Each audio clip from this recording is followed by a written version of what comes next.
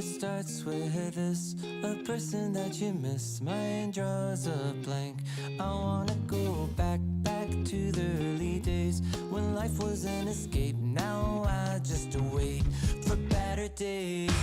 I lost myself in your reality. Lost myself. I lost myself in your reality. Lost myself. I feel that life, according to a friend, we're all shrink wrapped in families and making ends meet, stuck in jobs we'll never leave. I never wanna be like that, so I wanna go back to my reality. Wanna go back. I wanna go back to my reality. Wanna go back. Didn't mean to sound so concerning. Am I alone in the hurt? I never followed anyone. It's so absurd.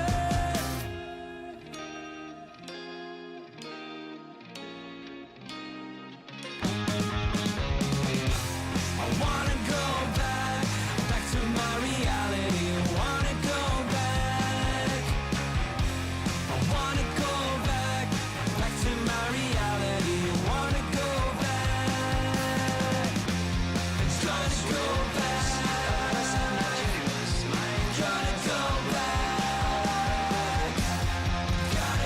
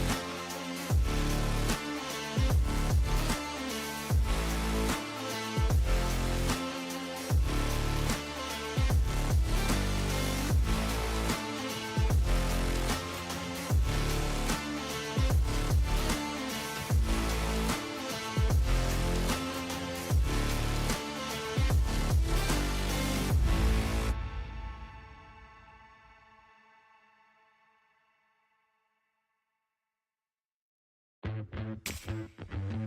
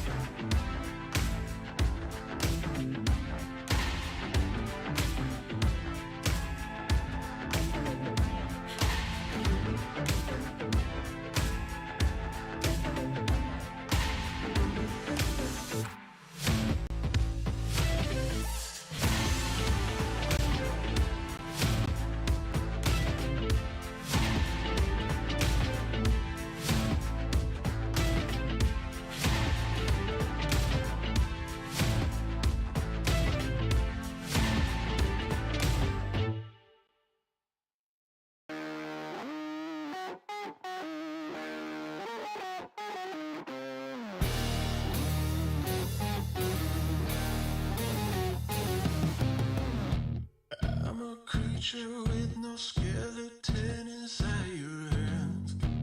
Got no home address, I come and go as you command. And it's fine with me, and it's fine. I'm a bandit that you use to keep from bleeding out. I'm the lover you don't love, but love to keep around. And it's fine with me, promise that it's fine. Maybe I'm a fool. It's not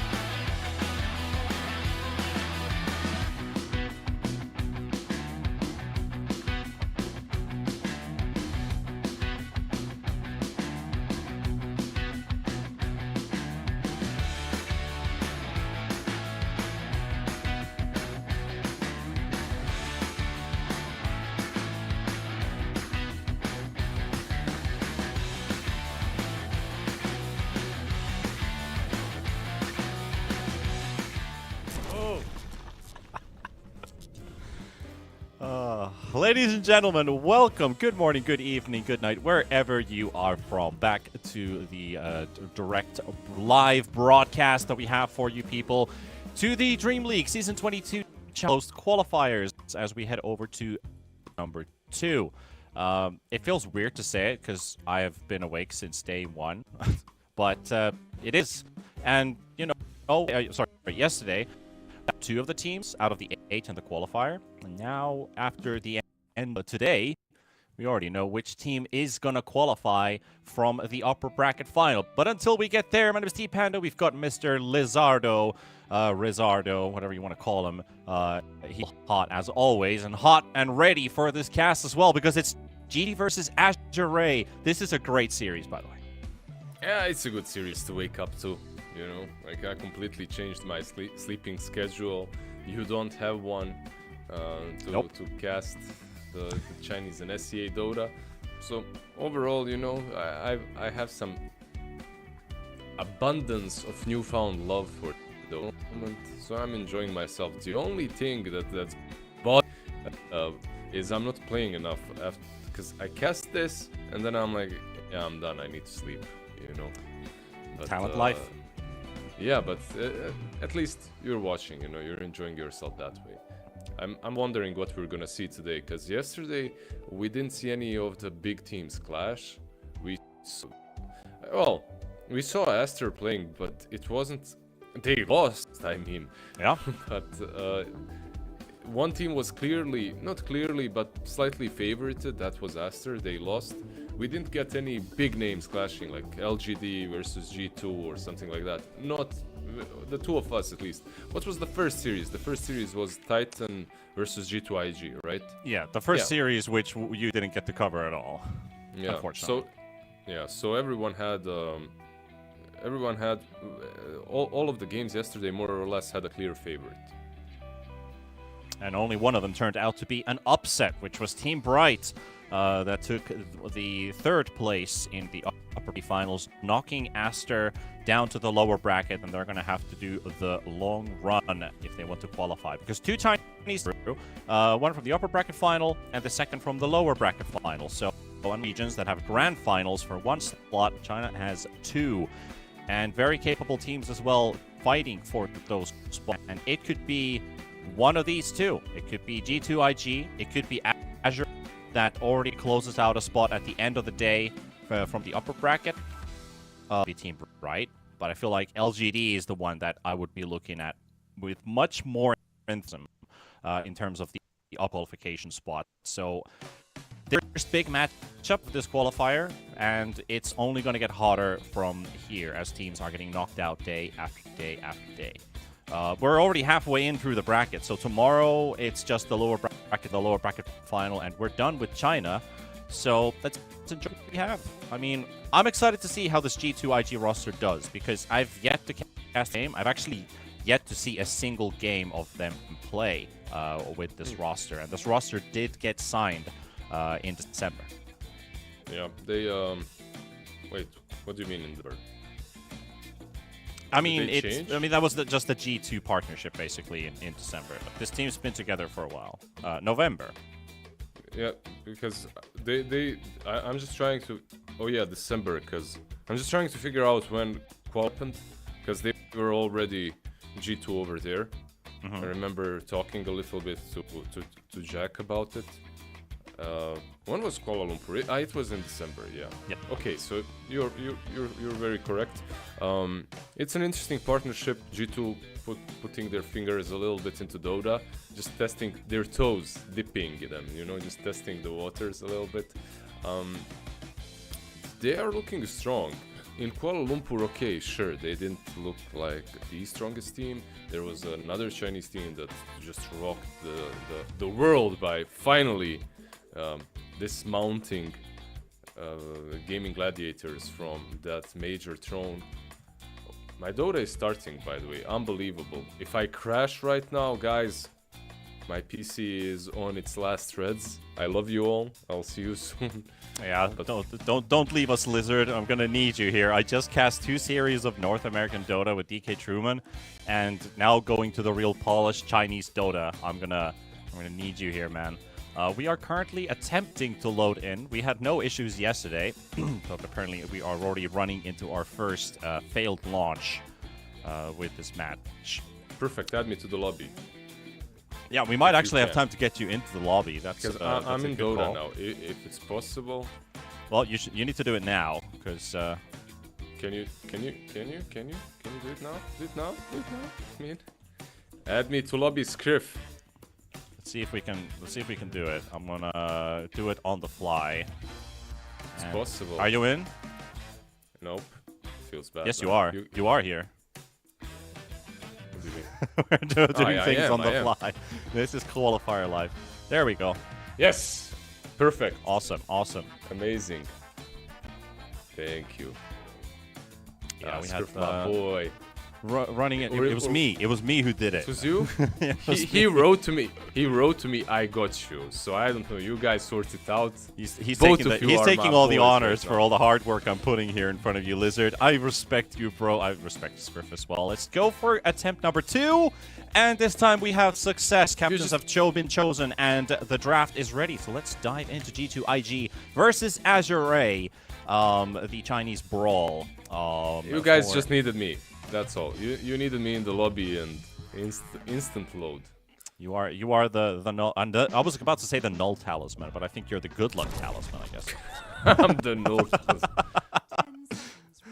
Feels bad, man. I'm getting burned straight in the morning, 4 a.m. here. 5 actually. But yeah, gonna be interesting to watch how these two fare. I've been seeing some Meepo bans recently. I've been seeing some Meepo from GG, so maybe that's a ban. A Vengeful Spirit as well. Lina, Nature's Prophet, Tusk, Rider. Like these are the heroes to look out for. Apparently, at least in the Chinese region, they're the ones that are being picked constantly. Lion as well. But then again, every team, you know, at the moment has their own understanding of the meta, and I don't think anything is that crystallized just yet. So we might see something completely different from these two. Azure Ray, they played 10 unique heroes in their series versus Team Zero. And G2IG, I see a double Morphling being picked. This was the series we didn't get to see at all. So I'm very intrigued about the picks that they went for. They had some Techies Coddle. You talked about the Lion, the good old Chinese Magnus, also fitting in the picture. The support Bat Rider, all of this stuff. But what kind of drafts are we going to be up here between these? Something that is hotly contested between these specific teams. You talked about the Chinese meta, the region meta, but is this something that really should be looked out for? I don't know what you have to work.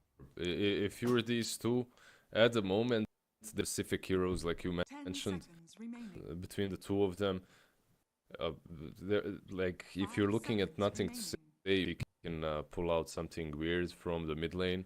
Like you mentioned the Morphling, I feel like he's strong on both sides. The Ursa, just what I wanted to mention, actually gets banned out as well. So just a ton of heroes at the moment that are really picked a lot in the meta. And maybe some Arc Warden. Come on, guys, but trust me, Arc Warden for 4. Let's go. Spicy. I've heard similar stories about the Arc Warden support, that it's wild. From who? From me, just one day ago. You didn't sleep, man. Your brain is all a mess. I'm already feeling things. Seeing things the way I do. No, I actually talked with some of the Finnish people when we were playing in-house. They were talking about the Arc Warden. The hero seems a bit spiky. Could potentially work as a support. I mean, the skill set is more about like the hero has damage and evasion, and split push as a support. I guess you put it that way. It has its place, right? We have a lot of damage dealing supports, right, that don't have control and they're played as support. Well, you forgot one ton of slows. Like Slows and vision. Yeah, slows, vision. The fact that you can cast your ultimate close to someone is a way of initiating as well, more or less. So overall, yeah, it's not. Look, It's not the perfect hero, but whatever. Who cares? But it's new tech. No one is. It's new tech, exactly. What's old tech is X-Nova playing Boca playing Phoenix, Yep. whatever. That is old tech. Magnus, I was gonna say maybe Phoenix earlier on, but I was thinking, yeah, this hero is kind of. I won't say dead. I don't think anything is dead at the moment. It's just that I don't know. I expected more new tech from IG, G2 IG. I didn't expect them to fall back to the old school Phoenix picks. But he's always decent to combo break. Like you go in with RP, I follow with tag. You can't fight around the egg. You have to bail or waste your RP or figure something out. So you also need heroes to deal with the Phoenix. Land out. Usually these heroes are ranged. Carries with fast attack speed versus Phoenix with Magnus. Versus Phoenix they're good. With Magnus they're bad. So maybe some nature on position 1 for Azure we'll see, or maybe something with a built-in BKB. We did Jug yesterday to be played. It looked like crap, so maybe not Jug. Lifestealer also an option. Yeah, they're actually using a lot of last ban. Yep. Probably yeah, because there's too many things that can combo well with Magnus. There's too many things that are still in the pool that are strong against Phoenix. So which way do you want to go? Do you want to just ban out Azure's comfort zone? Are you looking 2 picks into the future to protect something with this ban? We'll see. Like they just have too many options. It is really taking a long time with this ban. So figure out what is toxic to play against. What they're looking for. Probably already know what they're gonna pick. So it's more about a debate onto they're talking about the 17th and the 16th pick by now. Yeah. And they're about the Lifestealer. It was Jug Lifestealer, right? Lifestealer at the moment looked way stronger to me in most of the games that I have played and in games that I have watched. So they get that out. It's a good combo with Mag. You banned out 3 big Lu heroes with Magnus. The Troll, the Ursa, the Lifestealer. What remains is not as significant, I would say. Not as strong.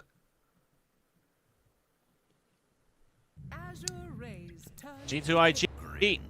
Bring up the Grimstroke. So we are opening up with a potential double support open into the double pick from Azure. Yeah, it could be. It also could be an offlane Phoenix. I've seen some teams. I think in Kuala Lumpur they experimented with it. I've seen recently as well. I'm a big enjoyer. Overall, it's a hero that buys Veil. Like you really like buying Earn Veil or Vessel Veil or just Veil into Shivas, right? Like back in the day, you would never buy Veil on Phoenix, but you would always buy Shivas. Now you have an excuse to buy Veil because it's an amazing item on the hero. It's just that you couldn't justify it. Okay, I deal more damage, so what? You know what I mean? And overall on Phoenix, it's pretty good because you're always diving in. So when you use it, you're gonna apply it around you. Techies looked insane yesterday, though, right? I don't know if you casted it or Snare, but it was, it looked really nice. It's definitely a hot hero, and it was also played by G2IG in their first series. So Azure Ray also having a techie specialist in their team. You already got a nice piece of team fight, some pick-off potential, a lot of crowd control in terms of these two. Now all they need to see is what is the source of damage for G2IG and what Azure Ray do they just kind of maneuver around. This is the point of the draft where you pick something that either is targeted by a ban, or you could still leave it open and risk it on your 18th being an immensely strong hero. Radiant team pick. Right. If you're and they're gonna leave it open. Well. It's an egg counter with the silence, but still not picking a direct core here. It's a really good laner into Phoenix as well. It's not only about the egg counter. I would say that Silencer was always to lane into as Phoenix, because if he takes last word, if he does that, it's hard for you to dive out. If you're a support, it doesn't really matter, but if you're a core, it really hurts you. Yep. Now, if you're G2IG, I feel like you have to think about dealing with the Magnus if you know where he's gonna go. If you are at least imagine a scenario in which Magnus techies are the offlane duo, and I believe they are. Morphling is good. It's a good combo with Grimstroke too. Like you get this ink spell into waveform, so you can close distance. You can easily dodge techie spells as well. So overall, I like the morphling pick. You mentioned it, by the way, at the beginning of the draft, and now you get a Spirit Breaker to work with too. Do you think this is a core Spirit Breaker, like some mid Spirit Breaker, offlane Spirit Breaker, or what's happening? Probably, right? Like, I mean, see it's mostly nothing to say playing you on- could just play yeah. mid. Yeah, They have like 3 Spirit Breaker players in this team.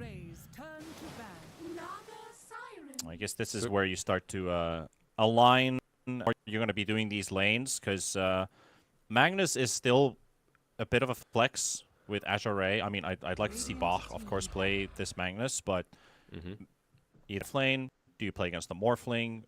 Who ends up going mid? Most likely a mid ban. They're considering Spirit Breaker going mid, Morphling carrying and an offlane missing with this Beastmaster ban for Azure Ray. So I think we're on the same mindset with AR. Yeah, look, they picked this Naga. Like, for me, Naga is really good versus Morphling, but overall, I feel that she's in a spot in which Morphling is a better hero right now. So, yeah, sure, you're gonna counter this Morphling, but he'll buy that Kanda and Manta or whatever, and he'll two-shot you, literally. He's gonna take his Silencer and Naga as well. And I don't think this is the free Naga game. Like, there's a lot of stuff that goes through illusions. Like, you have Inkswell, you have Stroke of Fate, you have Phoenix that dishes out a ton of damage to all the illusions. Now, like, personally, I wouldn't mind Phoenix on offlane now anymore. I think it's pretty decent here. But problem is, like, you would have to have Spirit Breaker mid and another frontliner position 4. Like, he needs some protection in that way. Or you can still go for, I don't know, like some Tidehunter or something, you know, high armor on the offlane that can actually deal with the Naga. We'll see. Interesting Ember into Morphling, giving him another great morph target. But perhaps decent into Spraker on mid. We'll see. I have a curiosity question here. Of course, Spirit Breaker in the offlane doesn't really do that well versus the Naga Siren, but if you want to counter this Ember Spirit, the Husker is in the pool. Does HUD nothing to say play Husker at all? Of course he does. I feel like that guy plays everything. Because You if they could want also to go- sack Spirit Breaker's lane and win mid, it's a can look at. I don't think they're sacking anything. I think their lanes are fine, no matter how you put it. If you put Spirit Breaker mid, their lanes are fine. If you put him off lane with Phoenix, your lane is fine. You can pick up a Slardar here too. We've seen how much work that hero does yesterday. He's a pretty damn good laner into Ember as well, into anything melee, more or less. So that's also an option, but I think they would have picked it earlier if they wanted to. Instead, they go with the Pango. So what does JT pick up? That's the only question. He's the Spirit Breaker. Okay, makes sense. I'd rather have a fat Spirit Breaker and a poor Phoenix than a fat Phoenix and a poor Spirit Breaker, if that makes sense. Yeah, Spirit Breaker is not meant to be thin. It's always got to be that big charging nuisance with a lot of capability of split pushing, being a threat in fights, forcing your opponent to move elsewhere and fight happen elsewhere or in another place. So they've got a lot of mobility on the side of G2IG, but Azure Ray, they have a very teamfight-oriented lineup. They also have grid protection for Ori's Ember Spirit with the Silencer. Techies can also show up very early on for the rotations for reaction power runes. And also look at the social early gank. They can set themselves up against this Pangolier. Not sure if that's gonna happen, but at least this Techies opens up a lot of avenues. So whose draft are you? Do you enjoy? Which one would you play more? I kind of got the vibe that you prefer G2's lineup maybe a little bit. I think that both drafts are have it. Pros and cons are everywhere, right? Like you have this Magnus and Ember Spirit, which is also a decent combo. Magnus and Techies can wreck almost any lane. Even Morphling can feel under pressure. Morphling and Phoenix, we'll see. They're kind of both very elusive, but they don't really pressure you that much. The lanes themselves might change the game, but yeah, I would rather play G2's draft. Like I do know, like conventionally, Zwift is better. Like they have the counters. You have the silence into, I don't know, the egg. You have the Naga into Morphling. Conventionally, it should be better, but I don't know. Something is telling me that Morphling is just in a much better spot at the moment. We'll see. I might be completely wrong. Like, Naga was picked into Morphling for a reason, but I'm just afraid. You know, I'm scarred. I'm scarred of the Kanda Morphling. I can hear some trauma honestly, coming from your voice. Honestly, like when you play Dota and you get scarred by a certain hero, you're like, okay, let's see how this goes. You know, you're reluctant to go against the hero that feels completely in the meta. Well, you're going to get your answer soon in this game. Is it going to be the Morphling or the Naga in this carry-to-carry matchup to take the win? It's talking about carry-to-carry, which is really a thing in today's Dota, or actually, it's not a thing in today's Dota, which you look at because there's so many moving pieces around the game. A few years back, you could still look at, okay, we've got the better carry. If we just hit our timings, we're going to win. Like, you could say that applied to maybe 65 to 70% of the games where the carry-to-carry matchup would define the game. It's been like that for a very long time now.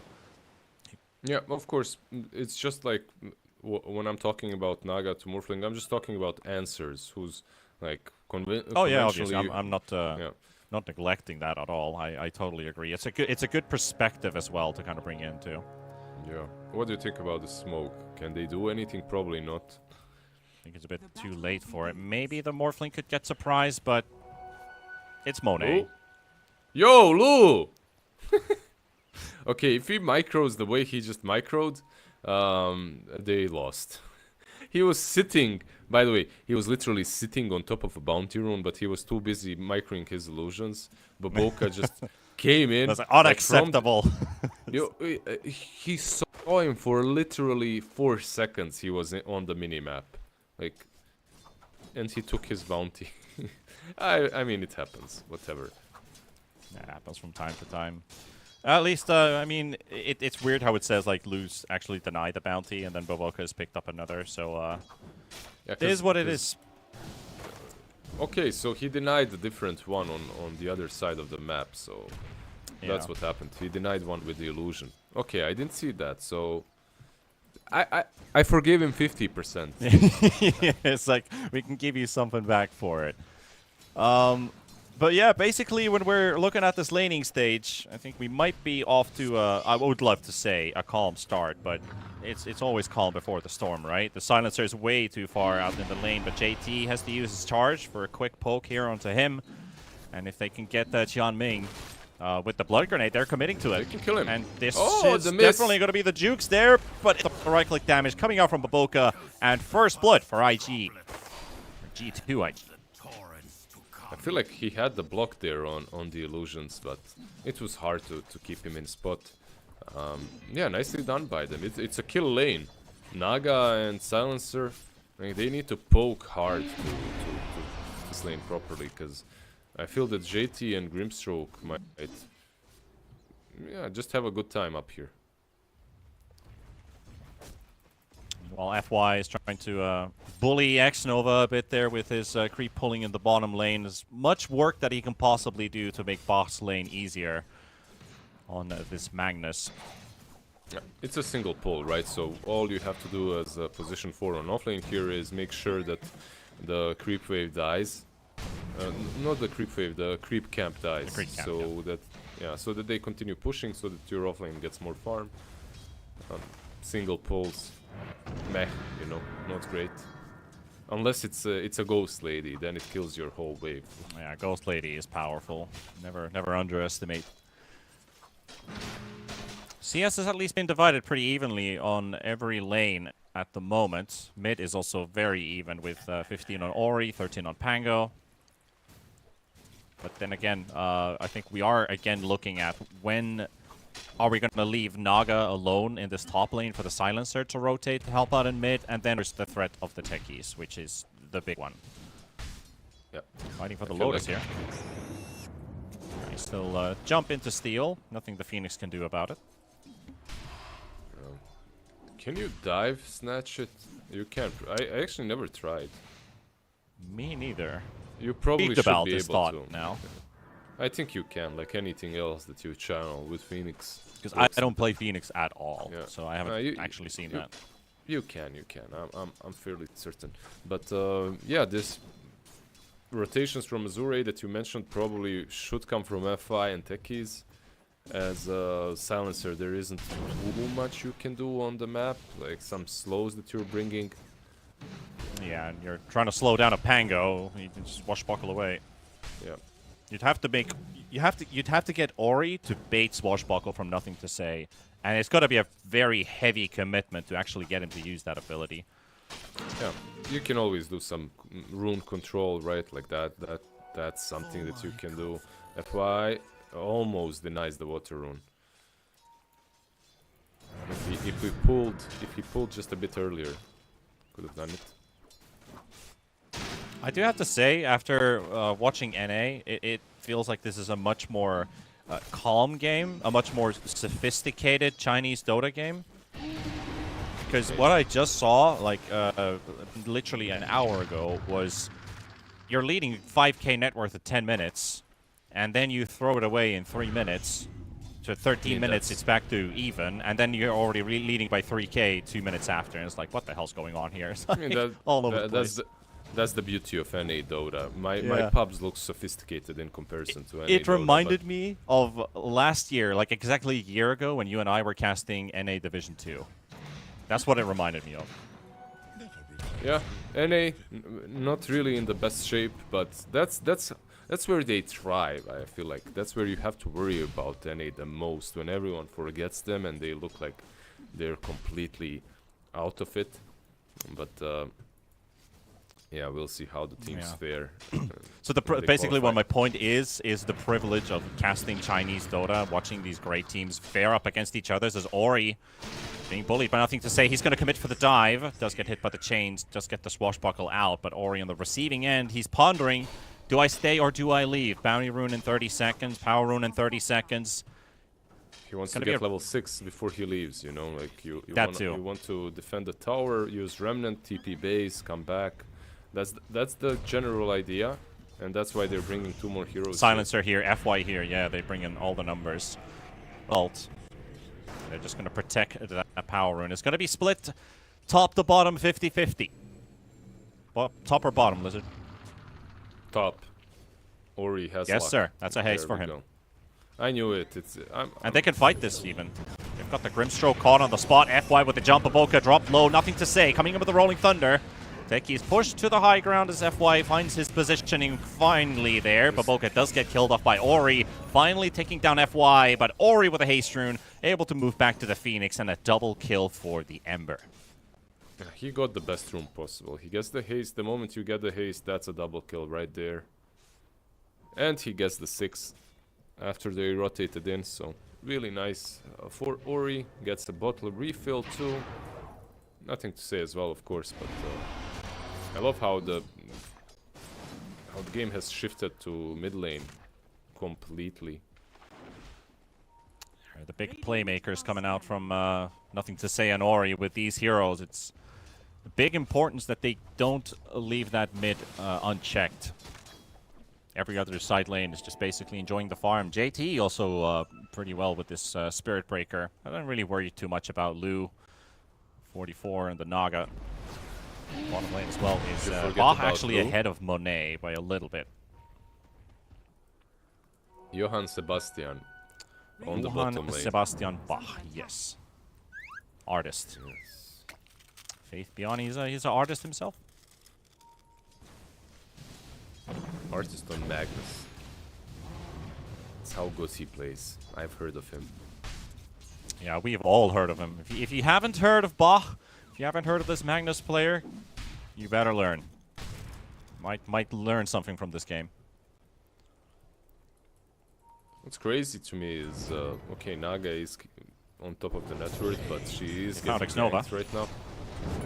Too my far God. away for FY to jump in, so Ori's going to have to do it the old-fashioned way and just chase and right-click. But, yeah, we got the Xianming rotating. Lu does get taken down at the same time, so the Naga falling at the top lane. A very important trade-off as IG losing their Phoenix, baiting 3 heroes, leaving Naga defenseless. Good read. Yep.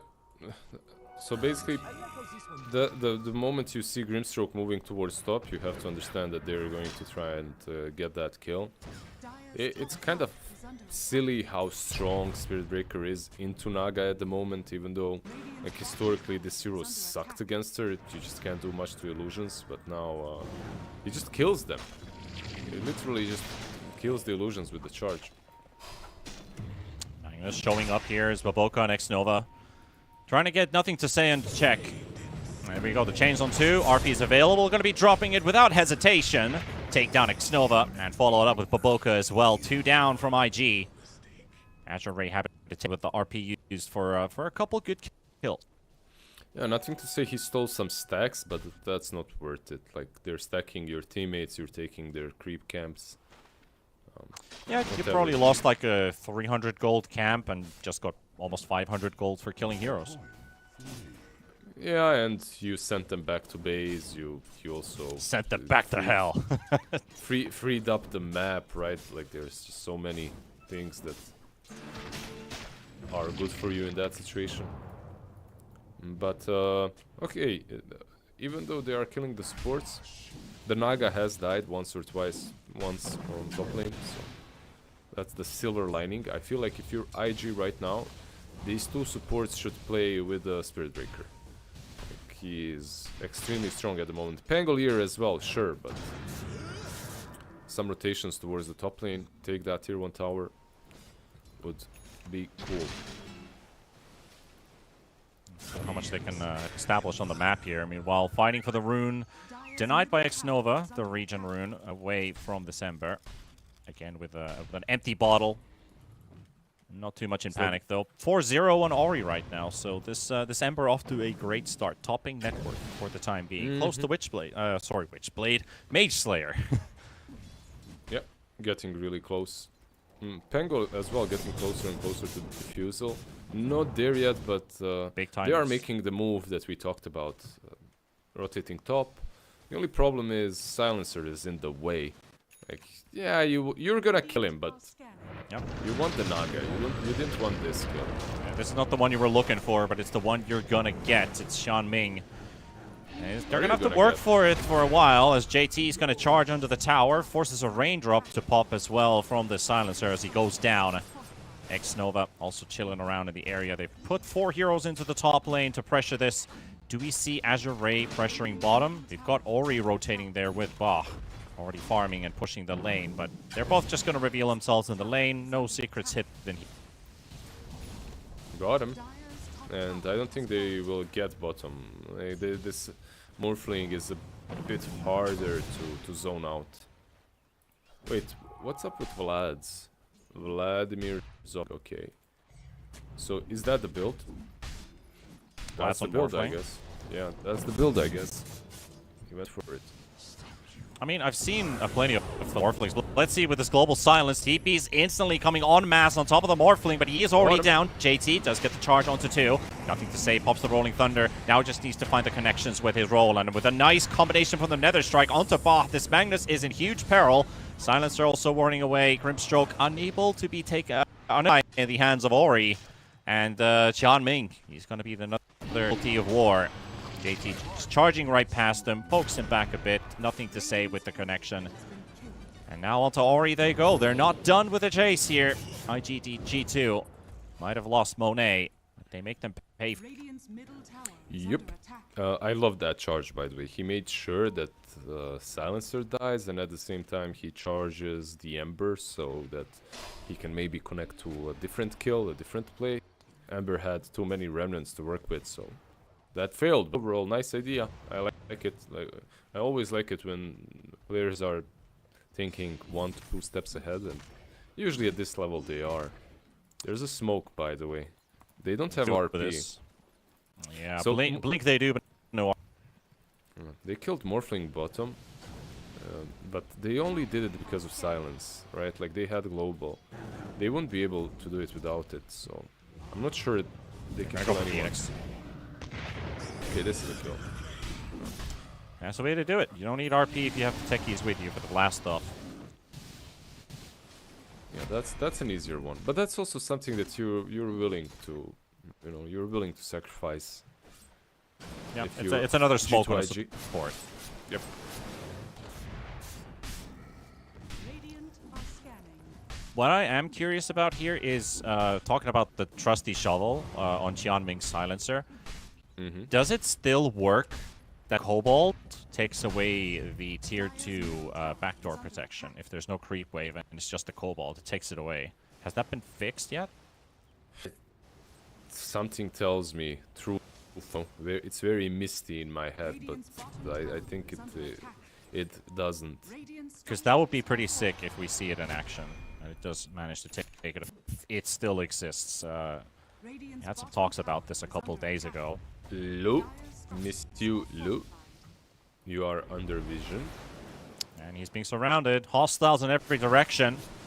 IGG2 bringing in the numbers. Naga doesn't get the Song off in time as he gets hit by Global Silence. Pops the Manta, no mana for Song of the Siren. RP is going to be coming out as well from the tree line. And they're bringing in the numbers on the side of Azure Ray. Lu will fall first. Eggs also being placed in the corner of the fight.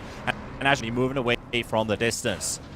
Naga is taken down. Last time I lost a Morphling and took a couple with them. How many will they lose now on the other end as they got their RP onto the Pangolier? Nothing to say. He's going to be in trouble. Does get the Swashbuckle out, but not out of the fight itself. And Phoenix is also in peril, and they will take themselves another. So make it a 2-to-1 trade.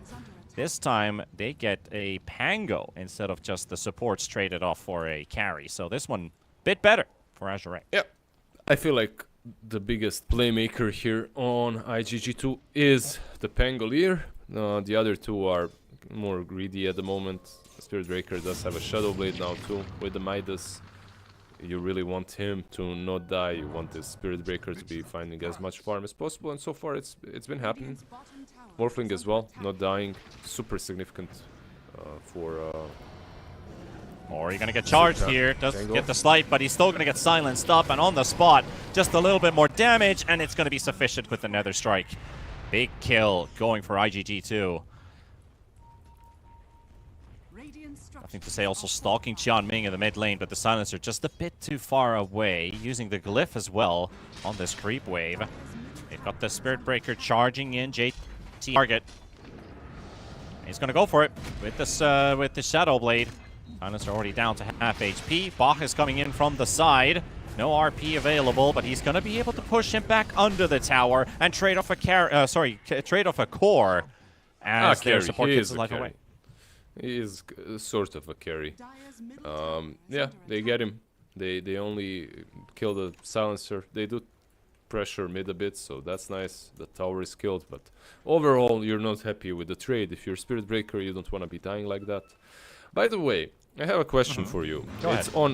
It's like a meta question. If you had a lot of lag, if you were lagging, if you were seeing every third frame like someone might be seeing right now, which hero would you like to play the most, and which hero you wouldn't like to play at all? So what you're saying is if I had packet loss, yeah, more or less. The most I would probably play Sniper because he just doesn't care. The least, I don't know, maybe Meepo. Meepo would be probably pretty heady to play. Meanwhile, there's a Song in the bottom lane with the Global Silence onto Nothing to Say. Pango's gonna drop. He didn't even have the chance to look at all the thirds of a frame as he's lost his life already. They're not done yet. They're going in deeper. Boboka and JT, Inside the deeper side of the jungle, X-Nova right in front of the tier 2 tower. Looks like they are going to get away. Phoenix is not safe yet. Or, oh, they see the courier. They know where he is. They find him. He's trying to go for the TP out. The chains! The chains! Doesn't get to use them. Too far away. Easy tower. Can they take it? Maybe a They techie are tipping skill. JT going for the nether strike. Gets cancelled for a second. Continues his right-clicking spree. The taser him. Silencer. He's just going to take the attention away so that the others can escape. That ward, though, that ward. He manages to do one last thing before he dies.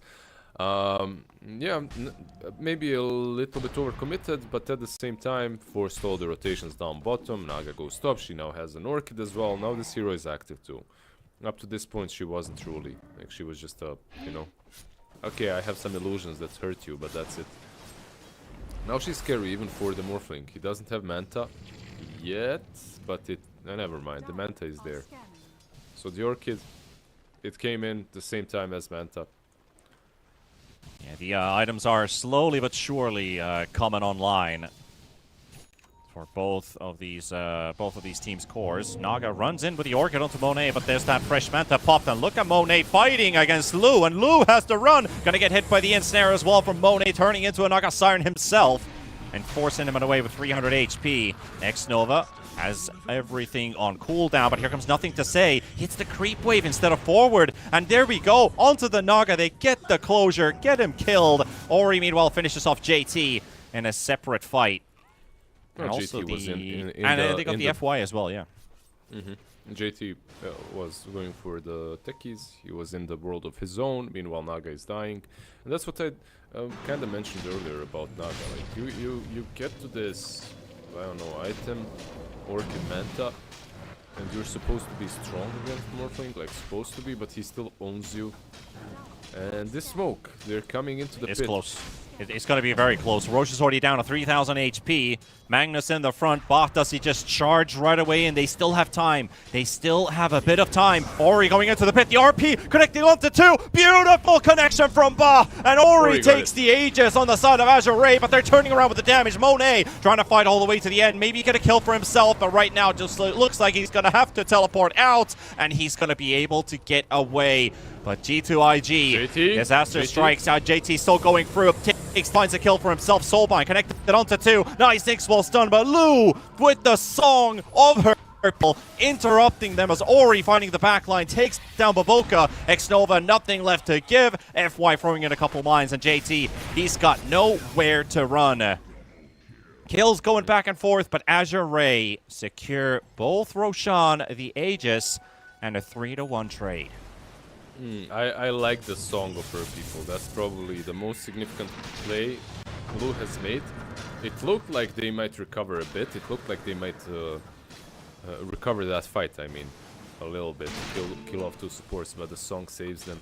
Nicely done by Lu. Overall, G2IG, I'm not sure. That rush was... Yeah, sure, Naga was dead, but... that's just not something you do, I feel like. You don't see anything on the map. They're obviously smoked up. You're playing into global plus RP.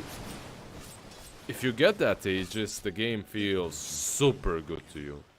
But if you don't get it, the game is ruined. It's not over, of course. Nowhere near, but... They were in full control, and they no longer are. This game continues to be even in a way. We're still waiting for the big power spikes here. That is basically could say power spike timing is about around now for this Morphling especially. The big threat factor of the quick nuke damage. You have JT, we already saw him charging in, just deleting heroes that are less than 30% HP. And that Shadow Blade giving that extra bit of pump. They're stalking the Morphling here without a smoke. Blocked by his own creep wave. But, you know, try to catch Liquid. Might be an artist, Adios. but you can't play with water. Adios, payasos. That's what, if he had the voice lines, That would have he'd fit the use moment, that yeah. one. Yeah. Ori waddles up an illusion rune. Grimstroke quickly removing the chains off of him. Ori's still going for a bit of a hunt. Extra poke. They can get this tier 1 tower from mid. Open up the map just a little bit more.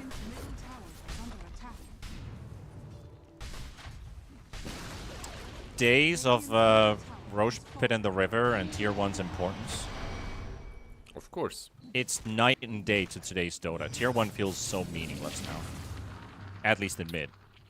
Yep. Do you remember the pit, Roche Pit? When it was actually the pit next to tier 1 tower. Mid lane tier 1 tower. Yeah, the mid lane, yeah. On the right. And the secret shop was just above it as well. Someone is Everything doing in Roche one and you place. Yeah, someone is doing Roche and you can stalk them from the cliff to the side. I see you. Yeah, if that was in today's Dota, that would be so abusable. Thankfully, the game keeps on pushing forward. They found JT, or at least they have a hunch. As he pops his Shadow Blade, they won't be able to connect onto him. Those were some good days, man. You know? The golden days.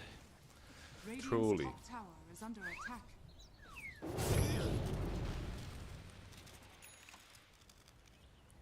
Cool. That's literally so. Script right now is writing to us. Remember Alliance? He is, on yeah. Roche strat?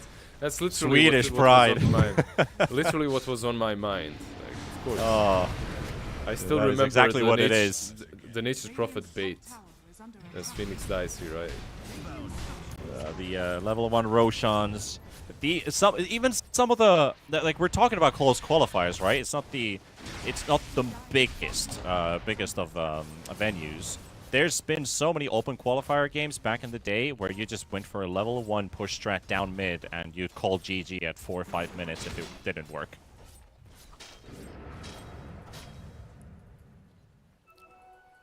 Yep.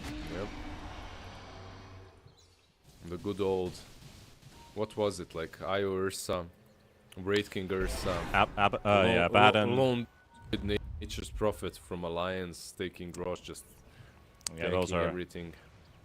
those are the ones. Yeah. Skirf he's just bombarding us with facts here. He knows his Swedish lore. Oh man, I wish you guys would be seeing this, but he's serious about this. We triggered the Swede. Yes, we triggered the Swede, for sure. 4 smoked up on the side of IG, 3 on the side of Azure Ray. Quick dust there from the silencer. Song used early, but nothing to say. He's found 2. They're trying to stay hidden. Bach is also spotted out now. You know where the RP man is. Got Morphling coming in from the high ground position. There's 2 separate fights. Bach will find the connection on the Pango. Pango gets silenced up. He's down to 500 HP and gets bursted down. Doesn't get the chance to get away at all. And meanwhile, JT, he's also been dropped very low in the lane. Loom on the chase. They take down Xian Ming, looking for the RP. Pops out the Manta, baits it out before he drops the RP. But JT interrupting for the time being. Now turning around. Botnik got the egg placed down as well. Azure Ray will lose a second member. Fighting against the egg. Can they destroy it? Yes, they can. And they've got Monet in the front with the Morphling, just baiting out spells. Boboka trying to reposition, and JT charging as soon as he can, as many times as he possibly could. But this Morphling running out of juice, running out of firepower, running out of HP, dodging the adaptive strike charge from JT. JT trying to finish off Lou. So close to getting it, he can't get to him. Gets swept up. His hooves are stuck between each other's with the nets on him. And there we go. JT gets kited to death. And Azure Ray, big victory in the end. Could have gone either way, Lizard. I hope Lizard's still here. I hope I didn't crash his PC. No, I'm still here. Oh, I'm he is still here. Thank God. Yeah, my microphone got muted for some reason, but yeah, that fight was just a pleasure to watch. It was all down to split seconds. Like the way that Morphling dies, he could easily, if there's a split second difference, he kills the Naga. He doesn't die if there's a charge just a little bit earlier. Also, the way that JT dies on his Spirit Breaker, literally needed 1 second and he has the charge again. If he had that charge again, Naga is dead. So just milliseconds really mattered there for AR. But that's usually how it goes in Dota, right? The game doesn't last that long, so every second... Every second counts. Counts, exactly. Now that Naga is going to be way more difficult to kill. She's going for the disperser and should have it in But that's a huge fight for Azure Ray because they finally built themselves a proper economic lead. Naga finishing the disperser. And now, of course, these BKBs coming online. You've got the 8 seconds BKB already in Ember. Magnus has a fresh 9-second BKB available. And they're trying to look for Roshan. Roshan timer is going to be 33 seconds. So, nighttime Roshan it is. I have to say that in a game such as this one, I would rather have... It's not very often that I would rather have a fed Phoenix. But this game I would rather have Lotus on Grimstroke and Shivas on Phoenix than... Yules on Phoenix and this half Aghanims on Broke. You know what I mean? Like, it's just... Half Aghanims? Yeah, he doesn't have it yet. He's building towards it.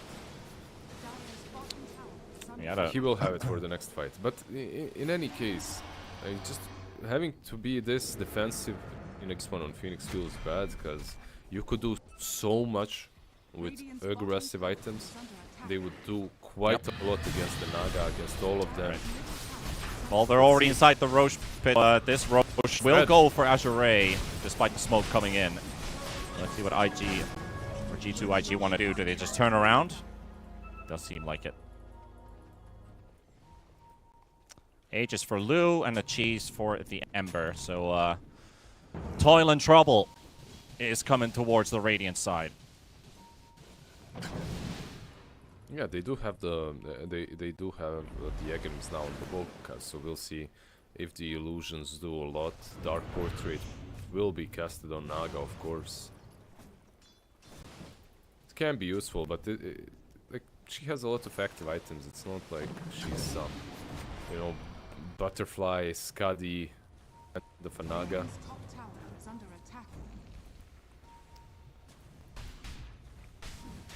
Establish some control over the area of IG's side of the map. IG not really getting to split that much. It's pretty much just the Spirit Breaker moving around, cutting waves, slowing down the inevitable Azure Ray push. They're gonna have to meet at some point.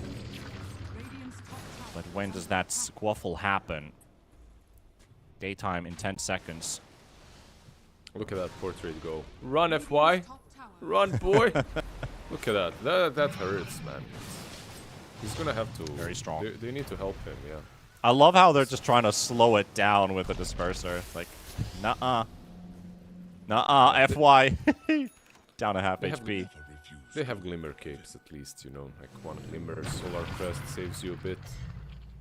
Alright, giving ideas for Ice Frog. Dark Portrait can use items in next patch. Yeah. Or has true sight all the time. True sight all the time, man. I feel like if we went on Silencer, that could have been a kill, but he didn't see the Silencer in time. Yeah, Silencer with a rushed Refresher Orb. Love it. Yep. Probably one of those heroes. It's Silencer and it's, well, Phoenix. These two heroes can still justify rushing. Just rushing the Refresher Orb, so... Yeah, he's role-playing the Fountain R Silencer. Press Alt, you die, you buy back, you Alt again. Or, you just kill Silencer, he buys back, and we still have the same problem as we had when we engaged. Yeah, because he can't use it right now, can he? Like, 450 plus 350, that's 800. 1200 minus 800. Yeah, he needs 1,200 mana. Or Yeah, 1,250 mana. He needs more, yeah, he needs more. So he doesn't have it, but he has a magic wand, or here you go, Lotus Pool. He'll be able to. With Lotus Pool, he'll be able to. They got 4 mangoes in stock. You could just buy those. Okay, he's got the lotuses. That should be enough. Bach. Protecting in front of his tier 2 tower. Pops his invis right next to JT, who's under a sentry right now. And gonna get caught by the harpoon, so a bit of a battle between these two. And backup is on its way. FY is here. Looking to punish JT. Goes for the blast off. Doesn't quite connect. They're gonna use the RP for him. Want to secure this kill with all the mines laid down onto the ground. And Xianming also wanting a piece of that assist gold on the Silencer. they find anything on the mid lane. You do see Lu, he's there, but he has an Aegis for a minute longer, so can't really try and kill him.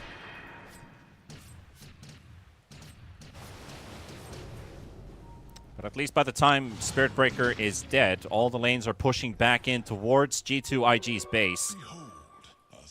Azure Ray looking towards that tier 2 in the mid. 1 minute left on Aegis. Haven't really been able to find a big team fight with it. It's given some protection and some sense of security for Lu. Not really able to find a lot of kills this game on this Naga, but it's not really the Naga's job to kill everyone. Just drop them low enough so the rest of the team can clean them out. Meanwhile, Ori, 12, 1, and 7. And 19 out of the 22 kills for Azure Ray, the Ember has been a part of. That's a nice percentage. There we go. Oh, they're going to be used. They got the push onto the Phoenix. Phoenix fuels himself into the air. Doesn't get the chance to pop the egg. Nice charge from JT, buying some time, but Phoenix will drop. And Lu trying to force a potential buyback of the Phoenix, but it doesn't happen. Goes back to the low ground. That's not worth it. I feel like 40 seconds for when Phoenix is up, you won't be able. You already took tier 2 towers, so you just used both of your globals. I mean, it's a nice kill, sure, but it doesn't really change the state of the game, and if nothing else, it gives IG an opportunity to smoke up and make a play. And I think that's coming. We have Kanda on the Morphling. Yeah, he's got Kanda. There's a big Spirit Breaker, level 20 Spirit Breaker. This is pretty much smoke time. Yeah, they smoke. The only problem in a situation such as this one, when you're playing Radiant, is you have this Naga just split pushing every single lane. Because you were stuck in the base, you couldn't get out. You have techies setting up mines. Like, smoking out and doing anything. Like, good job to IG to actually finding a way to do it. This Lu walking in, JT right and pops the Invis right there and almost gets the song off on time. Can they get this Naga kill? Would be absolutely huge. Detection is placed down as well, but she's in the low ground. Monet goes in for the big adaptive strike and takes the snipe. Kills this Naga Siren. And the rest of Azure Ray don't have much to do right now as G2IG. They clean out the big core out of the way. That's a lot of gold too. I mean, both teams in this specific situation did exactly what they should. Like, the rest of Azure fell back because there's nothing for them to do where Naga is cleaning up the 3 lanes. They don't have to protect her. And Techies is also there setting up mines. They just forgot this one through the top lane. They didn't protect it, and that's literally the only reason. Nicely done by G2IG, reading that and going for the wraparound. Really nicely done. That's the only way they get to Naga. Much harder than it looked. It wasn't just a smoke, you know. There's a smoke and go out. There's a DD on Ori. Can they kill Monet? Oh, JT spots them first, goes in, but the chain's coming out from Ori, preventing this JT Spirit Breaker from going through towards the back. And there goes the Glyph as well. There was a moment with that DD on the Ember, if they got an opening, but they're going to let it go this time. Just one lane ward right here, giving that extra vision to catch a glimpse off of the Magnus, and they have to instantly retreat. Yep. There is a smoke though, there is a double global now again. If you're IG, I feel like someone needs to die. You need to sacrifice someone in these next, for this next fight. If Phoenix dies again, that would be like so good. Let him die for 2 globals, who cares? Oh, could be an awkward timing with this because there's trouble coming up ahead. Ori already had that taser pop. Doesn't quite time to kill the Phoenix. If that happened 2 seconds later, Ember could have just gotten 2 kills. Yeah, he was one sleight of fist away. Yeah, from a dollar short, a slate too late. Yep, very close, but close enough. But a 16k lead for Azure. Nonetheless, this game still doesn't feel like it's fully in their control. They just have 10,000 more net worth Naga, the classic Naga dead worth. Is it or is it not? Radiant are scanning. Otherwise, it's pretty much a 6k difference if we don't think about the Naga that much. 40 seconds for Roche. Smoke coming up from G2IG. What need have I for invisible? You do see the ceremonial aura on these creeps, so Monet reveals himself. Ori on the left. So is Bach there as well. JT gonna get hit by the chains. He's got the Ink Swell on top of him. Global Silence will be popped. RP turning around for a big opportunity here. But Techi's gonna be also connected at the back. The Dark Portrait is him apart. And Ori will take down Nothing to Say, and so does FY Fall. But the buyback coming up from the Techies at the same time. Phoenix gonna get blown up right away. And there's the song from Lou. They're gonna go for the chase, trying to catch JT. Do they have any mobility to catch someone here? But Boca Grimstroke is caught. Just dropped the Soulbind, but it's not really doing too much. His life is forfeit. And G2IG losing 3 heroes. Forcing out the buyback, of course, off of FY, but he's going to spot that, hey, Roche is home. Radiant's Perfect. Perfect timing. Both teams obviously knew that. That's why the clash even happened around the Roche pit. Nice portrait, but they committed so much into killing techies that it didn't matter in the end. They lost the Pangolier. I feel like all these defensive items are used on everyone else and he's left alone. And he has the Disperser to work with, but it's not good enough.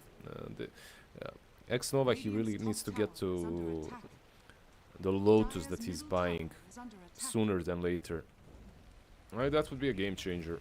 If they Yeah. had another Lotus on someone else, you can see that Grimstroke is buying one too. Basically, that's the most important item for them to buy on supports. And now holding on to a double is the Axe buff given to Mr. Bach. So we're going to get to see some collapse action with that horn toss. Bounty which my matriarch will prize. Collapse the staple for offlane, but Bach definitely is he's not a new name. He is not a new name to the game at all. He's a classic. One is a legend, the other's a classic. Tower is under attack.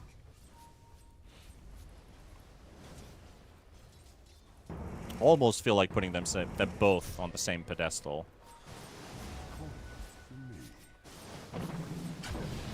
Let's see what we can. What does Naga buy more? Tell me, Mr. T-Panda. I mean, What would you like to see? what would I like to see on Luke? Yes. That's a tough question here. I can't tell you. I honestly don't know what he could do. Like, does he want to hold on to this Eternal Shroud because of the magic resistance? Does he want to swap it for something else? Or he has what he wants. I mean, does Butterfly really have any effect this late into the game when Morphling has Conda? Just ignores it completely? Do you even want that item? Probably not. BKB could be an option, but hey, they got themselves a Spirit Breaker. JT BKBs himself up on the low ground. Lu, Bah, and FY slowly making work here, but here comes Ori. The chains are coming out. The song is there as well. Perfect setup. 4 heroes caught in it. Nothing to say. Can he get himself there in time as he's trying to save the team? JT, what a beautiful RP coming out from Bah as well, but they've got Monet in the middle. Monet with his own skewer into the charge. Ori dropping low. Ori taken down. Monet fighting for his life, and Bah also being controlled, but these buybacks will allow them to fight. They need more. They need Lu, and they need to get Aegis first out of the way. He's trying to make a run for it. Monet charging around with that skewer. So is JT, almost ready to go in again onto Lu, but that Linken's is up. They need to pop it first. They need to get it out of the way. Nothing to say with the blink onto the side, and Lu still juking around in the trees, making them work for their money. Look at him go! Lu on an absolute need for speed, most wanted chase here. The bandit gets out. They're still not done with him. They see he's glimpsed away. He's driving into the sunset, and he's out. Under attack. Like he's out. Yeah, that's kind of that they didn't manage to clean up the Naga. That would be the major kill that they really needed, because they used what, 2-3 buybacks too, I believe, JT and Boboka.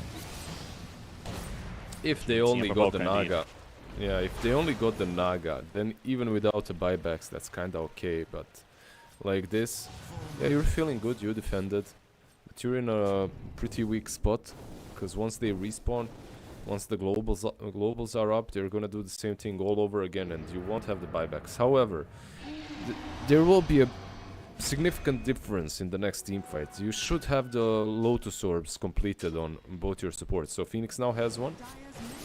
Boboka will have it too. Your Monet Morphling now has a Satanic as well. So the team fight does change significantly. Like, you can't just easily destroy everyone with one global RP. Also, Pango has an Aghanims, so the will suffer a little bit more. Overall, they are reaching the items that they needed to reach, but I feel like it's a little bit too late. We'll see how it goes.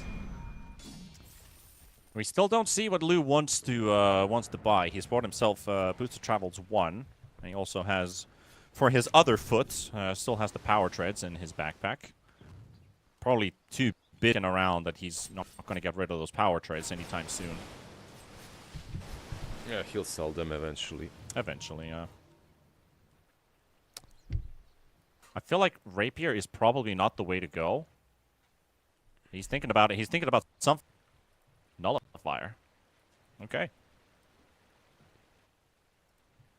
Are you happy with Nullifier, Naga? Yeah, I think I am. It's probably the best he could have gotten to make a difference versus all these defensive items. It's not only about, of course, it's about all the buffs that they have on IG, so Nullifier makes a difference. Makes it handy for sure. At least in terms of killing this Phoenix, getting the Phoenix out of the way, holding JT on the spot. JT with a Wind Waker now on this this Spirit Breaker, and a 5-man smoke from G2IG, hoping to capitalize. Ori scouted out in mid. JT is charging away for the time being. He just getting the wave out. Monet, Shield Rune, trying to bait Ori. Well, that is it. I mean, look at Monet. He's got a 3.3k shield after he went max strength gain. On top of the 2 points, he has 6,000 HP and then a BKB and a Satanic. How fair is that? Yep. Cause he morphed full strength when he took the shield, right? So he had like 6,000 HP taking it. How is that balanced, Scriff? Oh, don't trigger the Swede. Let him observe in peace. Let him be. Oh, he's been resting for a while now. He's gonna get agitated. You will go to Yale. Ori, right nearby as Monet is pushing the top wave in, and you know, with a shield rune like that, you are feeling pretty comfortable of just doing a bit of extra sieging here. He's not actually gonna go straight to the high ground, knowing that that shield is gonna run in a couple seconds. And we're gonna wait for yet again another Roshan. A bit over a minute for the minimum timer. Yep, going high ground anyway is... If you don't have buybacks, you would be going high ground into 2 ultimates from Silencer, 2 ultimates from... Well, 1 from Magnus, but still. I would highly recommend against doing the high ground push here. However, on the sword, now that you see Ember... JT could be really on good. the hunt, he's found the... Now they just need to connect everything as they do. The silence is there for the BKB, and also Bach with a quick reaction RP. Dire's middle tower has fallen. We'll block out Monet and JT for the time being. Lou in the middle of a build with that Dark Portrait soaking up every single one of them out of the way. That wasn't that bad for them. The mid lane is pushing in, so if they don't go... basically what they are trying to do here with staying around the enemy base like this is they know there's a minefield around the Rosh pit, they know they're gonna struggle going into the pit against all the vision, but they can force them to Ember like this game. Oh, maybe that's a way to do it. But it is Monet. Quick snipe with the team to take down Ori. That's really smart. I love what they're doing.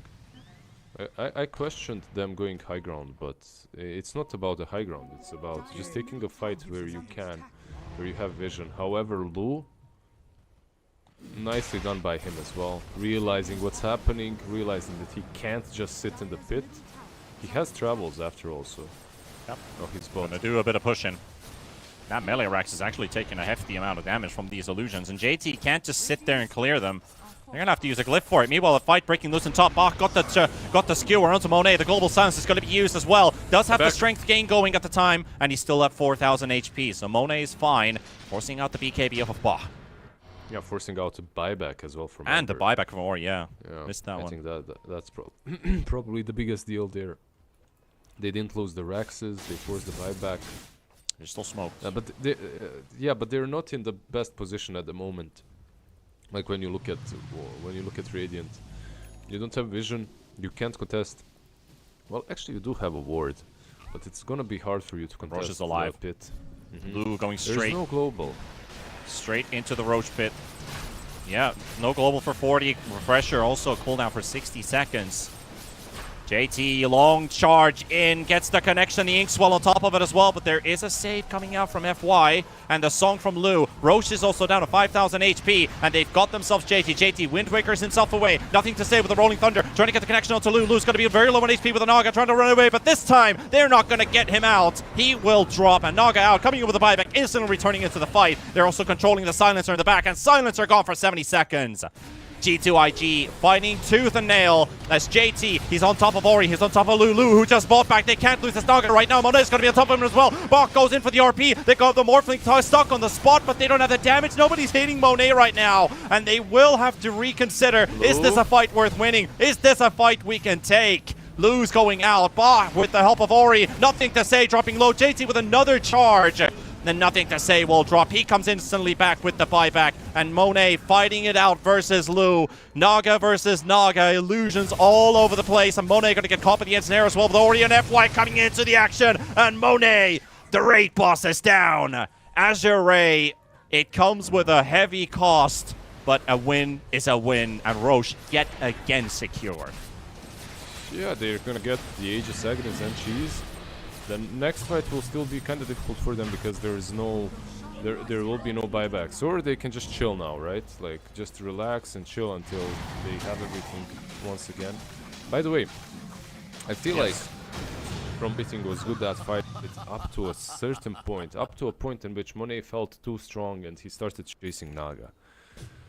Like that decision right there kind of ruined them.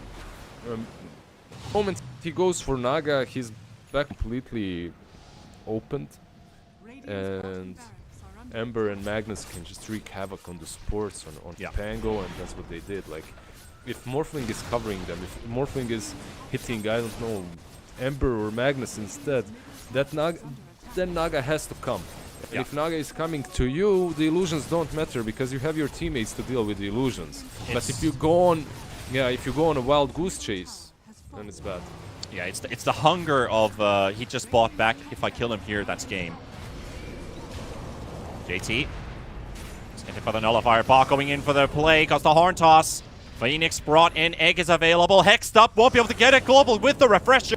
Other rules being used there by Phoenix, and X-Nova just needs a little bit more time. Not going to get it. Coming up with the buyback. Nothing to going to be caught with the ensnare. JT, beautiful charge. But can they get nothing to say away? Yes, they can. They're going to get him out of the way. JT charging back and forth. They've got Bob pushing him around. Grimshaw coming up with the buyback as well. The supports are going to be returning into the base of IG and trying to keep the pressure up. Ori, the song comes in clutch for Lou, and the rest of Azure Ray.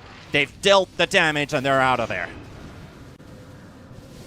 They took what, one Rex, they forced 2 buybacks. Feeling pretty good about that. Will there be a smoke? Everyone is up. Like, you could go for a play here now. Yeah, the stress levels on G2IG now. It's like, we're running out of time, we're running out of options. Yeah, they have 1 melee and 1 range Rex. And only so limited buybacks too. It's only on the Spirit Breaker, as Morphling can't afford. Did he buy out the butterfly or what? Yeah, he bought out butterfly. Okay. He's really difficult to kill, so... Yeah, and Lou is actually going for the butterfly here. So I guess I had, like, I don't know, my age isn't probably the best to give in here, Lizard. But me thinking the butterfly was just like, it feels like the way to go. No one is buying MKBs anyway in this game. Like, you have some ways of dealing with the evasion, but Butterfly is just too good anyway. I feel if you're Morphling, buying a Butterfly is a no-brainer. You're playing into a Naga. For Naga, yeah, it's just a standard item. Well, 52 minutes into game number 1 of this series. Still a 26k economic lead going in the way of Azure Ray. 1 lane away from picking up a Mega Creeps inside G2 IG's base. But again, it does come down to the small margins of how do these fights start. Who in the end is going to be the one standing tall. Because they have been going pretty back and forth. Probably those small margins are decided usually by supports, and right now if you look at how much they're doing on both sides, yeah, Dark Portrait is great, but you had to go defensive. You went for the Lotus afterwards. Monet.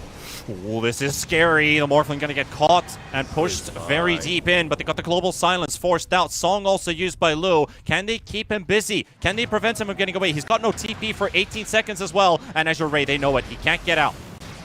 They're going to stand their ground. Ori jumping the back line, going for straight for Bavoka. RP as well, coming out onto JT again, gets the charge, pushes them away. My game has just crashed. Okay, it's not crashed. We're back in with the egg. There's just so much stuff happening at the same time. They've already lost 2 on the side of IG, but can they continue this fight to the end? Lu, he's down to 400 HP, still has the Aegis for himself as well. They get the connection, and they will find this Aegis kill, or can they? 200 HP remaining. I'm not sure if you can hear me anymore because it's a slideshow for me as well, sir. Oh boy, FY absolutely just kiting them up in the spot. They've killed the Morphling, forcing out the buyback. JT's about to drop. Oh man. There's a buyback on Spirit Breaker. He's not using it yet. They just need to high ground at this point, but this game feels very over. Like, they aren't able to finish anyone off. I feel like they're just missing that oomph, that one extra hero to dish out the damage, to dish out the control. Bach just disappears every time with Shadow Blade moves away. Naga doesn't die even. Like, okay, you lose the Aegis, but that's it. Oh, but they got the JT on the spot. Nothing to say. 7 seconds for his ulti. They've lost JT. He just died back, and it's now down to nothing to say on Monet. They won't be able to do enough. Not necessarily. The heavy weights on their shoulders here. 2 versus 4. Nothing to say, getting stuck on the edge of the high ground as well, and that ulti is about to run out. But he does manage to dodge the song. Monet does right-click very hard with that Conda. Big nukes as well, but these Lincolns are an issue. Tier 4s are dropping. Azure Ray looking for the victory. Just a couple more seconds for the supports to come back up, but does it really give them that big advantage on AR? Considering, do we go out or do we go back in? We go for Monet. The Hex is going to be there. It's 6,000 HP. They need to burst through. They got the global silence connected. BKB comes through. Another RP from Ba. 2,000 HP to go. Satanic is available, but he doesn't have the damage and he doesn't have a life to give. GG. And that is game. Azure Ray will take the first in this best of 3. Really nicely done by both of these teams. Like, this is probably the best Dota I've seen in a bit, even though it was riddled by some mistakes here and there. Probably Azure Ray's game to lose or win, but at the same time, G2IG going for that Rosh fight on top lane. Not Rosh fight, going for the Rosh early on, the one where they got globaled and RP'd. Kind of shifted the power of the game. They were in control up to that point, and then suddenly they weren't anymore. Big difference. Not mid-diff was okayish. Of course, Ember had a really good start. He was 9-1 at some point, and then just continued wrecking. But the biggest difference for me were the supports.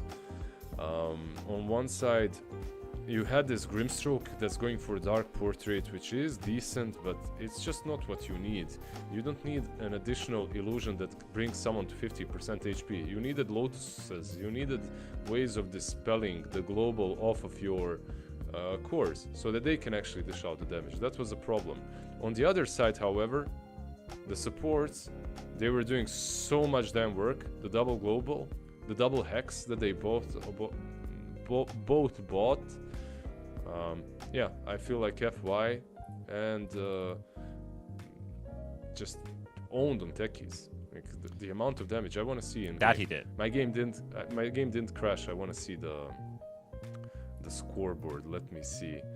Techies dealt 38k, more than his Magnus, almost as much as his Naga. Pretty solid. Yeah, Naga dealt 41, FY dealt 38, so it must feel really nice. Like, FY dealt more damage than anyone on G2IG.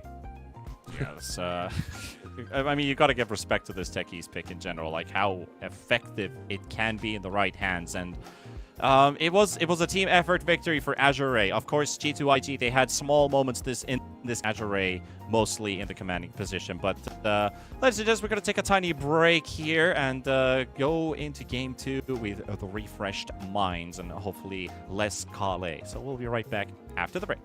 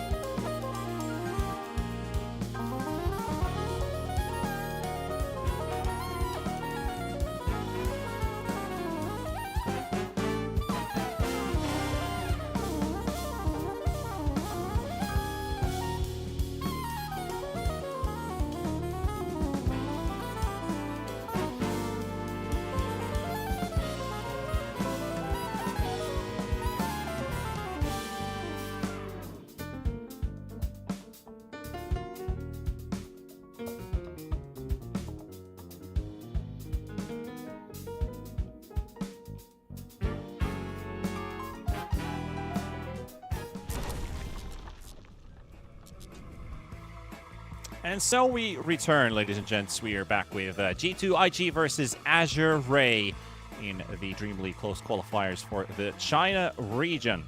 Azure Ray taking game number 1. Of course, very eventful, this game in particular, because it comes down to small numbers and small margins.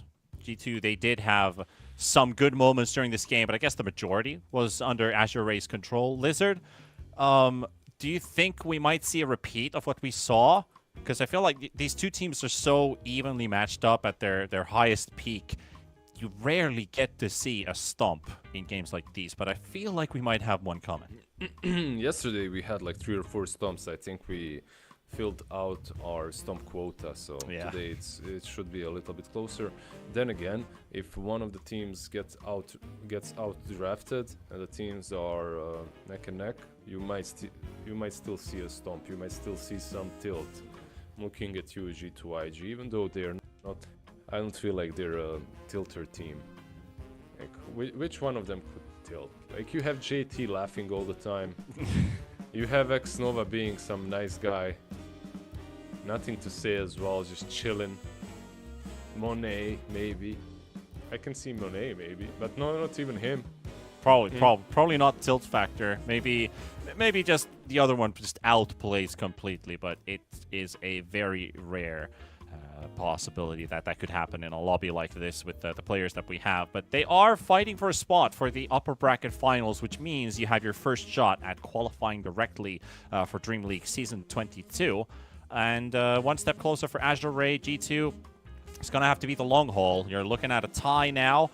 And obviously, if you do get knocked into the lower bracket, that's not what they're looking for, but it is upon them if they aren't able to turn the course in the second game. So drafting-wise, I think it's just going to be, I wouldn't say a repeat, but on the terms of both teams are looking for a very strong draft with barely any weaknesses. And that's when it comes from you, like a player perspective, Lizard.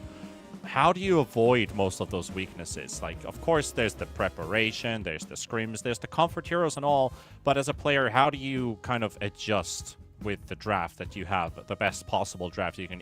Is it just through we believe in this draft, or is there something more to it? Like, let's take the last game in consideration, right? As an example. Like, if you repeat these 2 drafts right here in the next game, I would be confident that Radiant wins. I would be confident that G2IG actually takes it. Like, they played a game that was played correctly up to a certain point. It's just that they couldn't allow themselves too many mistakes. And even with those mistakes, they still almost took it. You know? And on paper, Naga is a bit better than Morphling, but you really didn't feel it. The only thing that you did feel is the power of RP plus global when you're all stuck in the pit. Yeah. Like that was a big misplay by them, or just a very cocky play that was allowed by, I don't know. Why do you get that cocky? It's not like they were that much in control, but they killed one hero, they killed a Naga, and they're like, okay, there's no sleep, we can pit. Yeah, but there's RP. There's global. If you play the same game again, but they're a little bit more careful, they take that Aegis, suddenly the RP global is kinda useless because you have Morphling in your face constantly. Yep. The things would be different, that's all I'm saying. So just have to be a bit more cautious, a bit more careful, and not tilt in the next one, because sometimes you make a couple of mistakes and then they get under your spill over skin. into the next game. Yeah, exactly. Well, Game 2's draft is available. Azure Ray versus G2 IG is underway. We're going to go watch what are the changing factors potentially coming into this draft, as we're still waiting for our first phase bans to kick in from both sides. We're going to take rid of the Mars first. And talking about this particular hero, talk about Phoenix. It's not a particularly easy Phoenix game, already because of the silencer, which was picked right after the Phoenix was brought up. And we didn't get to see a lot of good Phoenix eggs. I think we maybe saw one, but it was also one where Azure Ray was able to disengage completely and avoid the stun. Yep. The one in the pit was good, but nicely done by back to just skewer the heroes away, and then they fought where the egg wasn't. The eggs, sometimes they're good, like they explode, they dish out the damage and everything, but most of the time they just make this taunting figure on the map that everyone has to attack. So in a way he was doing his job, like Phoenix wasn't particularly bad. I'm just sad that they couldn't itemize differently. I would have rather seen some Baboka playing Phoenix, Shivas, which eventually was bought by the Pangolier, and I would rather see playing Grimstroke and rushing Lotus or Force Staff, you know, like stuff like that. I think that would have made a big difference for G2 as well. Dark Portrait, just, it's great. You get an illusion, you cast it on an illusion, you get it, you can outpush against Naga, but it's not what they needed, in my opinion. But we're not gonna see the Phoenix, we're not gonna see the Mag, both banned out by Azure. Now, opening things up with a classic China Doom, the side of G2IG. Yep. I think like these Dooms, these Centaurs, these frontline offlaners are the ones that can buy Shivas, basically. The ones that can rush a Veil are all in the meta. Because sometimes it's not really about the heroes, it's more about the items that are broken. You just need to pick the hero that can buy those items. Doom is a perfect example for the Shivas. That's a point, actually, because we always, when we talk about the draft, talking about the heroes, but there's so much fine detail when it comes to items in the current patch. And Shivas right now, for example, the Veils she mentioned as well, are items that are in a bit of a weird state. They feel super strong, and it doesn't really matter that much what hero has it. But if they utilize that to combine synergy with the item and the hero, it doesn't break the game, but it changes the game a lot. So that's a good point there, actually, which you don't really talk about. I mean, not you. I mean, we don't generally talk too much about, but it makes a whole lot of sense. Yep. It's just like you want to buy it's more about thinking what item you need than anything else, you know.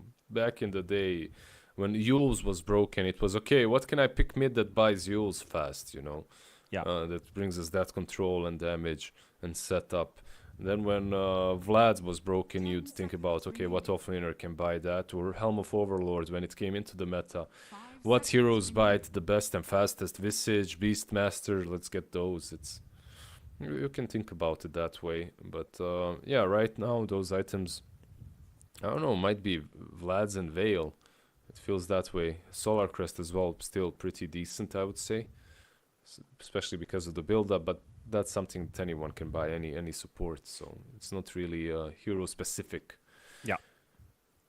You can see like some caster heroes, for example, if they rely on more magical damage, they still build the crest. If it buffs the cores that benefit from it, then sure, why not? I mean, there's always a draft that can benefit from an item, even if it doesn't synergize with the hero that directly builds it. And this always comes down to the auras, supports, and it's particularly a couple patches ago when we had like pause 4s going for the Guardian Greaves, so your pause 3 can build something else, for example. Yeah. But yeah, we got some chance. Got another FY Techies by the looks of it, and of course the Batrider brought up. 5 seconds remaining. Bit of team fight, bit of pick off. And of course the support Batrider, very valued commodity in the Chinese region.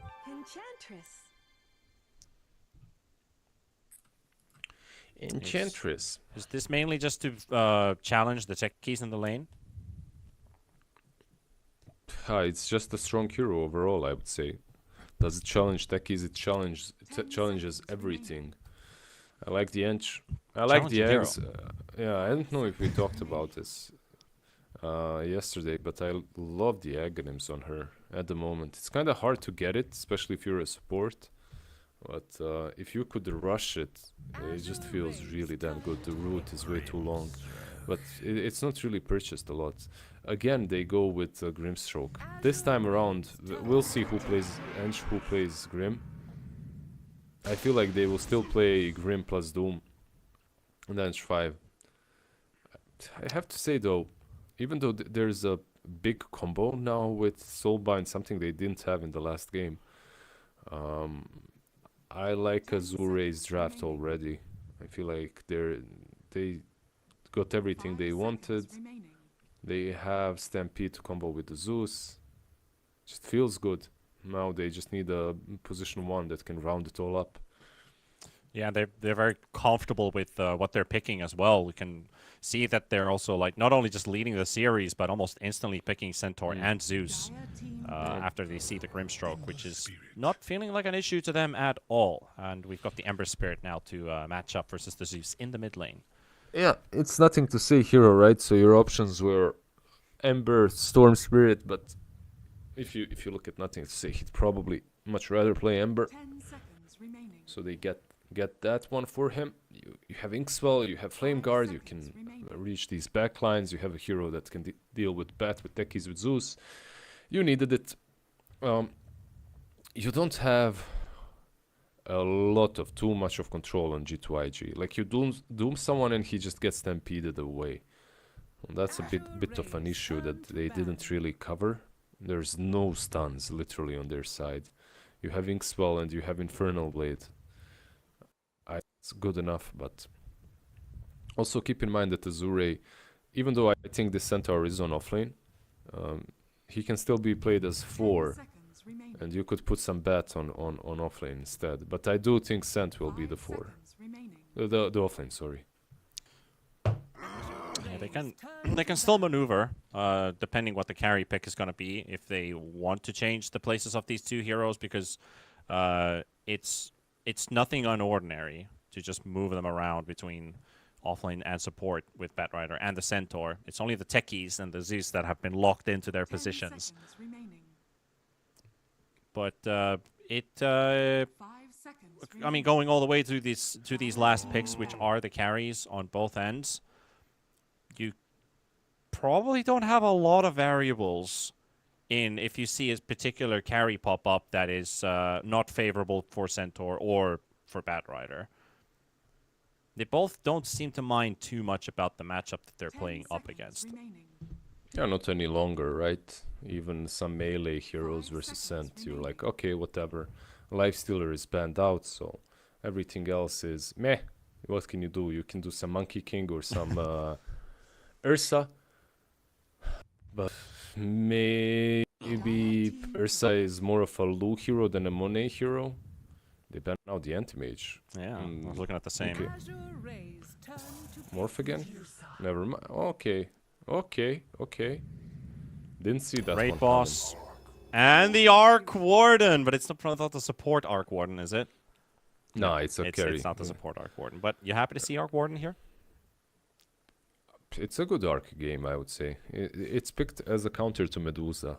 Like, on paper, he's really good against her, and he is the counter. That's why they banned out the Anti-Mage to pick the Medusa. Azure read it, instantly picked the hero that is very well played by Lu. I like their draft. I think it's good what they've got. What I'm worried about a little bit is that both their mid and their safe lane are very outskirts of the fight oriented, right? Like they're just these glass cannons. All that said, it's not like G2IG have the best frontlining heroes, and if they do get hit by both Zeus and Arc Warden, these supports, these heroes can melt. So I like what both teams have got. Maybe I'm leaning a bit towards Azure, but I think that G2IG, if they do well in the laning stage, this Ember can just carry the game. Like you have Doom and Ember jumping in early on with some Shivas plus Flame Guard plus Maid Slayer. Like Zeus just isn't doing enough. Arc Warden is getting completely zoned out or eaten alive. There is no saves, no Venge, nothing like that. You have techies and Bat as support, so I can definitely see a world in which Arc Warden is not really an issue. Well, I'm at least excited to see the Arc Warden. It has been a while since an Arc Warden game. It's always nice to get something different from time to time. And of course, as you've painted the picture, a comfort hero for Lu. But then you also got the Medusa for Monet.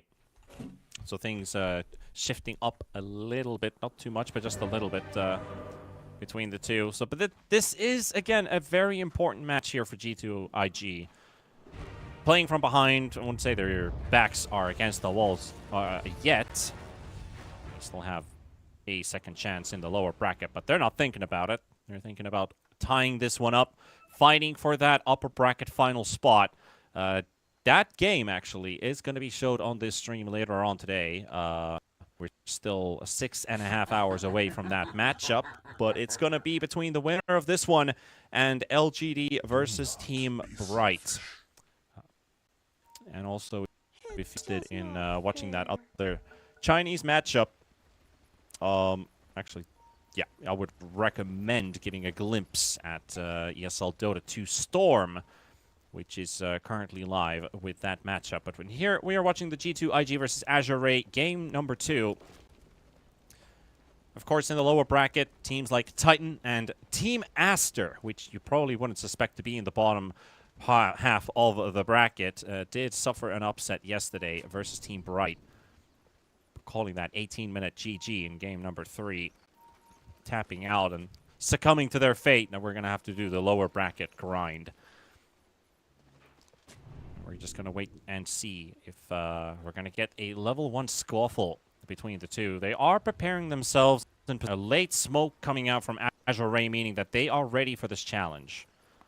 Let's see if they are going to run into each other. They've got a prime position here on the side of IG. JT is already there to pop some smokes, and he's seeing the gank squad coming in. But they do get themselves the flame break to connect. They got the stun connected onto JT. Baboka also low on HP, but so is Bah. He's trying to get his way out of there, but he's going to be the one to fall first. Baboka down, so is JT, and now Ori will follow suit as well. Baboka low on HP, but so is FY, and they're trying to get the bat before the Enchantress drops, and that is 3 kills going the way of G2 IG at the pre-minute fight. That's a good start, isn't it? The battle 3 The way kills. you want to rock it.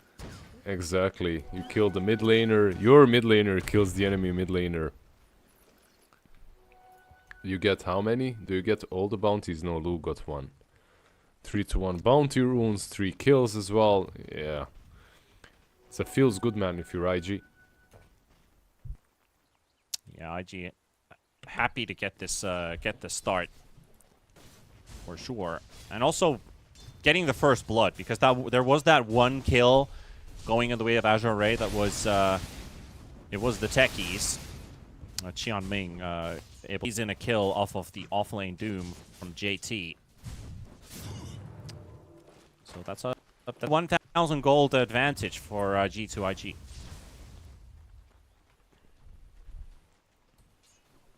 Is it a full 1k or more or less? I guess, mean, yeah. if you take a Close glimpse at enough. net worth quickly, you will see 5 red numbers in the top. That's how good of a start it is. What do you buy on Medusa, by the way, right now? Is it still the same? Do you go for Countdown Medusa? Because you're gonna be spamming Mystic Snake as well. It's kind of good, right, with Phylactery and stuff? It's a nice amount of attributes and mana HP, so I guess you could look at it. I don't think it's a bad idea to think about it, but probably very, I wouldn't say late into the game, but on into the game, because you want to get your basics, the farming items up first, involving the Manta style, or at least up until Yasha, and then the world's your oyster, I guess you could put it that way, because Medusa has a lot of variables in terms of if there's a particular item you want to build in that matchup, you can change an item for another. Maybe Conda could just be that one variable in between.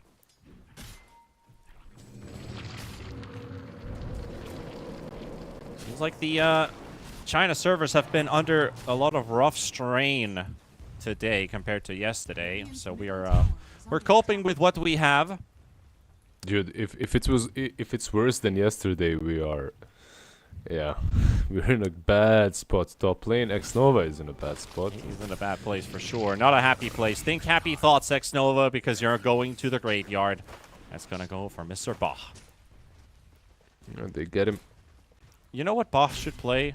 He should play Naga and just sing. Just play that lovely orchestra. Isn't there a better hero to do that? Like, Oh, Ori. Okay, good poke coming out there. Is there another musical hero in the game? yeah, there's Meepo with guitar as well. Meepo has a guitar. Doom has a guitar. Hoodwink has a lute.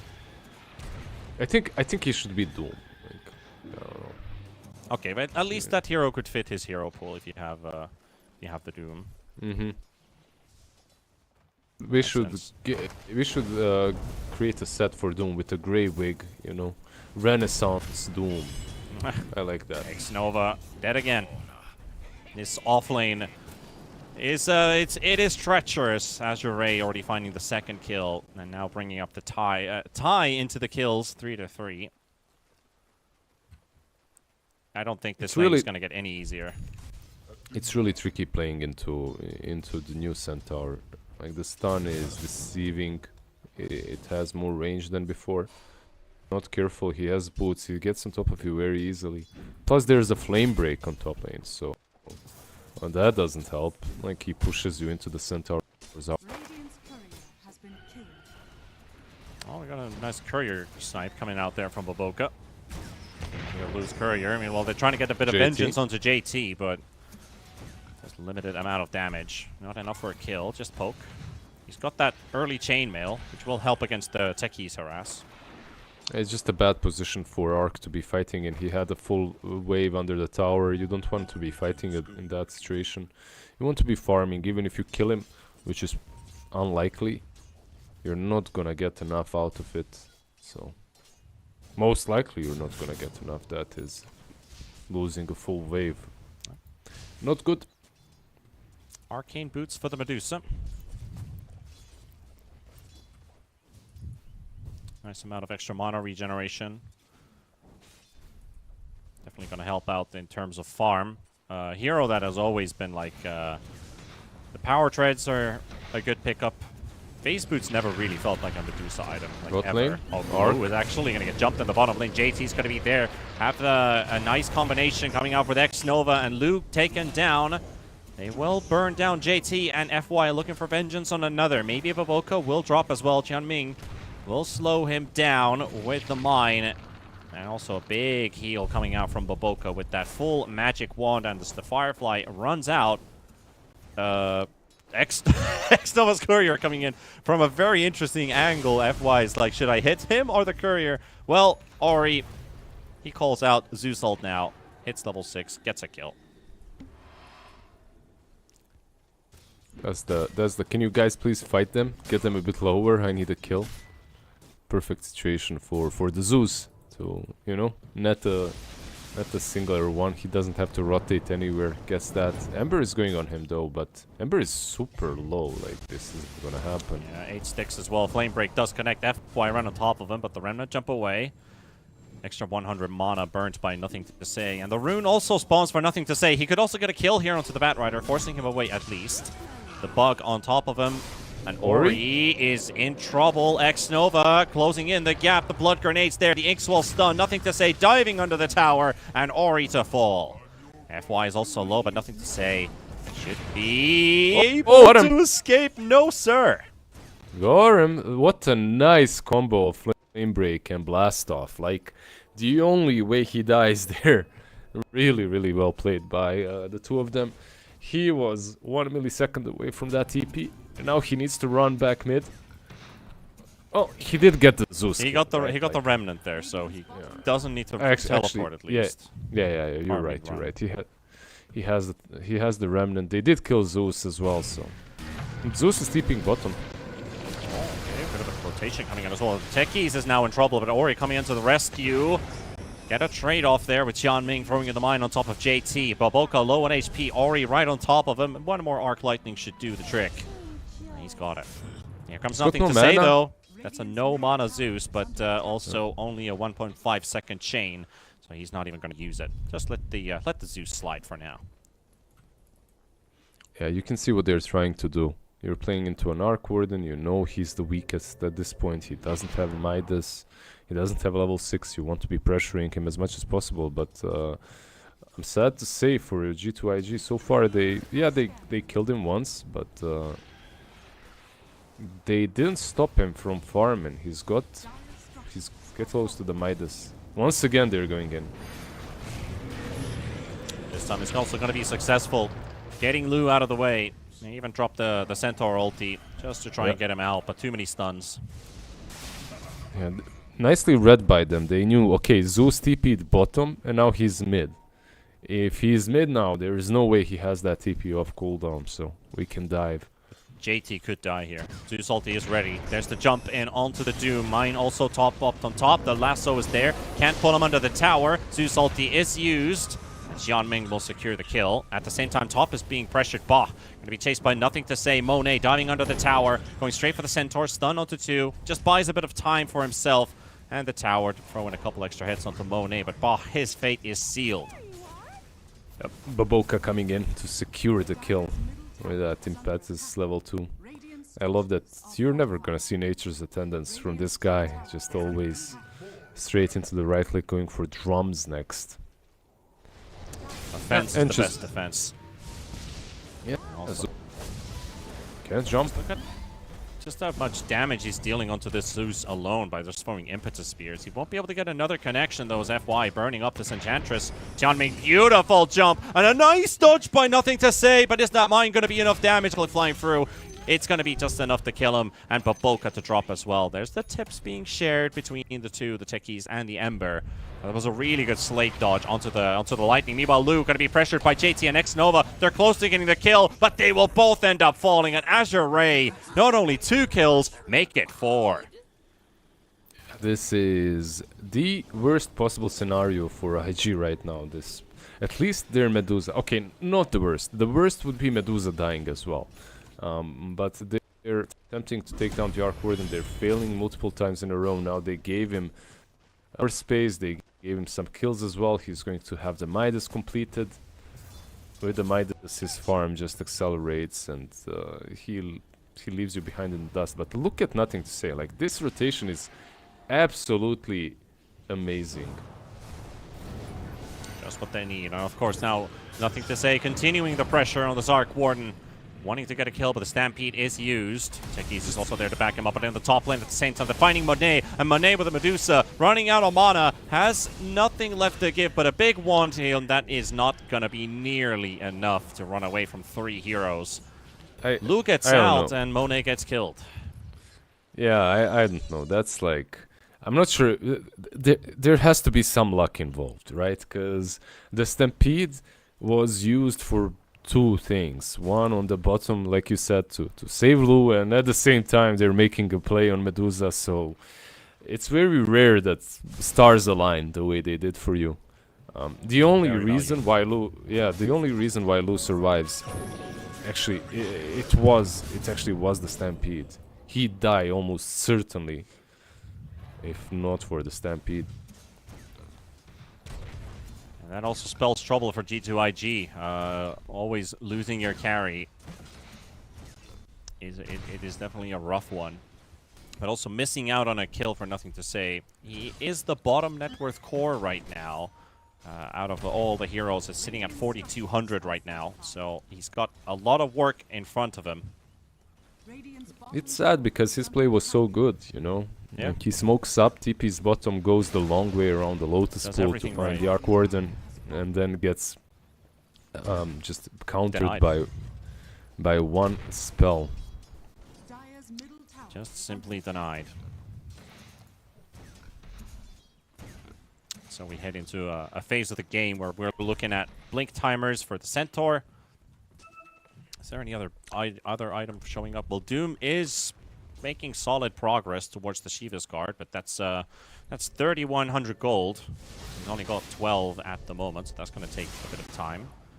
Why does Centaur Stampede look like a bird flying out of a cannon? Good point. It is a bird out of a cannon, right? It is a bird. I'm sure that there is some reasoning, some lore behind it. But I mean, the spell text doesn't even apply to this anymore, where it says The Great Belt of Omexa, which labels Brad Warden as the greatest warrior of his kind, incites his fellow gladiators to follow him into barbarous combat. It's a bird getting shot from the sky. Like, well, you got a bird chasing a Medusa here, and Monet is low on mana, soon gonna be in peril. Oh, JT taking also a huge amount on Nuke as well, and Azure Ray just making it look too easy. Monet almost getting scouted out, FY with the blink, and there goes Monet. Just a quick zap and a lightning jolt onto this Monet Medusa, and X-Nova to follow suit in this game. I may have lizarded about the stumpiness, and this game is fairly one-sided right now. Yes, Mr. Sean Connery. Sean Connery.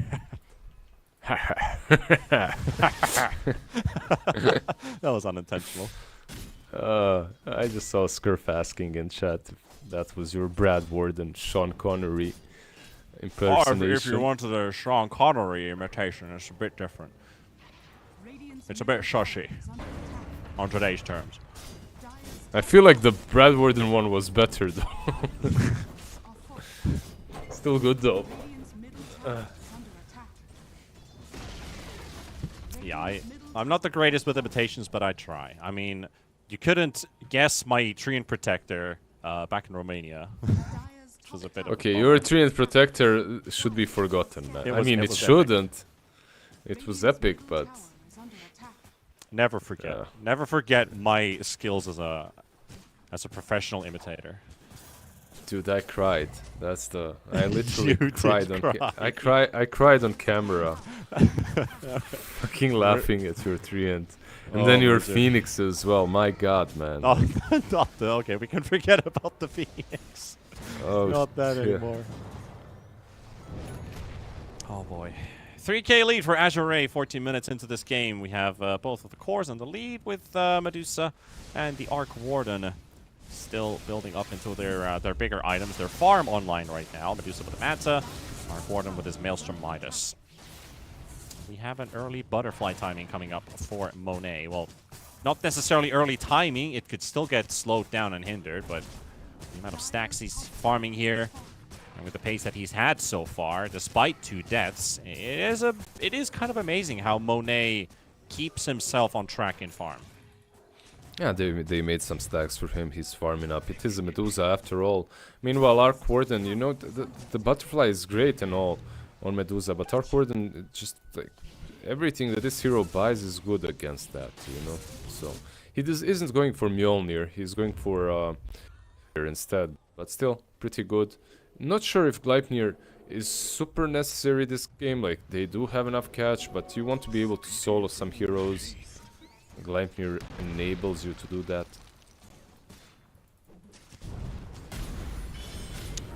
Alright, got ourselves a little Medusa found farming in the jungle. Monet basically dies from a Stampede pop as soon as his mana pool is empty. That is rough for G2IG, just not getting their carry online. And meanwhile, Lou is just celebrating that he has all the time in the world right now. Every time he sees Medusa dead, and he's hitting creeps. Yeah, they're not really finding the right angle to kill him off. I feel that they wanted to smoke mid, but they need a Doom, and now with the Doom they will. So they want to do the same thing that Azure has just done, but they want to do it to Lou. They see him. They do have... They have to run at him. Yeah, they don't have Blink on Doom, that's the Oh, problem. there's a Zeus as well. There's 2 targets to jump. Even better, right? The more the merrier. You have Soulbind. See who they get to. There's going to be Ori targeted. There's the chains. The Doom's going to be applied as well. With the Shiva's Guard. Damage is sufficient to take him out.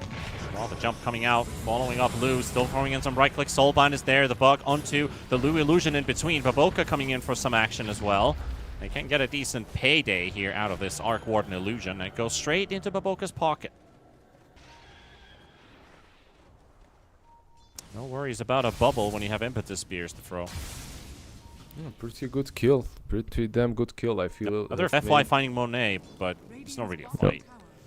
Maybe it's even better. Maybe it's even better killing the Zeus than killing the Arc at this point. Slow down the Zeus. He's already struggling to find all the farm. I mean, Yeah, he's not that's true. struggling in comparison to Arkward, and he's not gonna get as much space. The Doom for that kill, so they're not going to repeat their achievements in this mid lane. They are protecting Smoke. Monet very carefully, though. Baboka, right in front of a potential smoke gank here. FY slowly burn this Enchantress down to the ground. Not going to even use the lasso for this one. Maybe they can use it for Ember mid. Oh, Bach jukes himself actually. Oh, actually, there's the lasso. Just get the Ember Spirit. He would like to get out of there, but you got that lasso of truth surrounding you. Yeah, so he jumped in with the blink. He missed Ember with his stun, but it didn't matter. The Stampede just took game, helping out FY, who's got the Aether Lens and blink. Like, he's gonna get on top of you no matter what, and then Stampede just makes that even easier. And that's a 5-1-11 support Batrider, too. That's some crazy KDA statistics for him. Oh, FY is having a really good day. Like that last game on Tech, he's having one of the highest damages dealt. Now with the Batrider as well, doing extremely well. Having a field day. JT farming the top half of the map with Bach. Trying to set up for a kill, but nobody's showing. Nobody wants to farm that top. I really don't like the Gleipnir as much as I used to, by the way. I need to say that on Arc. Like, it's still good. I don't know. I like the Mjolnir more now in the new patch.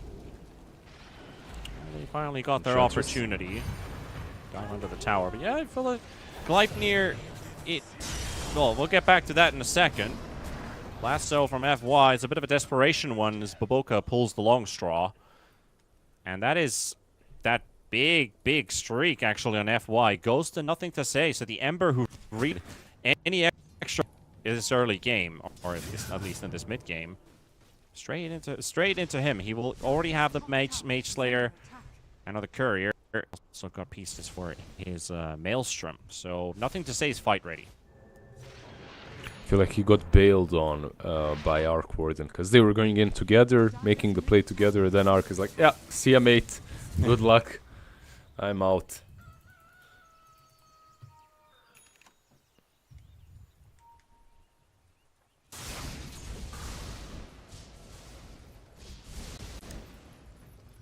How far is Butterfly?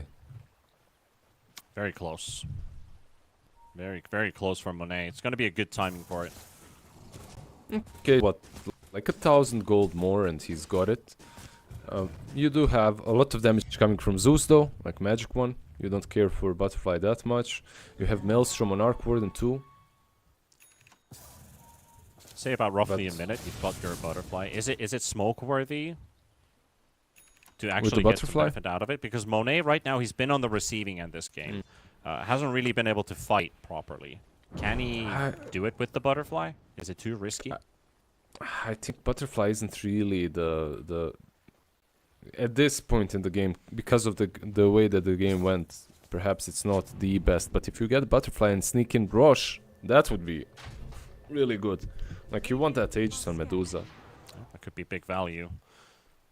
Monet has been spotted. Xnova's right next to him. They've got Qianming already placed down a minefield at the Twin Gate. Bach is coming in from the back, and so are the rest as well. FY with the Batrider, and Ori engaging with Bach. And there goes your Medusa. He didn't even get to finish the Butterfly just quite yet, but he is surviving somehow, just barely holding together with scraps. And he gets the Butterfly and gets sent straight to the graveyard. 1 for 2 traded off Bachwell as well. And G2IG scoring some big kills here. Nothing to say. About to drop to this illusion from one Lou, more but hit. not enough.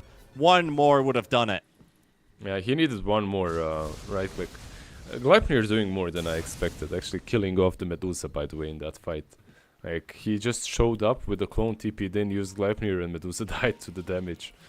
But maybe he could have been there a bit earlier with the main clone, with the main.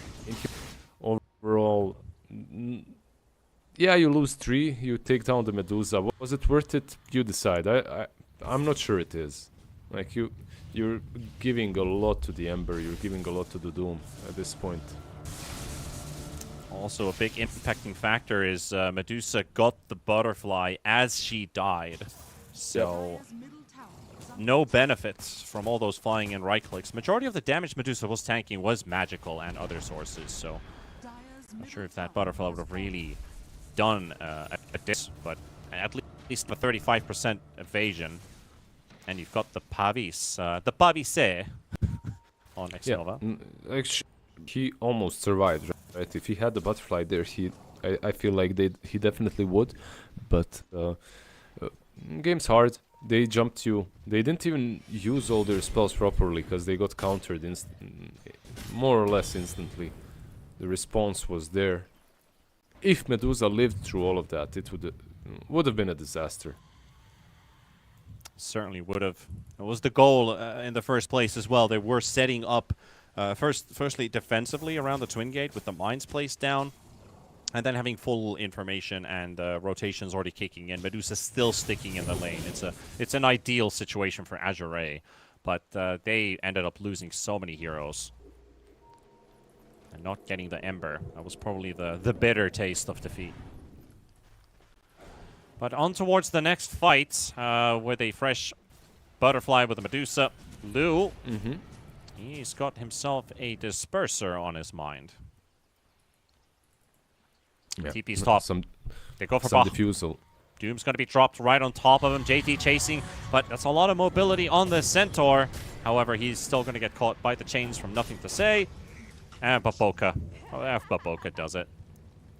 It's good, right? Like the disperser is the item of the meta.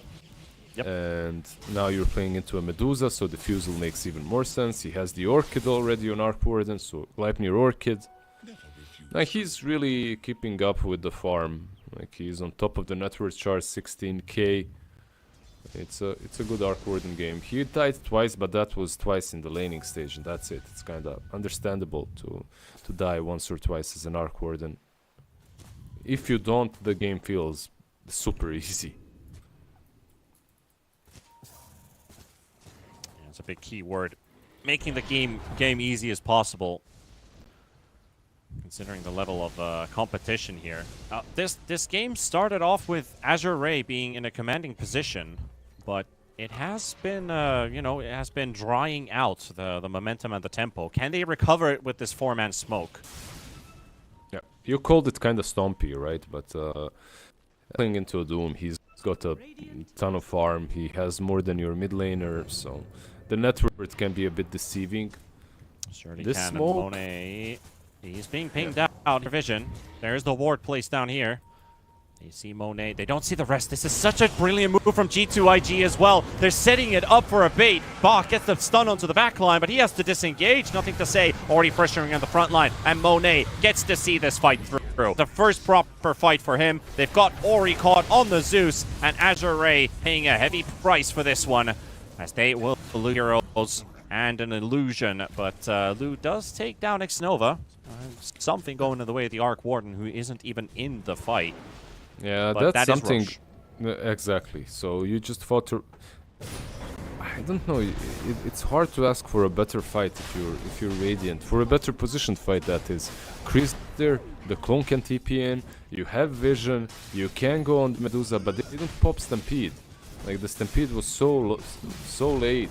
Maybe if they jump in with a bad Stampede, the Medusa out of her teammates, it would have been better. But unfortunately for G2IG, nothing to say. Just answers way too fast. He goes in, instant chains on the bat, like he can't pull out anyone, yet alone Medusa. And she's gonna have Skadi now. Skadi plus Aegis.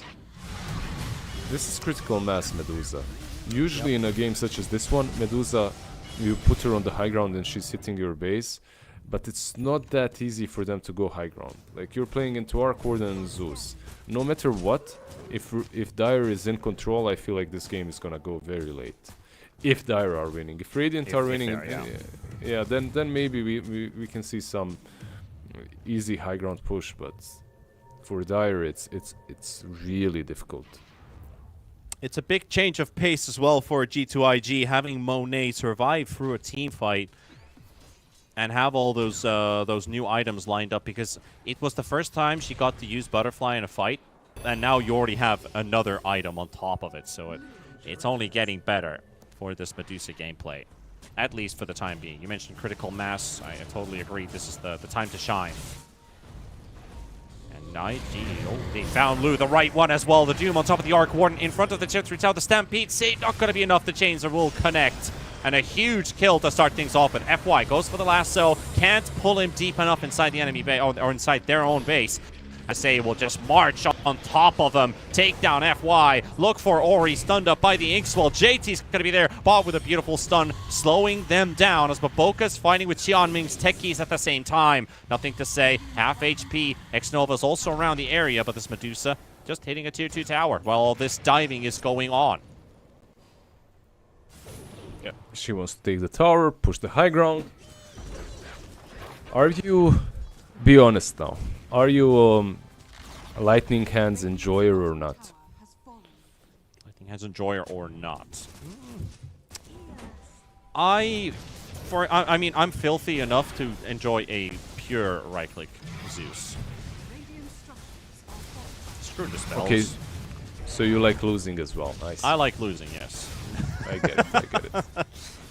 But it's if you can make it work, it is a very fun build to play, because it's a different perspective to Zeus. Radiant's bottom tower has fallen.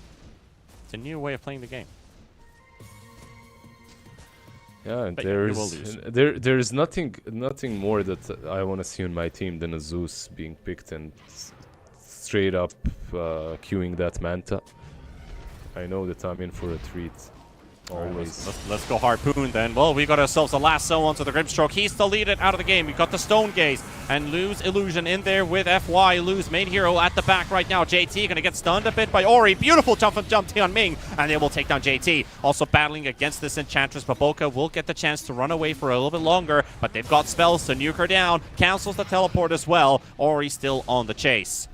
Couple more spells to connect onto the Enchantress, slowing him down. Ori still high on his heels, and Enchantress finally, that escape has been cut short. And a 3 for 1. I have to, by the way, even though he died here, but I have to praise his drums into Boots of Bearing build. I really like what he's doing here. Mage Slayer, Boots of Bearing to get rid of all the slows, and there's just an abundance of slows. And then on top of that, a Dragon Lance. Like, yeah, like he's dishing out the damage and he's bringing in the necessary utility from the Ench. Yeah, you got double Mage Slayers in the team. One on the Ember, one on the Enchantress. But yeah, the Boots of Bearing Dire's top tower is under attack. is nice to have.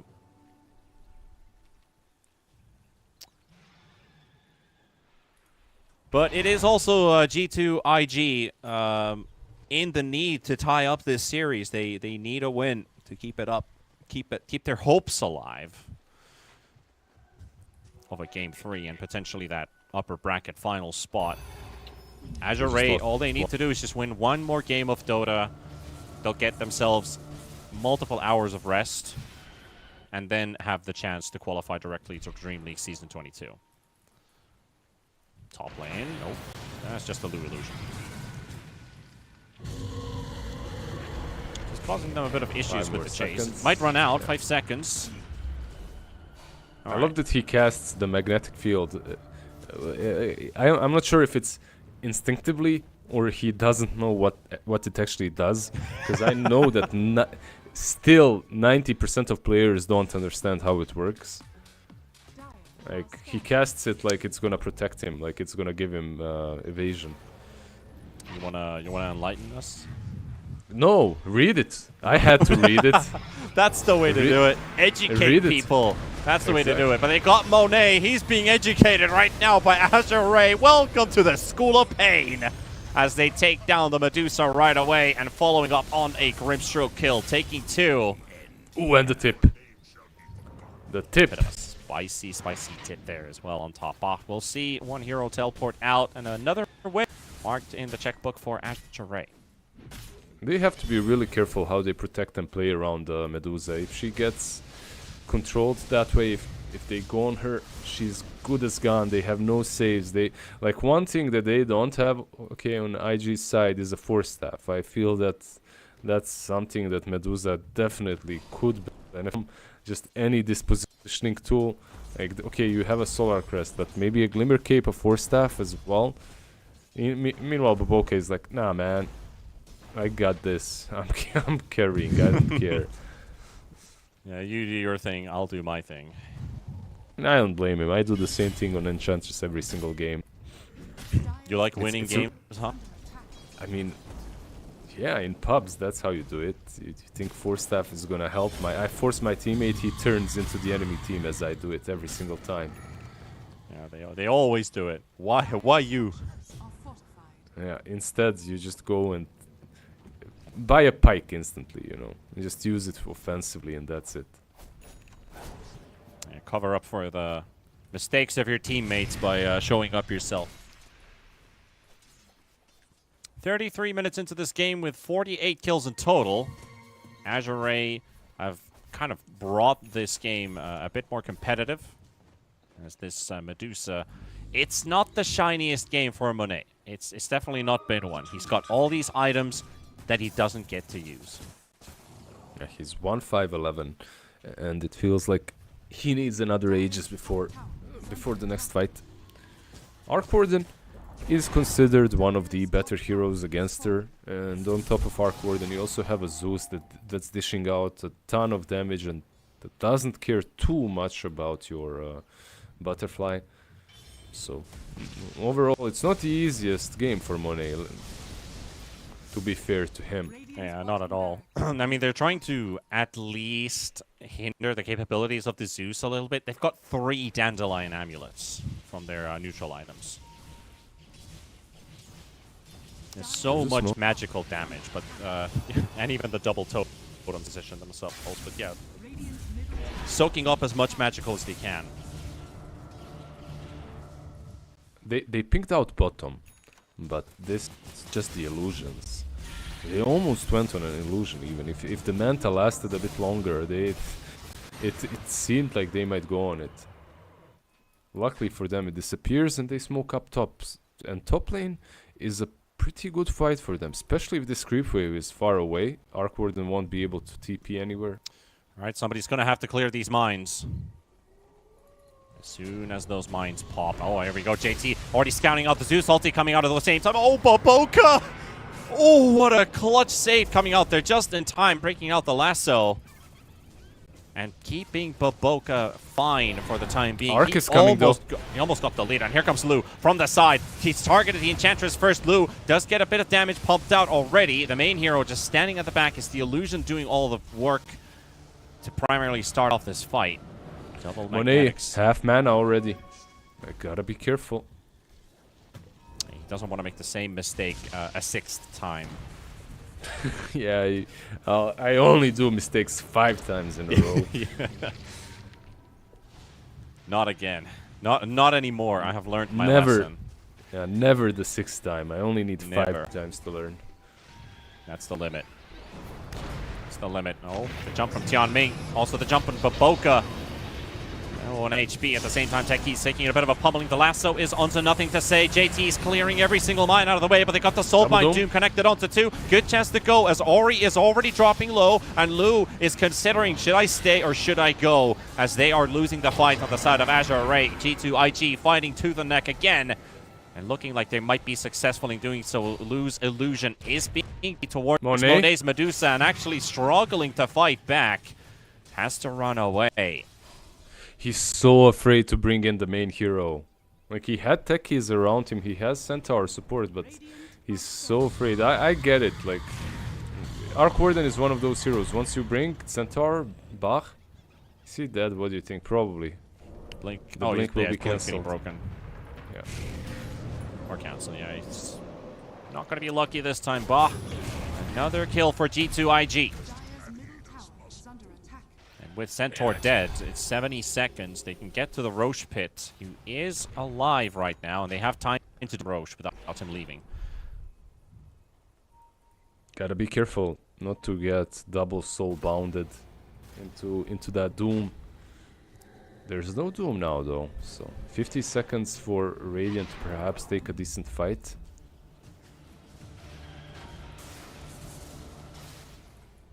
Very close to a level 25 as well on this Arc Warden. There we go, Baboka are going to be caught again. The Inkswell, it's just too powerful. The Inkswell shard, too powerful against the lasso. And Bot has forced out his buyback. Azure Ray can feel the stress is mounting. When they added the shard, like Inkswell was already... It became just a different beast, right? Like it became much, much better.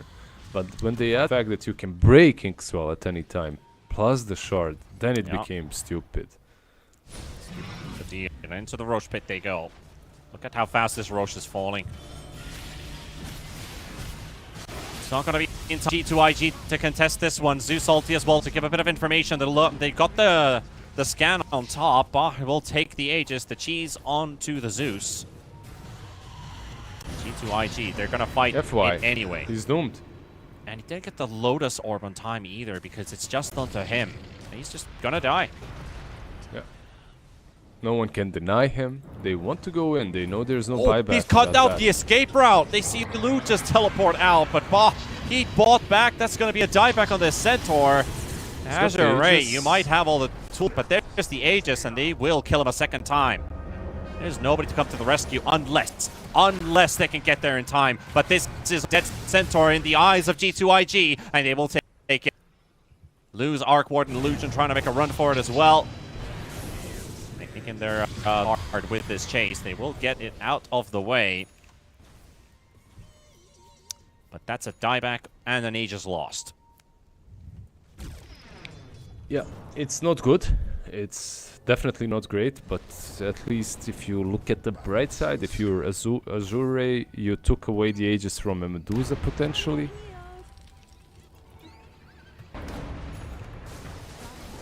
It's very spicy to get Aliana's Feather on Zeus, especially in a game like this.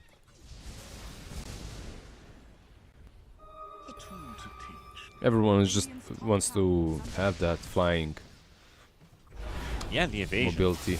Even though there's the MKB on the Medusa, but still, every bit of extra survivability is always nice. You got a lot of movement speed. You get the flying movement, like you said. No matter what hero you play, you want to have flying movement. You know, it just feels good. It's fun. You can juke around the trees, hit from high ground, run away easier. Make people hate their lives when they're spending all their time chasing you. But Monet, even if they give away the Roshan, they don't get an Aegis for him. They are feeling comfortable with this push. And talking about itemization, it is a Hex Medusa. So there was a short discussion we had about you can swap maybe 1 or 2 items on Medusa from your standard item build. I like this Hex pickup. No, it used to be even one of the standard builds. Right now, I'm not sure better per se. It's still good. The old Hex was probably better on her. Yep. But this one is also pretty damn fine. Techies. Techies getting caught with the chains there by the Ember Spirit, and still stop spot. So Baboka coming in with the firepower. Got him. The true carry. Yep. Pushing high ground will not be easy still for Dire, so let's see how they do it. They don't have anything like that, but there's no techies for 80 seconds. It's a lot of damage that he was bringing to the table. Must be a lot of fun trying to push against an Arc Warden. Bot takes the front line, gets hexed up. They got the lasso as well. They got the Grimstro taken away, deleted from the game. It's a 4 versus 4 scenario right now with Lose Illusion in the middle. Nothing to say. Throwing in a couple hits, but the BKB jumps out with the Remnant. Monet also down to 20 mana. And he's gone. Baboka, however, not as lucky. Bah, he's going to drop that axe on top of Bambi's head. Yeah, and get the gem as well. Yeah, and the gem. And that was 4 versus 5, by the way. They still defend easily. Like, pushing high ground, like, I think we mentioned this a couple of times. If you are Dire... Let's mention it again. Yeah, it's just so difficult. You're playing not only versus Zeus and Ark, you're playing versus a Batrider Sant. So basically what you're doing is you're inviting them to jump and stampede lasso you in the base.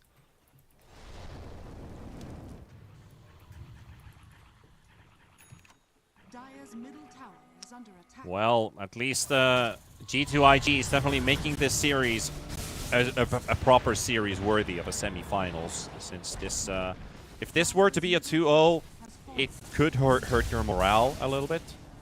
Considering IG hasn't had the easiest of a few days. Their this tournament run, if I remember correct, was cut a bit short in the Chinese and you want to see Southeast Asian qualifiers.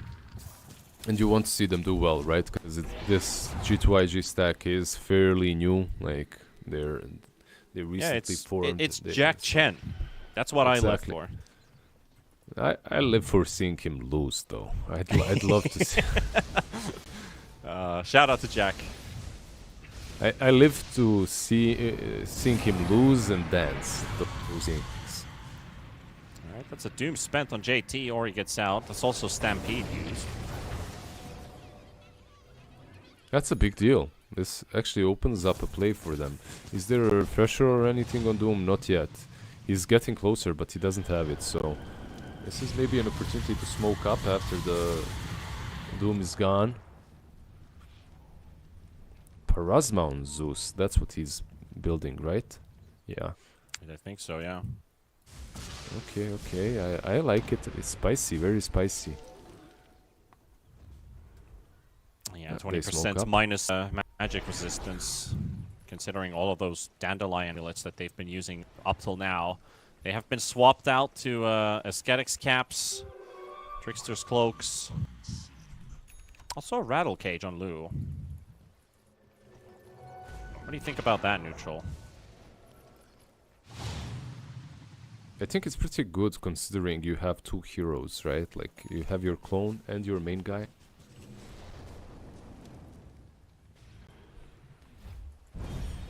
Get a nice bit of slow with it. Good armor Dude, too. Look at this Zeus there. Oh man. It's a very colorful inventory at least. Yeah, exactly. It's gonna hurt. Like he's actually gonna hurt quite a lot. There's no one. There's one BKB, right? But who cares? You're still gonna damage them. Well, two BKBs, but nothing on Medusa. I have to say, she is queuing one up. Yeah.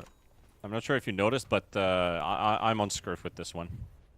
Remnant Roach for Zeus. Yes, yes. No, I mean sure. Yeah, let's do it. Let's go, Ori. Give us the spice. Give us the Remnant's Brooch. What about double damage? Rapier. Double damage Rapier? Yeah. I'll go with the Remnant's Brooch. Get We'll the look at rapier later. Get the Rapier for Zeus, man. I mean, his inventory is already pretty spicy. It's 25% spell damage, and you get the normal damage on top. It's 50% win probability loss too.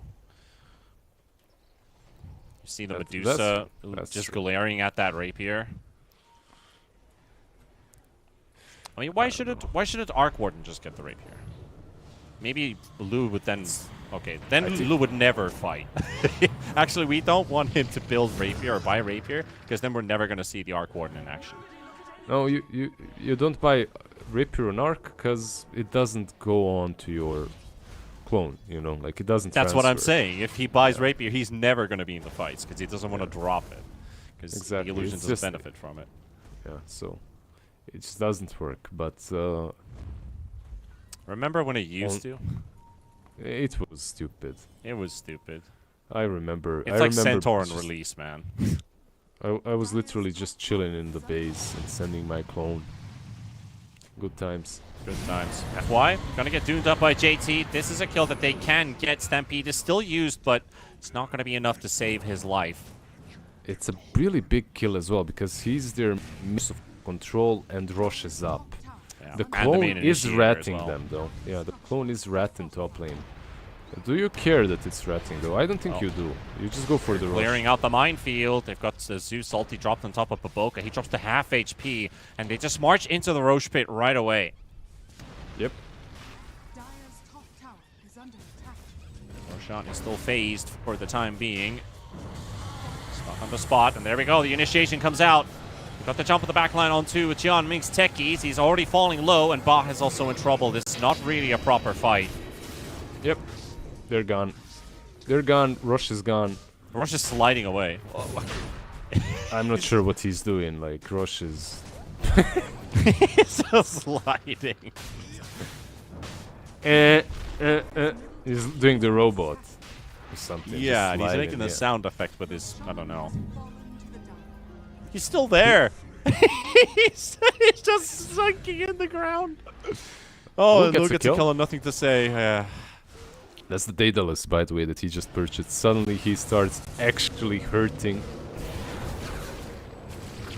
Gotta be careful. But yeah, they need to need to really think about the way they approach these fights. Like losing 2 Aegis the way they just did. It's so simple. It feels like it's so simple for IG to get a pick off and straight into the pit.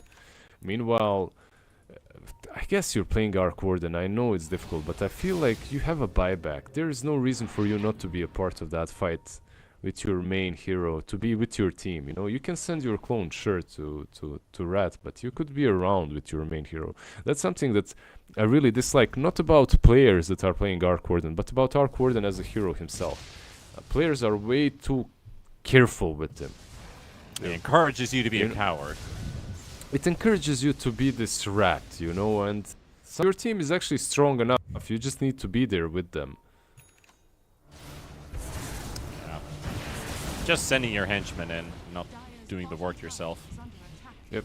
Like this last fight, right? Like, if they were together with Bat, all 5 of them, around the pit, I really think that they have what it takes to take it. But, it's getting more and more difficult now. Even Enchantress is becoming strong. Like, she's about to finish an MKB in 20 gold. Oh man, I feel like I have to open up a little bit here, man. This is my 22nd hour casting today. Like, this is probably the 3rd or 4th game that's gone plus 50 minutes. I'm just rubbing my head. Like, this is just the first Chinese best of 3 for today. I have 2 more after this with you. Of course, you are Dire's top tower more than welcome to join me in me losing my sanity slowly. How are We you are- awake even? Did you sleep at all in 22 hours? I had a 2-hour nap. That's it. I've been casting since 10 a.m. in the morning, and it is 8:30 in the morning. So God damn, closing dude. up on a full day with just 2 hours Yeah. sleep. But you know, that's what we do. We're casting for you guys once there's casting. We're here to entertain, keep you guys enjoyed. With the content, hopefully the lag would be a little bit more calmer. But lose illusion, doing almost 3,000 damage onto this Doom all by himself. Yep. And he has the reduced damage as They're well. reduced, yes. Only- He doesn't have yeah. the 25 talent for it, yeah. It's quite a lot. All he needs is some frontline, someone to protect him while he's dishing out that damage. Like, this game, you can see how close it is, and both of these teams understand that. It doesn't really matter if this Bat Rider catches you. He's got the Aghanims as well. Like, if he catches you, brings you out of position, Ark and Zeus will blow you up no matter what you've got. Yeah. By the way, no Revs Brooch for Zeus, guys. I'm sorry, he went for Hurricane Wind Waker instead. Hurricane Wind Waker. The Hurricane Hurricane Waker. Waker. Yeah. Minds think alike. Meanwhile, Medusa is lining up what there is left to buy, really. Aghanims Blessing, a Rapier, a TP Boots. And Lu is slowly but surely also breaking the high ground all by himself with that illusion on G2 IG's side of the map. And that's JT almost dead, by the way. Rat's gonna rat. Yeah, that's gonna rat. JT blew up a portion of mines, and he's still taking a beating. Like, this guy is like, where can I go? There's mines everywhere. Getting some old techies flashbacks here. I miss those times. All I have to say. I miss old techies. I know you miss the old days, Lizard. I've heard you say it 3 No. times during this cast. No, not. I don't miss the old days. Just the techies. Oh, just the techie? Okay, okay. Just the techies. Yeah. then I Screw old misunderstood you. days. The new days are better. Everything is nice, but the old techies were cool. It's like people saying everything's so much better back then, but then they don't realize how living in the medieval times was. Yeah, I mean, it really did suck playing against those techies. It didn't suck being the techies, but playing against them, my god. By the way, if you have 12,000 gold, why not Moonshard? Yeah, here he's got it, I think. He heard you. He bought something. Giving. No, he bought a BKB, never mind. Maybe you're secretly coaching Monet. What a debacle that would be. Dota 2 caster educates player during game. Radiant are scanning. If they could hear us, you know. And there were sometimes there had to be a bug or two where players could hear casters I've had that. in the game. I have had that on my first year of casting, and I will never forget it. Meanwhile, Lou was Illusion just getting pummeled in mid. I had the global voice bug when I was the one hosting the lobby. I had a game with, I think it was 2018, with Gambit and somebody else. And after the draft, the first thing that pops up when we load into the game is, Mr. Caster, we can hear you. And I'm like, what? And I'm just saying, hello, can you hear me? And then there's yes, yes, yes, yes, yes coming in chat. And I was like, okay, that's interesting. It took me like 4 months to figure out what it was. And it was a very intriguing bug. I got it fixed, though. What But was if it? I never How fixed could it, I could have global voice. I felt special. You felt like God. Yes, Suffer, the voice of God, mortals. literally. Exactly. And it's probably happened to a lot of people as well, especially some Dota talent that probably run into it in one way or another. That's just my experience of it. Want to give me a game time estimate? How long are we gonna wrap? I'm sorry, man. You're not gonna sleep anytime soon. I'm gonna throw in. I'm gonna say 78 minutes. Yeah, I think that's fair. Like 70. Like it could be over at like 63, 64 when everybody's picked up their tier 5 neutrals. Then we force a buyback fight. We chill for a bit. We wait for Roshan. We wait for buybacks, and then maybe that's my 78. But it could be over before. Ba is right there. JT with the Doom going to be landing it right on top of him. Nothing to say. Also helping him out near the front. There's nobody. And Lou bringing in the illusions, and yeah, we've seen this story before. They're going to chase the illusion around. Arc 1 is going to hit a couple times, going to get hurt by JT's AOM, and Roche is not up yet, so back to square one. I feel like they missed their timings a tiny bit. Even high ground defense, I'm not sure how much I believe in it anymore. Like up to this point, I had complete faith, but this Arc Warden is falling off. Like, yeah, sure, you've got 7 slots even, right? 8 with the Moon Shard, but it truly doesn't matter at this point. Everyone is becoming big enough. Like even Enchantress moving into Bloodthorn next has a shit ton of damage with MKB and Hurricane Pike, Ember, Doom. Everyone getting that refresher orb. Like something is gonna clip you, Warden. Like either the Doom or the Medusa. They had like a decent timing, a decent opportunity to close out the game, but they were way too passive.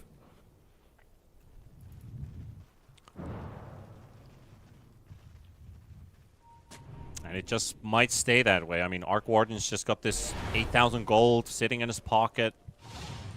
Grimstroke's still running around with brown boots. He could use that like money. what do you buy? You know, like you have this 8,000 gold, you bought a BKB. Does it feel great?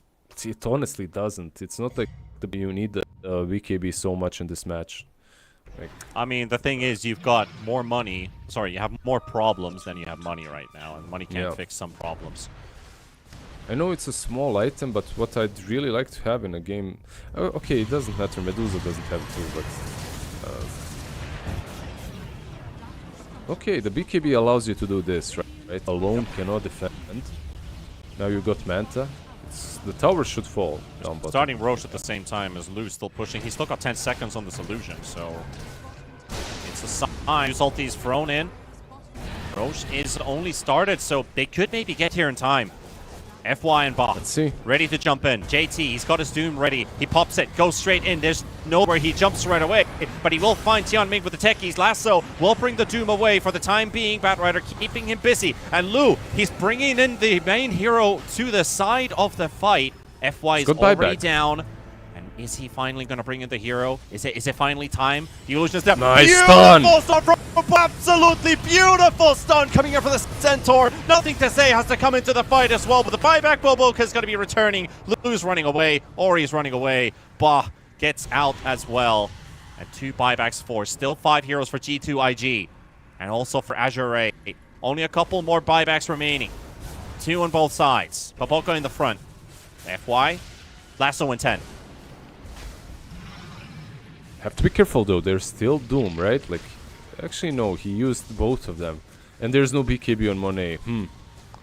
Okay, illusion, and then Bah is going to get hexed up right away, and he's going to be in trouble. Lou, he's on the main hero with nothing to say on top of him, and he's going to have to participate in the fight. The Ember instantly runs away. JT going to get stunned up as well by the hoof stop. Last off from FY. It's on 2. It's got the Medusa as well, but they got the Ink Swell. He will turret it off of Boboka, and they will take nothing to say out of play. Lou down to half HP. Ori low on HP. 2 has to run away, but Boboka, he's relentless with the chase. The Enchantress driving them away, but Lou, with that illusion, is causing mayhem, and Monet is out of mana completely. So G2IG, even with the numbers, Monet is weak, but they are running out. Azure.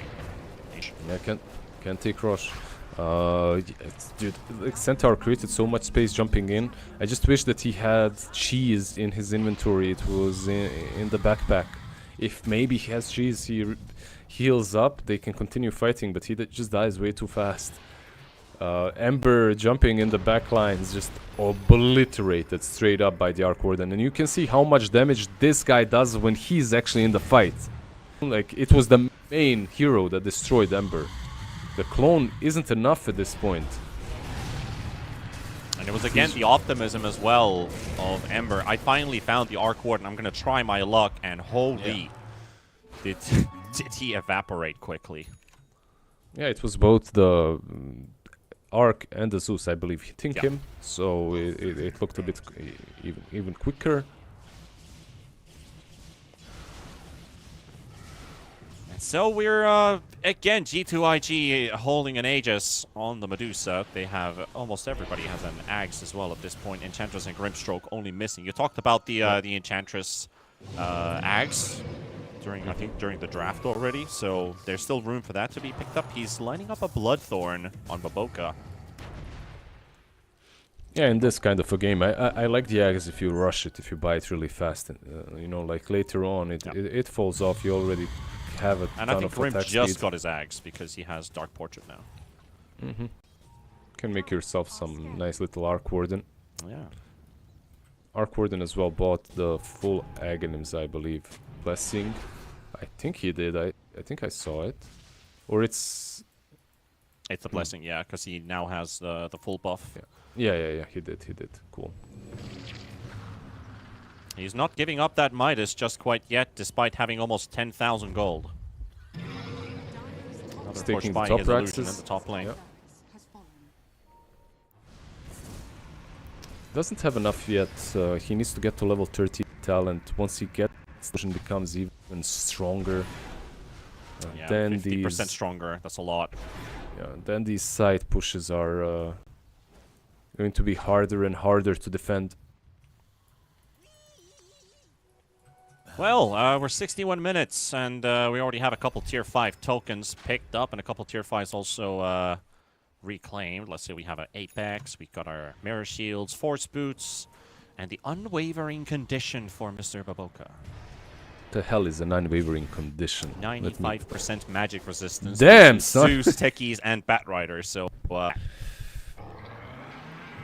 Okay, but only 1500 HP versus Arc Warden.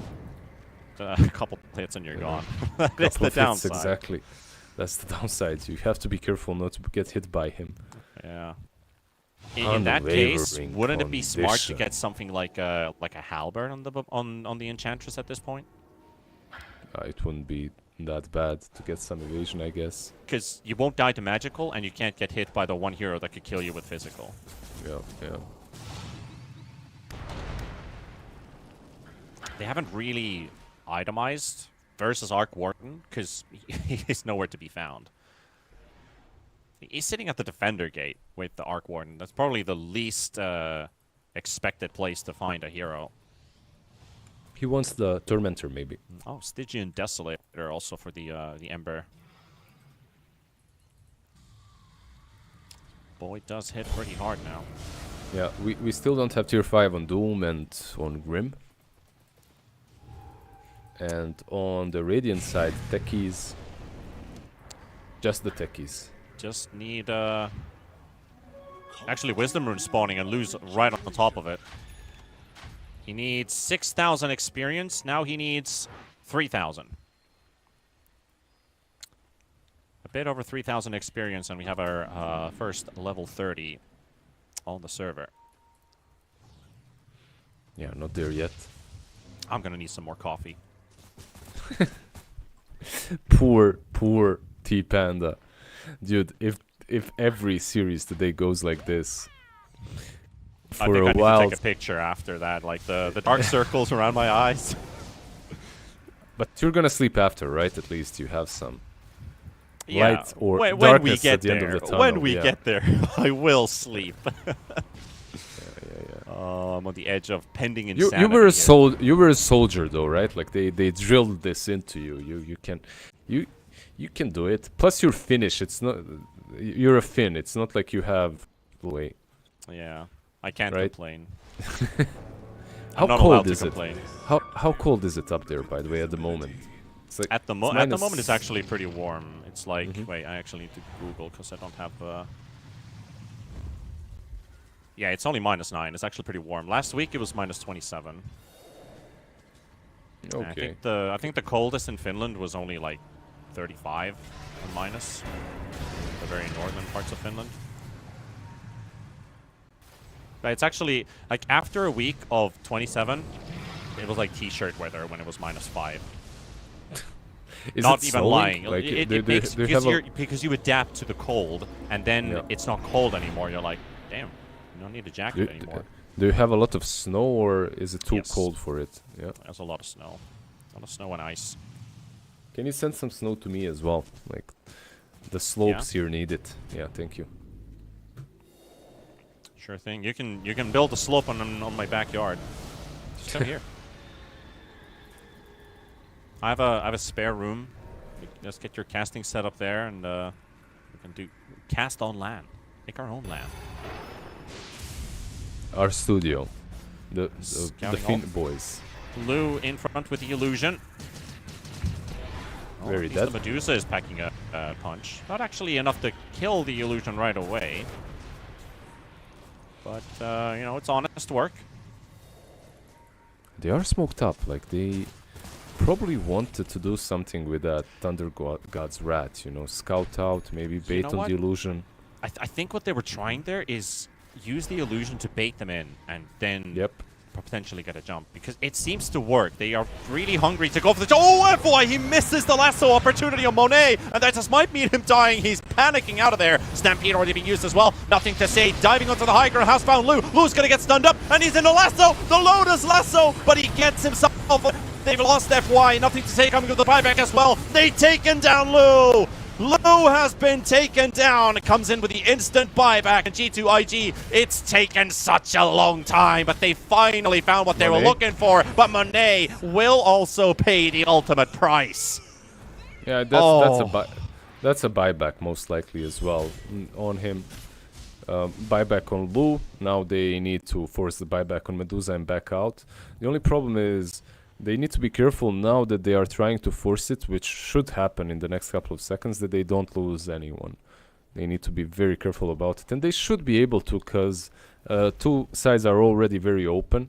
It won't be easy for IG to defend, but maybe I'm talking ahead of myself, because they're taking way too long to even move out of the base. Maybe they're just worried because they used how many buybacks? 2? Yeah, and one of them is on Lu, so that's the big one. I'm trying to look. The last time, if I'm looking at this correct, the last time the Arc Warden died was at 27. So it took them 40 minutes to kill Lu. That's how long they've been trying to find him. They finally did. And out of, like, the most insane interactions in a way as well, because he was lassoed by his own Bat Rider. Yeah. What's so sad as well is that's usually how it goes with Arc Warden. Like, you don't kill him for 27 minutes, you kill him once and you end the game. You know? It's like, okay, I finally got you, you pest. Well, you usually have to kill him twice because he has enough gold for 5 buybacks. Like, But we actually, I have to go back to the last fight. We talked about interactions, and we talked about what is the shard that could grief your game. That was Batrider's own Aghanim Scepter with the target from the Lotus that caught the Ember. Because if you Lotus, it only latches on the target who's got the Lotus on, so it's just a one-on-one lasso. But because of the Aghanims, it caught the nearby ally. And that was, unfortunately, Mr. Lu. They went into the pit right now. But this is... but they're all they're running in. Even if they get the rush, this is not great for them. It's risky. They stampede out. They're not risking it. Lu is already back home. They're trying to find any stragglers on the side of G2, but there's nobody here, and they'll just take yet another Roshan. Yeah, and this rush comes with not only the Aegis, right, for Medusa or whoever picks it up, it comes with a buyback on Medusa. So you're going to have the buyback, you're going to have the Aegis, and you know that Arc Warden doesn't have any of those options. So you have 2 lives over him. Basically what you need to do is throw your body at them and first prevent the illusion from taking your Raxes. Lu's again trying to take the Rax, and he's successful in doing so. That is the level 30 Arc Warden illusion, destroying the range Rax and doing halfway to the melee. And it's just 3 melee Rax from Mega Creeps. Yeah, but they are the ones that heal up, right? So they're the ones that heal up, so he needs to find a consistent pace. And G2 just needs to be awake the whole time. What is Lu gonna buy now? Octarine Core. Back to base. Gets back running to his fountain. It's Octarine, I guess, just to cast your ulti a bit faster, and that's it, right? Like, you can stay in the fountain, cast your clone, switch out the Octarine for the defense. It's not that bad, because... Yeah. It'll be nice to grab. And, of course, the Wisdom Runes at 70 minutes of gameplay. JT Zeus found himself a Zeus. Ori stampeded away through the gate and into the goal. Yeah, top lane is being pushed. Oh, nice lasso. He's all the way inside the base. JT and Ori again back into trouble. He got out once. Is he going to get out twice? Looks like he might be able to. They're in a bad position. JT is very low, 50%. Boboka is also trying to get out of there. He will get force snap to the low ground. Bach can't get the stun to connect. Top lane. Doom. Another flame break, and look at that. The rat's in action. It's the Lu illusion. They're all inside here, but you have a pest issue inside your base. That's a second melee Rax to fall, and the fight's still continuing. Bach's down to half HP. Ori holding the front line. Lu, he's still afraid to engage inside his own base, and he's holding them back. Monet, low on mana, has that Aegis, and that Aegis will pop, and that will be reclaimed.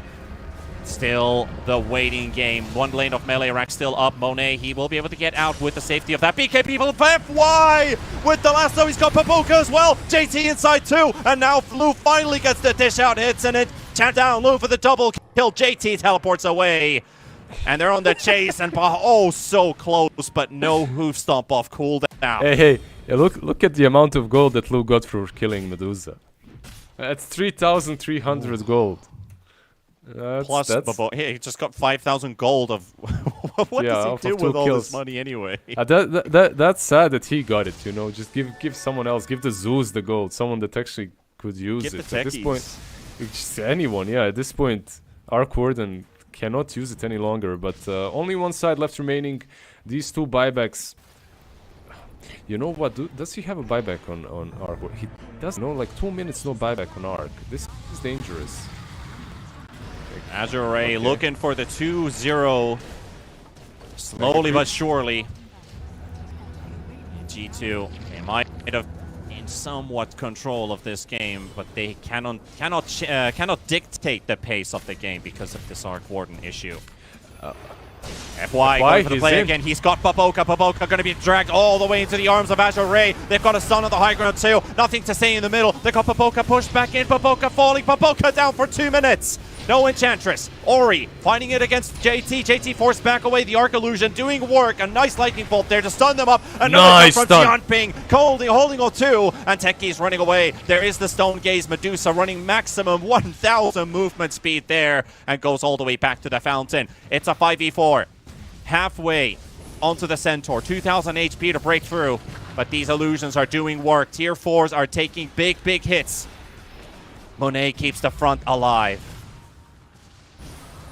5v4 Doom onto the backline. JT maybe done it. They've got Lou. Lou will fall. He's about to drop. He's gone for 2 minutes. G2 IG, just the big one that they needed. Ori gonna get pushed around by nothing to say. Jianming is also around there, but they're chasing Monet away. That is still at work, but Ori chained up. They will take down. Nothing to say. It's not over yet. Maybe still Azure Ray's game to take. JT trying to make a run for it. 2,000 HP that he will be at least able to get a bit of distance. Monet trying to come to the rescue of his fellow comrade, but it's not just might not be enough. He's disarmed on the spot by the tasers. JT, he fought back, and IG get to hold just a little bit longer without Lou.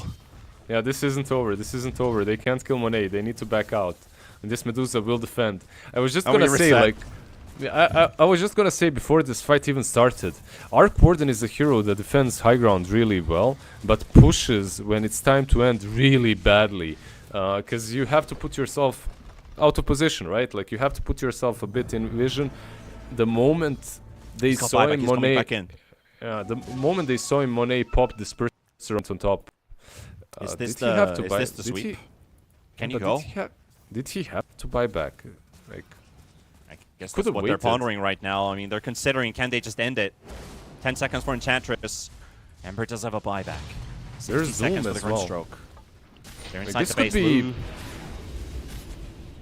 Last tier 4 tower FY. That's a perfect one. It's on Monet. Monet already down to 1,000 mana. Has Stone Gaze, gets it off just in time and is able to dodge away from the right click. There's going to be a couple nasty crits, but Monet will live. JT will take down FY, and they're losing members. They got the buyback coming out from the Batrider. He should be able to return to the fight. Lou, he's still inside the base. His illusion's also there. So IG, they're not in panic. They're not in panic. I love the fact that he's just not leaving the fountain. He bought back, and I mean, at this point, I feel that he really could have waited. He didn't have to buy back. You're not ending the game anyway. So, but okay, you did force the buy to save. If you kill him, the game becomes a bit easier. Then again,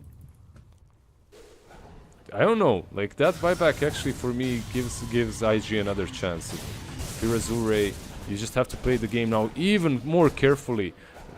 If you just waited to respawn, you could have pushed all together, died as an Arc Warden, bought back, joined the fight again, and then actually won, right? Like, you had an opportunity to end the game there. Still, it's just so difficult. A bit longer. Yeah, it's so difficult to this. I love your sigh. 24 hours in. Yeah, you just have to wait a bit longer. It's fine. It's fine. We got this far. G2 is still holding on to their upper bracket dream. Look, you did say 78 minutes. We are getting closer to the 70. Yeah, there you go. I'm not going to say anything, or I'll just cast their curse it anyway. You already called it, man. It's gonna happen. Some time ago, but then again, dude, can Zeus buy something? Dude, you have 12,000 gold. Go buy yourself Revenant's brooch. That's our boy was asking for. Yeah, and Medusa has a rapier lined up. You have all these items. You have all this damage, all this utility, and then there's this FY Batrider. Like, this has been an insane game from FY on the support bat. Definitely, yep, yep. Like, the main reason why they are still in the game, really. Like, those lassos to the high ground mentally are just playing with you.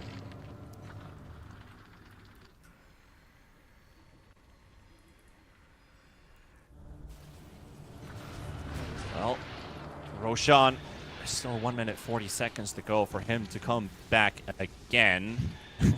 And Roshan doesn't stop coming, and he don't stop coming. I mean, at what point does Roshan say, I'm just not gonna respawn anymore? Just end the game. Do you think that should be a thing? That should be a thing, like, at some point, there's no more Roshans, there's some... What else happened? I love that idea, by the way. Yeah. So 5 Roshans, and then there's Ice Rock. Maybe the Cabal. The Cabal spawns.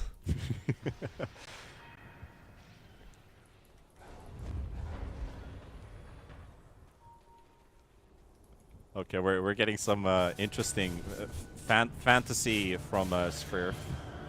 Oh, that's okay. not fantasy. We can't say that out loud. We can't don't say give that that away. Yeah. That is.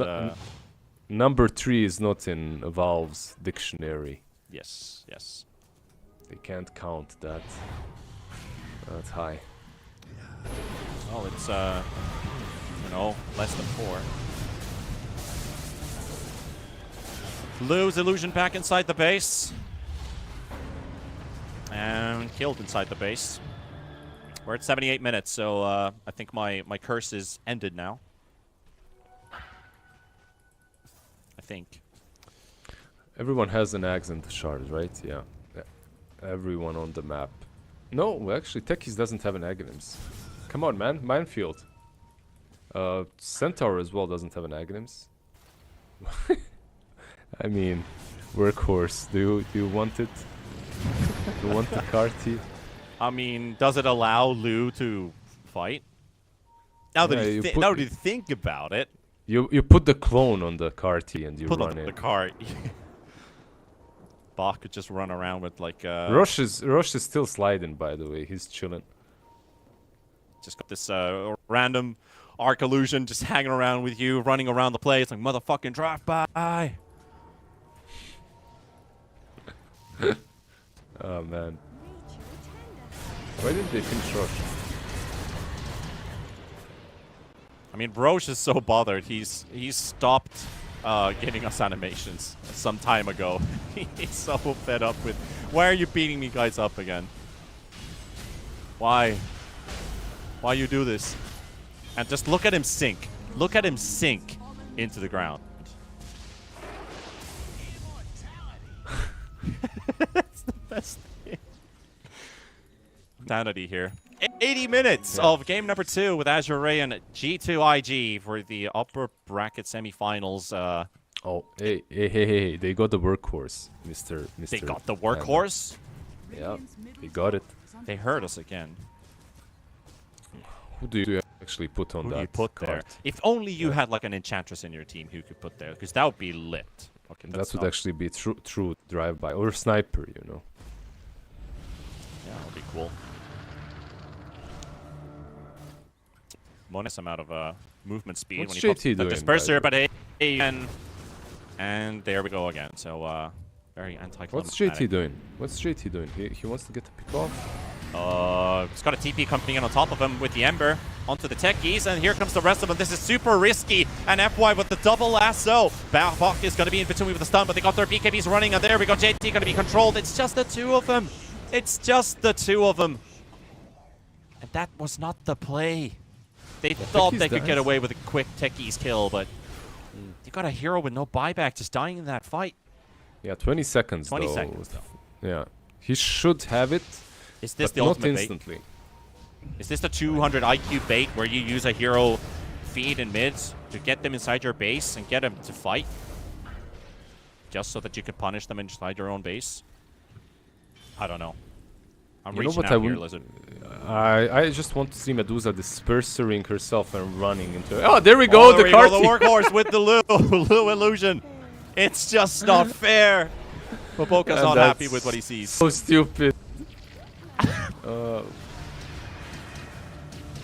Yeah, Bach was basically just showing his cool ride. You know, picking up chicks in town. Like, look at my Ferrari. Dude, what do you think? How many times did this guy actually buy and use this item? Like, I'm telling you, maybe once, twice, maybe. And it was 4 lols. You know, no one did it actually seriously. Okay, now that I think about it, Scurf's latest point is actually interesting. Since, you know, it's a Valve game, after 5 Roshans, we just get sent into, like, Counter-Strike 2, and we just play Dust 2. Oh, double lasso lasso from FY. He's got 2 of them. Here comes Ball with the drive-by, but with no cart this time. Avoka down. Gone for 100 seconds. Can't afford the buyback. FY is also low on HP, but has the Aegis. Getting slowly burnt up there by nothing to say, but it's not enough to kill him. There we go. Finally takes him out. Glyph available. Bach held on the spot. Sending away this Batrider as well with those 4-step boots, but at the same time, Monet takes the front, charges in, beautiful amounts of damage, forces Ori away, and the Louis Illusion is also killed. Hex onto the Centaur. Bach, he's still got that Lotus on top of him, gets pushed forward, but so does Monet. He wants to take you down, and he will do so. Yeah, they do have a buyback on him. But even if you use that buyback, I'm not sure you want to fight anymore. Doom is back up. He has Doom. You know it. It's just not fair. And he's hunting, by the way. JT, he knows he's got those travels to work with on his teammates. Ori's gonna do it again. Pops his Doom. And he's too far away. Look at the speed on Qianming. Look at the bloody disperser techies. Everyone. Plus, he has force boots. He's just so fast. Just gotta go fast mode. JT has to go, or FY catches the lasso. Yeah, they wasted the Doom, but he does have Refresher Orb. If he even wants to use it, he doesn't have to. He has Octarine. He can wait a minute. Never mind, he uses it. Just use the Refresher, yeah. Yeah, he can do the same thing again, right? Does he have anyone to travel? Yeah, of course, nothing to say in 15 minutes again. And it's the same techies again. It's his worst nightmare. And there we go, the Doom has landed right. He's going for the Wisdom Rune. He takes it away from Doom, but Doom doesn't really care about it. Techie gets a decent amount of XP, but he will die to the burn. Doom. No buyback on him. Dude, this game is just... it's going it's places. It's just so hard for both of these teams to push. I've been in the same situation. I know how it feels. Like, as an Arc Warden, you don't want to show your face. If you do, you die. It's been such a long game. I actually have to stand up. You know, actually, it doesn't hurt, actually. For all of you people out there, you know, do a couple big stretches here and there, you know. Exercising is always good. Ask Lizard. He's the Giga Chat, after all. I mean, you don't have to be a Giga Chat to exercise. I think it's like a very... it's good. It's good and healthy. Just it's good for you. I think you started exercising quite a lot as well, didn't you? Oh, I did, yeah. Yeah. You were a piece of my motivation. And now you're stuck for a full day casting. You gotta get the energy somewhere. Oh, that's a real Monet versus the real Ori. Teleports are coming in. Stampy is gonna be used as well. JT can't quite get to him, but they Spirit. Have to use BKB popped as well. Ori, a couple hits already connected, but Medusa still on the chase. There's a lasso from FY. He's dragging them all the way and splitting them as well. Now IG. Or G2 IG, you know, assess the situation. Bach could land a pretty mean stun. He's got a cart, but he's got nobody with it. And he's just going like a workhorse, chasing Monet under the Nimbus. Ori's also going to be there. JT, he does drop the ulti on top of Bach. And this Centaur has to run away. Monet pushed around by Flame Break, but FY can't actually get the jump on him. Nothing to stay low on mana. Barely has any resources remaining. G2 IG, it's a disengage. Guess what? There's a DD rune. There's a DD rune. All you need in these fights, there's one big difference maker, and that's an Arc Warden. Like, he needs to join with his main hero. This is like some crazy Techies has the 25 talent and the damage, so he picks up DD. Techies is right for 800 damage right now. Nice. This is Meanwhile, they find Baboka at the same time. They got the Hex on the Batrider. He's forced away from the fight for the time being. Lou with his illusion in the middle. They got the Wind Waker on top of the Centaur as well. Batrider taking heavy hits and FY's down. Fight killed off. Yeah. And reset. He has buyback, but probably doesn't want to use it, right? Still wants to chill. Wait until he's back up. No one will push anyway because there's that fearsome double damage techies you talked about. No one can push into that. And we're still going, Lizard. We're still going, man. We're still going, man. I feel bad for you. I mean, I woke up, you know, recently. I had 5-6 hours sleep. It's not great, but not bad. You, on the other hand, yeah. I'm telling you, this is pretty intense. Yeah. And they're going on Bach again. BKBs are popped already, and the chase is on. Look at him drag the techies away from harm's way. Jump in my ride. Let's get away from these. But will they be able to keep the techies alive? It looks like they will. Monet is also in there. The Lou Illusion already taken down. There's and a nothing to buyback say on that. down. Nothing to say. Killed off around 4 Azure Ray heroes. FY. And FY going again for another play. Getting slowed up a little bit there. Has another disperser available. Not quite connecting on the target. Oh, he's going back in. Oh, he is. Monet. This whole scenario kind of benefits Invictus Gaming, right? Because you just used the buyback on Bat, and a buyback wasn't forced on. No one bought back. So overall, you should be happy with this. If you can keep the game chilling until Ember is back up, and I don't see why not. All right, how many Roshans is this already? Is anybody keeping count? I lost count 3 Roshans ago. I feel like I've lost like 8 Roshans ago. There's just been so many of them.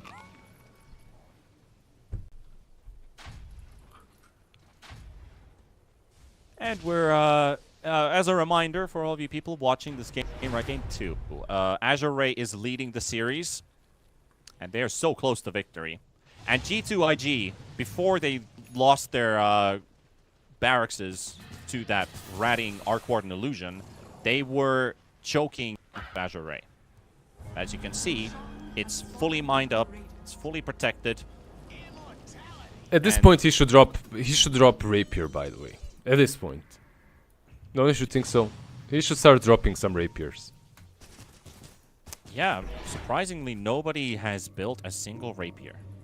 Stackable Rapiers, that's what we need. That's what we need. Yeah, stackable Rapiers, yeah. We got buying Moonchar team. I mean, Boboka's already got one. Maybe JT, maybe the Ember. Ember doesn't actually have one. Yeah, give it to X-Nova. Let him hit Grimstroke right damage. Let's go.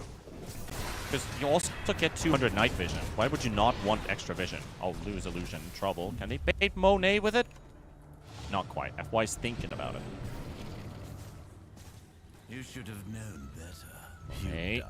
Exiting the base. FY's ready for the jump. JT's right there as well. Quick blink out from FY. Doesn't want to get caught. Not even by accident. And Enchantress still has a raid band. 90 minutes in. What? He has a raid Actually, band. right. He does have one still, yeah. I just noticed that. And on the other side, the Grimstroke is not 6-slotted yet. Like, he actually has 4 items in his inventory. Yeah, he's got that wind lined up, you know. Yeah. I mean, it is a big difference maker. What if Dota had real estate and you could just invest your money in something? Well, FY is making pretty huge investments. That's the Medusa. And they got the Grimstroke too, just unlocked on the spot. Monet doesn't get much done, but he's still alive. They can't kill the Medusa. Lou coming in with the illusion. His main hero standing at the back. They've lost Chunming. Bah running around with his cart. Gets Lou's illusion in, going for the drive-by play. They've got the Ori Zeus. Zeus comes in with a buyback to save his Bah. Look at Boboka hammering away with those impetus spears, doing a lot of damage, but just not quite enough.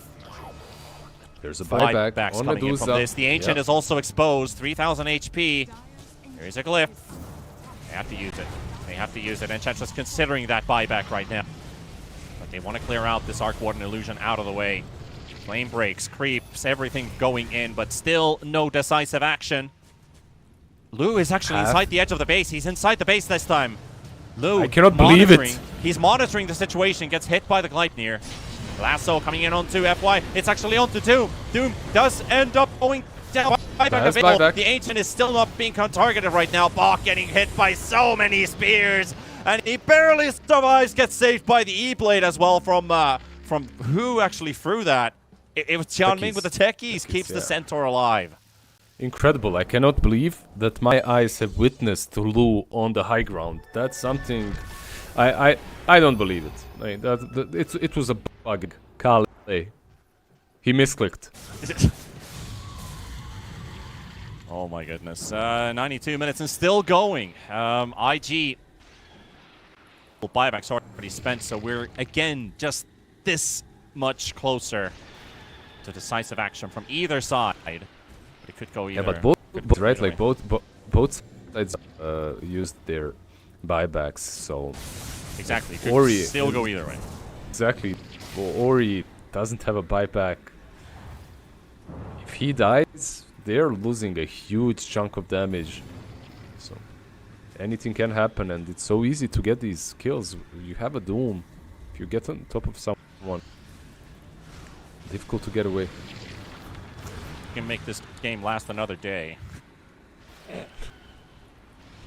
Azure Ray probably has something to say about that. They would like to just end this series here. With another win, it would be all over. Remember, if G2 IG wins this one, they'll have a game 3. There goes the illusion from Lu.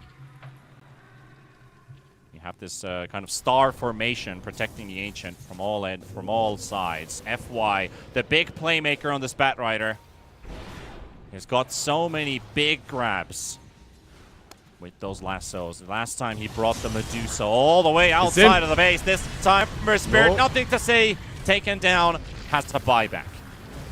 But it's the start of something. He always gets the ones that have buyback. Why is that? Because they're only the ones showing themselves up front. Like, they're the ones actually taking the creeps away. Or Monet, who's got a rapier now, by the way. He put it in the inventory instead of Hex. He decided that rapier is perhaps more important at this point. Yeah. The Hex was really good versus the Clone. Every time Clone goes in, he gets hexed, he can't deal damage, you kill him off. Has worked wonders. There's a Seer Stone used. Rookie JT, he's gonna be scouted. The FY sees him. Actually, doesn't get to grab anybody though. He has to run away with Stampede. Meanwhile, nothing to say. Buying himself back in his illusion. Leaned out of the way. But this is really good for AR. You just forced that Ember buyback, another one. But who cares, because this game is gonna last for an additional 20 minutes anyway. Everyone is gonna have a buyback. There's a lot of people waking up in Europe right now seeing this Chinese Dota going on. And it's not even the last series. And it's like just the best Chinese Dota, you know? Like, I mean, I have to say this is really disciplined Dota because a lot of teams would have already lost by now.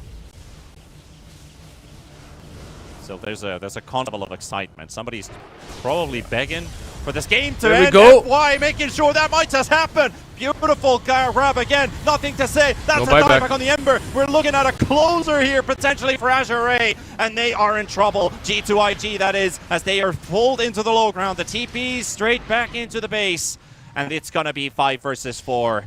It's gonna be 5 versus 4. Lu, does he have the courage? Does he have the courage to take the biggest step of mankind and go back into the high ground? He's staring at the stairs right now. He's staring at the stairs. those are some spooky stairs, Panda. And he's not going. He's refusing to go. The Yep, Boca stunned it's up on the scary. spot. Wind Waker on the Centaur. There's another Double lasso lasso. from Lu. And maybe FY can just close it out here. Lu is inside the base, and he's going back and forth. He's backpedaling. Down and up, and is this the time? Is this the time? Are they finally going to go for the closer? They will look That's to take it. this series with the rapiers and everything on the deck. 96 minutes in game number 2. Azure Ray to the upper bracket finals with a 2-0 versus G2IG. Good morning, Europe. Welcome Good to... morning. Good morning, everyone. Welcome to Quintessential Dota, Chinese Dota. 96 minutes. FY making the difference once again, just like 5-8 years ago, just being the man of the match. Yeah, bringing the A stuff when it really mattered, the double lassos in the end. But dude, this matchup, there's the Medusa pick, you pick our Corden to counter it. It fucking always goes this way, you know, just always. Because with our Corden, yeah, you kinda counter her, you can defend the high ground, but you can't push, you can't show yourself. The game is over. So if the enemy team is also smart, they keep the high ground, and this is what happened. Just a crazy match. Every single level 30, almost everyone 6, 7, 8 slotted, 20,000 gold on the Arc Warden. Besides having 9 slots at that point even. Yeah, it's absolutely numbers on the board as well, because the thing is, the Arc Warden illusion doesn't really count towards hero damage that well, but it definitely counts on damage it has tanked. So let's put into a comparison. Monet with Medusa, 130,000 hero damage. That's your average Zeus game. Zeus this game, 99.8. How much damage did Arc Warden tank this game? 519,000 damage tanked by Arc Warden this game. Absolutely incredible numbers on the board. But in the end, Azure Ray, they playing half the game from the fountain on this Arc Warden. They take the win, they take the dub, they take the series win and march to the upper bracket final. G2 IG, it's the lower bracket run. After a game like this, gotta feel a bit gutted. Yeah, my dude tanked 500,000 damage. Dealt 100,000, tanked 500,000. Cool stuff. Yeah, you have to be gutted, but what can you do? It was a really good game from both of these teams. You can see that the squads are really close.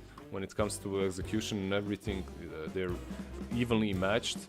There's a slight advantage that Azure has overall in decision making, but nothing crazy. I feel like the difference maker in this game was FY, but for me, one shout out should go out to Bach as well. Like, this dude had some crazy stomps. Like, okay, Absolutely. Centaur got buffed, right? So it's as insane as it looks, but still, he was on point with his everything but the workhorse. The workhorse was a meme, but he couldn't choose. He had Agnes, right? Or destroy it. Meanwhile, on the other hand, another guy that should get the honorable mention is JT. Like, this Doom kinda gave them a different dimension later on. They gave them a different way to play the game, jumping in with the Doom, traveling in. They weren't just stuck in the base. The problem is, yeah, it was a bit too... once they got to that idea, the game was already out of control. That also means our first series of the Chinese close qualifier for today is coming to a close, and we have 2 more to go. As we also have the upper bracket losers shuffled in the lower part. That means Team Bright is playing Titan, and G2 IG play Team Aster, starting in 40 minutes. So without further ado, we're going to take a tiny break and then start watching some lower bracket elimination games.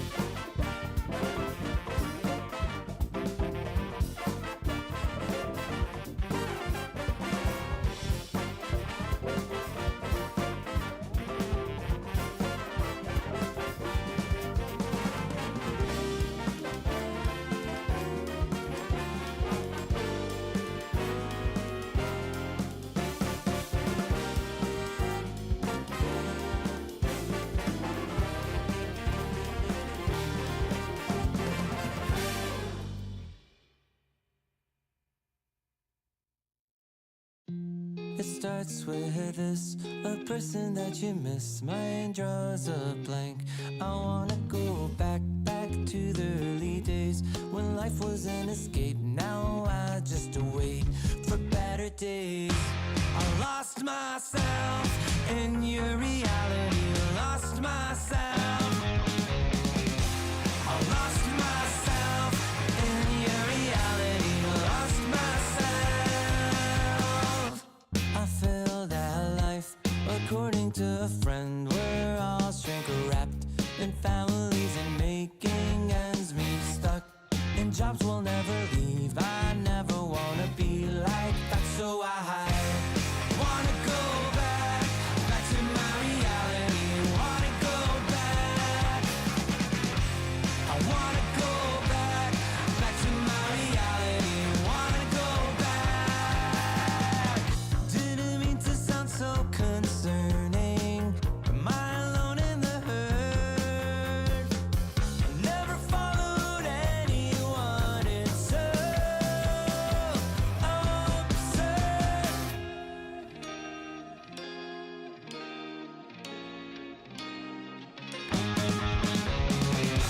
I wanna go back to my reality. Wanna go back. I wanna go back to my reality. Wanna go back.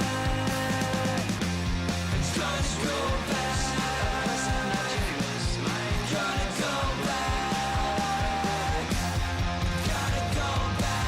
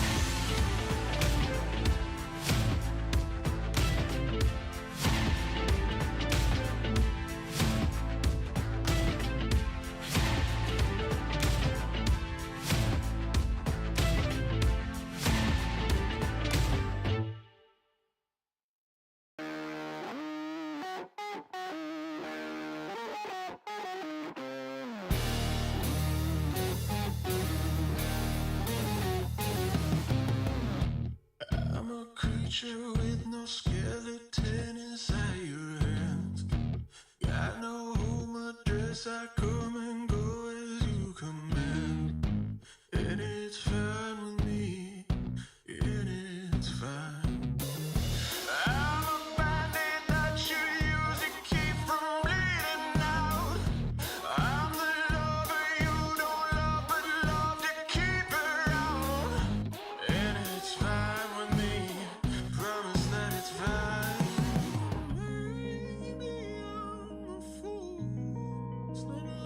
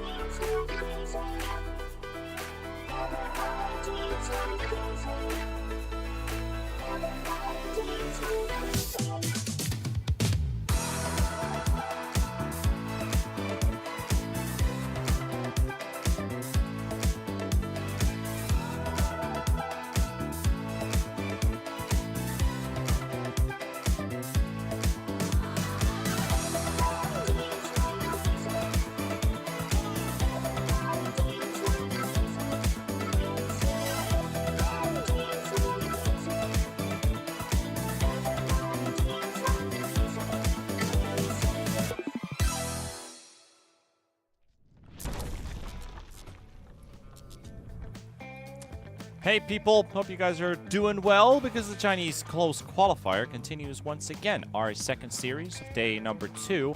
And this time it's about elimination. Of course, 8 teams in the bracket, 6 remaining. 2 of them which dropped yesterday, Team 0 and Go Along.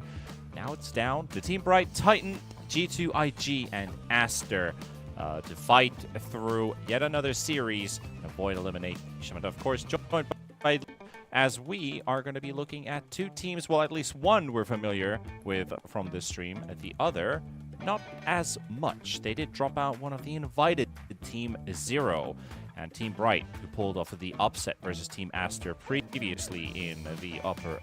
So, one of these teams is going to pass out on Dream League Season 22. Which one is going to be? I don't know. What do you feel like as we go into this one? Absolutely, I don't know. The same way you don't. I feel like they're actually evenly matched. We had one series that was evenly matched already this morning.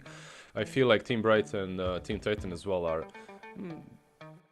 very close. Like Team Bright, they dropped Aster, right? So they had some pretty good performance there. Some Lina and Nature's Prophet. Sleep. Even though they did drop Aster to the lower bracket, I feel that they made more mistakes than Team Titan were in their matchup. Now, it also could be just the fact that they had a stronger opponent. Looked like they were making more mistakes, but I would say that maybe, just maybe, I would go 60-40 for Team Titan. That's just the way I feel, yeah. At least Titan, they've had some, time to rest. This is their first series of the day. Team Bright coming out of a fresh loss against LGD, who has marched forward into the upper bracket final versus Azure, who we were watching with that 96-minute game number 2. G2 IG unable to tie it up and stretch to a game number 3. So between these 2 teams, it is of course all about the draft where we build things up. And Team Bright, if we reminisce what we saw yesterday from this team against Aster, we had some pretty clutch moments coming out from them in terms of they prioritized the Furion pretty heavily in the first phase. Yep. They also put a lot of love with the Tusks and the Vengeful Spirits. So I believe they could, continue replicating what worked for them, because when they played against LGD, they didn't play any of those heroes. Well, they played one Venge. That's pretty much it. They had a Meepo, but it didn't work. Yeah, I can see the two carries already out, the Lina and the Furion. That's what they played. That's what they won with versus Aster. So yeah, if you're Titan, you get rid of that. You play normal game of Dota, but I like that you touched more on the supports than on the carries, because Venge should go next. If you're Titan, you ban it because you don't have first pick. I think this girl is really strong. Techies as well, left in the pool. Meepo as well, left in the pool. We have Meepo spammers here. I don't think he's first phase material though, so you can leave him for a bit later on. Well, Bright did play Meepo in game number 2 versus LGD. Just unfortunately no success with that hero. 18 minutes Ags into 23 minutes Disperser is what I'm seeing here. Well, that's not bad actually. The timings aren't that bad, but sometimes it's just not the Meepo game. You know, it doesn't matter. Yeah, and you're playing against a juggernaut like LGD. They're like, you can have your Meepo. You know how to play against it. Wait, they didn't play Juggernaut versus Meepo, right? What did they play though? I'm interested now. On the side of LGD? Yeah. What did they have? Oh, let me get that open again. LGD in game number 2, they had Pango Doom. Is that a Weaver core? Wait, let me check the site more accurately. Pango Doom, it's already 16-0 Weaver on Shiro. So damn. Yeah, like, Weaver is kind of harder now to play. If you're Meepo, like back in the day, you would buy Hex, but right now it's not really an item for you. I think that people are gonna start buying Hex anyway on Meepo. It's just way too good, even though it gives you 0 stats. It's just an item that you need. But okay, speaking of this game, we have Lion, completely ignored in the last series. We get it now though. Yep. Got the Leon. Also the Meepo, the Venge went through. Maybe second phase ban material potentially. Might be kind of brought up as a not necessarily. Do you play Magnus with Meepo, or is there no synergy the two? I mean, there is no big synergy like Empower until you have Aghanims. Once you get tags, actually there is with Empower. But I'd rather play a different heroes, right? Like with Mag. However, I wouldn't mind seeing techies, Magnus techies here if they're fine with that. I think it's a good combo on the offer other ones, of course, as well. Yeah, we saw some good usage of Bat techies and Mag techies with skewers and blast off combinations to prevent the opponent from getting to press any abilities or bombs. Because when they get skewered, they get instantly followed up by some stuns. So you've got all these good things going in their way with those easy pickoffs. And they also are both heavy in burst damage, which I wouldn't say no to. I would actually like to see a techies for Team Bright if they decide to bring it up. But it is up to Titan to pick first to compare. To pair up with this Lion. 5 seconds remaining. And what did Titan actually play yesterday versus Team Zero? So Titan was knocked down by G2IG. They played identical Game 1 and Game 2 third picks. They had Furion, Tusk, DP. You had a Drow and a Zeus, and then the Invoker and the Medusa. Otherwise, the 3 same heroes. And then in the lower bracket, Team Zero, we've got Lone Druid, we've got Naga, Droll, the classic Centaurs. They actually did play the Techies and the Magnus, so I think Techies could be contested here. Yep. And it's just a very strong hero right now, so you don't even have to look at necessarily the teams. It should be picked. My humble opinion, but we'll see. There are other options too. Some Enchantress into line, which isn't that bad. Hunting him down with creeps, his lane becomes a bit harder. You know, this guy is just super annoying to play into. Impale, into Earthspike, into the suck. And then, yeah, the suck. And that just happens over and over and over again. It's so damn annoying, dude. I hate it. They get glitched. They want some armor. They want some... counter to the Meepo as well. Slight counter, not really a big one. You don't really care that much anymore. There are multiple ways of dealing with everything that he's got. The Shard and the Aghanims. I like this SD pick as well, considering Lion and Lich both are... They're capable of dealing a bit of damage, but mostly it's the control. And do against control is either A, you have a Purge, or B, you have a save, and then you have Bubble. So, and this bubble can also be utilized for setups on the side of Team Bright as well. So I like bringing this hero up. I think I've always been an SD enjoyer since my attempt of being a pro player. When we played, something like Boston Major Open Qualifiers, and we had it was anti-mage SD. I was forced to play the SD, and I had one job that game, and it was to bubble when my AM calls for it. That was literally all I did that game. But it was my first touch on the hero, and ever since I was like, well, I just see this hero as a great turnaround opportunity. If they jump on my guy, they stun him for like 5 seconds. I just bubble and save him for the time being, and we turn the fight. Well, yeah, that's what he does, right? Like, he's really good at that. He's also good at setting up with initiate. If you're going on someone that doesn't have mobility, you can initiate with a disruption. So overall, not too bad. You can set up for Techie's blast off too. Now that we have Techies in the game, you can link him up with a Luna on safe lane too. So it's not only about saves, it's about just the synergy between heroes. Yeah, and also one of the few pos 5s that like the dagger, if that is the way to look at the game, because you have your ult, you can force somebody to be stuck on the spot. It goes through everybody, goes through Rage on Lifestealer too. Yeah, interesting, because he has Purge already, right? And that's what you want to see versus Lich. It's really good. And now they pick 2 extra heroes that really, they don't love playing against Shadow Demons, so interesting they go for these 2. Slardar, by the way, is man of the day yesterday. Yeah. But today, unpicked, like, absolutely unpicked. Yeah, and also when you consider average Dota game time duration, could just be the man of the hour here as well if Team Bright want to pick it up. Well, usually when it's picked, the game doesn't last that long, right? Like, he just crushes.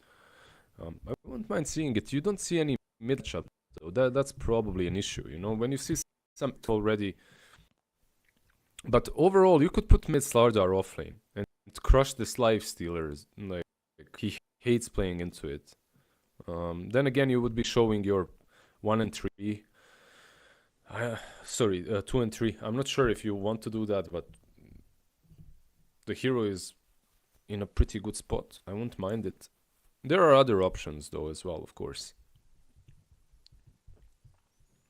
You can expect from Titan to probably be getting one of the spirits, right? Monkey is also good versus Doom. But I feel like Doom fares a little bit better into Monkey now than he used to. Yeah. Still, Monkey is difficult to play against. But you know what the problem here is? Like, you're picking Monkey to crush Doom, right? You have this Shadow Demon and Monkey lane. Like, I feel that Monkey needs just a tiny little bit of control, and Shadow Demon isn't bringing it. I'm not talking about disruption. I'm talking about, I don't know, like some slow or a stun.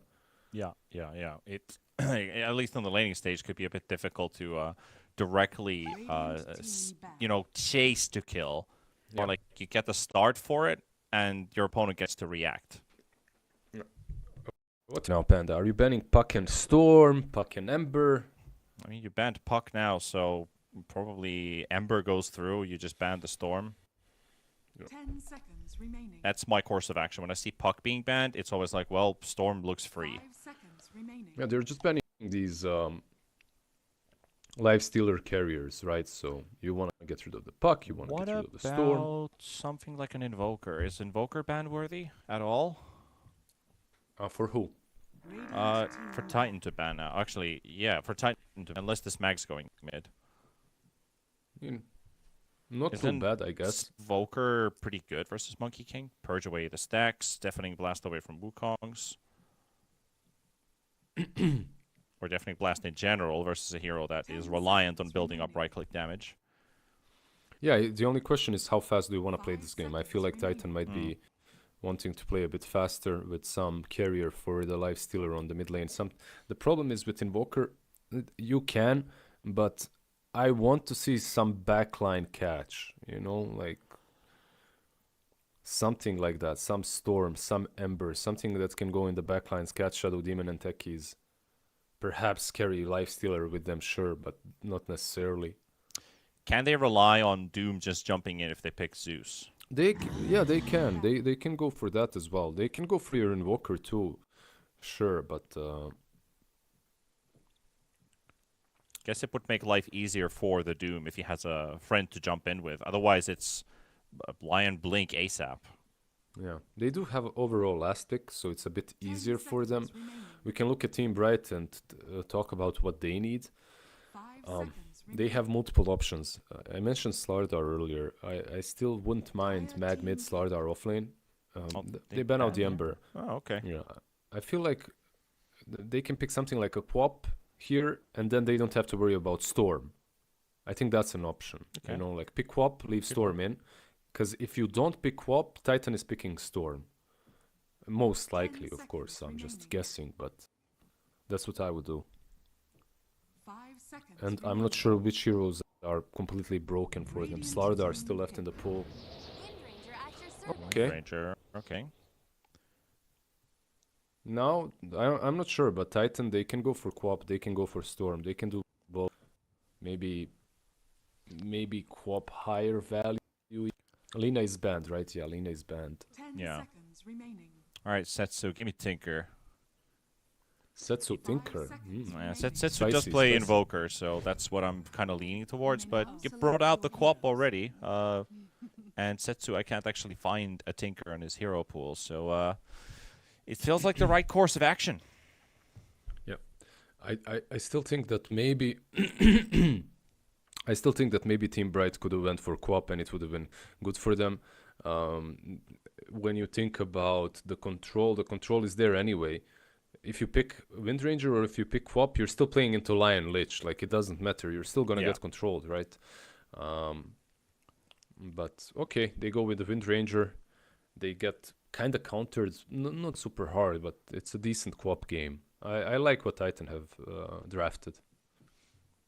Yeah, Titan already... actually, both of these two teams have already beaten an invited team to the close qualifier. We had the Aster upset, and then we had Team Zeroed out by Titan after losing the first game, but then turning the course around. So both of them have already had their challenges on the path towards this qualification spot. Since they're in the lower bracket, they're going to have to wait until tomorrow, at least one of these two teams. The other one is going to have their tournament run end here after this best of 3. But I'm expecting maybe something slightly different compared to the G2 IG versus Azure Ray, which was very polished Dota. It was an absolutely great series all the way to the end, despite it didn't feel like a slugfest when you think about the fact that it was Lou playing absolutely super consistent with that Arc Warden. Can I be Maybe honest? here there could be a little bit of error, but then again, this Titan lineup is super experienced. Old 11, Fly, Setsu and the boys, like I think Undyne is the youngest player on this roster. I think he's like 22, 24. Everybody else is like 27, 28. Dude, I'm 10 times more excited for this game than I was for the Arc Warden Medusa. Like 10 times at least. Like, when I saw Arc Warden and Medusa, I knew what we were in for. Like, it's just bound to happen. Unless Arc gets crushed in the lane and then somehow there's a 20-minute Medusa hitting your high ground. Look at this roly-poly. They've just gone around each other's.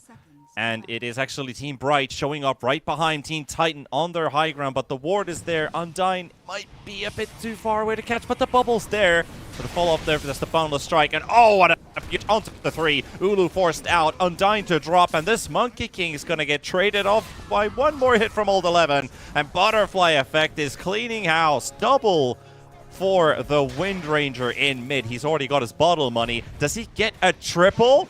A triple it is for Butterfly Effect. Is just insane for your mid hero. You know how I feel sometimes when I start the game? Like, I feel like it's a waste to buy a bottle. I don't know why, but every time I start with like double kill or I get first blood and all the runes, I have gold for bot lane. I feel like, man, I don't want to buy it. I want to buy some stats, you know. I want to dominate the lane. But you're playing into a quap, extra region definitely will come in handy. Perfect start for butterfly effect. It could be super spicy if you could get something like a javelin right away, right? Yeah, I mean, yeah, that's over. If you're like a Maelstrom hero, you have the chance to build a javelin, and Wind Ranger would be one of those, and be like, I'm going to be very, very strong on this hero, and it's going to get that early bracer on the Wind Ranger, being universal and all. Yeah. If I went for javelin, if that happened to me, top lane Red Panda, the Red Panda might be dead here, even if there's some body blocks. Even without them, I feel like he's dead. There's a Windlace, yeah. No, if I bought javelin, I'd be missing every single last hit. I'd be under the tower hitting creeps too soon. Bottom lane, Irving. Oh, Irving might be dropping the fly. Yes, he will. TK might He's trying to battle, but almost not dying. But it's a fight he cannot seem to win. And Mr. TK, for some reason, showing Mr. FW. I think this is the same guy. It is, yeah. Right. Just doesn't have it. Have his official name I see showing it. there. I don't know. Maybe it's for you only. Yeah, could be a bug on my end. Probably need to restart the game once again. But yeah, a couple kills going for Titan in quick succession. They got the kill in top, another kill in bottom. Undyne will just go for the tier 2 tonight. It is a shared bounty. More money for the Wind Ranger. Not a lot, though. But this game couldn't have started better for him, you know? And he's been so impactful as well. Like, when you get a head start like this, you just gotta be, you know, drooling. Considering, like, when you have these thoughts like, this is my game. I can't give up this game anymore with this good of a start. Yeah, This is a good definitely proud of you. the star player of Team Bright. I feel like in good games and he has a decent performance. Doesn't matter. I haven't seen him crushed and, you know, just dominated. I've seen the rest of his teammates said, but I haven't seen him have zero impact. Even in the games that I remember a game yesterday with, I think he was playing Ember. He'd still do really well. He was like 4-1 or 9-1 or something, and his team was losing. So yeah, star performer, giving him some extra from the get-go might just win you the game. Potentially good. It will do good for him at least this early on. Finally, in a bit of a commanding from like you said, from the get-go. Just needs to light the lightning, basically. Ride the Gleipnir. I know that's Seek and Destroy. Never mind. Close. Yeah, that's not quite the same. I think it's the same album though. But the funny thing time I think about Ride the Lightning, I've got Riders on the Storm on my head for some reason. Yeah, it's close. It's close. It's not even the same thing, but it's close, and that's the tune I have ringing. Completely different genre and everything. That too, yeah. But, all 11. Close. Gonna have to jerk around Ulu a little bit here. One more hit to do the trick. Red Panda won't be able to get the connection either with the Shadow Poison. He just dies to Mercy. Ulu doesn't get a kill and loses his support. So what if you go as Doom with this Swiftness Aura, you die on purpose? You get 100 attack speed. Bam, bam, bam. Easy kill. Slap, slap, slap. Buy mana if your Ulu feels bad. What's happening on mid lane? 20 CS on Wind Ranger, 16 on Quap. Close enough. Nothing crazy happening. The only one having difficulties CS is Old 11. He's not doing too bad. He's keeping up. It could be worse. Let's put it that way. I mean, they just scored a support kill with Doom surviving, so that already does a lot for this lane. Look, this is the lane that they got countered on, right? Like they picked Monkey specifically to own the Doom, so Like, you can expect him to not have the easiest of lanes.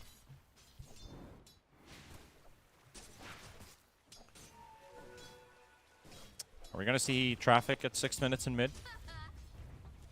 Probably. They will be hitting level 6 soon, so some rotations can happen. Lion, really good to rotate this game. Techies, Lich as well. I like how Wind Ranger almost has like a straight flush in his inventory. You got Racer, you got the Wraith Band, but no Just Null need the Null. Talisman, which we're probably not gonna get. Just needs the null. How do you buff null? What do you do to it? How do you buff Null? I actually Yeah. need to open up the stats table to see. Probably you can't probably touch the main stats because it would take away from all the others. Oh, actually, let's look at Ulu. Getting lane? punished Sure. there in the top lane.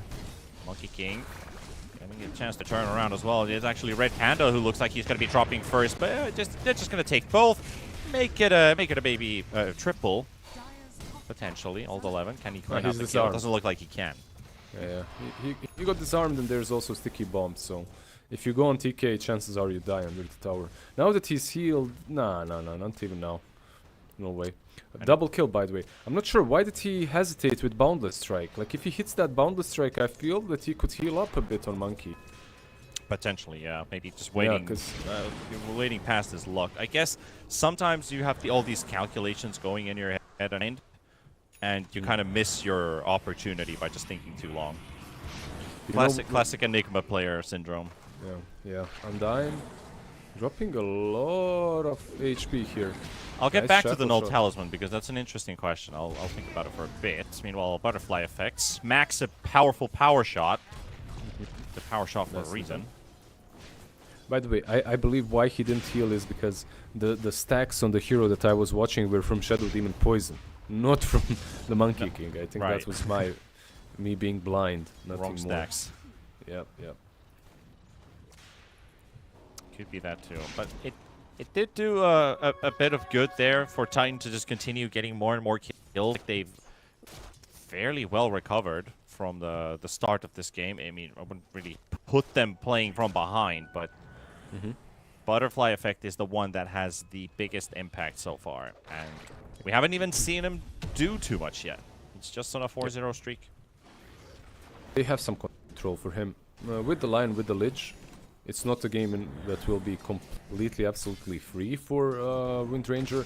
At the same time, Wind games such as this one can just crush. Like you're playing into a lifestealer. TP top.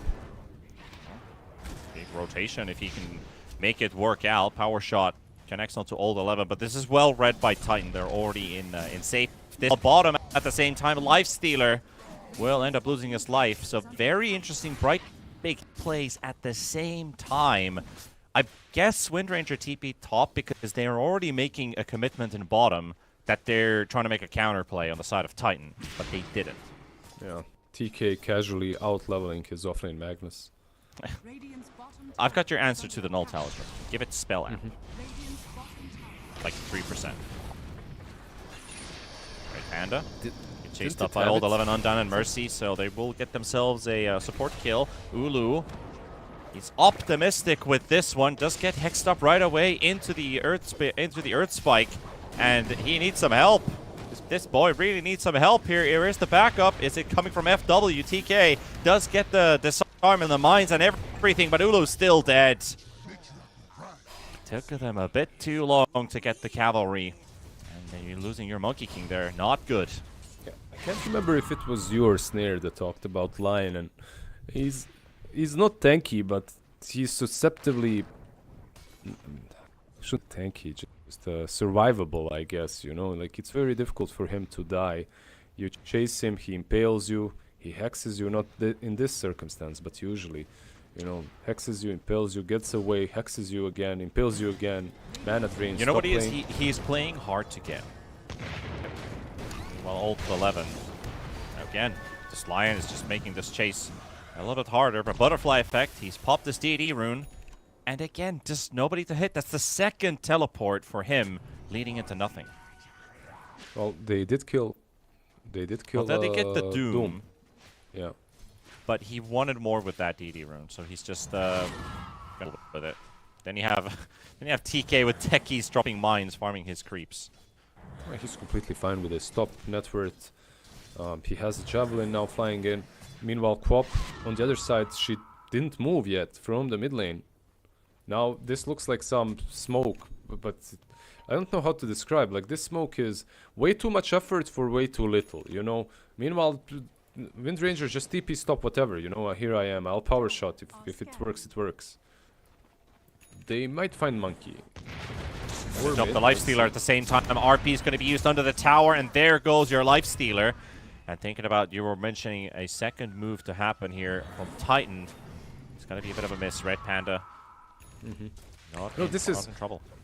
I'm not sure, but Titan, these movements around mid, they are reminiscing me of 2015. Hey, supports, come, smoke mid, let's move.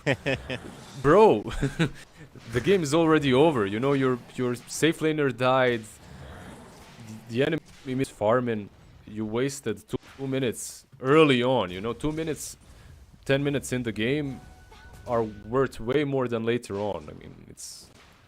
Yeah, 2015 was not kind on supports. You always got to go to your mid player instead of your mid player going to you. He's going to occupy the courier because he needs his item more than you do. He's telling you to put a ward here and there. Then you have to upgrade the courier as well because your ganks are failing and you don't have money to upgrade it. And you just got this donkey going all over the place. I feel like maybe the reasoning behind this, because Setsu is an amazing quad player. I feel like he's getting ganked. Let's see. Didn't connect. An attempt was made. They are still trying though.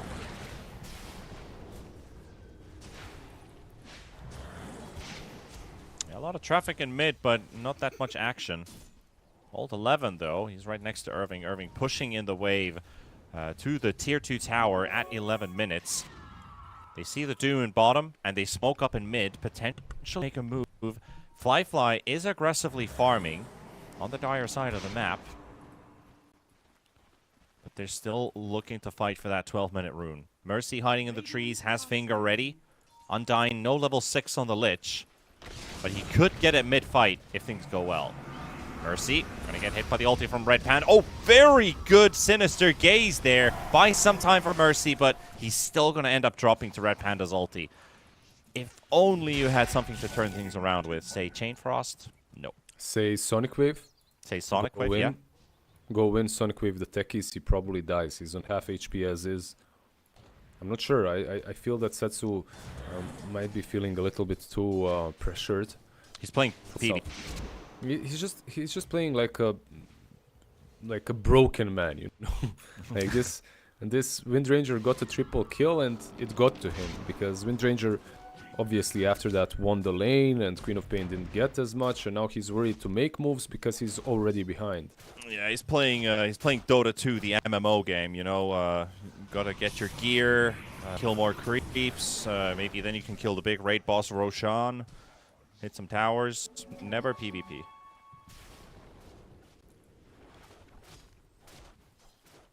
Sometimes it be like that.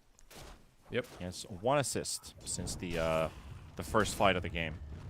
He doesn't have the resilience items yet, you know. Once he gets those, he's gonna go. Imagine if there were like tier set bonuses for building particular items in like having specific items in your inventory and you get extra bonuses for that. Hell yeah, let's go. Yeah, developers' nightmare would be all the interactions in Dota, and you got to start building particular items on a particular hero to get some more buffs. Let's say if you have Aghanims and Aghanims Shard, then you get a bonus.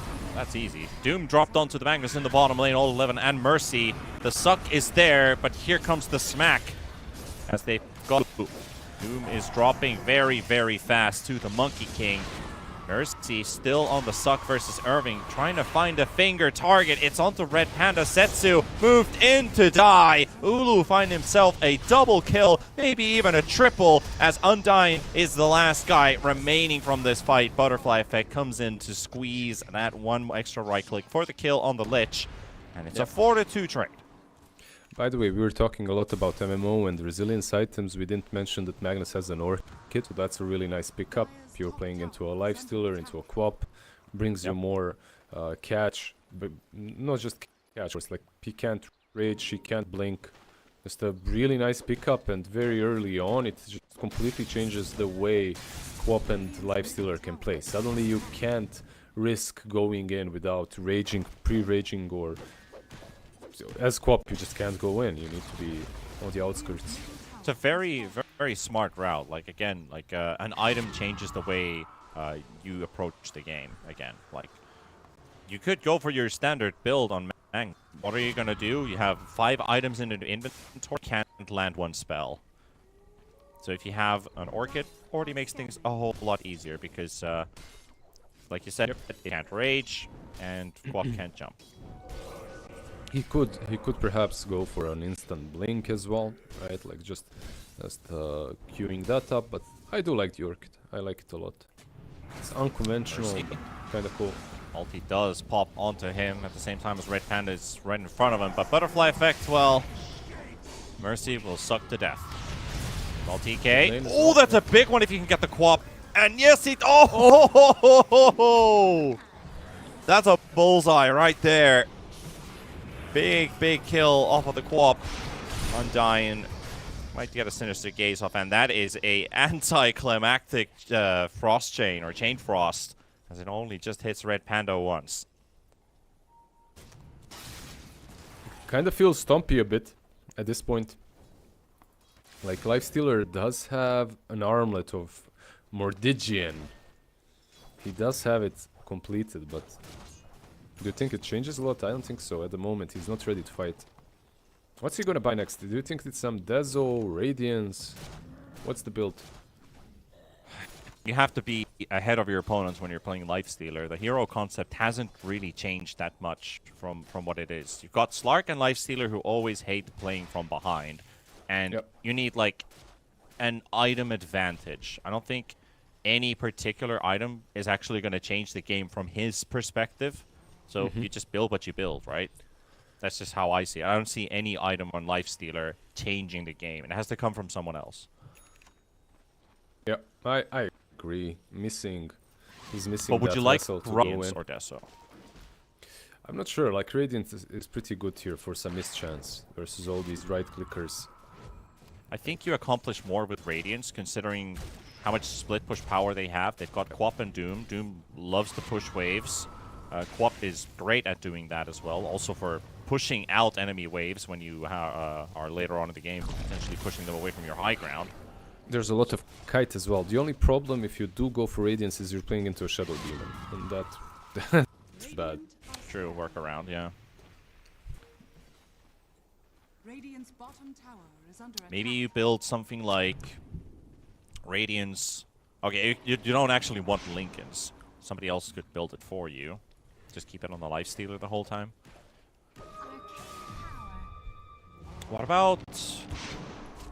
Okay, I was just humoring myself with the idea of why, but I guess you could build like Harpoon Lifestealer. Is that a thing? He's got 3,000 gold. Honestly, at this point, I feel like he's buying Radiance. There's nothing else, because whatever else, if he was buying a Dezo or something like that, he'd buy a piece already.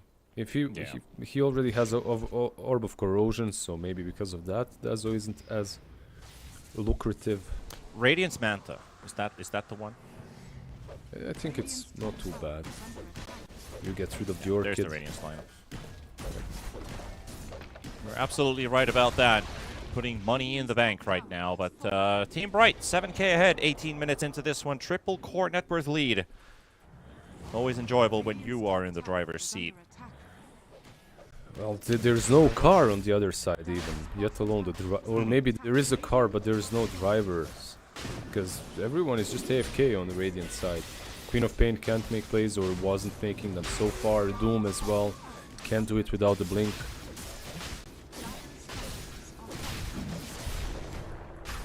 Here we go with the Aegis. That's a good pickup there for Mr. Ulu.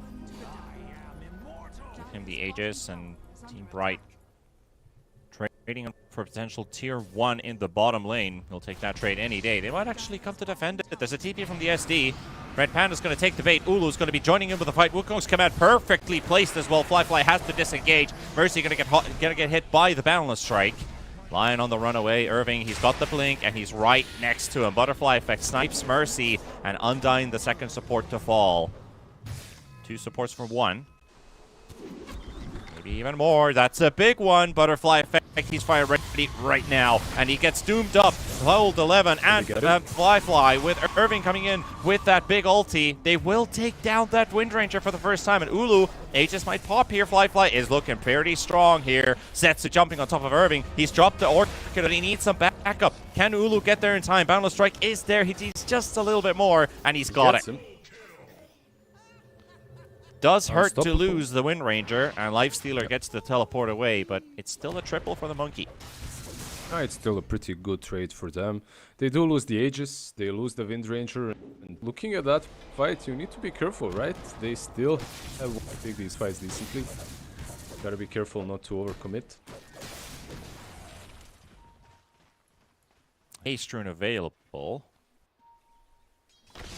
Not quite close to it. Undyne looking to grab it for himself. Lion going to get jumped there by the techies. Does have a lot of ATOS.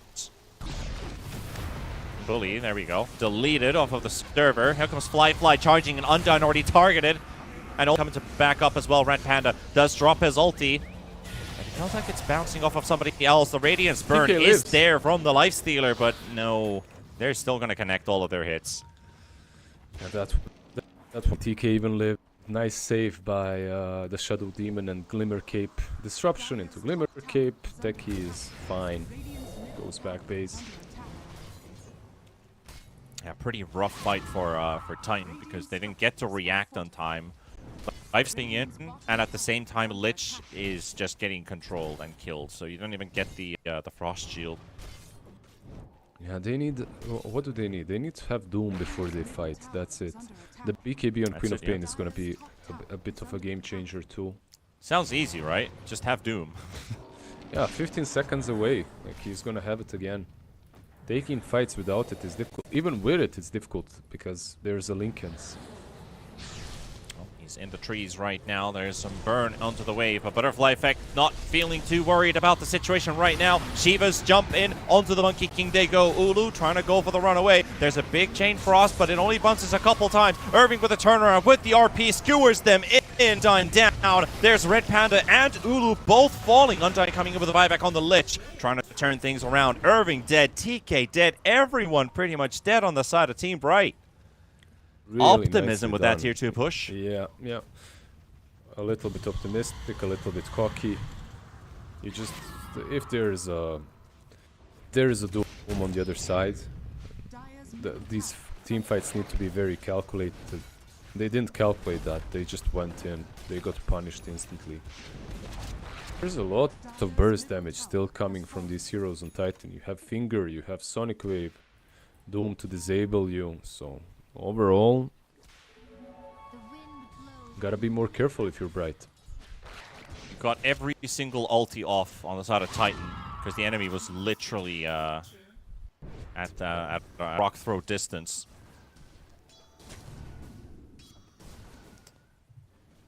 And we talked about some of these blink initiators as well. Red Panda has that blink up on that SD. It's gonna take some time for him, but once he does have it, it's another vision provider for these fights because they're landing some really spicy 2-man RPs, and all he needs to do is just bring them to you and you'll get some kills. But if you get the SD to also make like these singular plays, catching a singular hero here and there with your Purge, it's Wind Ranger or Monkey King just being like, oh, that's a free kill.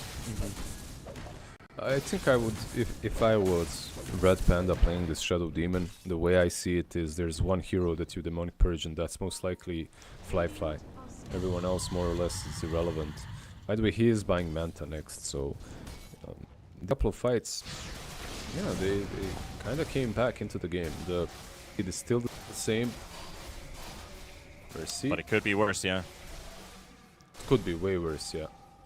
Radiant's middle tower is under It was 8,000 gold at 21 minutes. Now we're at 4K, so it's been halved.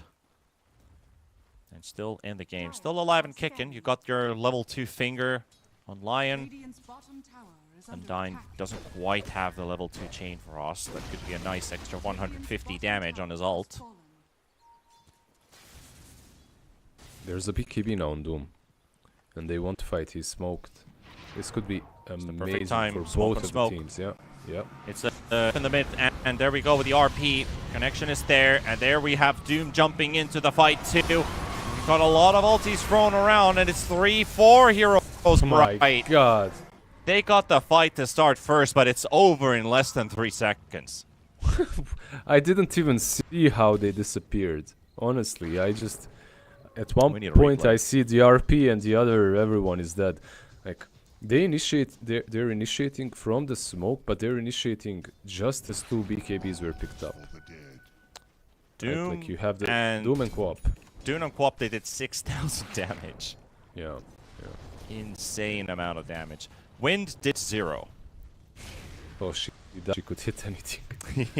Exactly. Dire's top Oh, that's tower rough. is under attack. They were the ones who initiated first too. It's weird to see how powerful of a counter initiation that was from Titan.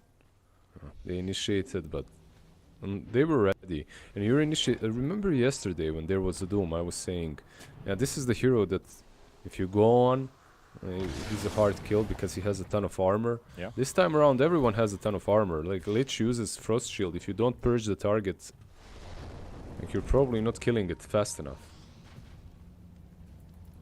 It's just the required sustain that they need. Yeah, They it might was find the the level. Shiva's Guard, Wildwing Ripper, or Doom we talked about. Yeah, They found him. TPs are coming in. Doom going for the TP out. Sadly, no Basher on Ulu, so can't prevent. He's got the Basher lined up, but doesn't have it quite yet. They're thinking. Okay. Interesting move to head to bottom here. It's also Nightchan is up in minimum 30 seconds. Wouldn't you want to play the top half of the map right now? Doesn't matter that Well, much. yeah. Probably yes. Depends on where you have vision as well. If you're ready to fight or not, if you want to be fighting or not.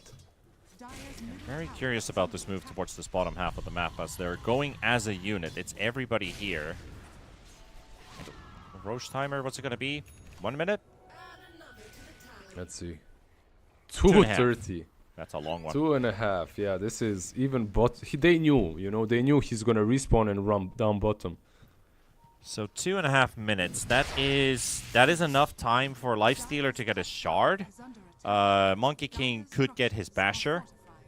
Windranger could get his Blink. There's 3 or 4 items that could be finished during this time as Roshan is spawning. Yep. We might see a completely different fight. I like the enchanted quiver, by the way, on Doom. Makes you know why he gets it, because with it he can jump on Windranger.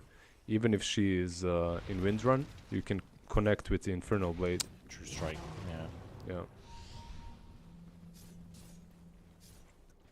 That's a good point there, Mr. Lizardo. Yeah, it's pretty nice. What's interesting as well, he took the Devour can target Ancients, and he's carrying the Granite Aura. Like 16% bonus HP. Pretty cool, right? It's like pretty usually big, you yeah. see, usually you see some Dooms carrying Centaur or something like that until the end of the game. Yeah, He doesn't look at have any the ways. Ancient Black Dragon's HP is increased by 600 with that aura. It's a 4K dragon. Caught in Dragon 4K. in 4K. Yeah. Yeah. Yeah. You got the reference. Dude, The wraparound, though. Black Dragon just charging in, giving info on everybody. They don't want to hit this dragon. They want to hit heroes. They are scattering all over the place. Old 11 gets Red Panda, but Red Panda drops the ult onto the Doom. He's got that bubble, but he has to use it now to buy some time, keep himself alive. They've already lost Mercy and Undyne, so 2 quick kills already taking place.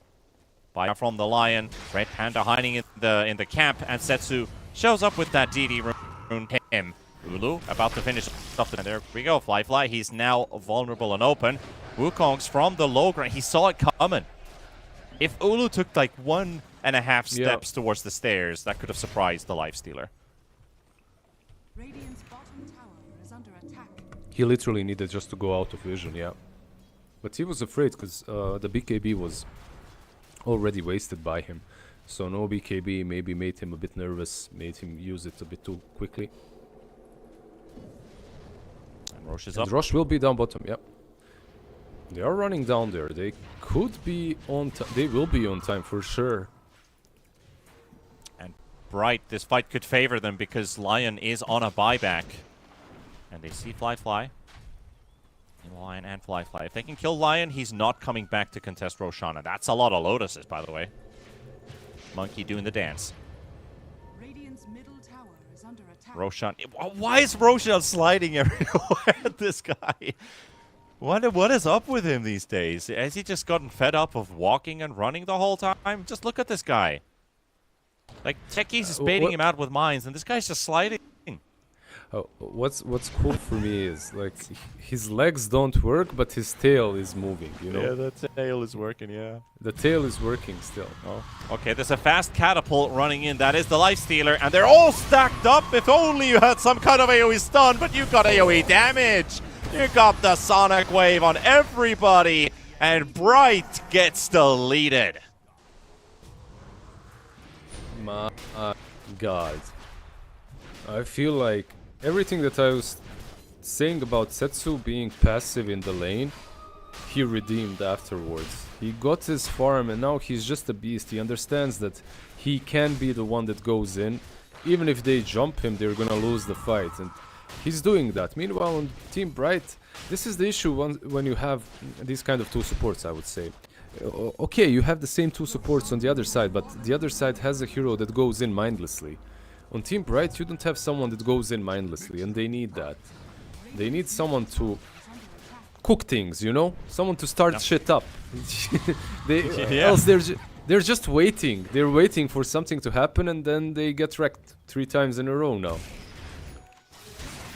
Yeah, they dealt 97k damage again in such a short time span. Like, the amount of bursts on the side of Titan is pretty insane. Dire's bottom tower is under attack. Bright is gonna have to find a more active way to play this game. They've given away their good lead. They have basically this game's net worth has shifted from an 8k lead to a 5k deficit. So that's a 13,000 gold swing in 10 minutes. In 10 minutes, and we're only at the half-hour mark. Yeah, they literally won every single team fight. What do you think? What got them to this position? Do you think that maybe Team Bright should have committed for the BKBs a little bit earlier? I'm not sure. Maybe it would have been helpful.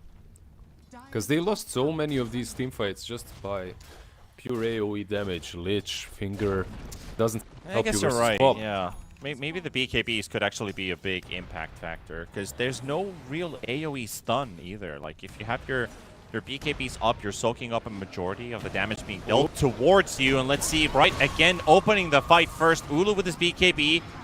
He's gonna soak up a nice amount of it. And the fight is instantly pulled to it. Butterfly effect has his blink available. Fly is baiting a bit. At me, bro. He still has Aegis. He's absolutely unfazed. He has Aghanims, by the way. He went for it. He's going for the Infest. The Infest Radiance Burn. Spicy. Yeah. I hate this so much. Come here. Come here, Shadow Demon. Let me enter you. Dude, that's how much hate Red Panda was gonna get for his 11th death. Doomed by the Doom. Dooming a demon. It work. Have you ever watched Supernatural? Like, you can still doom a demon. Yeah, I actually have. True. Have you? I have watched all of Supernatural. I'm not lying. Yeah, I can definitely imagine you watching it. I love that show, dude. I watched it was in great. high school. Like, yeah. And the funny thing is, like the first season or maybe the first 2 seasons, No spoilers. Curve is on season 10. Don't spoil. You have season 1 and season 2. It's such a dark show, right? You wonder, how did this become a hit? Because it became very hip and trendy. Later on, it became more user-friendly to watch. I'll tell you how. They have 2 cute guys as main actors. As 2 They weren't leads. that cute in season 1. Okay, season they 2. weren't, but they transformed, and suddenly every single emo and god girl started watching that. That's the thing. It's like people don't even remember what happened at the start because you got these 2 cute fellas. Dude, you're such a hipster panda. I watched it before, it was cool. God damn it! I remember when they were when it was coming for the first time, and I got hyped from the sneak peek trailer. I was like, "What is the series? It looks really cool." I watched the first episode, and I was like, "Oh, this is brutal."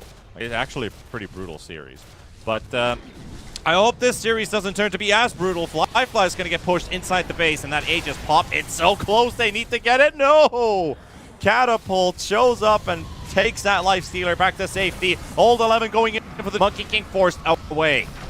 TK on the techies, about to drop. Red Panda also on the run. Irving tries to drop the RP. He does, and Lifestealer is back at full HP. It's just like all of the hard work you did just goes down the drain. Some office workers stole all the credit for the hard work you did, and only just getting the Aegis after your members are dead. And they might lose the side as well.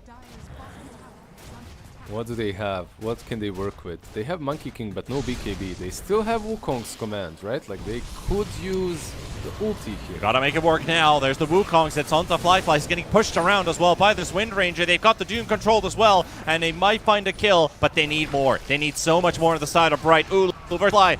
On a 1v1 mano-a-mano, it is the Lifestealer that pulls in the victory. There's a jump as well. There is a Red Panda in a Glimmer Cape. Setsu blinks in. He sees him as well. Oh, okay, that wasn't his ulti, actually. I thought that was his ulti that he dropped on Setsu with that Linken's pop, but it was only the disruption. Glyph forced out. Melee Rack's about to drop. Butterfly Flick, nice. Does get the connection with the stun. Gonna get hit by a long-range hit from Mercy. And Flyfly, he's forcing them away. And there goes your Butterfly effect, Wind Ranger. He had a triple kill to start the game, but he is losing his base. He's losing his teammates. Flyfly with the triple comes back with a buyback on this Butterfly effect, Wind Ranger. But they're going back to what they started. They started with a high ground siege. They finished the job, and they are leading. I have this theory. I have this theory that some teams, some players, they actually lose when they have a good start. They just get too much in their head. They think they're the hot shit, and then they kind of don't buy the improper items. They go into not too greedy. They just go for something that's not really safe. TK. A world of hurt. Yeah. Oh, they got the Wind Ranger hexed up too, but the fight's splitting up a bit. Setsu is going to jump on him, but hey, we got a finger. We're not afraid to use it. That's the finger to force the GG as well. Yeah, that's GG right there. Very sad for Team Bright, considering the way it started. If you were this Wind Ranger, you're hovering over the lead Dota right now. You start the game with 3-0. You should be winning it. You crush mid lane. I feel like I praised Magnus for the Orchid on the mid lane, but later on, Irving, he went for Linken's next after the blink. He needed a BKB, man. Like every single one of these players, I feel like needed a BKB. There was just way too much damage that Lich on damage and control that they were doing. Like, you are unable to take a team fight because, sure, you have some diffusal blink to Linken, so what? They're still gonna blow you up, Like, this Monkey King was the sensible one. He bought the BKB, but he's the only one in front. Everyone else dies around him. We're again playing a meta where Pipe of Insight it completely ignored because it doesn't feel like it's value. Like the pipe is just completely ignored. Maybe what to look at BKBs, but this game you definitely should have gone for the BKBs when you think about it. If they had hit those timings, they wouldn't have gotten wiped 3 times in a row. So kind of comes it's up biting them up in the ass. But still, Team Bright, they showed some good moments. They had good momentum. It was just stolen, or it was taken away from them. And Titan knew how to close out this game. Yeah. Kind of because they're just playing regular Dota. They're playing how the lineup works. It's just that Team Bright doesn't have any way to answer it. And the BKBs could have definitely been one answer to it, so I agree with you. Yeah, they were passive. They waited their items. They got the Radiance and 2 BKBs. The first fight, they just disappear on Team Bright. They're nowhere. The Monkey King pops BKB and TPs. That's the only hero that survived. Nicely done, Naisetsu. I'm never doubting you again. Be as passive. Play your MMO PvE as much as possible. Something seems to be the answer. But Titan, they take the lead in the series, and Team Bright one loss away from being knocked out in Chinese qualifier. We will return after the break for game number 2 of the series.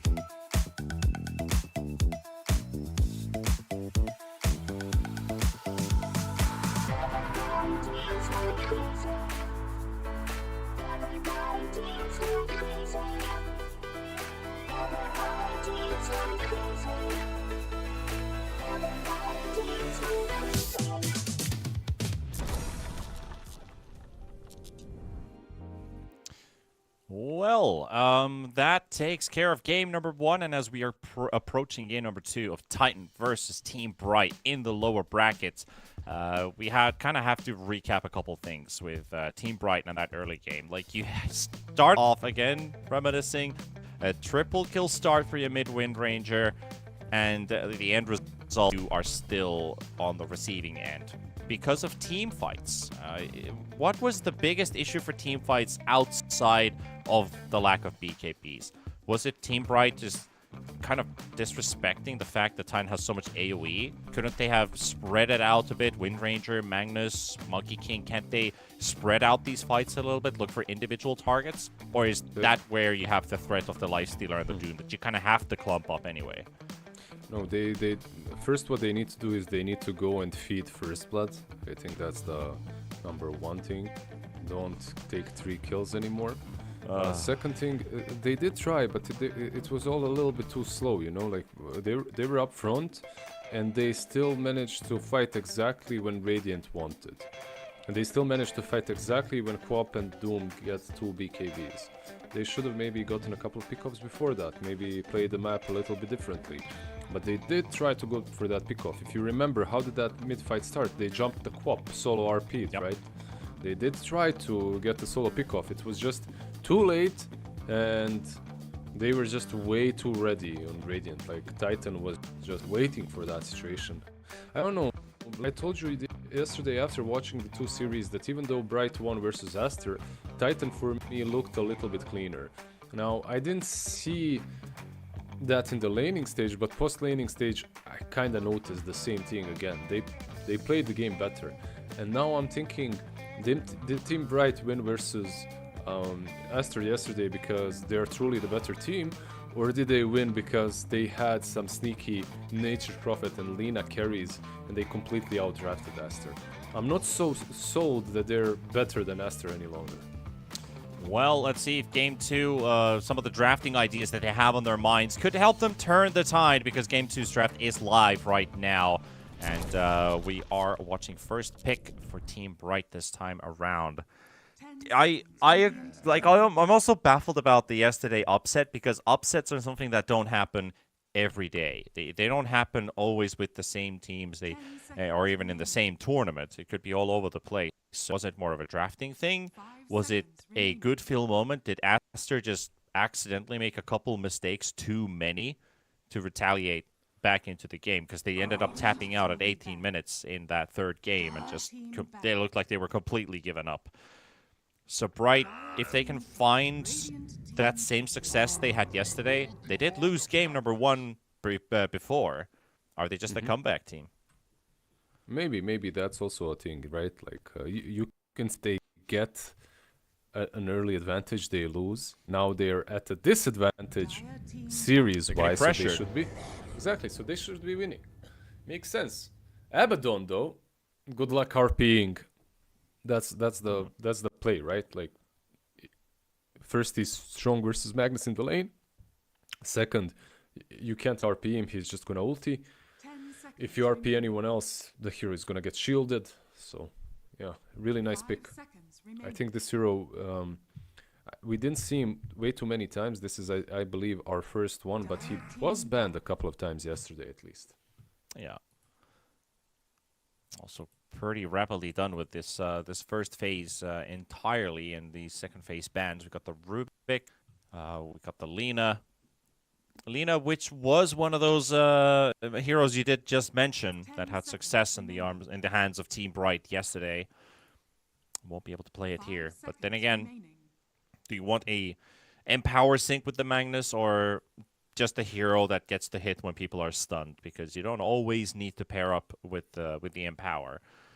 It's a nice and helpful tool, especially for melee heroes that want to get that early farming potential. The later parts into the game, the cleave damage hitting everybody on a hero that already right clicks pretty hard, or just have, you know, stun somebody and just let your range carry do the rest. Lina was perfect for that. Yeah. I see Team Bright and I see them banning Rubik. Okay, you're banning Rubik Titan. At the same time, like picking Rubik on Dire for Team Bright be that bad. Like this hero into Abaddon feels so damn good. You know, you get that shield away from him. Suddenly you're the better Abaddon with longer range. Team ban. That's okay. They ban out the Rubik, they ban out the Lone Druid. Yesterday, Lone Druid was way too strong. Fly as well plays it. Old 11 plays it. Getting it away is sensible. Do you ban techies or do you leave it in? That's the question. Magnus 10 techies seconds seemed remaining. good. Is there something versus Abaddon it's playing against? 5 seconds remaining. Can you take this Titan? How you can't. Like, it's also decent. I mean, it's Abaddon. a hero you can still pick into nothing in a way. Yeah. Have to see anything to pick techies. That's why the hero is so good. Yeah. I mean, those heroes are the nicest, right? But usually and very often they are just supports or something like a Doom. When in that last game you pick a Doom, was it last game or last series? Last game, right? It's all a mush right now. I can't even know. imagine how it is for you, listen. right? Radiant if it's team all blended for me, I can't imagine how it is for you, dude. pick. Dire team pick. I mean, I'm hallucinating, right? You said it. Yeah. I'm just seeing things. Magnus plus, let's see. I like the techies. I'd like still some like the techies, Enchantress yeah. as well. Yeah, I'd like the Enchantress or techies. I feel like both are pretty solid. 10 We'll see what seconds they remaining. want to pick for Red Panda and TK. 5 seconds remaining. Most likely this is a 5 or a 4 right here. Yeah, I mean, it would Usually- make a lot of sense. You pick a support now, maybe another core, or just double support picks here. If you pick double supports, you're not revealing too much of your draft. If you pick a core here, you're trying to bait Titan to fall for it. Let's see. Is Oh, the of Venge course. Yeah, of Game course. one of course, Venge sure. discussion, yeah. Yeah, I love it. I love it. You can what can you go like Venge Drow, something like that, some ranged carry.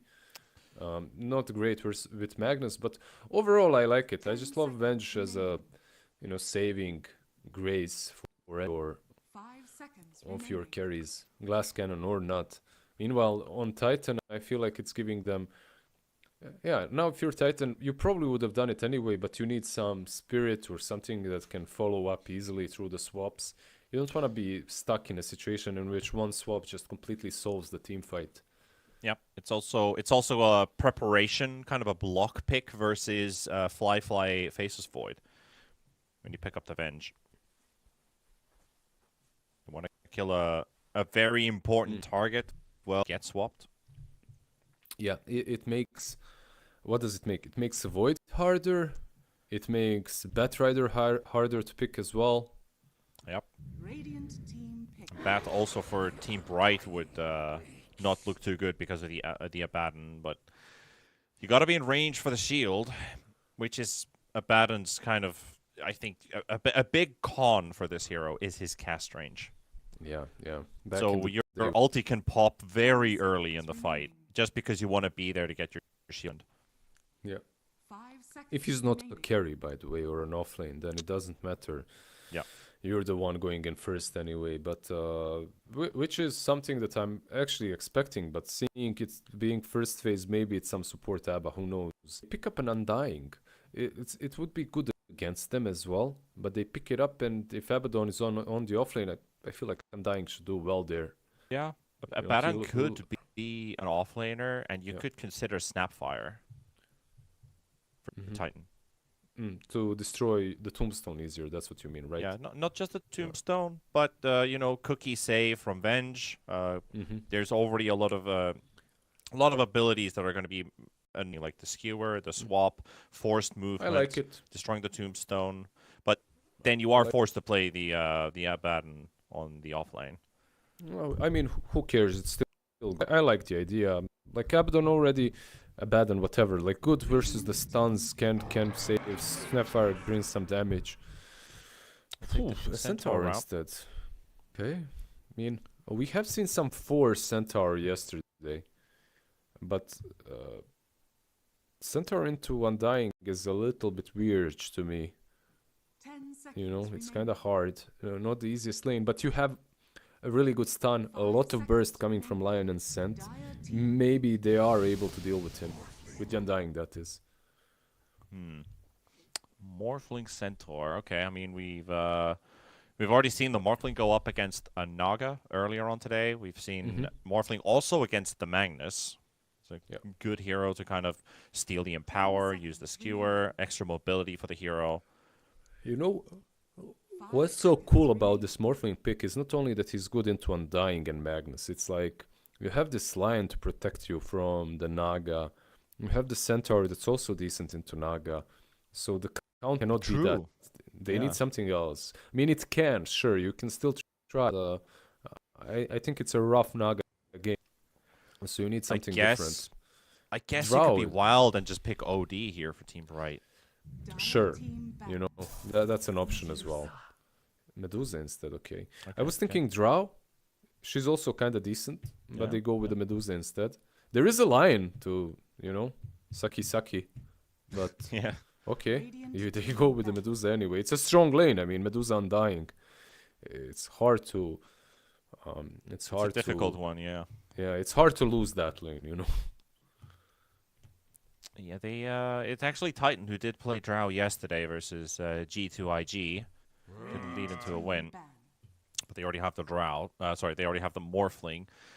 But yeah, Medusa works. And now we're just missing our mid laners. So Kunkka, Quap, Lina, Podge, all taken out. So who reveals the Puckstorm cards first? And the Embers, the Huskers. I still think OD could fit, but is it too greedy now with Medusa to have OD on Bright's team? It's still decent, honestly. It Like, doesn't I feel don't- too bad. Yeah, I also got No, I that don't, hunch. I don't mind I don't mind the hero. Like the hero is really good, but also he is greedy. Both can be true, right? Like he's good versus Centaur, he's good versus Morphling, but he's greedy, super greedy. We'll see what they go for. I like the Pango ban here. Yeah. Normally you'd think I'm just gonna ban Storm, even though if we have the pick, because if we let it go, they get a good Storm game. So either we're preparing to block pick the Storm. Oh. So okay, Mag mid offlane Enigma. Okay, that's how they want to Yep. play it. Yeah. Makes sense. Mag mid. Titan Slardar mid lane. Let's go. New hero for Irving. Butterfly Effect Magnus. This is the one. This is the one which about this player so much when they played with Eagle, because that was the game they won. That was the game where they schooled their opponents of I think it was IG who they played there, and it was the Magnus from Butterfly Effect. I was like, damn, this guy's got moves. I'm happy I get to see this again. Will he play as well as he did back then? Because he was the only carrying force in the team. They lost their side lanes, and Magnus destroyed mid. They have some crazy team fights, you know, the RPs, the tombstones, the black holes. AoE Feels damage, good. AoE control, yeah. Choose your hero. Well, they want to win mid at least with Setsu and the Zeus pick. Please, can I ask for one thing, Titan, if you're listening, don't go lightning hands. Like, I'm done with that. I'm done with the lightning hands. Just be normal. You've seen it enough. Just get some burst damage, destroy. But, I mean, I've seen it enough. It is strong, though. It's kind of greedy, but it's still strong. And you're still doing a lot in the mid game, so I do like it. You get ways, like, once you start your fight with Zeus ulti, you get vision on both the Magnus and the Enigma, and you break their blinks. So, you know, looking at the game that way, it's a really good pick. It certainly is, and the vision tools with the Zeus, you already go up to this Tombstone, which is one hell of a vision provider for Team Bright. You have Air on TK. It makes Magnus's game a lot easier. Magnus could even consider something like a Shadow Blade this game, which I would actually kind of like to see. Do you want to build Silver Edge? Probably not. But I would like to see a Shadow Blade on Mag this particular game. Yeah, not bad. Something to get. Even some if it is position. a Zeus you're going up against, I still Yeah. want to see that Shadow Blade on Mag. Sure, sure. From the mid lane, he can do that. He can go for a normal Echo Blink, like with that harpoon. That's also pretty solid. Get close to Zeus, and when he tries to get away, harpoon him back in. Not too terrible. Last match's Medusa was a 4-0-10. Yeah.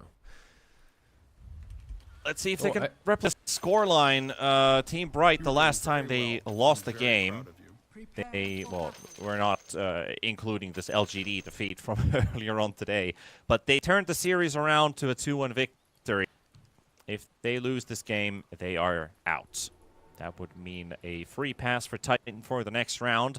And quick update as well for the other series that is going on right now. Of course, G2IG is playing Team Aster on the Storm stream. I believe the first game has already ended. I believe they have game 2 well underway. Who won? Tell me. Spoiler. Spoiler. Spoilers. Winner is G2IG in game number 1. So Aster Yeah. is facing elimination. Damn. Damn, Aster. Not catching a break 2 tournaments in a row. This is I a told good you they flop. opportunity to learn. Yeah, hurts to say it out loud. Aster is again in a very rough place. You said it. You called said it. I remember. I remember. I'm gonna get called out for it. No, you're right. There's one deranged Aster. Oh no, he's not Aster fanboy. He's Boboka fanboy, dude. I think I'm not the only one, but he sent me some deranged DMs. The battle begins. I wasn't even biased. Like I couldn't care less who wins. Like I Yeah, just yeah. want to watch some Dota. I really don't care. It's even like Chinese DPC. He couldn't even say it's regional bias. It's not even that. It's just Right, like right. 2 Chinese teams battling it out. The dude was, yeah. Let's just say he was spicy in the DMs. Yeah, on some copium, or just the opposite of copium. Dude, like 5 or 4 Undying down bottom.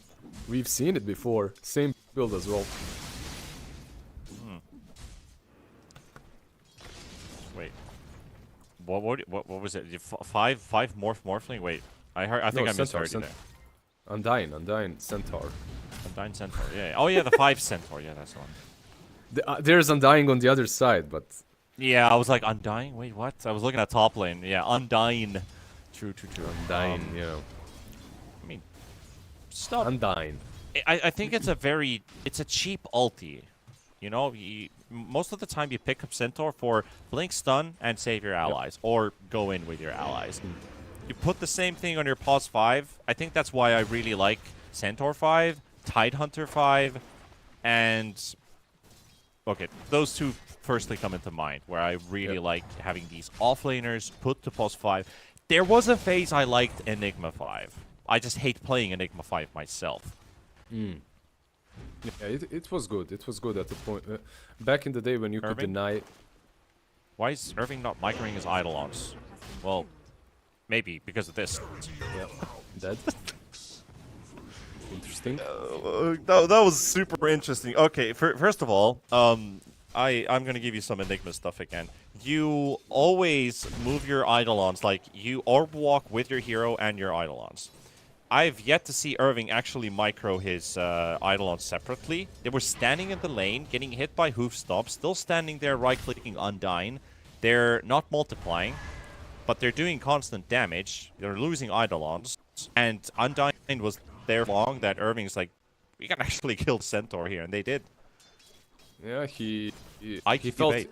he felt invincible with the 2 rings. Maybe that's the case. Because those What's are right? level 1 Eidolons. They don't really do damage. 20 damage per. And that's reduced by armor. He's got double ring of protection for 22%. These Eidolons are hitting maybe 15 damage, 60. It's not a Yeah, lot. mistakes have been made, definitely. I don't know, man. I love Enigma. It's like, if you ask me, Meepo Earthshaker, Enigma. You know, these heroes are just Dota for me. Meepo, of course, isn't for most people, but Earthshaker and Enigma. You know, it's all My about fellow Enigma enjoyer. Yeah, of course. I Of course. applaud. It's the hero for the team on its own. Yeah, it's like I played over 500 games of Enigma, and it never bores me. Ooh. Yeah, of course. Like you can always. Every can game always feels make some stuff different. happen. And I sometimes I just experiment and meme around with item builds, and you can make some of them work, which is fun about the hero because you don't always have to play with your ult. It's a broken record is the psychological terror of black hole off cooldown. You never know where he's going to use it. It's an AoE stun. It also does pure damage. Then you have this potential. You have nice long-range cast abilities. So it's like I've always loved Aether Lens on this hero, for example. You're standing in the trees, you suddenly get hit by Malefice. Like, oh wait, what the heck? I'm getting stunned. And of course, like longer range for bigger black holes, using night vision for your advantage. There's a lot of cool stuff about this hero. Like all the items and the item builds you play on this hero. There's so many concepts. Yep. I absolutely agree. Fly Morphling, by the way, that's something. Snare just messaged me. I wasn't watching. Yeah, my This guy, this guy with Morphling, you know, you see IG, he's on it. They pick Morphling suddenly. Fly, even though he's the carry, he's not playing. Gets demoted to some Razor. Radiant's bottom tower is You know, under feels bad, man. But oh, he's fine. Fly Morph. Oh. He's tanking. He's tanking. He's living. He's farming. There's no way he's pinging the Venge, like they wanna go on her, but there is absolutely no. Oh, there is some way. Like, if he had Morphling with him. Undying putting in the hours here. Top lane as well. Red Panda, a bit of poke from Mercy and Old 11. Ulu trying to interrupt as well, but this could potentially be a first kill for Titan here. Undying is the one to die. Also, the Tombstone clear away, so that's a lot of money going for the Abaddon, who has been struggling a bit CS-wise. We just needed that guy Phoenix not playing Phoenix, you know, as well in the game. Insert every player with Fly in their nickname. Put them in the same team. Fly and Ice. Fly. Ice. Yeah. Ice, yeah. I still missed. Wait, was or was he SCA? I missed that guy. I miss watching his games. Best nickname. I think we were casting in the Kuala Lumpur qualies for China. He should have a Chinese player. Good night, Enigma. Got him. This is one of the matchups that I don't like playing as an Enigma versus the Morphling, because you feel strong early, but it quickly gets to the point where if I don't have a +4 that harasses. Oh, TK hits the jackpot. Yeah, nicely done. Nicely done. Nicely done. Stole the Invis rune from his mid laner, but it was worth it. But yeah, back to my rant. Like, it's a laning matchup that I hate playing as an Enigma. I hate playing against Troll and Morphling. Those are like maybe TA as well because of the Sideblade spill on the Eidolon. So you really have to split them around the whole time. But it's this part of the game where it's +5 minutes. Morphling's already level 4. He does so much damage already with his waveform, and of course the attribute gain per level is so insane on on the Morphling. 3.9 agi per level, 3.2 strength per level as well. Like, there's some crazy numbers that you can just more right-click damage, and every time he's spawning your Dolans, he's going after them. Yep, I know. It's not even about the damage. Even if you're going to hit him, it's just not really fun. do a lot. He has too much armor, so yeah. The matchup, the matchup isn't great, but there are worse, I would say. Yeah, there are much worse matchups. That's for sure. Can they get him now? I'm dying. He's trying.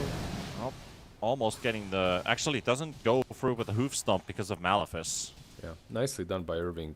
Oh, Setsu, though. He does get the shield rune, but it's burning very quickly. Mercy does get the stun to connect onto TK. TK has stun available onto Setsu. Butterfly effect has that shockwave, and into the right-clicks they go, and Irving dies from that Zeus ulti. Setsu popped when Undyne and Fly were diving the bottom lane at the same time. So a 1-for-1 trade-off here.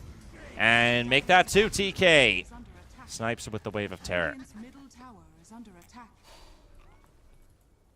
More or less an even laning stage, I would say, right? Like Pretty much. Yeah.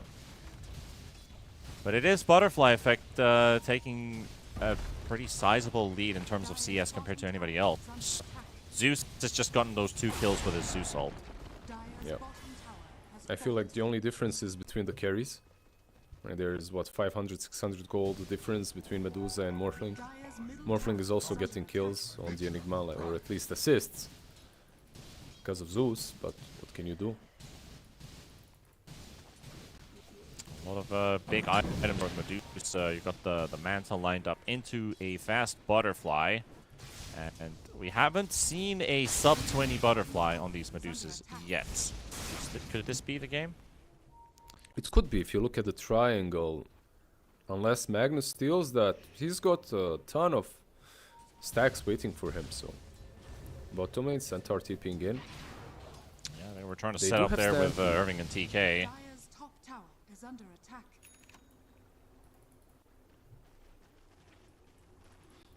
Zeus has the phylactery ready.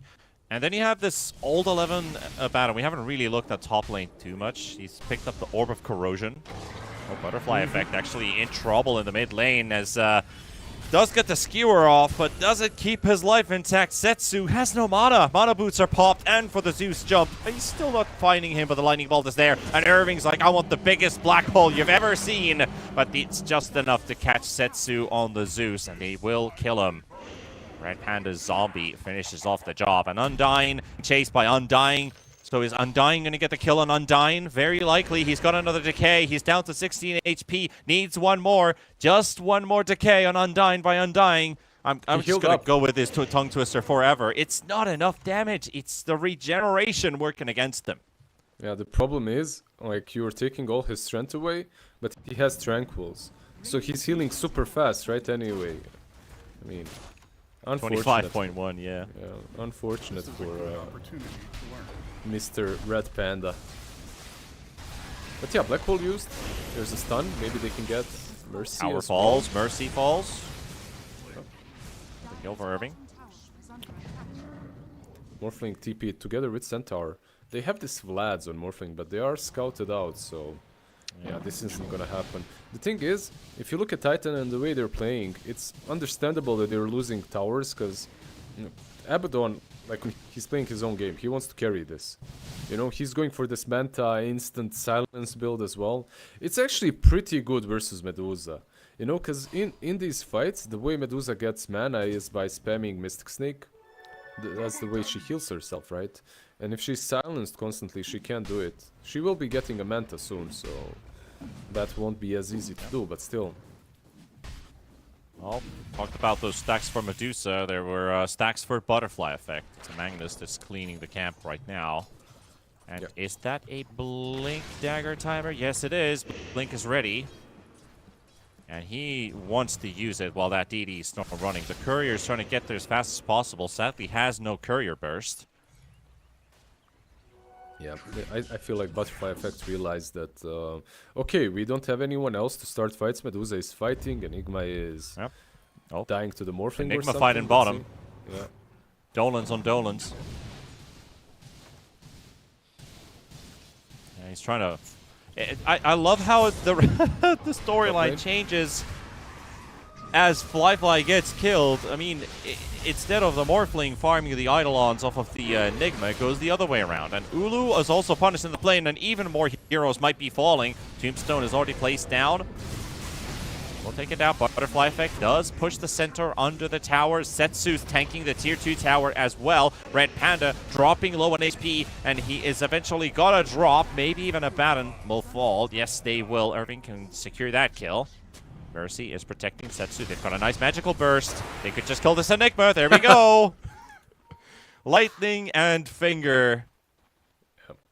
They needed, basically, Enigma saw that they initiated on Magnus, so he came a bit too close and instantly got bursted down. But he didn't lose too much. He has, what, 100 gold away from Blink. Then they're gonna have 2 Blink daggers. It will be much easier for them to take these fights. Right now, if you look at Team Bright, I feel like it's much easier for them to set up a decent fight and the way that they want to take engagements. Meanwhile, Titan, it's still kind of wonky and awkward. Like, you have the Stampede with Abaddon running in. You don't have any normal initiation. There is no Blink on Lion, there is no Blink on Centaur. Dire's middle tower is under attack. But they are going to smoke nevertheless. Setsu Undyne, Mercy heading towards the mid lane. Butterfly Effect, he could just disappear with that Blink dagger. Waiting for the 14-minute rune in the river. That is also joining in, and there we go. They're gonna go straight on top of Butterfly Effect, but the swap is there, and he does get the skewer away. Only has one, but the black hole here, it's cancelled as well. Fly shows up to the fight, and Bright are gonna lose members here. Can they kill anyone? Mercy surviving. Fly does end up I don't even know what I'm saying here. He blows up. He died to the Undying, like, he died to the Undying and Venge. There's no reason for him to die. Like, Fly just, I don't know. First, they decided to fight and chase through Tombstone. For me, that's... You know, like, when you see a Tombstone on the high ground, chasing further is generally not the best idea. Eventually, those zombies are just going to slow you down so much, you won't be able to do anything, and they'll chase you back. But yeah. Butterfly Effect barely got out as well. That's the surprising factor. He got just 4 heroes, and he got his skewer off. And he managed to skewer Centaur only together with him, right? So yeah, he managed to kill him off too. Yeah, nicely done. I'm not sure if he killed him or if Centaur actually survived. Yeah, he did kill him. He did, of course. He killed him at the beginning. Yeah. Centaur had no survivability versus him. Which is pretty big for him because he is still leading net worth on the mag. Yep. You can see the item on Undyne, on the Centaur, that is. He is trying to get into the Blink. That's something that Titan, they're just missing that initiating tool, you know? They don't have anything to play with. Dire's middle tower is under attack. No work and no play makes Morph a dull boy.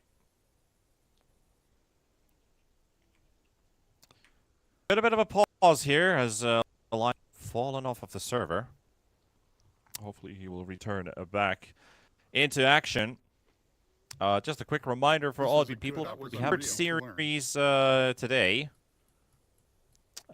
which is going to be the upper bracket final between 2 spicy teams. It is Azure Ray going up against LGD for a spot in DreamLeague Season 22. Don't miss out on that game. We'll be stream. We have the do we have so another IG game won actually? Already? Or Huh? You said Azure versus who? In the upper bracket? LGD. LGD, okay, never mind. That makes sense. And I believe we do not have... Yeah, we actually don't have anything on the secondary Chinese. So it is going to be the finalizer for the day. Also can go to sleep after. It's been a very long day considering my work day started early morning and on Saturday. Still not over. Rough. Yeah, rough in a sense, but Swap, Zeus. There's Zeus on him. I think there's the RP as well. They kind of had to, otherwise he's gonna run away with the Stampede.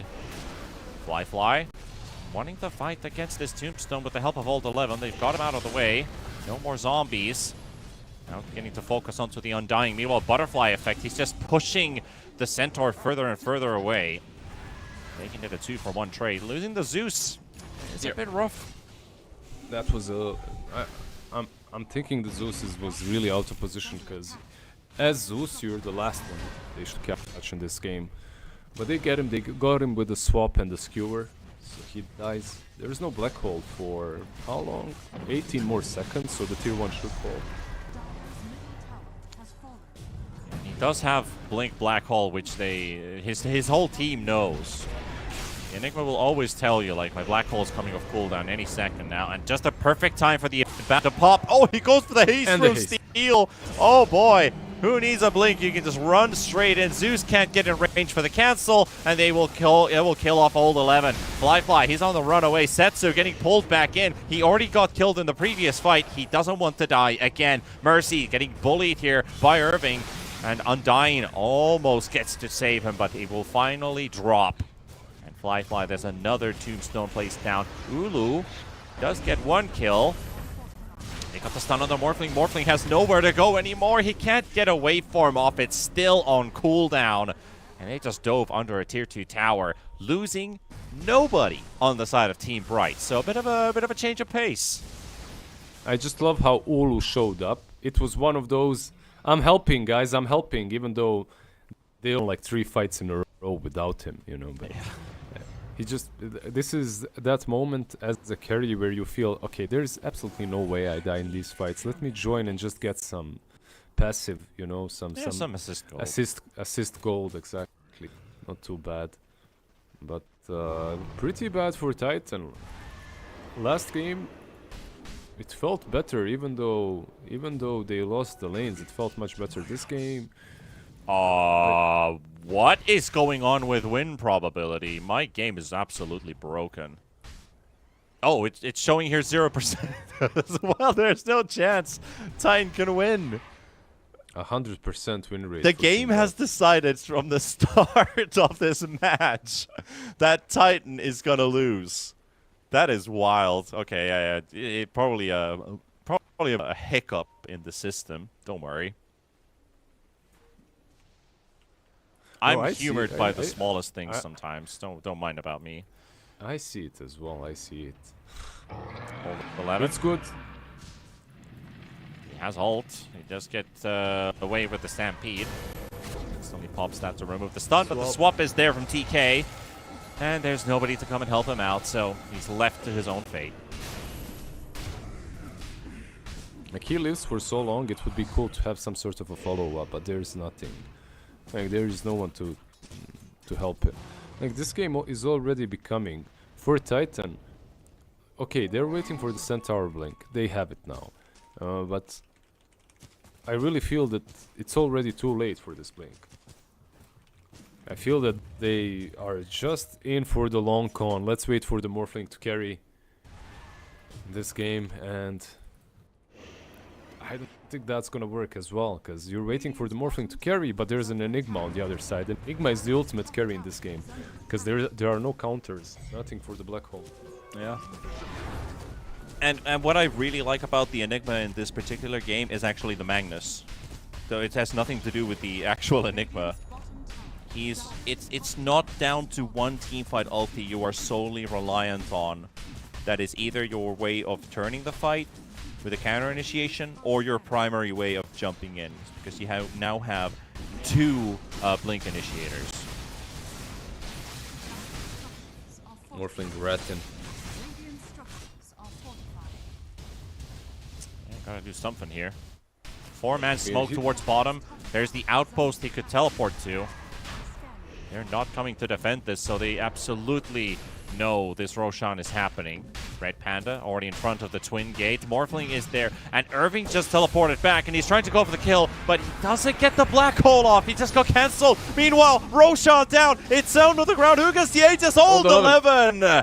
Sneaks in and takes away Team Bright's hard work and effort. Oh. No black hole to kill the Morphling, and no Roshan to be claimed for them. These kind of plays are probably what makes Titan a bit better, maybe, you know? Just, they made a situation out of nothing. Like, they didn't have anything. and they created a situation in which they suddenly have Aegis. How? By forcing a rotation to go and defend versus Morph. And I don't blame Enigma that much, but he even used Black Hole on top lane, you know, trying to kill Morphling and missed. It's just that you can solo the Morphling if you manage to do that, but he wasn't quick enough.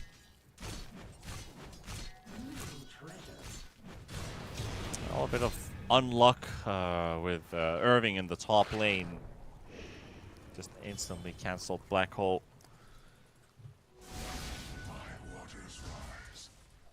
Should get Aetherlands. Wink, wink. You can just Black Hole from the trees and they'll never see you coming. That's the great part about it. It's like you're only spinning. Like, what's happening? And it gets the Morphling as well.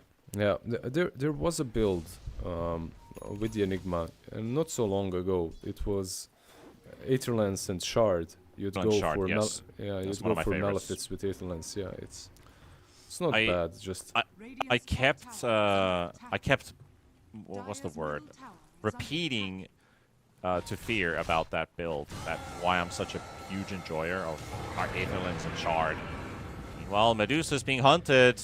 Ulu teleporting out. Undying doesn't get the TP cancel. The thing is though, all of these builds on Enigma for me are secondary. If there are no counters to BKB Black Hole, you go for BKB Black Hole. You should go for that, and that's it. Like everything else is okay. Let's go for Plan B if Plan A isn't the best. You might catch him. X is there. Got the ward on the cliff. Dying. Got the grab ally. Put him inside the tombstone. Dire's middle tower is under attack. It's not even the the jump coming out from the Centaur, and Zeus ulti is going to be enough to take down the Undying, and TK, he's running for his life. Lifefly's going to dive him and take his life away. Meanwhile, Undying does die to Irving. There's no TP on Ulu, but he should be fine. Looks like they're already moving away. It's crazy just how the game changed. I still don't think that Team Bright are out of it by any stretch. I still feel that they have what it takes to easily take this one, but man, like they were in full control and now suddenly the ground is shaking a little bit. They have two BKBs. One is on Enigma and the other will be on Magnus in 800 gold. So Radiant are scanning. So, where do we go from here, Lizard? Is it just down to the better team fight? You feel like somebody has an edge? you can wait out the Aegis on Abaddon, smoke up, go with the Enigma. The team fight is obviously better for Team Bright. Like you have the Mag RP, you have the Black Hole. You should start using it. Get a couple of these fights. Your Medusa is really strong. She's got the Butterfly completed. Like, you kind of shot yourself in the foot going for that Rosh and TPing the Enigma to top lane. I think that's the only problem. Like, Yeah. If they just stood there S5, took Rosh, you know, this game, used Black Hole in that fight, this game would have already felt over. Well, playing to the strengths of this Medusa scaling, the Magnus scaling, the Enigma. This is such a scary late game lineup to play up against, man.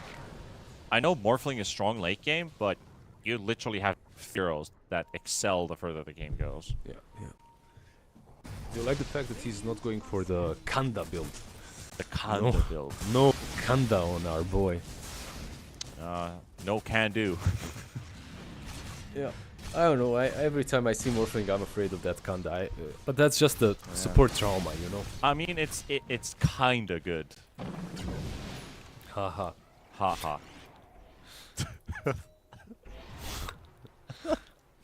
I'm done, man. I'm done. I'm leaving. You didn't sleep for way too long. You started with the bad puns. I apologize. 5-man okay. smoke from Bright. Let's see where they go here. There's a lot of spread targets. There's 4 heroes of Titan in the top lane. Make it almost 5, because there is a Morphling in the triangle. You want to go there? Nope. Yes. No. Yes. Yes. No. We're gonna go past them. Morphling does get the chance to regroup with his team. If this fight breaks loose now, TK smokes pop. They know where they are, and they don't want to go. Yeah, I love that he channeled swap, then stopped it. You could see the animation. Yeah. Because he saw. No. Yeah, he tried to go on someone else, but not on Abaddon. Like that's the hero you don't want to go on. Yeah, it's like the only one you don't touch.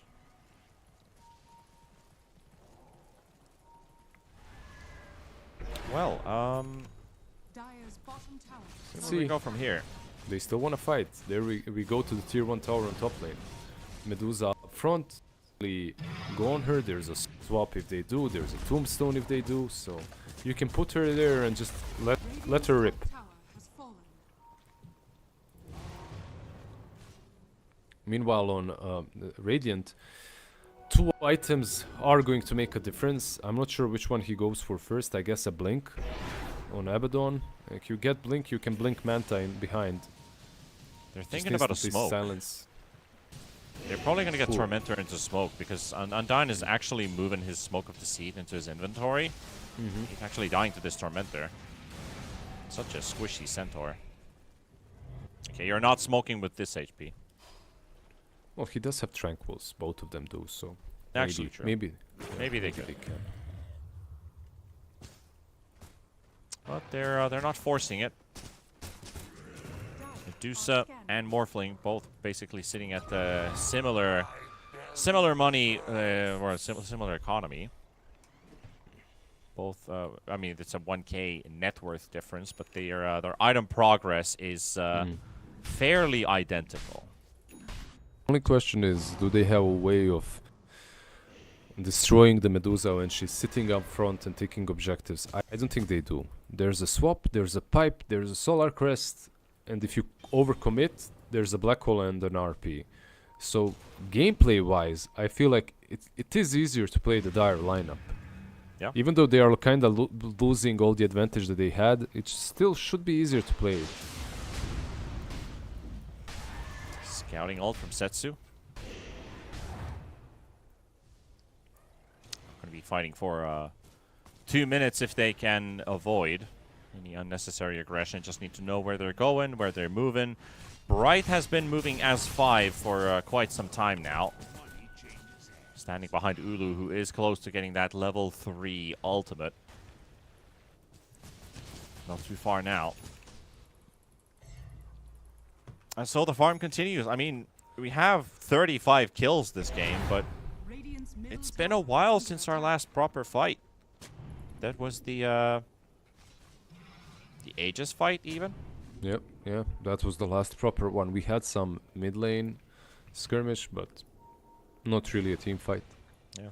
What are we waiting for? Like, both sides are, in my opinion, kind of ready. You have these BKBs, black holes that have we seen a single big black hole? Not really.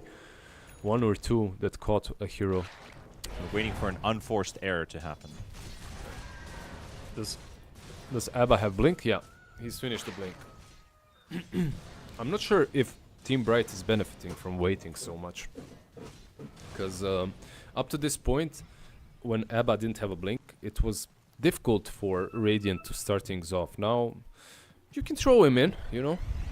See what happens. See if you can bait out an RP or a black hole.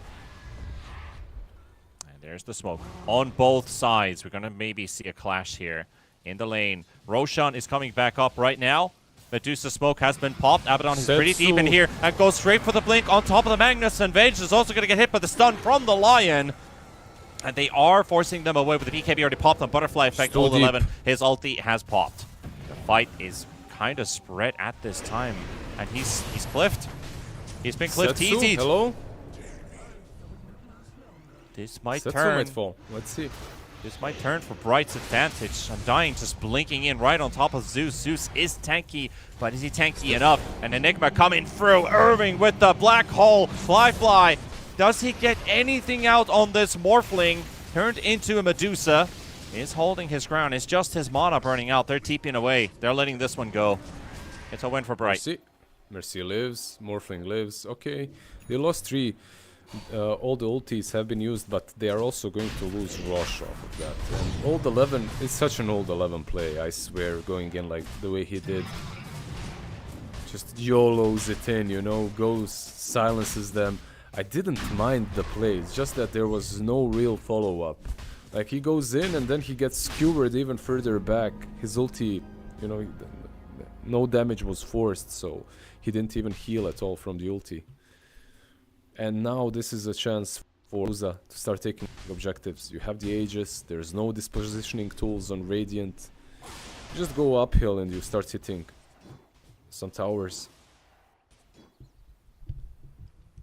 Well, now you have the keys of this game in your hands. Just down to when do they want to open the door, which would be Bright tying up the series. Titan currently leading it 1-0, one victory away, knocking out Bright from the Chinese close qualifier. Also, game 2 between G2, IG, and Aster is still ongoing. No updates there. Old 11 fighting Ulu. Ulu does drop low on mana, but still has the Aegis, so it's a quick attempt on let's try and blow up the Aegis if we can, but also try not to die in the process. Do you like the Blink Dagger on Undying? I do. I actually do. Yeah, It's like with that I flesh love it. golem, it is Chad. I love it as well. That's a true Chad move. You know, it might not be as useful as some other items are, but just jumping in together with everyone else, popping the tombstone, like you said, the flash golem. It's cool. I like the Chadness of it. You know. Yeah. Just extra damage amp, extra slow. So, like we saw in the last fight, he just blinks on top of the Zeus, and it's like you've got Tombstone slow times 5 because that's the flesh golem undying on top of you. There is a Centaur split pushing top. He's gonna get Malefist. He could TP out, right? Just blink TP. Ooh. Like, he could have done it anyway. There's no Malefice anymore. Yeah. But one thing that I'm not saying this will change a lot, but it will bring them some more catch. It's Abaddon finishing Harpoon. He's got enough gold, so you're gonna have that to work with. But Butterfly Effect might. Never mind. He's just going for the rune. Meanwhile, Bright's pushing down the top lane. Ulu. Tier 2 tower will fall, and the creep wave is on its way. The creep there as well. So backdoor protection is out by the time Ulu's already on the high ground. They're going to have to be returning back into base. They're trying to split mid lane and bottom. They're not trying to death. I'm not sure this is. Interesting. I'm not sure this is right because of this situation. Oh, nice That's a jump. good one. Oh, but they used the Stampede for it. They're losing. They're losing. They're pushing 2 lanes at the same time. This is not good for Bright at all. They're the ones who are being forced back into the base. Fly has a blink on cooldown, and Red Panda shows with that blink, jumps right on top of him. There's the RP, and Morphling is in huge trouble. They're going to drop the Black Hole too and kill off the Morphling. They are losing the Rexes down bottom. The Illusions are taking them. Look at that. Well, they won't last long enough. The creeps will eventually fall. Yeah, Old So 11 now you is lost still being chased here. Blink and TP home.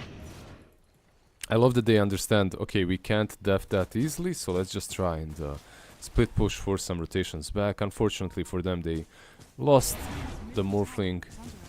He doesn't have... He bought out, by the way. He had a buyback. He just bought out. Yeah. So 40 And seconds, he never no got Morphling. the strength gain off either. Yeah. 40 seconds, no Morphling. Because he was in the Undying form, right? He went into Undying. Yeah. No Morphling and no protection. Well, they might have opened up the bottom lane, but this this mid lane is about to drop. There we Nice go. They've swap. got the Lion with his Aeon Disc popping in the middle, and as soon as that disappears, so does the Lion. They'll lead it off at the server. Gone for 45 seconds, and that guarantees a lane of racks for Bright. And not just one, Maybe 2. it could be 2. Yep. And Dyna's Abaddon sniping trying couriers. to trade, actually. Look at that. Old 11. Like, he's not interested in fighting. Goes straight down bottom. All He about will the be push, taking forcing the one back. Raxes, yeah. Okay, cancelled. TP Cancelled the cancelled. TP. He might go mid even. Push on push action. Yeah, he's trying his best here. Another cancel. Can they cancel more teleports here? Because right now, Bright's not getting back to base. Fly gonna focus himself on Butterfly. Butterfly effect is moving away with that. BKB blinks out. Ulu in the tree line with that Aegis for 15 seconds. Old 11 gets rid of the tier 3 tower. Now fighting in the river. TK does cancel out one. Undying does get pushed down. Old 11, he runs into Ulu. Ulu, Fly doesn't want to jump on this Medusa, but they will realize that Aegis is gone now. It's literally just gone. Medusa in trouble, surrounded from all directions. If this kill goes through, it's a big one. The swap's not enough to save him. TK is going to be dropping as well, and the buyback coming in from the Undying. They will take down Old 11. It is something. But there is RP, there's no black hole, but there's no damage dealer. Two buybacks, 2 supports. Is this enough for you to go and take Raxes, or do you go back? That's now the question. Let's see. Because there's a blink on Morphling. I feel like he could be forcing this. Nice. No black There's hole. RP. There's RP. That's the one thing. That's the one thing. The stun flies in, but the strength morph is kicking in. There's the RP catches only the Morphling. Medusa bought back. Fly. If he can get out of here and they can focus on Ulu, that would be great. But Fly, he will end up dying. Undying teleports away in front of 4 heroes. Okay, but look at this now. 70 seconds no morph. Exactly, and they're pushing mid. So overall, was that worth it? Probably not. They're pushing mid. 400 and they can gold go straight short. down bottom. I think Undying's run a bounty rune here. There's this one creep down mid. Can you kill it? Yeah, you can. You should. You should kill Getting this a creep. bounty. It's still 300 gold short. They're not going to get this this Morphling back. But they're spread a bit. You can't creep skip as well. The mid lane, there's no one to do it. So this, yeah. There's no TP right now. Old 11. He sees Ulu. Sees Butterfly effect in the trees. 30 seconds. 30 seconds. Off the Lincolns there from the Medusa. Here comes Butterfly effect, and nice Yules comes out there from Setsu. Buys some time for Mercy to live. He's got that suck right on top of him. It's still sucking away some of the mana from Butterfly effect, and Abaddon does get his ulti off. Now Vengeful has to run away. Does get a bit of buff from his teammates, and a nice blink dodge once again. Old 11, brilliant reaction. Zeus ulti on top. The finger takes down TK. That's a dieback on the Vengeful Spirit. Setsu, they're on the full chase. But remember the black hole. The black hole turn. And RP is up in 20 seconds. Old 11 charging it. Goes straight onto Ulu. There's the black hole. Dropped by the Enigma. He pushes him out of it. It's a zoning ult. Fly. Back. He's back in action with that Medusa. Ulu TP's out inside the trees. They won't be able to catch it. They can't hit anyone. They're all going away. But because he hesitated, he moved back. Did you see that? They used the disperser on the centaur. He chased in, and for some reason he thought someone was maybe in the trees. He moved back. He had Yules. He could have Yuled either of the targets. He would have gotten them. And missed both. Yeah, he missed both. Like, he could have. Well, would he end the game? No, because I believe both of them. Well, if he caught Medusa, of course, but I think Medusa was out already.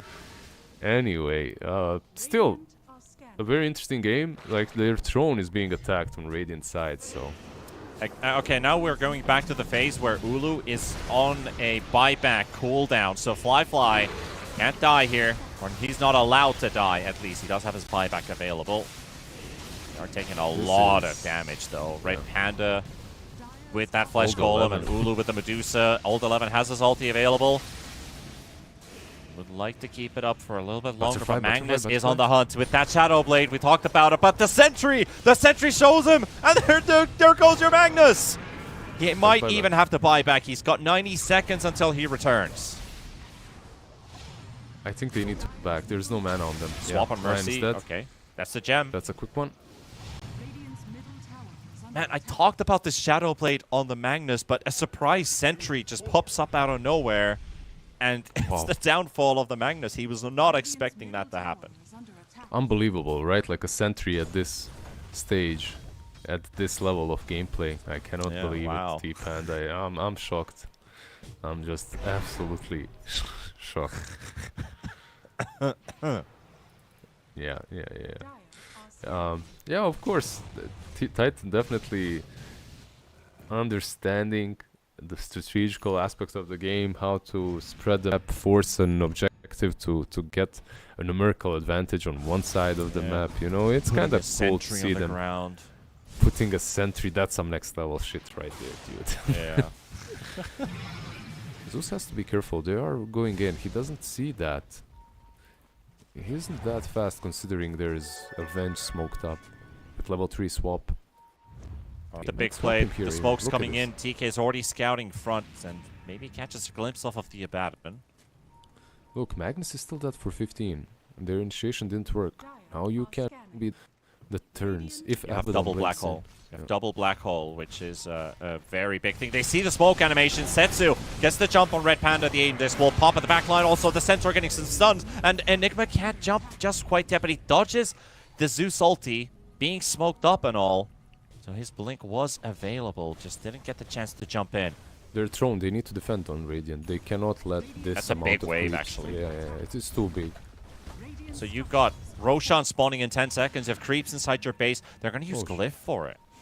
Shit. They oh, know the yeah, importance of this Roshan, that they can't let this one slide. So Yeah. it's the Glyph to clean the base. But there's more creeps coming in. It's not enough.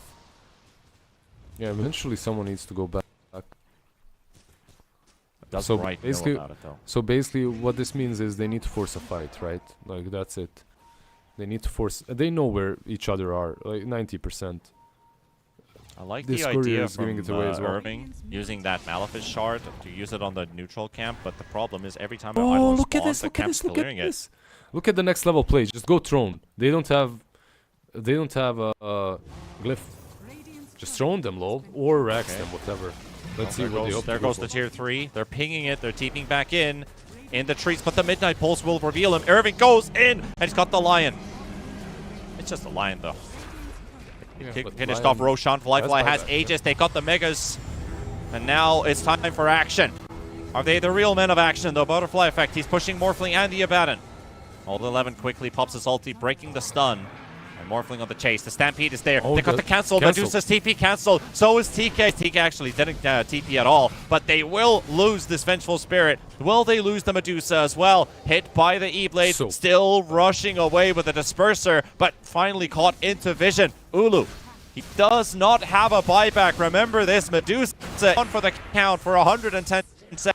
And they have the Aegis advantage, but the Ancient is exposed and down to 4k. Well, down by 500 HP, so not a big of a panic there, but This Ken is. Bright don't have the right clickers to just rat or base race here. Is this rapier on Morphling? Yes. Yeah, it is. Yeah, this all could in. be game. This could be game. Like Butterfly Effect might try to go from behind and to go for the throne. Let's see. I'm not sure what the plan is. It's not enough. That's the thing. They don't have enough damage to base race this, so they're trying to buy time with Undying showing himself on the map. He knows this is a sacrifice that must be given for this Medusa to come back. Oh, 70 buyback. seconds and also 60 seconds for the buyback. Butterfly Effect. He wants to go around. He sees the creep wave on top, on bottom, pushing in. But fortification will trigger in now that Zeus has killed off the wave. I think He kills if the wave, Enigma doesn't black hole the enemy team, it's game. Backdoor is gonna go off as these creeps approach the base. There we go. The tier 4 is exposed. Flyfly is right there. Undying coming with the back. Irving is going in. He's going in, and he's got them. That's gonna be the death He was for the working. first one, but he's got no refresher for the second round. Setsu in trouble though, pushed around by Butterfly Effect and Flyfly rapier time. This is the time to shine. Can he do it? Can he fight against the rest of the world all by himself? Red Panda will fall. Irving is low on HP on the side. Another stun onto the Morphling. Zeus ulti flying in, and they've got themselves the Nimbus, and Irving deleted away. He's got 2. There's 3 more to go, and he's half an HP. He's getting blown up to smithereens, and the rapier is on the deck for Butterfly Effect to pick up for himself. Or maybe just leave it for the Medusa. He's already That's spawning game. back up into the game, and they Look at don't the have the wave from- buybacks. They tap out. What's this wave? What's this wave going back mid? Look at that. Look at that wave. What the hell is that? What is this wave doing? You know what it is? That's What an the- L.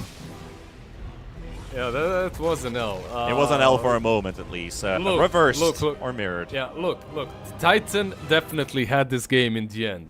Like this, the only reason why they lose is because he was shifting edgy for some reason and they hugged each other versus an Enigma. Why not go one guy on one side of the Ancient, the other on the other? Why are they hugging each other at that point.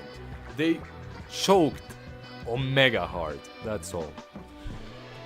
Yeah, that's pretty much it. I mean, Titan had since the start of the game a 0% win probability. So let's face it, they weren't winning this game. Choke City. All I'm saying. Choke City. Yeah. All right. No further ado. Let's just go to a break. Game number 3 is right behind the corner, and that one will decide who gets to continue, who gets to end their tournament run. It's not a great storyline for one of these two teams, and it would be. I'm not gonna sugarcoat anything here. Let's go on a break. We'll see you guys in a bit.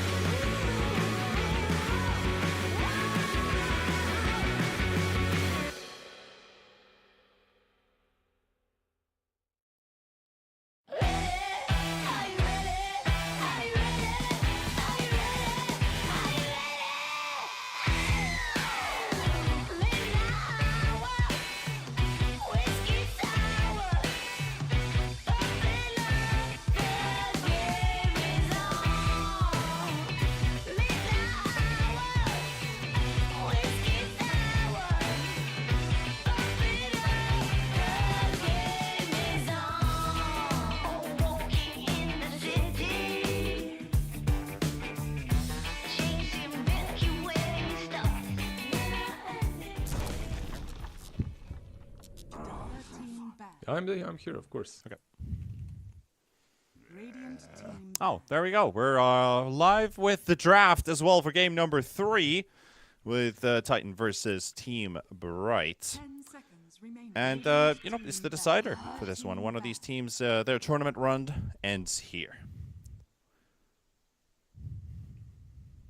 You good? What do you think? What are we getting here? Are we getting some stomp or a good 60-minute game again, Mr. TP? Meatball's through. Meepo No was Meepo. through. Yeah, he was through the last game as well. Yeah, he was. What are we getting here? I mean, I feel like the games have been kind of all over the place for both of these teams. Like, we've seen moments of success, we've seen some mistakes happen here and there, some interesting calls, I guess. I mean, we're not really sure what the players are saying because we can't really hear what they're saying, but we can compile some ideas from one fight happening here, another going there. What is the thought process of the players? And of course, when you translate that into hero picks, if there is that kind of chaos, it tends to give us these long games, right? Or if one team continues to make mistakes, it could be a short one. Yeah. Kind of choke city there in the end Choke by city, yeah. by Morphling in that last game. I'm not sure if it's gonna spill over to the next game, but overall, I feel bad for Fly. You know, they pick him his best hero. He performs fairly well, but you know, when I look at Old 11 and Fly and the way they're playing, I have this feeling that they're approaching the game in a way. I don't want to play against these scrubs. I just want to proceed and go to the next chapter. You know, like that Abaddon is like, yeah, I don't care. I'm Diffusal, Blink, Manta. I'm gonna take the Rexes on my own. I'm gonna split push. These guys can't, and I know it. He splits on one side, Morphling splits on the other. Don't get me wrong, it was the right decision to do, 100% to make. But a little... do you remember Elephant and the way they played? I do remember Elephant. Yeah. I in some situations versus some of these teams, Titan, they feel that way. But only versus teams that I have a feeling might be lower on the pecking order than Titan, that is, like, objectively looking at the teams. I mean, I have an interesting thing about Elephant, now that you brought it up. I remember doing a piece for China Dota in a nutshell, where it was Elephant's co-owner said that they spent around $3.8 million dollars for their Dota team, and the roster landed 800K in tournament winnings. Did they land 800K? They did? Well, that's... Yeah, 13th to Much 16th place in TI10. Oh yeah, that's much better than I thought they landed, honestly. Because whenever I remember... yeah, because they did manage to qualify in the end. That's true. Yeah. They had a pretty damn bad year, and then they managed to They qualify. sure did.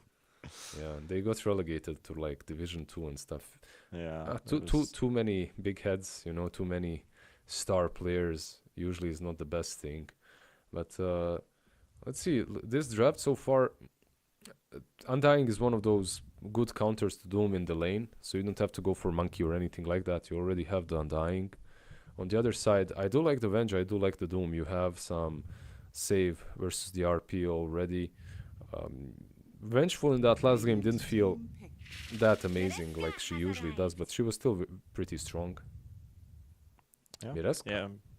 Pretty basic openers in terms of how these drafts have started. It's been pretty much repeated picks. Magnus again, Undying again, Venge again. I guess when you add this Willow into the picture, you got this big AoE fear.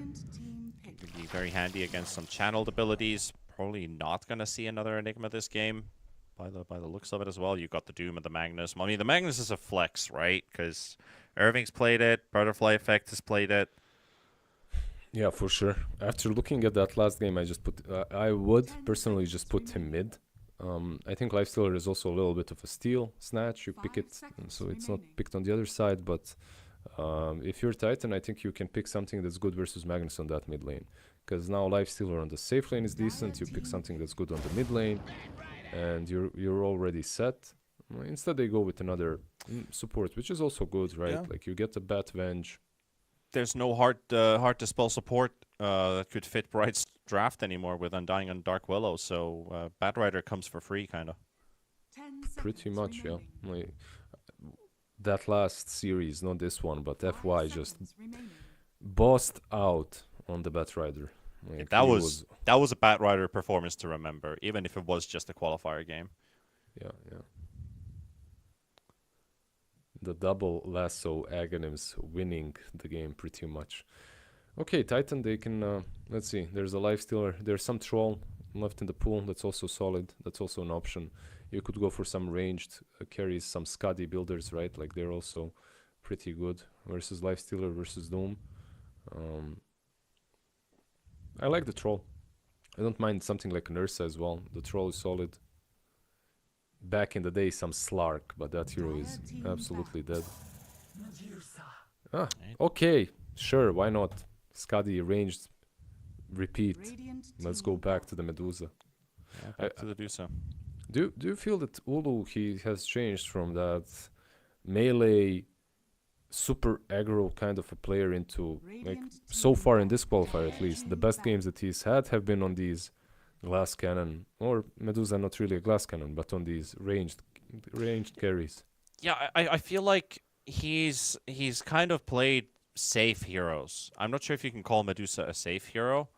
Usually when you could talk about safe carries, it's a 10 carry that seconds remaining. is good at every stage of the game, every phase of the game, but never 5 really seconds excels in remaining. any of them. Medusa, of course, is really good at the late game, but it's just the laning stage that Medusa can have difficulties with, and this is again with the Undying in the lane. So it's like you talked about in the last game. It's not easy to play up against. I guess you could play his gameplay style has slightly turned into a much more safer approach.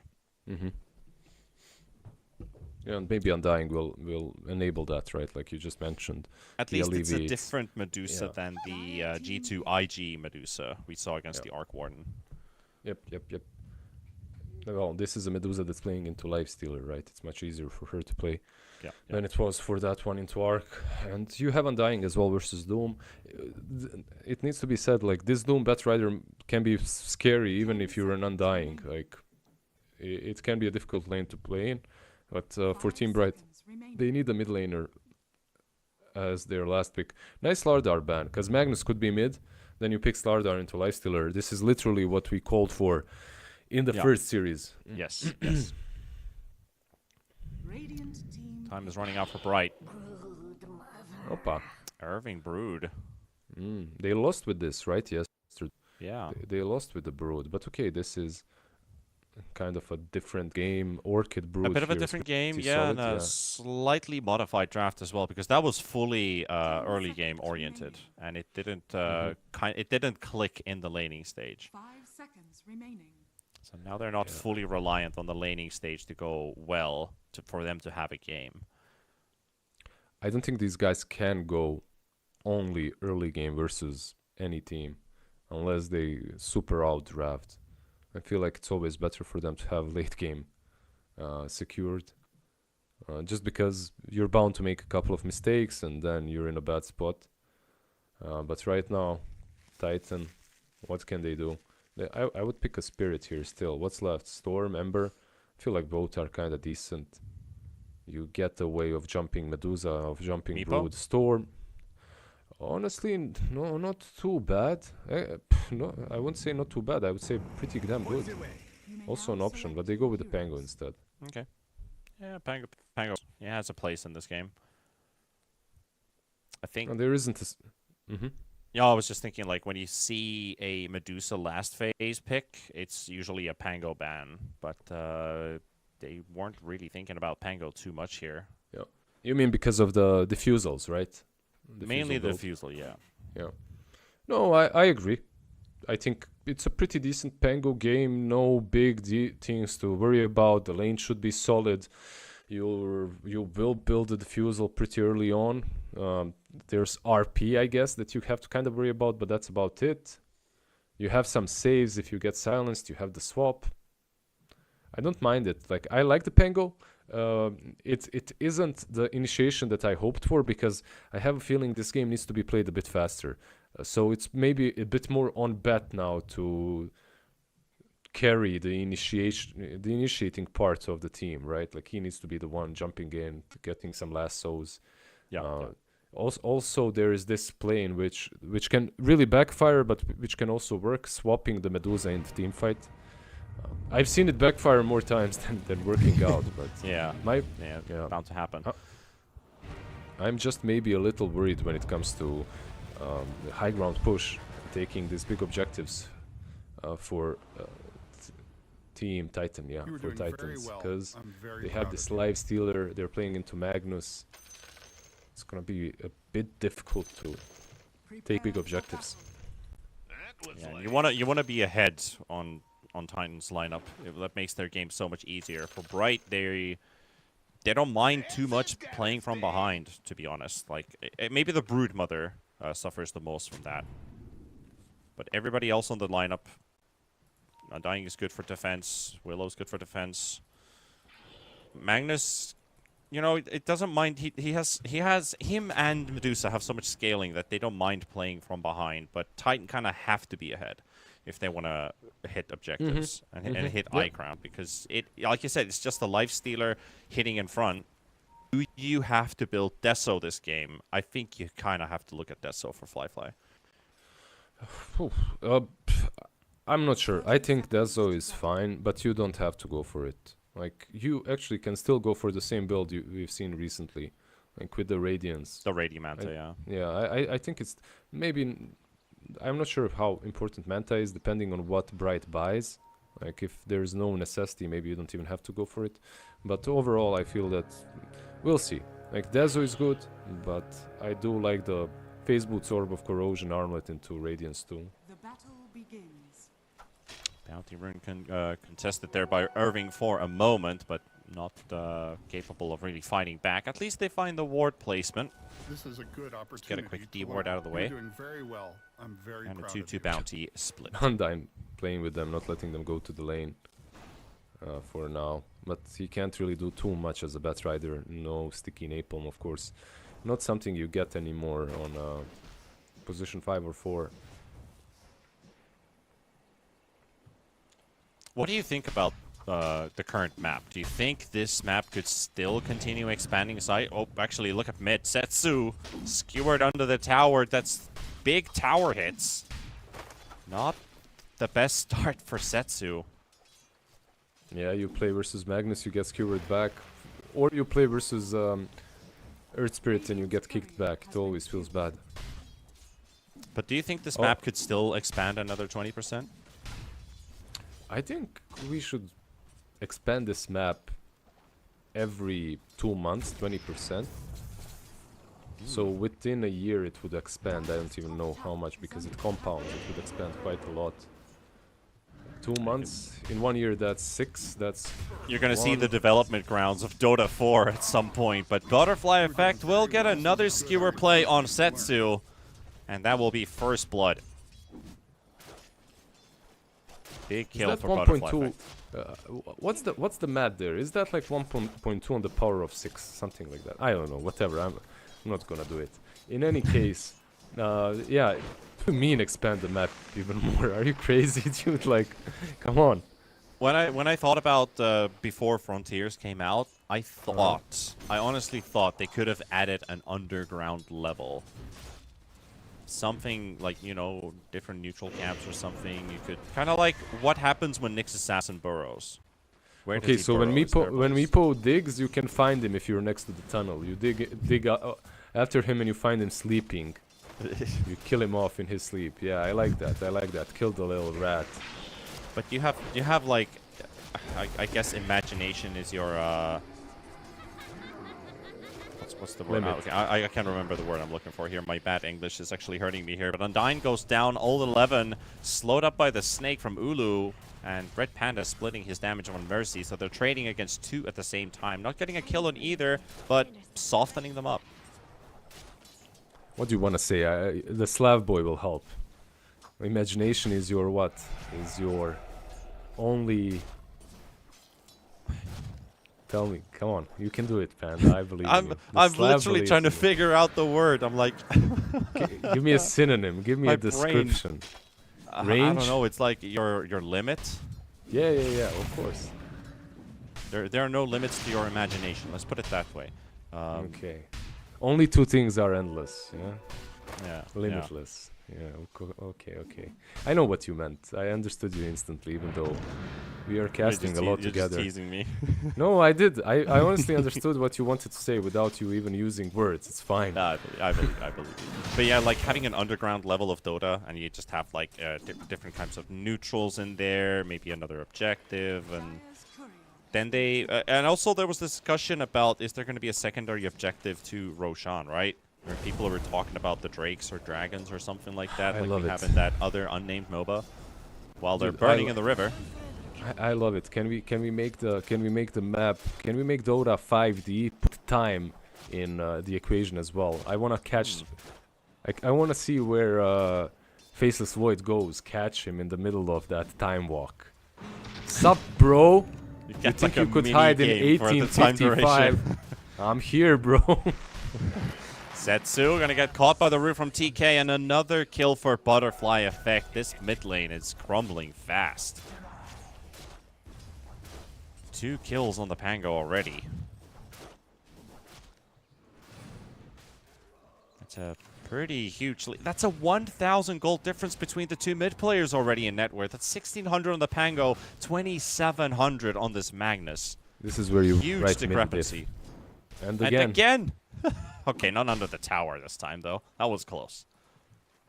Yeah, this one actually hurt him more than it benefited him, but yeah. You just Mental write mid damage. diff. Old chat mid diff, you know. Yeah. Mental damage is being applied at least. Yeah, and it's hurting them on other lanes as well, like top lane. Doom is having farm. The lane is pushed under the tower. It's not amazing, but considering he's against an Undying, the camps are blocked. He's finding something here. Well, after the first 5 minutes of play, another fight in bottom. Irving does get burnt down by Undying. Fly gets the last hit for the kill, and maybe the Willow too pops a salve, but slowed up by the lovely Ghoul Frenzy debuff. 15% slow, enabling Fly to get the continuation attack. Gets a kill from that too. They're actually doing a double kill from that bottom lane.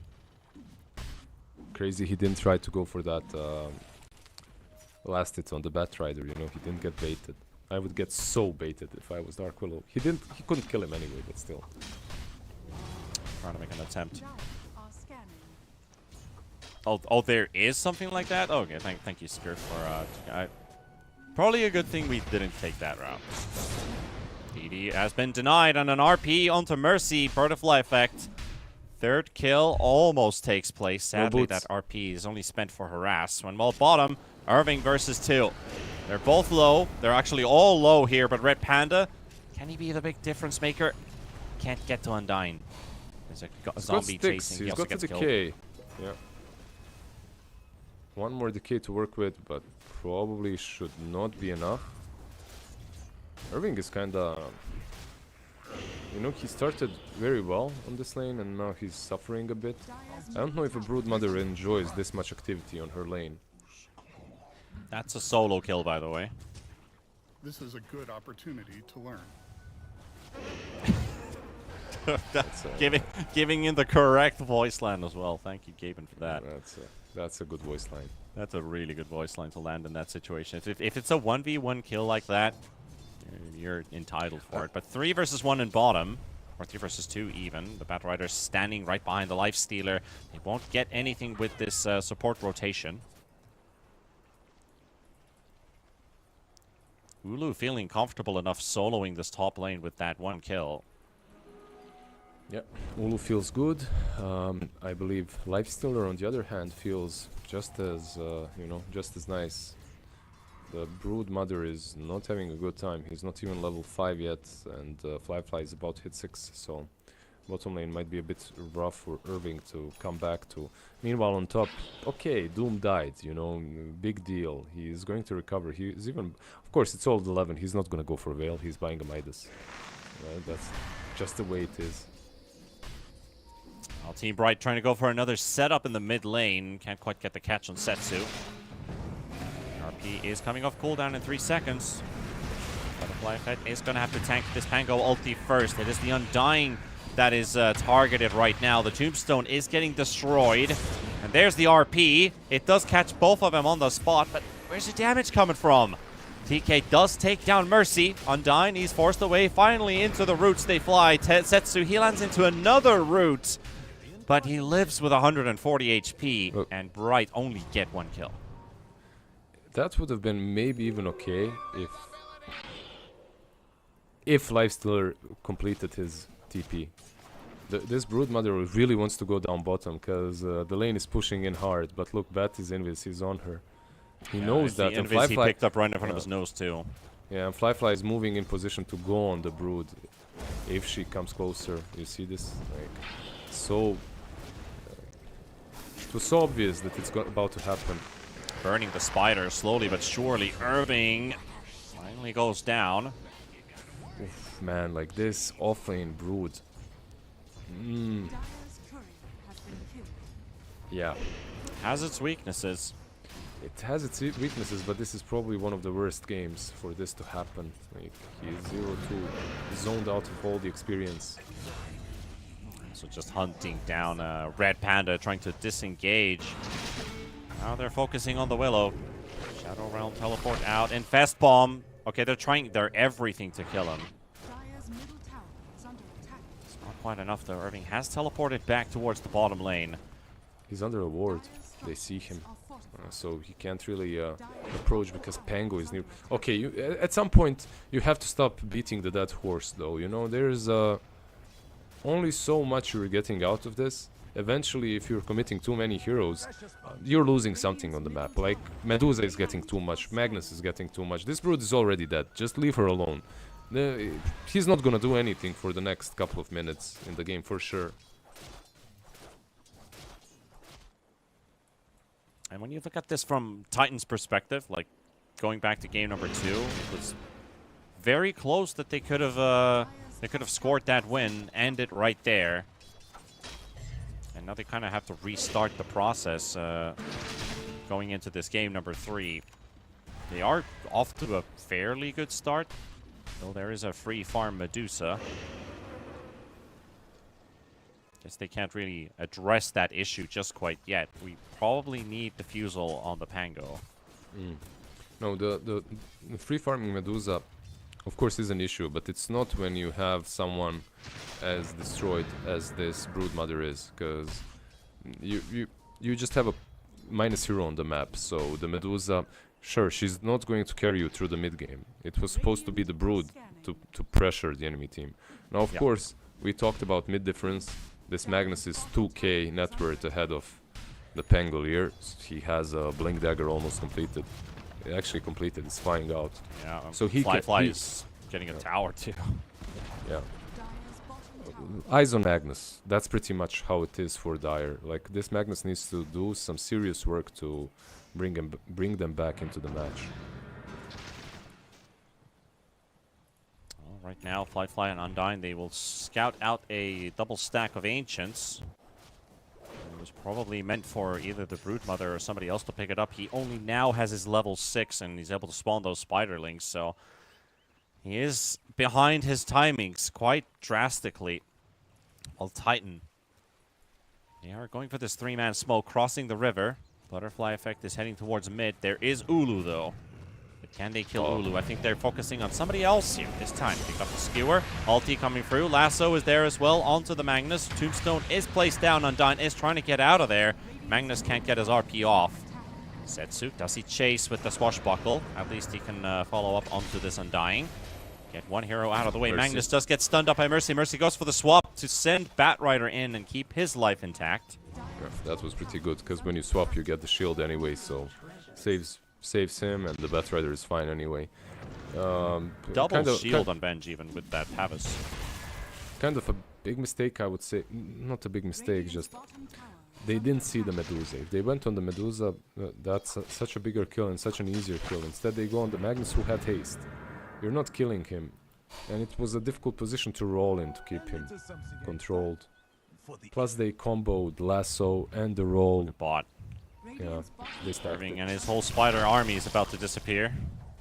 Okay, they don't actually focus up the smaller spiders. They want the big one.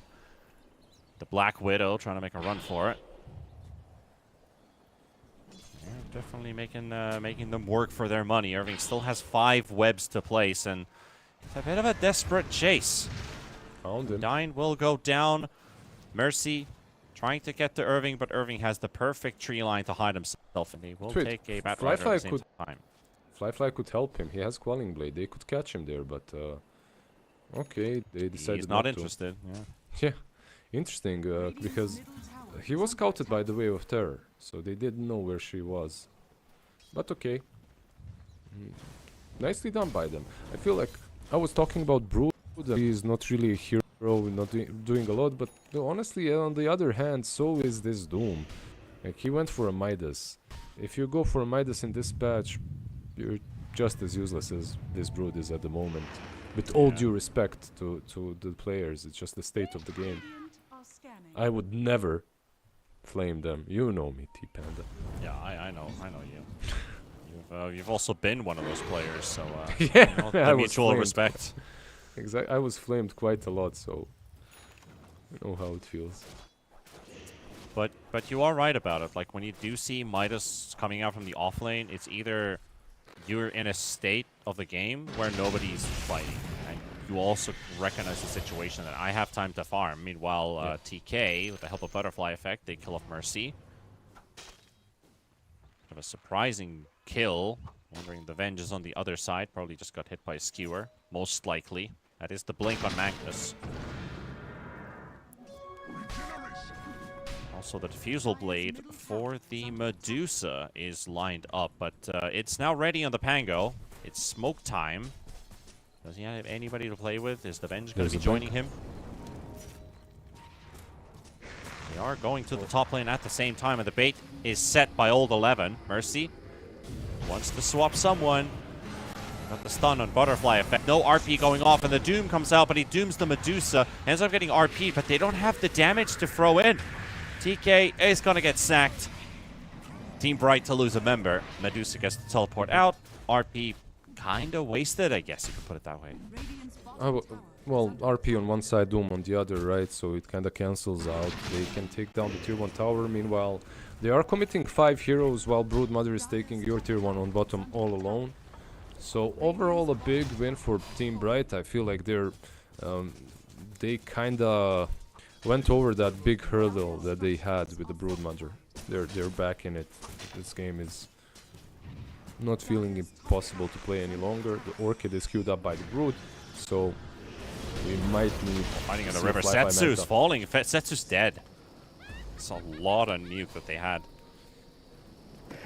And yeah, like the narrative of this game could turn into either team's direction. For Titan, they're in a fairly good position. Flyfly had the early game he needed. He's going for the Radiance, has the armlet already built up. Ulu, he had the Diffusal idea for a second. Has he finished it? He goes for something else. No, he is going for the Diffusal. Soon also going to have that Disperser. Now it's just about, does he want the Butterfly? Does he want the Butterfly versus the Lifestealer, who is a pretty natural Monkey King Bar builder? And meanwhile, talking about the Doom at the bottom lane, surrounded by Team Bright. Another kill going their way. One kill after another, they're slowly bleeding out. They're just waiting for the Radiance, I suppose, now on Lifestealer, and they should be ready to fight after. Like, he's got it, 200 gold away, 100 now. So, one more creep wave should be good. It's crazy just how this game just went upside down since the moment they started chasing the Brood.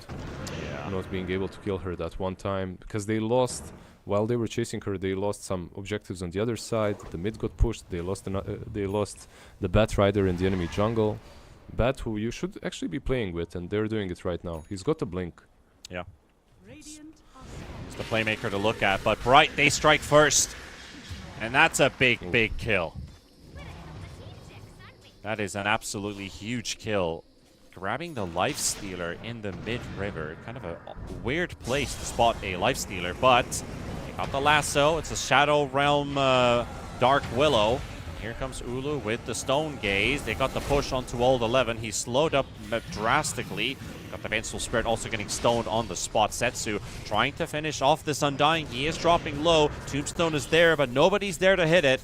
So Titan have to get out of there, but it's not looking too healthy because Setsu does go down. Another kill for Ulu.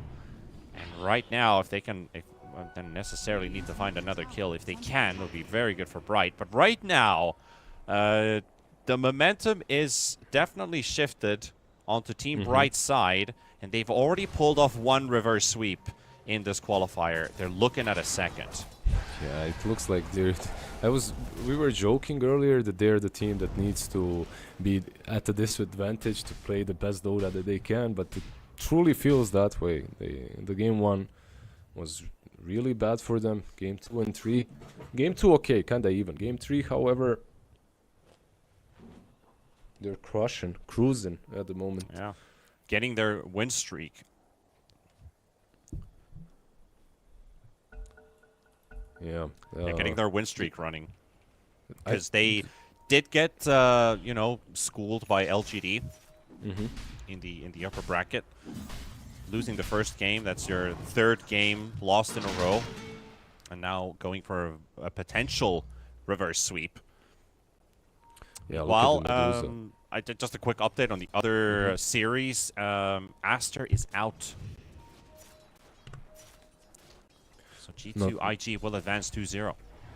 Not too surprising, right? Like that's Not what too we surprising, discussed. Yeah. Not sure. Aster just not feeling too great at the moment. Not looking too great. 2 out of the 4 teams that got invited to the close qualifier now eliminated. Which is the second one? It was Aster and Team 0 on the first round, knocked out by Titan.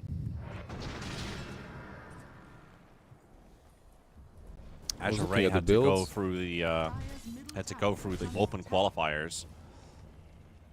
You would think Azure Ray is invite worthy, but probably because of the roster changes, they had to go through the open route. That's fair. Like if you have the roster change, I think it's fair to be sent to the qualifier, even if your roster is full of stars. Yep, Team Secret, OG, they've done it before. Yeah. If I was a TO, I would definitely invite you though, if you're full of stars, but still, I understand it. Transparency-wise, fair play, nice to have them in the qualifiers. Make them prove themselves, right? Like maybe the team doesn't click very well. Yeah, but both of these two teams, they still have a lot to prove. Like Team Bright, you can't just reverse sweep every series. I mean, if you're winning the games, that's what matters the most. But they start their series off a bit rocky, and then they get better as the game progresses. Game 2 could have been a loss, but it was an opponent's mistake that kind of let them get back in. That was the not splitting the only hero that could stop their advance, which was the Enigma Black Hole. Very small margin things that cost them the game in the end, and Team Bright tied it up, and they have the Aegis on the Medusa, so he's gonna have security farming, already topping the net worth. They did kill Fly in the river earlier on, so that small net worth margin of 1,000 gold between the two carries, pretty much coming from that one kill, and now the Roshan, extra gold picked up. Butterfly is something that Ulu wants to build, so Radiance meant to build up on Fly, and then Medusa having the Butterfly. That means the MKB has to come at some stage of the game. Yeah, he was actually queuing up the MKB earlier. I wasn't sure why. Of course, you're playing into Radiance, Fly, Life Stealer, but I also think that Butterfly is a bit better of an approach for you. Like getting MKB, you're just too squishy. You die to spells. You don't even have to. You know, it's not even This about. Tormentor is not looking too good. They actually have to cancel doing Tormentor on the dire side of the map. They were all dying.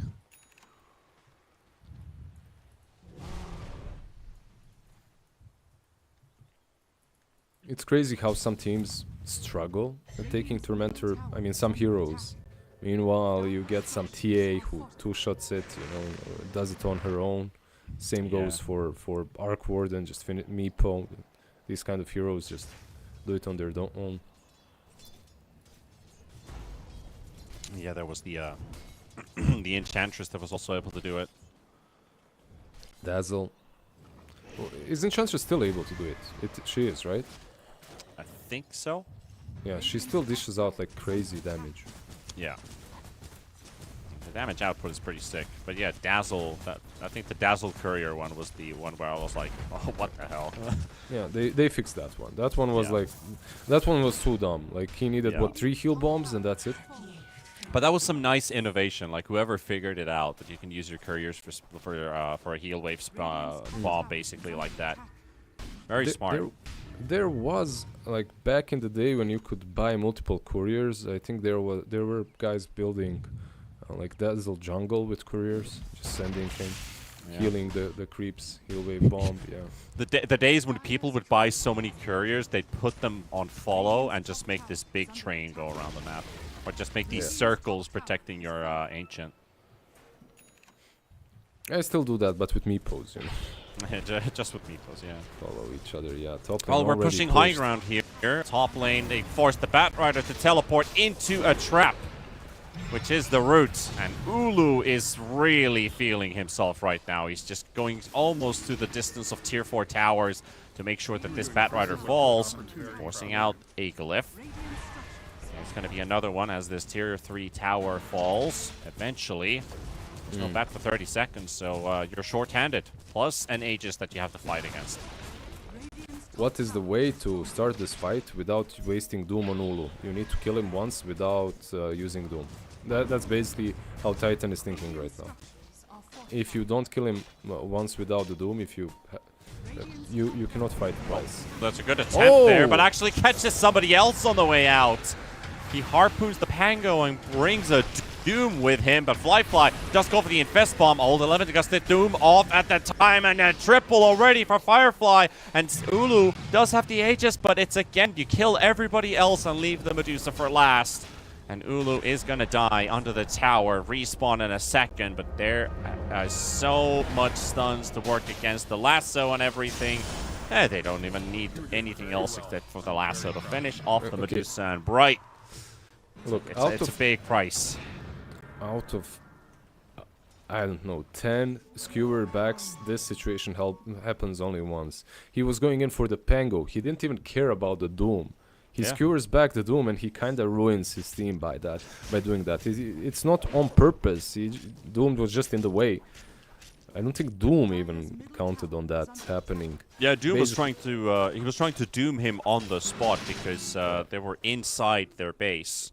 But instead, he got skewered to the low ground, and basically, it's like in that case, it's like a blink initiation for the Doom, in a way. If you can't lock him down on the spot, then you're in trouble. And they also had Fly. Just Infest shows up, huge amounts of damage, suddenly got a double, triple kill going on. Yeah, he's getting his farm now. You know, after the Manta, as the Hyperstone moving towards the AC. He is no joke anymore, and you know, they did rush this high ground push. This high ground push usually happens with completed Butterfly. Like you get the Aegis, you finish the Butterfly, then you go high ground. Yeah. Found the Brood, but they are struggling to get the lasso connection. They finally do with the Flame Break. Nerving out for the count.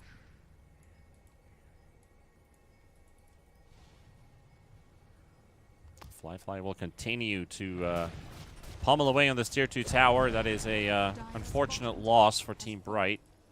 Not much Can that they they can catch do it? about it. But this is the Tormentor they tried to take earlier. It's going to be stolen by Titan. Who's got who here? Like, he can doom him, right? Radiant's Does he want to? Yeah, he wants to. He will be able to as well. Butterfly Effect teleports away. Yule's on top of a BKB. You've got, got golden swirls. You've got these tornado swirls and everything around you. Looks a bit silly. Tower is under attack.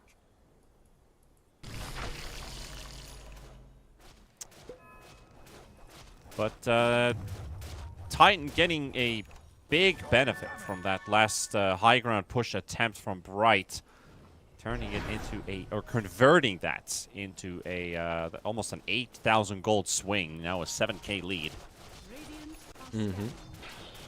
They don't, at this moment, they don't have Doom, and there's RP on Bright, so I think this is probably a smoke-worthy situation, because they will also have Butterfly now completed, Dire are and scanning. they might opt to go and take a fight. There's no Well, BKB Ulu's on leading the Butterfly, charge. The drum charge will be popped by Red Panda. Sadly, there's nobody to be caught here, so Titan gets out scot-free.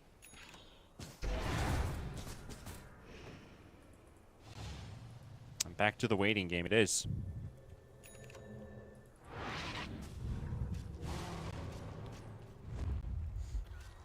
Smoking up. It's a full-on five-man smoke. Brute just breaks his, farming that ancient camp. They're rushing towards the Titan side of the map. Red Panda in front. No blink on this Undying. I have to walk in the old-fashioned way. Butterfly effect. Counter smoke from Titan. Infest bomb with a granite golem. Tower is under attack. And he spots the Dark Willow. He doesn't quite use it yet. He just wants as much info as possible. Very speedy Granite Golem. Medusa does get the stun, and there we go. The Undying is going to get lassoed up, brought all the way into the arms of Titan in front of their tier 2 tower, but they will lose a Vengeful Spirit with this initiation. And there goes Fly, tying it up 1-1. Medusa does get hit by the open wounds, but is happily just running away. Doom has Blink, has Doom, has BKB. There's RP Or as well. staff to the high ground. Irving is on the low ground. Yeah, this Disperser is just destroying Fly. Every time he tries to go on Medusa, she's just like, oh yeah, see you later, sucker. Disperser, no slows allowed. A strong item. Yeah, very strong into open wounds, right? Like, And it was the issue for Medusa for a very long time. If you wanted to be nimble in fights, you had to build a blink on this hero. Now you have much better stats from Disperser and an active ability that prevents you from being slowed, which is even better. and what's crazy, you can initiate, like you said. You don't need a blink. You can even initiate easily with this. You just pop the Disperser on yourself and you run into a fight. Yeah. And it literally feels like you just blinked in. That's how fast you move anyway. One item solving a lot of issues for this good old Medusa. We're at the half an hour mark now. Roshan is home, scouted out by a spider. Roshan has still not learned to use his legs, only his tail.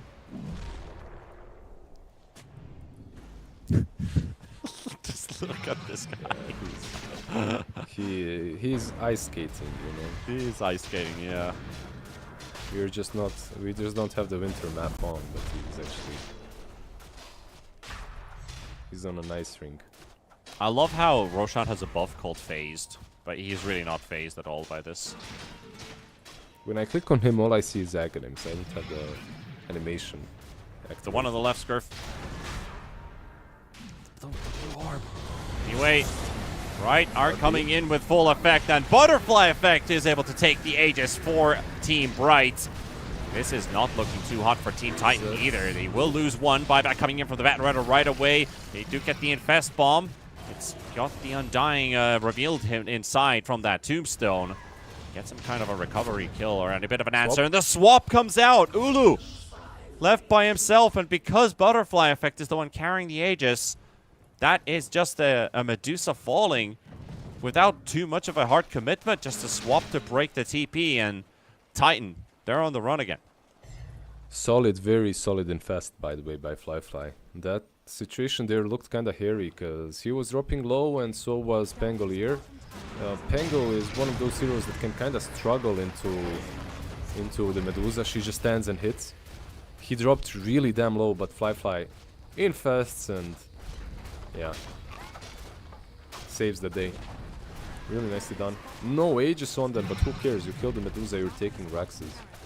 Yeah, they're no threat. No RP. No Flesh Golem. No Medusa. Dyer's bottom barracks. They can't you get a want to second do lane though this? because of the tier 2 still Yeah. standing. But there's a creep wave.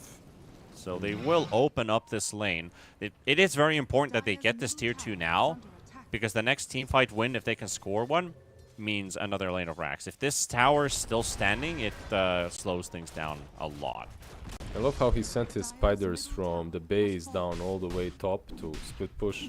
By the time they got there, they mostly disappeared anyway. They're just expiring, yeah. Lasso. Lasso being used on Butterfly Effect, trying to force out that Aegis. Does pop his BKB, gets swapped, and goes the other way around. Haste. Haste, yeah, and a skewer. He's gonna push this Batrider with gonna him. get They him. really want this kill. It's so close to getting it as well. TK shows up out of nowhere. Setsu tried to connect the swashbuckle on somebody else. It does seem like a game of everybody else is showing up except for the one that you were primarily targeting. So TK dies. Yeah, he just shows up trying to help a little bit, but Magnus didn't need any help. He was completely fine.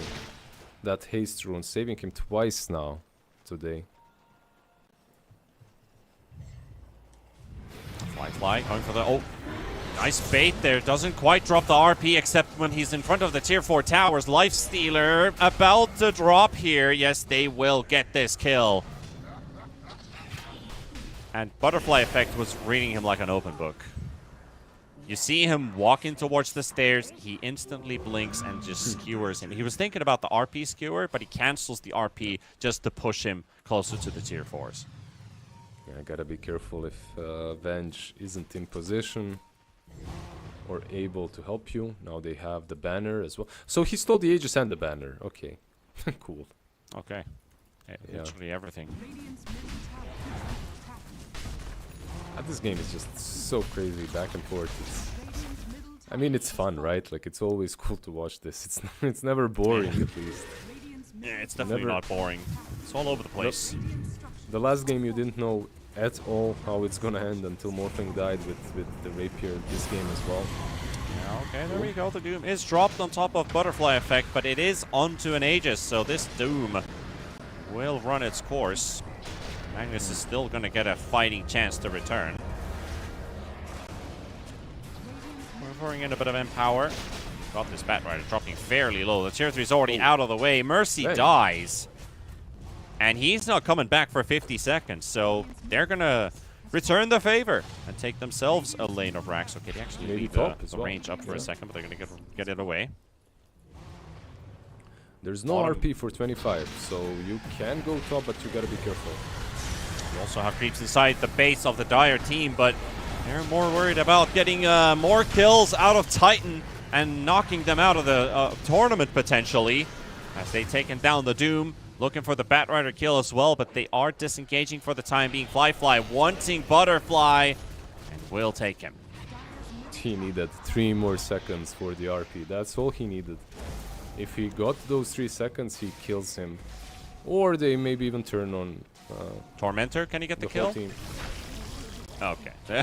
The Radiance was burning the Tormentor that was reflecting the damage back to the Brood. Now, that's one way to get a deny. Imagine losing a kill like that.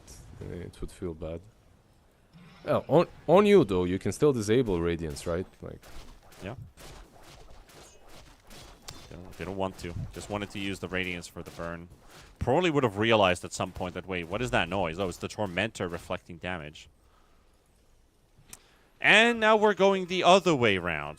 We've gone back and forth twice already inside the last 1.5 minutes. I don't think this is a push though. You don't have Pango, you don't have Doom. There is RP available. You don't risk this. You can maybe set up some vision around their base for your Batrider to have an easier time catching them with, Yeah, with for future lasso. purpose. Exactly, but pushing high ground, no way. You cannot. Well, everybody is back up and again. They are making a bit of a move here by Team Bright, moving across that top half of the map, exiting the base. Willow has a passive Midas. TK really wants to find a camp to use them at, and he might just run into the enemy. Actually, it's Ulu going to be caught first with the lasso. Clift on top, and there's Flyfly who can't actually hit him. So Ulu gets to throw 3 hits from the high ground, but he also goes for the teleport away. Pango does get stoned up by Stone Gaze, and that's your fight. No one dies. Yeah. What do you hate the most when you're a melee core? When your Nature's Prophet sprouts someone, when your clock cogs someone, and when your teammates cliff someone. Doom is there. He definitely is. Making a presence here, old 11. He's got his BKB already run its full course, and there we RP have is an good. RP as well onto the Batrider, and Ulu is getting free hits, and Flyfly is trying his best, but he's only gone halfway to the Medusa, finishes off Red Panda, and now chases down TK for another kill. Setsu is there to help him out. Butterfly Effect goes for the skewer, pushes around Lifestealer. He might go for an armlet toggle, but there's just too much damage going his way, and Setsu wants this Medusa, but he's not able to get the kill. Blink is available, able to dodge the spawn spiderlings, and just flies, or blinks away in this case. But he's the only guy to tell the story of how that fight did not go our way. Yeah, one team fight after another. They're losing. They're just unable to use the Doom properly to kill off the Medusa. I feel like this Doom needs to be tossed on Magnus. But he has Lincolns. I know it's harder, but he feels more important in these team fights than the Medusa. Of course, Medusa is the one hitting, but Yeah. Magnus is the one bringing all the control. The big reason why the fights are so iffy looking for Titan, Radiant's top barracks are under mainly attack. because of the Magnus going all around. The Brood has more free reign in these fights. The supports don't feel that threatened. And now it might just be a case of mega creeps. Might have They to have interrupt buyback. this one. Setsu is going to go in. Lifestealer is waiting for the call. Wait, press that buyback button. Ulu. Stone Gaze is already used. Setsu has to be careful. He does get stoned up, and here we go. The buyback comes in, but they're already running away with max speed with that disperser. Flyfly dodges the terrorize, keeps on chasing, needs to get to the Medusa. Low on mana, 800 to go, 500 to go, just a couple hundred more. Butterfly Effect, he clips him, but he goes for the Axe Infest. He goes inside the Magnus. Batrider dies. The fight at the back line, 1-for-1 traded, and that's the buyback from Flyfly that doesn't lead into a Medusa kill. Butterfly Effect just on a different level with this Magnus. Like, he is controlling the game so damn well. Either he's RPing the supports, preventing them from doing anything, or like he did in this last situation, pushes Flyfly completely away from Medusa, saves her, pushes him on the cliff. Yeah, sure, Flyfly has agony, so he gets infested, but still, very nicely played. He saved her.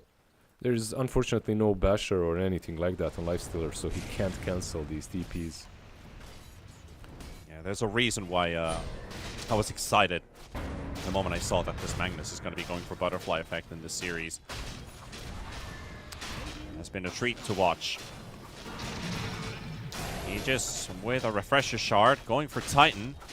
Bright's not going to be making it there in time. Roshan has fallen. Already secured it right next to the pit. They turn around, suspecting that Titan is fully ready to fight. And Doom also literally just coming off cooldown for old 11. So Titan almost got mega creeped. They forced out the buyback from this Lifestealer. And they're forcing Bright all the way back to their side of the map. Yeah, I'm not gonna call this game one way or the other. Like, these two teams are completely unpredictable. I wouldn't be surprised. Like, objectively speaking, the Medusa team has the upper hand, right? Even versus Aegis, it should be a bit easier for them to play, but realistically, watching how these two teams have played the last couple of series, you never know. You never know who's gonna go ham, who's gonna make some insane move. in a they're a bit all positive over or a the place. negative way. Yeah.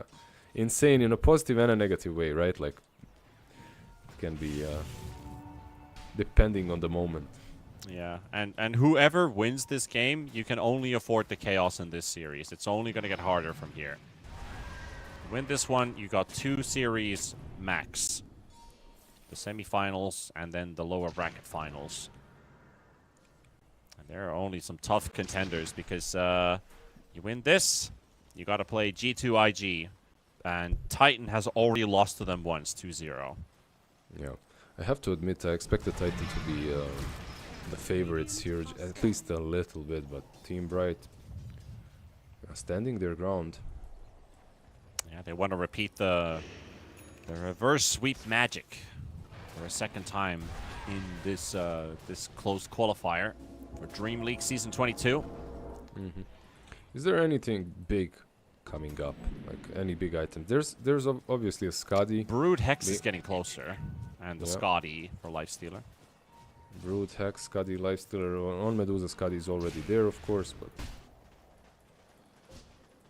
will they You fight need before the Aegis expires? That's the question. Like, You need like 1,800 gold for the Brood to finish Hex. So it's still some time away, but that Hex could be very big. Especially when you're playing against the Lifestealer. Every time Rage has been used, you have a chance to silence him or Hex him up after. Or even the best case scenario, you initiate on the Lifestealer that he never gets the Rage and dies during the ground control. That's like your ideal situation. That's the ideal situation, but most likely it cannot happen because of Venge. Like, for that to happen, you need to control Venge as well, somehow. Maybe with some skewer back, jumping on the Venge. Smoke pops off of the Undying. Right, Panda with that Blink Dagger. And Force Staff. A lot of mobility. We're slowly falling. They've got Ulu in the lasso. And there's the RP to turn things around. And Titan, they're already fairly low on 2 of their heroes. The Doom and the Bat both struggling. So is Fly. Standing still, stunned on the spot. Goes for the Infest. And Red Panda is left vulnerable. Gets a couple good heals. Still survives. They got the Skewer pushing back Fly inside the base. He's trying to get the kill on Red Panda. He's going to be able to get that one. And he's on the run away. Armlet Toggle coming through while that tower is hitting. Butterfly Effect missing the Skewer. And there's your Aegis pop. 2 buybacks coming through, but they are so far away. Setsu, he's trying to buy some time and space for his supports to maybe come back in. Fly trying to re-engage with the fight, but Ulu, he's on the run towards the fountain. So is everybody else on the side of Bright. Yeah, when you see Fly going in and starting to hit the tower, you know this fight is over. Like, he decides, okay, I cannot catch anyone, and as I cannot catch anyone, it's very difficult to continue taking this fight. There is no Doom, there is no control. They're healing up in the base. I think they need to back out at this point. It's kind of difficult because you know the game is looking kind of over. At this point, you just wasted a couple of buybacks. Aegis gone as well. You only got the Undying. They want to catch someone in the lane, but there's nobody coming. And Batrider is alive. It's just going to take a very long time for Maybe some Undying to swap? reach the rest of his teammates. They see Magnus. They see that he's not there, so... Oh, no. He infested. Okay, he infested the Medusa. Interesting move there with the Aghanims. Just jump on the Medusa. Medusa doesn't seem to care too much about it, though. Of course not. I love how Ulu instantly went for the fountain, you know? Just straight up moves. Hoping that Lifestealer stays inside.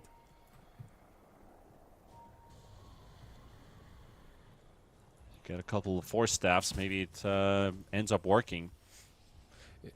Already had that one game where the game winner was the fountain. That was NA though. This game resembles some of the same type of chaos that North America showed earlier on today. Any Dota, best Dota. For sure. If you like chaos, if you like some pub strats. Who's by the way, you've been casting the qualifier. Who's the strongest team right now in NA? The strongest team in NA? You're kind of looking at Shopify, right? Shopify? Yeah, makes sense. It has to be Shopify, but I believe Nouns is surprisingly good with their roster. You know, you got Stormstormer, you've got Gunner in the off lane, you've got Fly, Lelis, and Yuma. Yuma is the guy that Plays is Meepo, surprising right? a lot of people. Yeah, the Meepo guy. Because in the last year's DPC, Yuma would come to stand in. Every time he did, they won a game. I was like, that's a super value stand-in you got there. And he played West European Division 2, if I remember correct, and got a team to Division 1. I think that was the Dota 2 Hustlers. I could be wrong, but that's at least how I remember how it was. I believe you're right. If my memory serves me.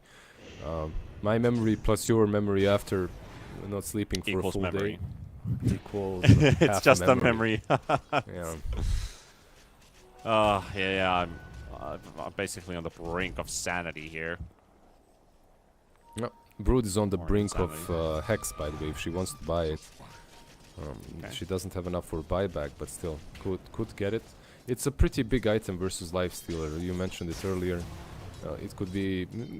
They don't need a game changer at this point. The game doesn't need to be changed, but it could come in handy.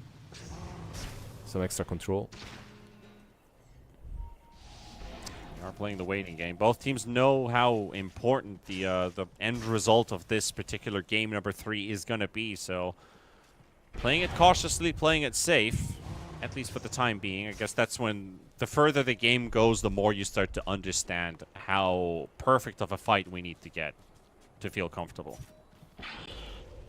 It has to come through some aggressive plays. Fly.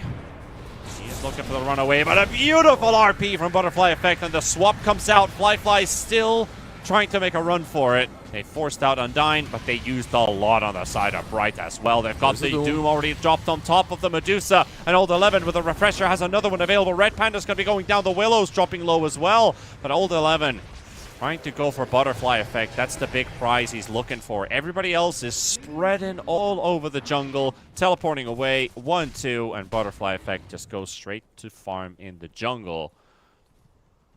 BKBs and ultis dropped all over the place. Yeah, they use the Doom. He uses the refresher after as well. But he cannot find the right target. He cannot have any follow-up, that is, because they're too busy killing Undying and Dark Willow. So overall, I feel like the communication in that fight was a little bit off. Maybe focusing the target that he's dooming would be better. Yeah. We're at the 50-minute mark now. A lot of 50-minute games today. I'm actually surprised that this game reached minute 50. I thought it should be. It could have been. It felt much like it easier. would have been over Yeah. with that high ground push in the top lane. Yep. But no. Couple good turnarounds from both sides. They're protecting the twin gate here. Roshan is up in 55 seconds. Bright already making their presence known here towards this bottom lane. Stacking up for a potential smoke. Not at least on the eyes of the or the hands of the Undying. There isn't one either for the Dark Willow, so they're gonna have to do it the old-fashioned way. Yeah, just approach it and that's it. Just go in. Brood is splitting, by the way, mid lane. She's pushing in. A couple of spiders over there together with a huge creep wave, so kind of a deja vu from last game. Oh, he's in. Oh, and Undying Flyfly's not here. The Lifestealer's not here at all. He was going back to the base. Undying does get doomed up by Old 11, and 10 seconds for a refresher to be up and running. But now the Lifestealer, he's joining in. At the same time, Irving is going into the enemy base. He's looking for the Mega Creeps. Mercy will go down, and Irving's already at work, but they are TPing back in. The Infest ball right away on top of Irving. And this Broodmother doesn't have an exit route. He tried his best. He got something done in a quick time span, but now the rest are going into the Roche pit, and Titan, it's a race against the clock. Can they do it fast enough? Let's see. They are running. Okay, Lifestealer actually stopping to farm or finish off the creep wave. They definitely can. They get the Aegis, they get the banner, the refresher orb as well. shard that is. They don't even get the kill on the Undying, by the way. Undying used grab ally with the tombstone, so or grab himself, so he survived. So there's 3 sequences that happens there. First, Bright, they initiate when the creeps were inside Titan's base. Fly is halfway in the lane of this bottom lane towards getting to start hitting creeps. Meanwhile, Undying, they're just gonna have to hand him out. Is Ulu coming to save him? Oh, okay. Hide inside the tombstone with your shard and just blink out. Sure. Dark Willow going for the deal. He goes straight for the Doom here with the RP. And Ulu's disarmed. He can't deal any damage. Firefly is there. He has another RP. Use the shard. Couple hits, and Doom also has the double Doom, but he's being bullied right now by the Willow. Old 11, 100 HP is all he has, and he dies.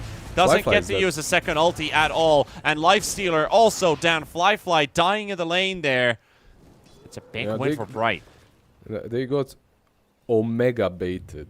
Like, they went in thinking that, okay, Magnus used RP, whatever, we can fight. Lifestealer put his confidence up, his cautiousness down. He got hexed by the Brood, RP'd by Butterfly Effect after the shard was used. This is the push where you force out the buybacks, but yeah. Titan really not in a comfortable position. The last fight plus this one, it's just, I don't know, unluck, I guess, from their perspective. Setsu won't be brought in with the skewer, but he is hexed up, and Mercy again has to intervene. But the lasso, it's on Ulu. Ulu does have the Aegis though. Does have that second life. Setsu pops up the Rolling Thunder. Fly shows up from inside the Medusa. Medusa now surrounded and doesn't really have too much protection, but the BKB might just be enough. The stun does connect first though, and there is Red Panda falling first to Fly. They are dropping semi-low here on the side of Bright, and they are trying to disengage. Irving is being pushed back in. Doom on the chase here. Butterfly Effect pushes him even further away into the arms of Ulu. Ulu, he's got Fly nearby. Infested again. His mana pool is running out. He's about to become prey to this Lifestealer and chased around Ulu. He's got no shield. He's got no nothing. Fly, he's missing half of his attacks, but it doesn't matter. He's gonna get this Ulu kill eventually in the end. Or is he? He's surviving. Fly might actually die. Okay, Ulu is the one to fall first. The Rapier is down on the deck, and he picks it up right away, and he will drop it again. And this time, Butterfly Effect is the one to pick up the Rapier for himself. And the Pango, he's fighting against everyone. Again, the Rapier down on the deck. This time it's the Pango. He takes another and goes for the triple and goes for the ultra kill for Setsu. The throne, though, it's in peril. They forced out the glyph. They got the lasso. It's on an illusion of the Medusa. Ulu, he's still going for it. He's still going for it. There is no Rapier in his hands right now, but Undying can't do much. It's the other illusion that gets swapped around. Ulu is still doing work. Butterfly Effect coming in for as well. Bright, they're so close to doing it. Ulu's out of mana. The Medusa's about to fall. The Ancient is so low. And Bright get it in the end. I love Dota. I fucking love this game. Oh, dude, if you're Fly, I don't know how that guy still has a full set of hair on his head. Oh, what that was... the hell was that? That was quite the something to end that game. Oof. He keeps on hitting the Medusa. He knows she's dead, so he puts one item out that lowers his attack damage, so he doesn't kill her off fast enough. She survives long enough to bring him down low. He picks up the Rapier, but he's already dead with it, like whatever, he dies 1 second after. Yeah. Medusa instantly buybacks, and while the Pengu is getting an ultra kill, she's taking down the throne. Like, oh my god, like this game. Ah, well deserved. Honestly, well deserved. Well played by Team Bright. Overall, I expected Titan to win the series, but Team Bright once again proving me wrong. First time versus Aster, now versus Team Titan. I don't know what it's gonna take for me to start believing in them. But yeah, good job to them. Very, very nicely done. Butterfly Effect. Magnus needs to be banned against this guy. His Magnus is just on a very high level. Yeah, it is really, really top caliber here. What a way to eliminate a team out of a tournament. This is gonna haunt Titan for a bit. considering that these last 5 minutes of this game, it really wasn't going their way at all. Lifestealer's trying to run back to the base to save the tier 4 towers away from the creeps. Then a fight breaks loose at the Roche pit. He has to turn around. He's not with his team. He finally gets there. Then Irving goes into their base to look for the Mega Creeps push, forcing them back into the base. And then Team Bright goes for Roshan. So Titan has spent his time running back and forth, back and forth. Then there's the jungle fight, which is also spreading into multiple directions, and suddenly you've got Medusa hitting your base, and a base race that basically leads into them, I mean, four people sharing the same rapier. You got a lot of signatures on that weapon. Yeah, just saying one. We could talk about the differences maybe between the offlaners, like how much effort was put into shutting down the Broodmother, and she was shut down completely. Meanwhile, Doom is a Doom, and he goes for a Midas, and I feel like the two heroes... I would even say that Broodmother had more effect this game. Like, she had more impact than the Doom. With all the Dooms, it still didn't feel that great. Like, it all came a little bit too late. But, you know, old 11... old school Dota, like he's on a different level, honestly, than all of these not all of the players, but most players. In a different game, I'm certain it would have worked, but Magnus just had too good of a performance. Butterfly effect once again. Nice stuff, good stuff. But hey, it's a team game, and Team Bright get to advance to the next round of the lower bracket. But we've got one more series for you people, and this next one, a huge one. In about 30 minutes, we're going to witness the first team to qualify for the DreamLeague Season 22. Azure Ray, LGD Gaming. We'll be back in half an hour.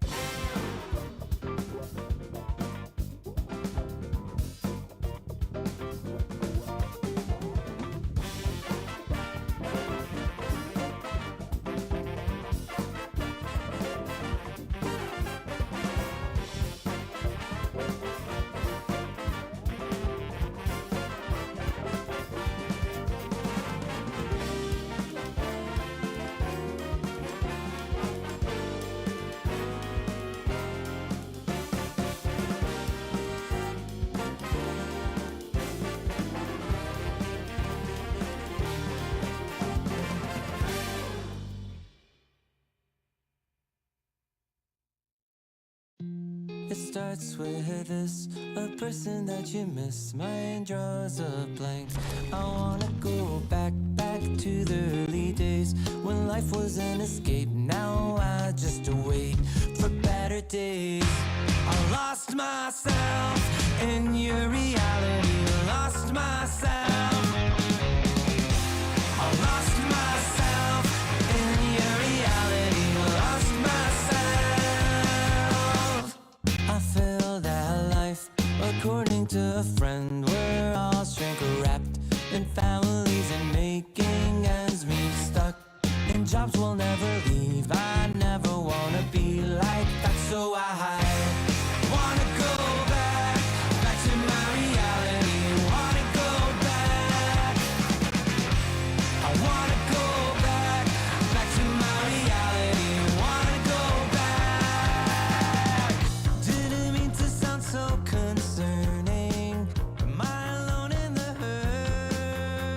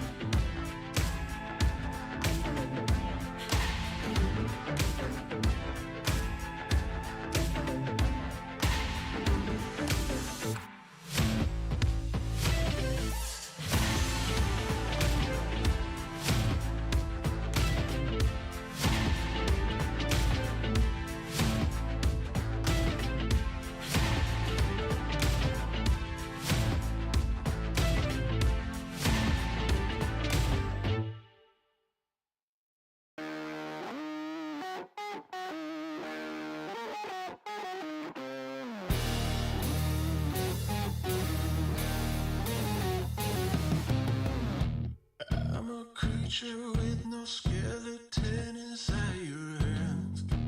Got no home address, I come and go as you command.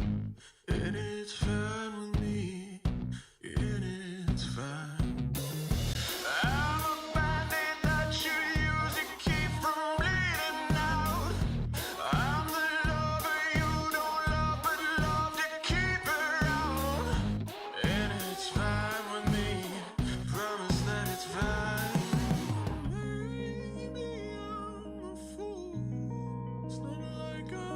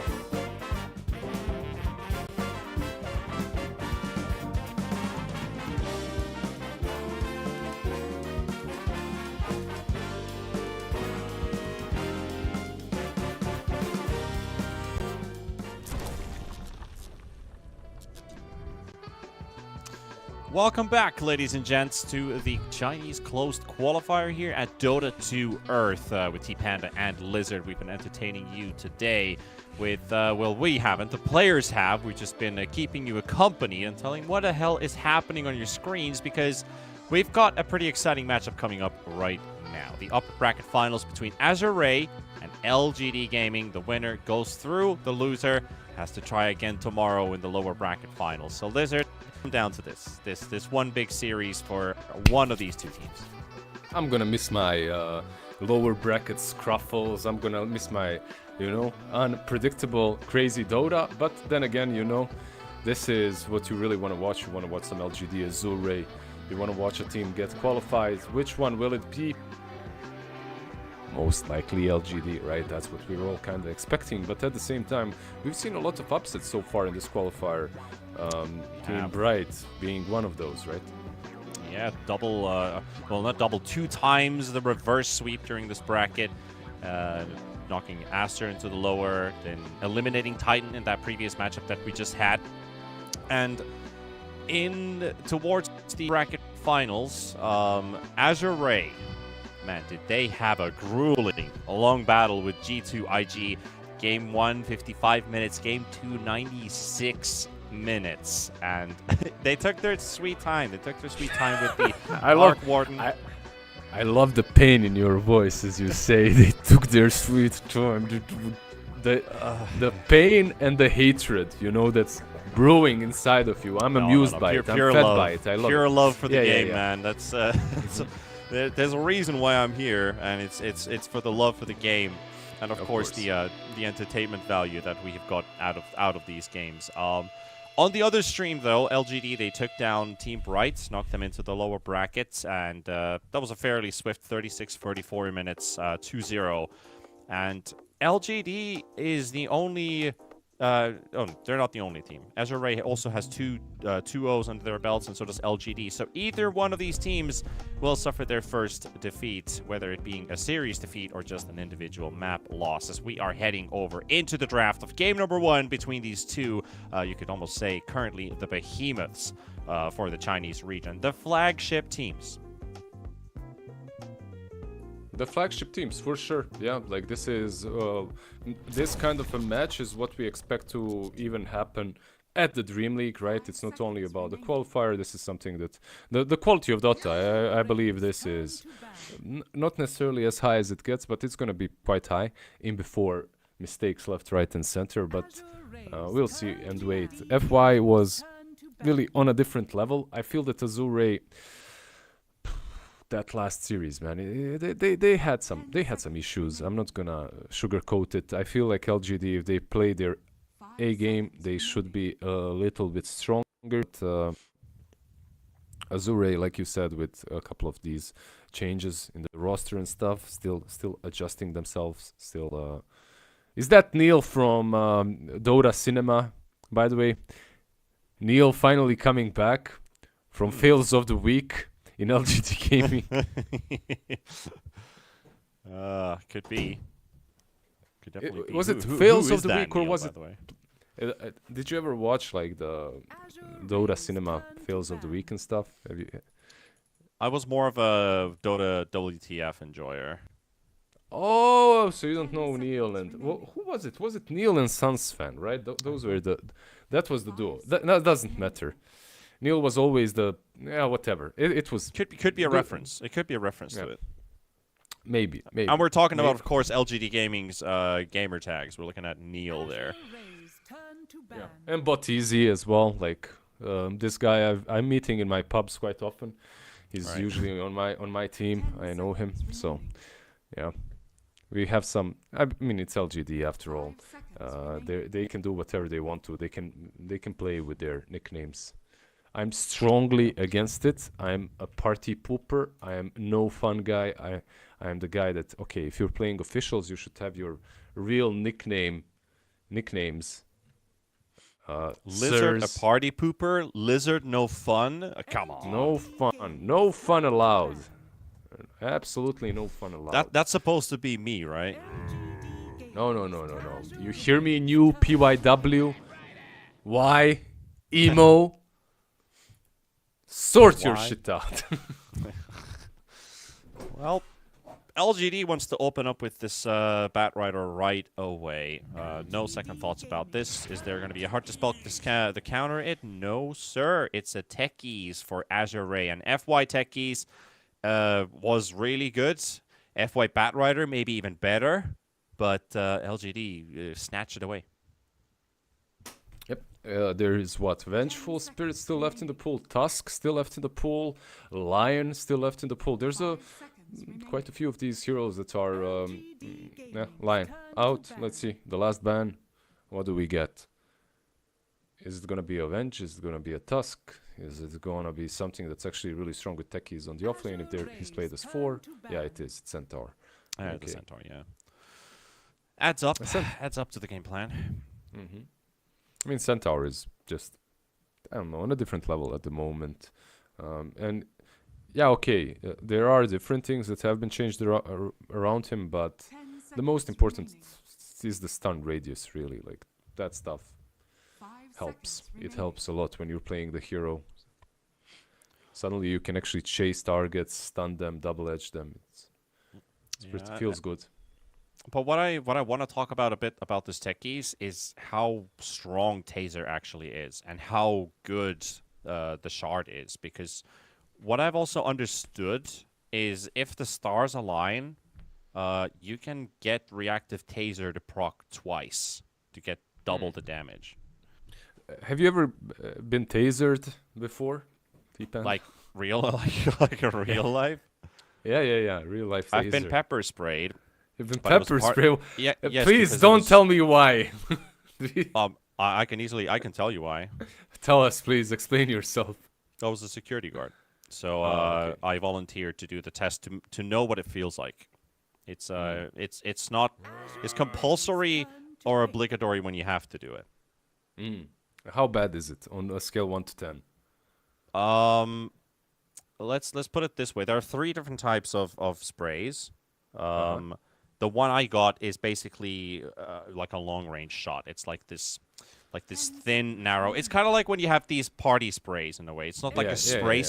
This long line that flies and you can draw with it or whatever. It was cold outside and it hit me close to my eye, but it was so cold that it didn't like flow in my eye. I was like, yeah, I'm pretty good. They used the video camera and everything to like record my reaction and everything. I was like, it's not that bad. 10 minutes from that, when I started washing my face, I was like screaming. Oh fuck! It burns. It's like chili, but on your skin. Like your skin is literally burning. It just not feel nice. So don't mess around with the pepper sprays. Thank you for sharing that with all of us. No problem. No problem. Happy to me oblige. me and everyone else in the chat whose hands are sweating right now. Just imagine. Like, what did T-Panda do? Yeah. Why is he doing that? But yeah, I don't remember what was the tangent for this whole thing. Anyway, Taser, Techies, Techies, Taser. Yeah, if you get there's this interaction with Techies that you can get Taser to proc twice, and that's like what 600 damage. It's like 300 per proc, right? Or is it less? Well, 600 divided by 2, it's 300. Yeah, I think that math checks out, T-Pan. I'm gonna double check this. So reactive Taser on the shard is 300 damage. Yes, and it can proc twice when you put it on an ally because it deals damage on detonation, and also deals damage to any enemy that attacks the affected ally. So you can, if you time it right, you can get it to do 600 damage. So Techies Taser is actually kind of nuts. Yeah, I didn't like this Wyvern on a support position when we saw it like yesterday, but I do like it as core. I see a lot of players playing it. I've had. It doesn't have to be offlane; can be mid as well. You know the good old. Yeah. But okay, it's not gonna be. Of course, it's a lot of wings. Wings gaming, anyone? That's okay. We need 2 more winged beasts. We need a Jakiro and a Viper.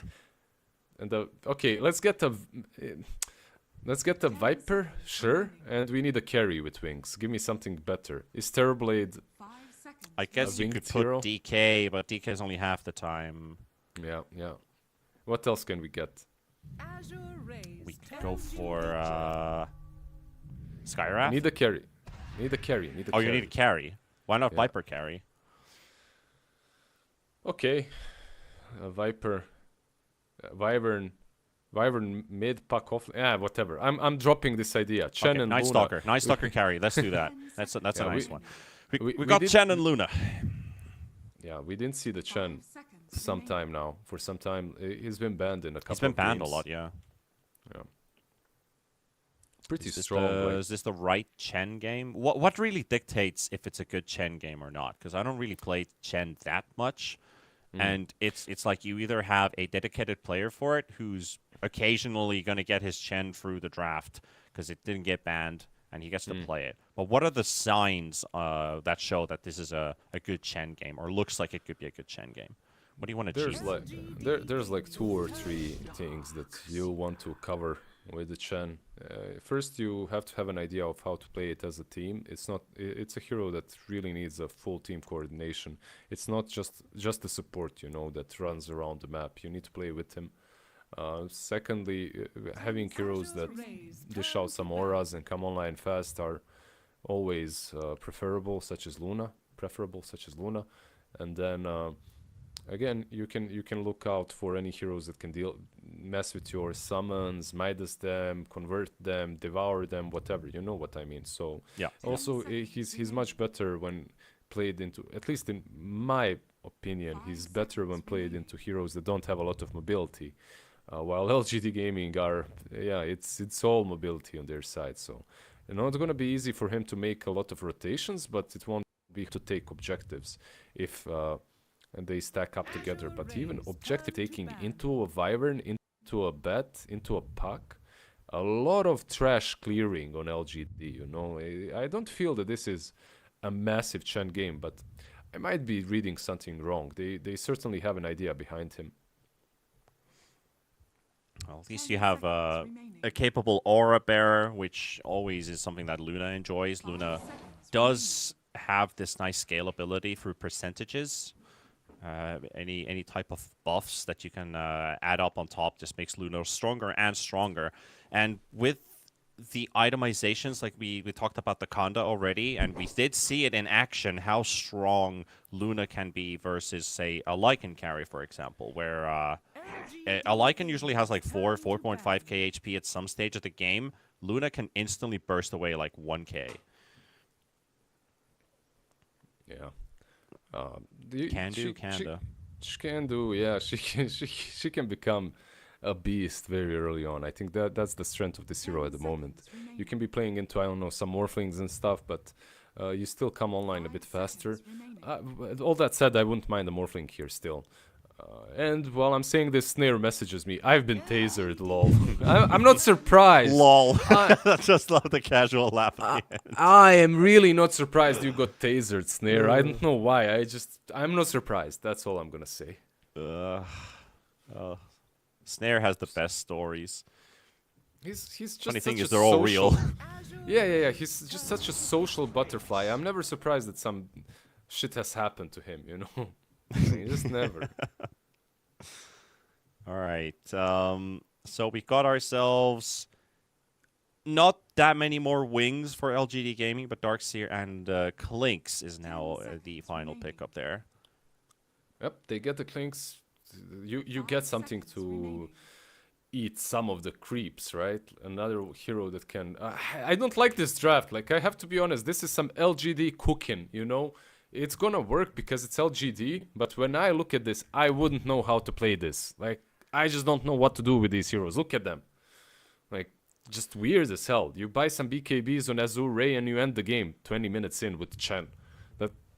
That's how I see it. But I know I'll be There's wrong. wombo combo potential, which a Get lot some of people are Dragonite excited. Yeah. Or Brood, even worse. Yeah. Okay. Get some So Dragonite you're not a Brood. fan of LGD's draft, but you're a fan of LGD as a team. But what about Azure Ray? You've got FY Techies. That's a solid. You've got Ori with the Mars. You got Mr. Bah with the Broodmother. He's an artist with the hero. I don't like the set he's using, but it's Bah. I'm not gonna say any ill words. So what do you think about Azure Ray's draft? I like it. It brings a lot of pressure early on. It maybe puts them on a little bit of a timer, but then again, what kind of a timer are you on? You're playing versus like Klink's position 1. I feel that you should be fine. Klink's, we've seen what this hero can do recently with the Orchid Ezo build, right? Like dishes out a lot of damage. Yep. He has enough control, in the form of Puck, Wyvern to help him out. Like these two, it's not gonna be easy for Brood to lane. If this is some offlane Brood, you're playing into 2 ranged heroes, even with a Chen or a Techies, probably Techies. It's hard for you to trade with them. It's hard for you to not be zoned out. All that said, I feel that LGD has something cooking. I'm a bigger fan of a Zoo Raids draft once it all comes together. If they manage to survive the laning stage unscathed, like I feel that the mid game should be theirs. Feels easier to play. That's all. Well, I Now hope they're they've gonna lose. recovered from their previous series versus G2IG, that marathon of a game, or marathon of a series even, because it was almost an hour game in game number 1, then into the 1.5 hour game 2 to finally decide the series. Had a bit of a break in between as we were watching the lower bracket in between, and now back in action. For LGD, it was a bit of a shorter day. Maybe they've been keeping themselves warmed up, spamming some pubs, doing some stuff in between. Oh, hello, Cat. Nice to meet you. You came to watch some Dota? There's some quality Chinese Dota coming out here. Oh, you're excited? Nice. Cat's loving some Chinese Dota here. Shout out to all the cat fans out there. What's your cat's name? And what a lovely voice she's got. I have 2 cats actually. Okay. The other is called Boomy, and the other is called Haru. Haru and Boomy. Cool. Yes. 30 seconds to Oh, battle. nice Rescue names. cats. Cute Nice, names. cute kitties. We're planning on getting a 3rd at some point, which would be very pog. Then I can be the crazy cat man. Crazy. But until then, pepper sprayed Catman. That's who you'd be. Yeah. Yeah. I'm the cat man. Azure Ray could surprise Why You Smile here with this Wyvern in the river. Playing it very cautiously, FY. Just a casual sticky bomb to throw into the Wyvern. Just a reminder that he's around in the area, but no first blood fight. And we're going to start things off with a clean sheet. Double bounties for each team. And kick off the laning stage. Mars versus Puck in the mid lane. We've got the Techies paired up with the Brood Mother going up against Kalinx and Wyvern. And in the bot lane, Luna Chen versus Darkseer and the Batrider. Those are the matchups. Yeah, pretty interesting lanes. Like a lot of kill potential everywhere. I think Mars does fairly well against the Puck in the mid. We'll see if that matchup has changed at all. But Ori should... I mean, he should know the Puck matchup inside out. He's a big Puck player as well, right? So yeah, we'll see how he fares. I think Mars does well, or should at least. What about the side lanes? Is there any element of surprise that you're surprised about? Because you were kind of like, how does LGD play this draft? Because it is a bit all over the place in a way. So how does that impact the laning stage? Are there some particular things that come into your mind that have to work out for LGD, or do they need to force anything here? I don't think their lanes, per se, like lanes as lanes, are that bad. I think their lanes should be alrightish. Like you have this Darkseer and Batrider. Once they get level 3, the lane becomes a bit easier.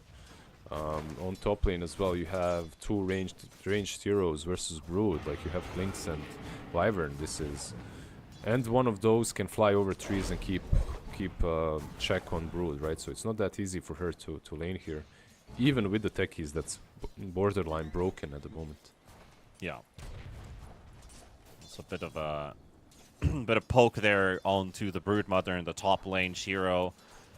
It's one of the big benefits of having that big right-click damage early on into the laning stage with a hero like this, and they're gonna go for the attempt onto Bach. Brood Mother does have to pop his stick charges, and a couple more hits could just do the trick. A tar bomb thrown in, but 66 HP is more than enough.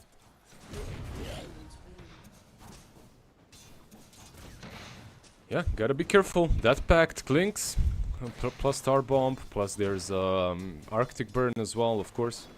Also, by the way, that Winter Wyvern wasn't level 2 yet when they went on Bach. If he was, he could have used Winter Blast once or twice. That would have been enough.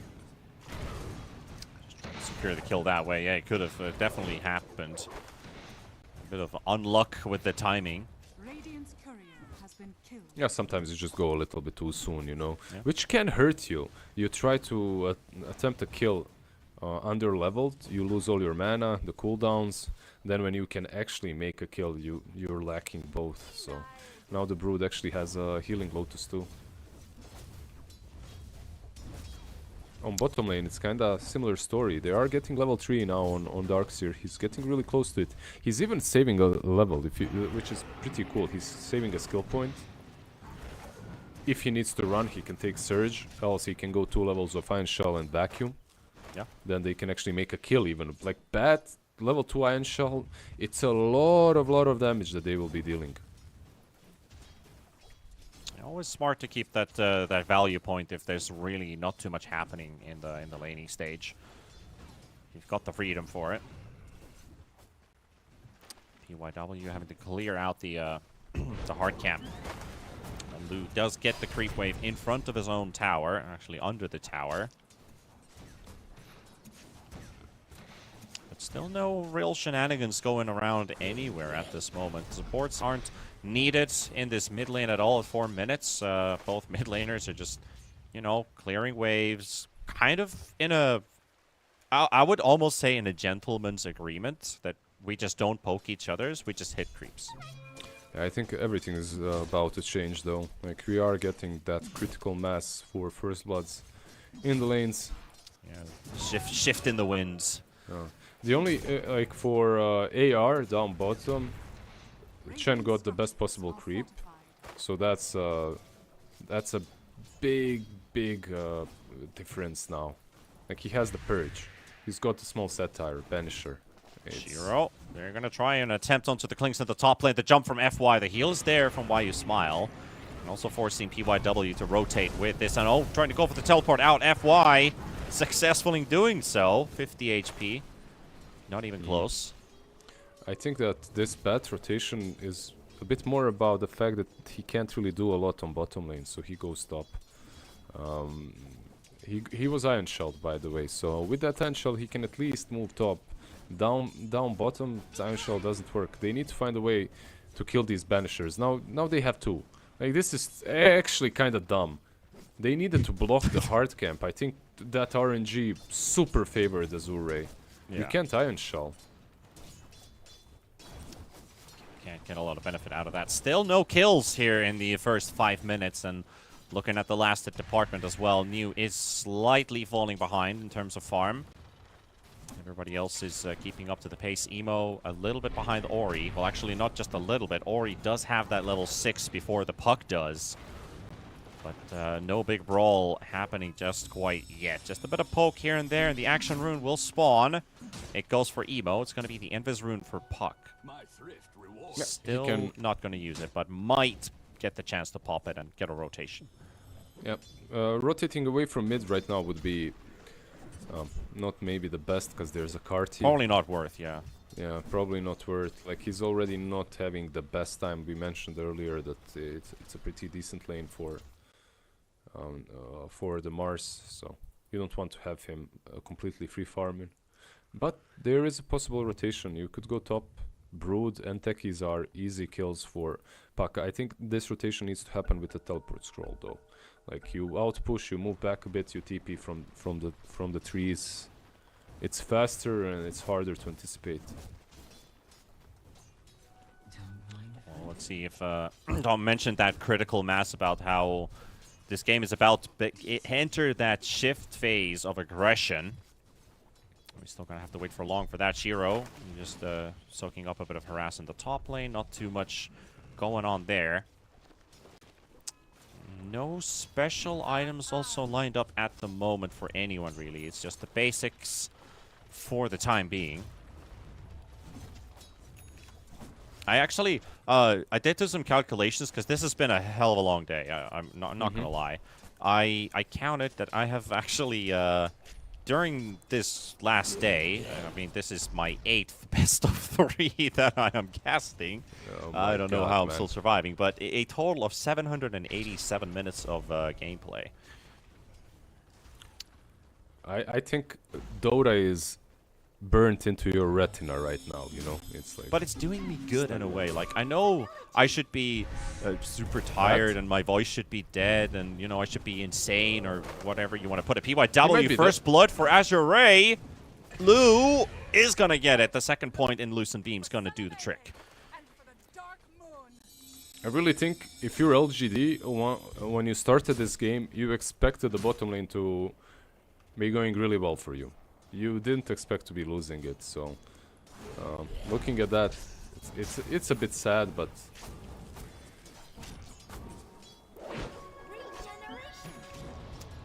hard It is what to, it is. Yeah, it's hard to do anything about it at the moment besides stack stuff for Darkseer. So how does this lineup come together on the side of LGD now? Like, we know some of the timings of these heroes, what they want to achieve, what they want to do, who they probably want to target, like if they can catch Lu, for example, if they need to slow down the Broodmother, because Bach is already level 6 and has gotten it without too much contesting from this LGD top lane. What is the big power spike, really? Do they just live off of Puck rotating with his short cooldowns? Can I be honest? I have no idea. You have no idea, yeah. Because the same things for me as well. It's just, it feels... We kind of need to see it in action, and then maybe give our thoughts on what's going on. But look at bottom. They're going to go for Lu, and that's the attempt they're going to make here with PYW and New. Going to get the Flame Break to push him back. The TPs are coming in. They do have Chen to give up a bit of backup, and Ori rotates in with a big smack in the face of the Batrider. Lu gets to live a little bit longer. They have Puck rotating in, maybe, but Luna is already way too big. Meanwhile, on top lane, I don't know, Puck went in, he might even die here, he needs to use Dream He does, maybe he does, and Shiro is finding Chen. Chen pops the ulti for a big heal, Shiro disengages, and so does the Puck. Emo is moving away. I have a bit of a slideshow on my screen here as well, probably the same for you. No, I can see it. I can see it. Yeah, Ori is still chasing Puck. Puck is actually... Oh, he's pinned on the tree. FY does get the jump on top of him, but he's got no spells remaining, and that bomb, it explodes right on top of Emo. So FY, that is the 4th kill for Azure Ray. LGD still hasn't been able to score a kill, despite the attempts of aggression. I really think that they expected the bottom lane to go much better, and then with the big Darkseer you can play the game a little bit easier. But not blocking the hard camp, getting 2 Setar banishers for Chen just completely ruined the plans on bottom. So yeah, that's kind of hard to deal with at the moment, because Luna is going to be farmed, your Broodmother is going to be farmed, your Chen is getting farmed, and this mid game is not looking great for LGD.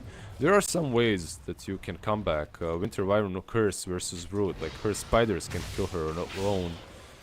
Wyvern as well can defend very well with Splinter Blast versus the Broodlings. Yeah, Bach is still going for the Orchid build up here, so the Brood would like to find singular pickoffs, or at least cause a bit of mayhem in those fights as well. That's one of the big benefits of having that Broodmother, is the power, or I won't say power spike, but the capability the Broodmother gives, the constant threat of, if I'm alone somewhere, this big spider is just going to eat me. And then the damage output that you have. You build up that Orchid, even a Wyvern isn't able to stand her ground with Winter's Curse, because you just can't get it off. Eventually, you know what happens versus Wyvern. You just send the spiderlings on her. So, like, as a Broodmother, you're not worried about Winter's Curse. You're just sending the spiders, and then he needs to react to that. He needs to do something about it, or else he dies. Spam some Splinter Blast and hope for the best. Yeah, that's the general idea. But once the Brood gets Orchid, no one is safe, like you mentioned. Whoever gets caught most certainly dies, and no one that's no one can buy any defensive items. You don't have any Manta or BKB pickers at the moment. You just can't build that. I think maybe a Yule's on puck or something, but that's more down the road. Yeah. Looking You at the can top hunt lane, down the they're Brood, setting though. up a gank onto Bach. The Broodmother is going to get scouted out. Just get the stun to connect, and with that, the lasso will hold the Broodmother on the spot. And that will be their first kill for LGD. But there's also a response coming in from Azure. Ori, FY, they found the Winter Wyvern. They get hit by the bomb inside the arena, pinned to the wall, and blown to smithereens. I love how Chen used ulti immediately as they went on Brood. Try to It apply was- that Yeah, a little it was bit. really. But I do get the heal per second buff. Yeah, he was just on point, too fast. My Chen waits for me to die and then he pops the ult.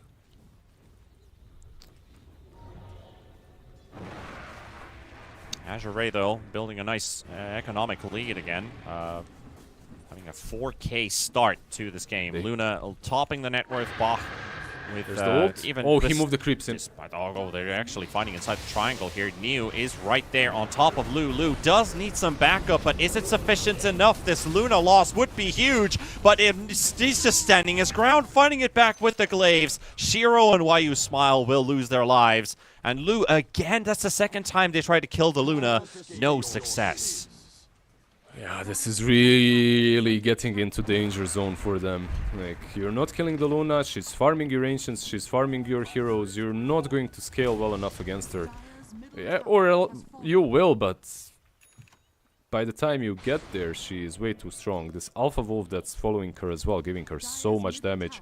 Look at these stacks now that she's gonna take, like, Lu is in heaven right now. Oh, that's it. That's basically like he's in a very happy place right now.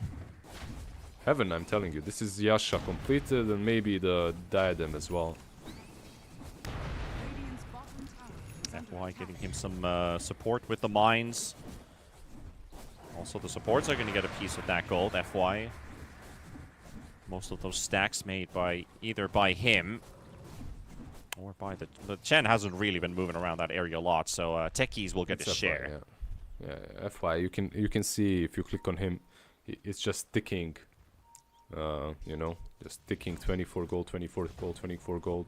Luna got like 1,000 gold. I'm not gonna There use goes the scripts. Wyvern as Ori does drop the arena to annihilate this Wyvern right away. But he's standing his ground with the curse. FY is coming in. And PYW is also intervening because Emo is on his way. It's a Winter's Curse on a Mars illusion. It's not the real one, but Ori is still gonna go down with Niu showing up. And they just bring in the numbers for the kill. But it's still a 7K lead going in the way of Azure Ray, and it continues to increase despite one hero being given away. 890 gold, Scrift wrote. That's how much our data scientist. Thank you, Scriff. He mined the data. He found the gold gained. Yeah, they killed Mars like you said, but he has a blink. He's going towards the BKB. What's happening with the Brood? Has that Orchid? Yeah, and he's going straight for Bloodthorn, too. Do you feel like that's the right path? Should he build another item instead of just upgrading the Bloodthorn? They're gonna Or do upgrade Rush, the it Orchid. seems like first. I think Bloodthorn is maybe a bit greedy getting, but at the same time you have, like I was gonna say, maybe some utility, but you already have utility coming from Chen. He's got all the creeps, he's got the Vlads as well, like this Rush is gone. Like for LGD to play this game, they need to outplay them really hard. They need to set up some crazy Winter's Curse, some crazy walls from Darkseer. And it's the Wombo combo that they're living off as well. A lot of teamfight ulti to throw in. The Clinks that's capable of ratting if necessary. Like, Clinks' pushing power is still very, very good. I don't think you're going to get to do a lot of that when Azure, at some point in the near future, is just going to stack up and look for good fights.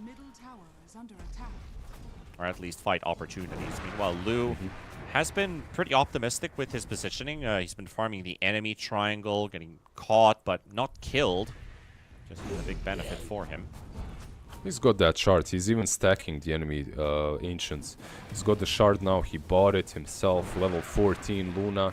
What's Klink's? Level 11. 3 levels ahead of the enemy carry. And you're pretty much already knocking on tier 2s. Yeah.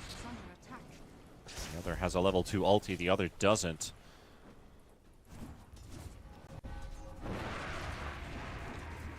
Bet does have a Sieging blink tier and 2 he's tower. stepping in. He's thinking about it. Is he going to get close enough to Lu? He's just on the blink range, but they're actually going to go to the triangle. They see Ori.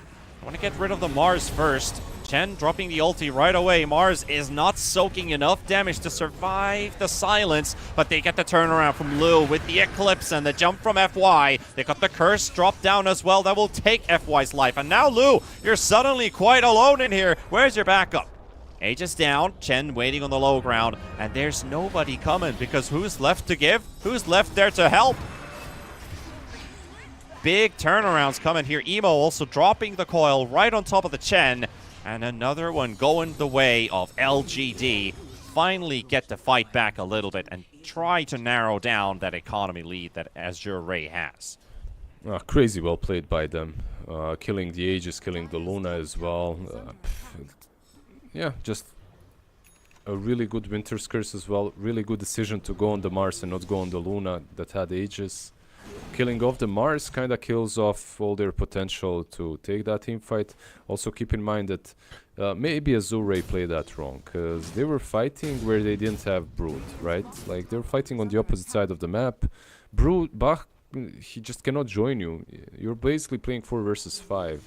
I think that's probably the biggest issue. And the fact that you're losing Mars immediately 3 versus 5, so good luck. He has with the that. Bloodthorn now. It's on the courier. Yeah, but you still have to be around him. You still have to be, yeah, and FY is already being targeted here. Bah, he's not sure about the numbers on this one as LGD, once again, 4 versus 1 in this fight. Bah is moving in, does have PYW and all those spiders. That was fast. Spiders chewing on a Bloodthorn target, so that's a quick burst of damage. That's 1,540 damage that the Yeah, that Batrider just disappeared. He jumped in even for the lasso, but that was crazy fast. Yeah, that instant burst coming out from that Bloodthorn. Maybe it catches the Batrider off guard a little bit too, because that's a hero with 7 armor. It's not like it's your 1, 2, 3, or 4 armor target, and he's got 1,400 HP, a level 11 Batrider, gone in a second. So maybe they have that going in their way. Like, I always consider Bloodthorn Rush. I feel like it's a bit too greedy because you need to play with the team. But I guess if you're just not playing with the team, why are you building team items? So, Bah knows. Yeah, he knew that he's not gonna be helping, so he just did his own thing. Overall, it's still good. Like, he gets some really nice pick off there on the bat. He loses the techies, who has smoked now, together with the Mars, together with the Luna. I like this play because I want to see them playing faster. I really think that they can come online really fast. Yeah, they've got no vision in this area. And now Techies has been scouted out, so it's going to be a quick D ward. Into the proximity mine. Looking to pressure this top lane as well. LGD, they are smoking themselves up as well. Emo, gonna need to lead the troops on this one. BYW is probably going to look for that lasso with the blink. Has the Force Staff on top of that too. The only problem that I see with this is if they go for a fight, they're going for a fight just before the BKB on Mars. And Mars, once again... It's again the same target. They were successful last time, but Ori finally, this time he's not silenced. He pops the arena. BYW does get removed, and Lu, he would like to focus on Emo here. Coil snap onto Bach. They're going for the chase. The spiders are running around, running rampant, but that tower, it's now left vulnerable and open, and it will be taken by Azure. Yeah, so they attempted the same play on the Mars, but this time around, not only does he have Ogre Axe, but there's no Clinks. So there just isn't enough damage to take the big boy down. Puck and Bat, it's just not enough. And Wyvern, I don't know if you noticed, but the way Bach played that fight is he stayed back and he just sent the spiders on Wyvern. Yep. So Wyvern can't really can't really position himself to use the ulti well. And it's so early into the game as well that they don't have any ways of dispelling. The only person with at least some dispel is Emo's Puck with the Yules, and that's only for yourself. No Lotus Orbs, saving abilities. This Tormentor is going down fairly fast. Maybe a gift for YU Smile.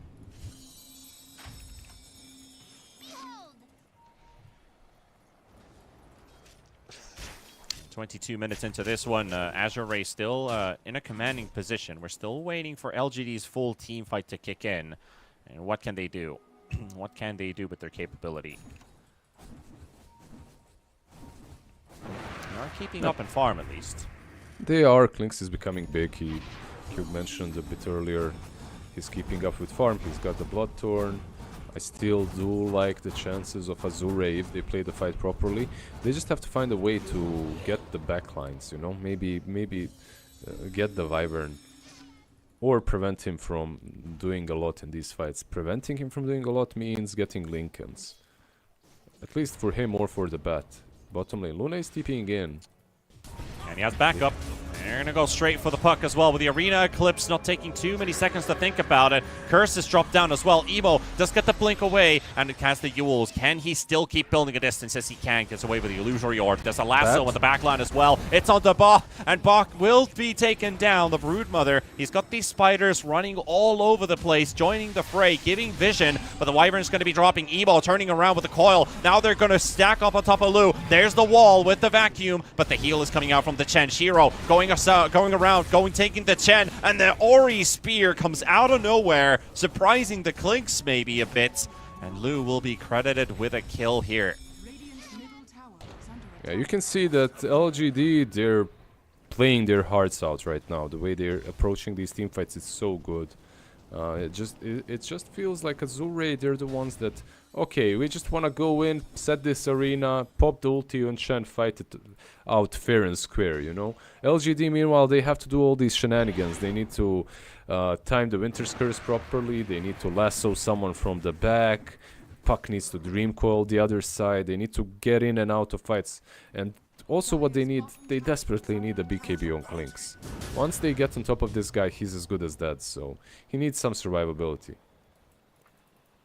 Yeah, you're going to need a lot of conditions to take place to get the optimal fight for LGD, and it is definitely an ease of execution thing for Azure Ray. Much easier to approach any type of scenario. A singular pickoff, a singular team fight, contesting Roshan, smoking up in the enemy jungle.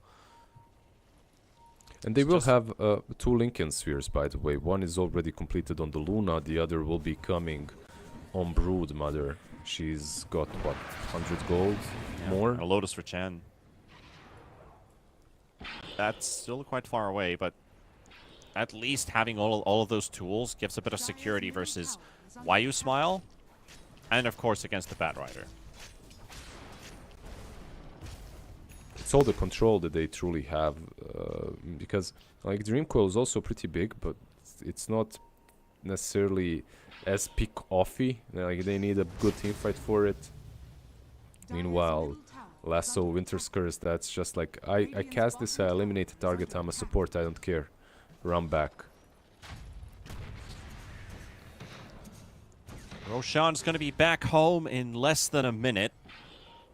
Azure Ray would like to take that one, especially with that with the Bloodthorn.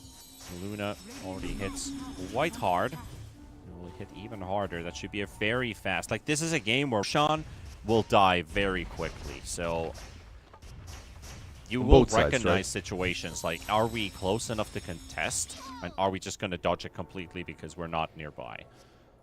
Yeah, both sides can take it within what, 15-20 seconds. Relative ease, yeah. Yeah, so it's really fast for both. I like... Is that Parasma, by the way, being purchased by Puck? I believe so. 2.9k gold. Azure Ray looking for a pill in mid, but it's only going to be a tier 2 tower. And that will melt very, very fast. And Roche is back home, so I believe these Chen army creeps have found the big boss. They make their way straight towards it. LGD finish off a tier 2 tower. This probably usually is, I mean, this is usually the indicator. If you get a tower for free like this, they're probably roshing. So they're just trading it off. Yep, exactly. But it's taking quite a long time by the time they've gotten to this tier 2 tower. So I wouldn't be too surprised if Shiro's like, should we go high ground? Probably, yeah. This is your opportunity to trade something. He could TP top. His teammates are smoking up. But the Sages is already, you know, the fight is. Yeah, they barely got halfway. Exactly. I was even surprised a little bit that they. Okay, their team fight is sick. They have really strong team fight. At the same time, you're not fighting that. Come on, there's no clinks. There's no way for him to TP and join the fight easily without being completely in vision at the outpost. A lot of movement on the map towards the bottom half. There's techies right next to the lane, and a gank squad from LGD.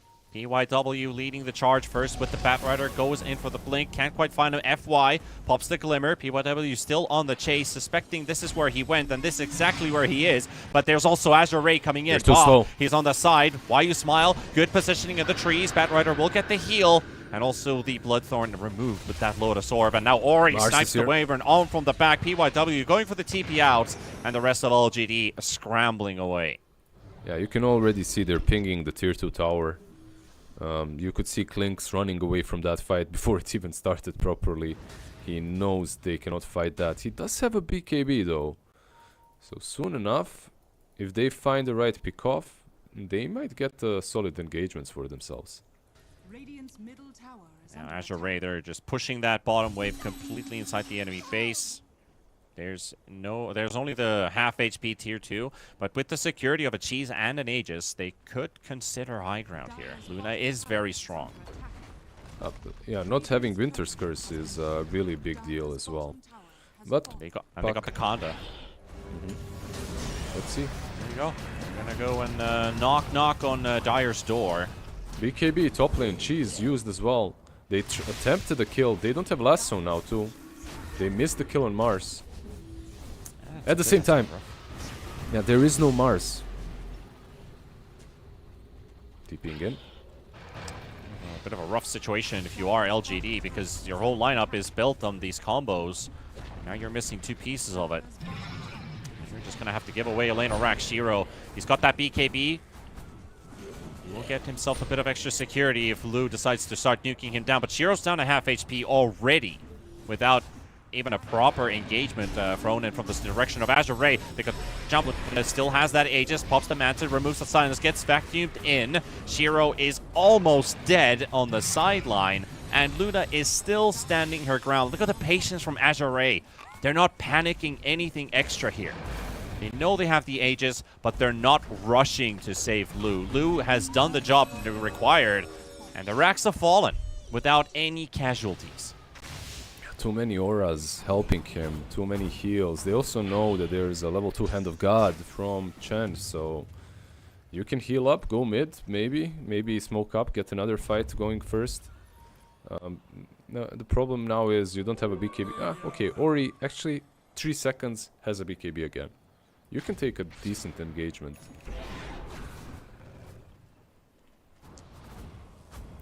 Shiro does show himself in the mid lane, but Lu is there quick enough to cut the attempt on the spot.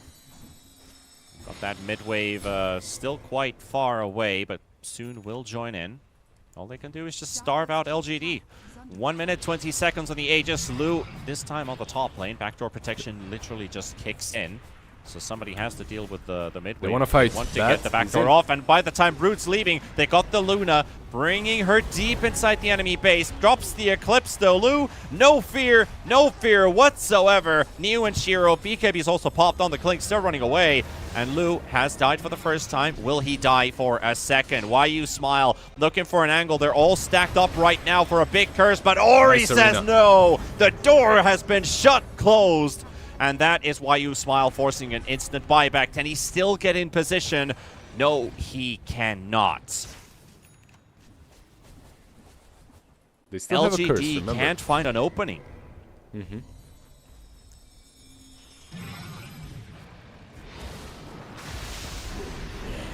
Who will continue to siege. Evo does get a fight with Bot, and Bot does get taken down with the help of Shiro and the Bloodthorn, and PYW almost dies instantly to Lu in that Conda proc. That's a lot of damage this one instance of a Lucent Beam does. Can they kill the Luna? That's the only question now. Is it possible? They They're on the broke the chase. Lincolns. Yeah, but They're going for it. Puck's coming in from the side. Blink in onto Mars. He's got the Illusory Orb there as well. Lu is just waiting for him to pop, and there we go. The vacuum does connect onto 3, but still no curse coming out from YU Smile, and FY making sure that he's not even going to get anything done here. YU Smile, the dieback is a certainty, and now you got PYW with the lasso, but the Mars is right now. They've got Shiro dealing damage on Lu. Lu on the high ground, missing a couple of hits on the Clinks. Clinks is now running away with that surge, trying to get as far as possible by standing right next to him. Pops the taser for the disarm. Luna is coiled up, stunned at 600 HP remaining. The wall is dropped down by Neo, and Luna is still surviving, but Shiro is right next to him. Can he get the snipe? Goes for the attempt. Oh, the but heals. Luna just turns it around and takes down Shiro. Puck thrown into the air with his heels, and they GG. have had it 33 minutes. And Azure Ray will take the lead in the upper bracket finals. Middle tower. such a clean execution really from Azure. Maybe a couple of missteps here and there with Broodmother dying, getting picked off, or Mars, but being picked off alone. But besides that, really clean draft, clean execution. I'm still, I can kind of imagine what LGD was trying to do now. I can see the strength of their draft. Like, it's really hard to get into them. You have this Clinks, he doesn't have a real bully up front, like some Centaur, Timbersaw, whatever. But he has Winter's Curse, he has Darkseer with the wall, he has Puck with Dream Coil. It's hard to get to him, and he dishes out a ton of damage once he gets farm. But yeah, they were never gonna get there. Chen, Luna, Brood, everyone had a good game, and most importantly, that lane down bottom, Chen and Luna dominated it. The little Centaur benchers, MVPs. Yeah, the For sure. bottom lane for Azure, and then of course Bach just being uncontested for quite a long time, getting that Orchid build-up into a Horn, and LGD just doesn't really have anyone to contest Azure at any stage of that early game, so it became a bit of a weakness for them, because they thought, I guess, that they could evenly tie up the farming scenario and still be stronger. But Azure we could see pretty early on that the items that they picked up early on were much more significant and much easier to connect, where LGD needed so many things to happen for them to win a fight. So a lot of question marks there for LGD Gaming, but Azure take the lead and now one step closer to qualifying for DreamLeague Season 22. We're going to take a tiny break until we come back for game number 2 of this qualification game.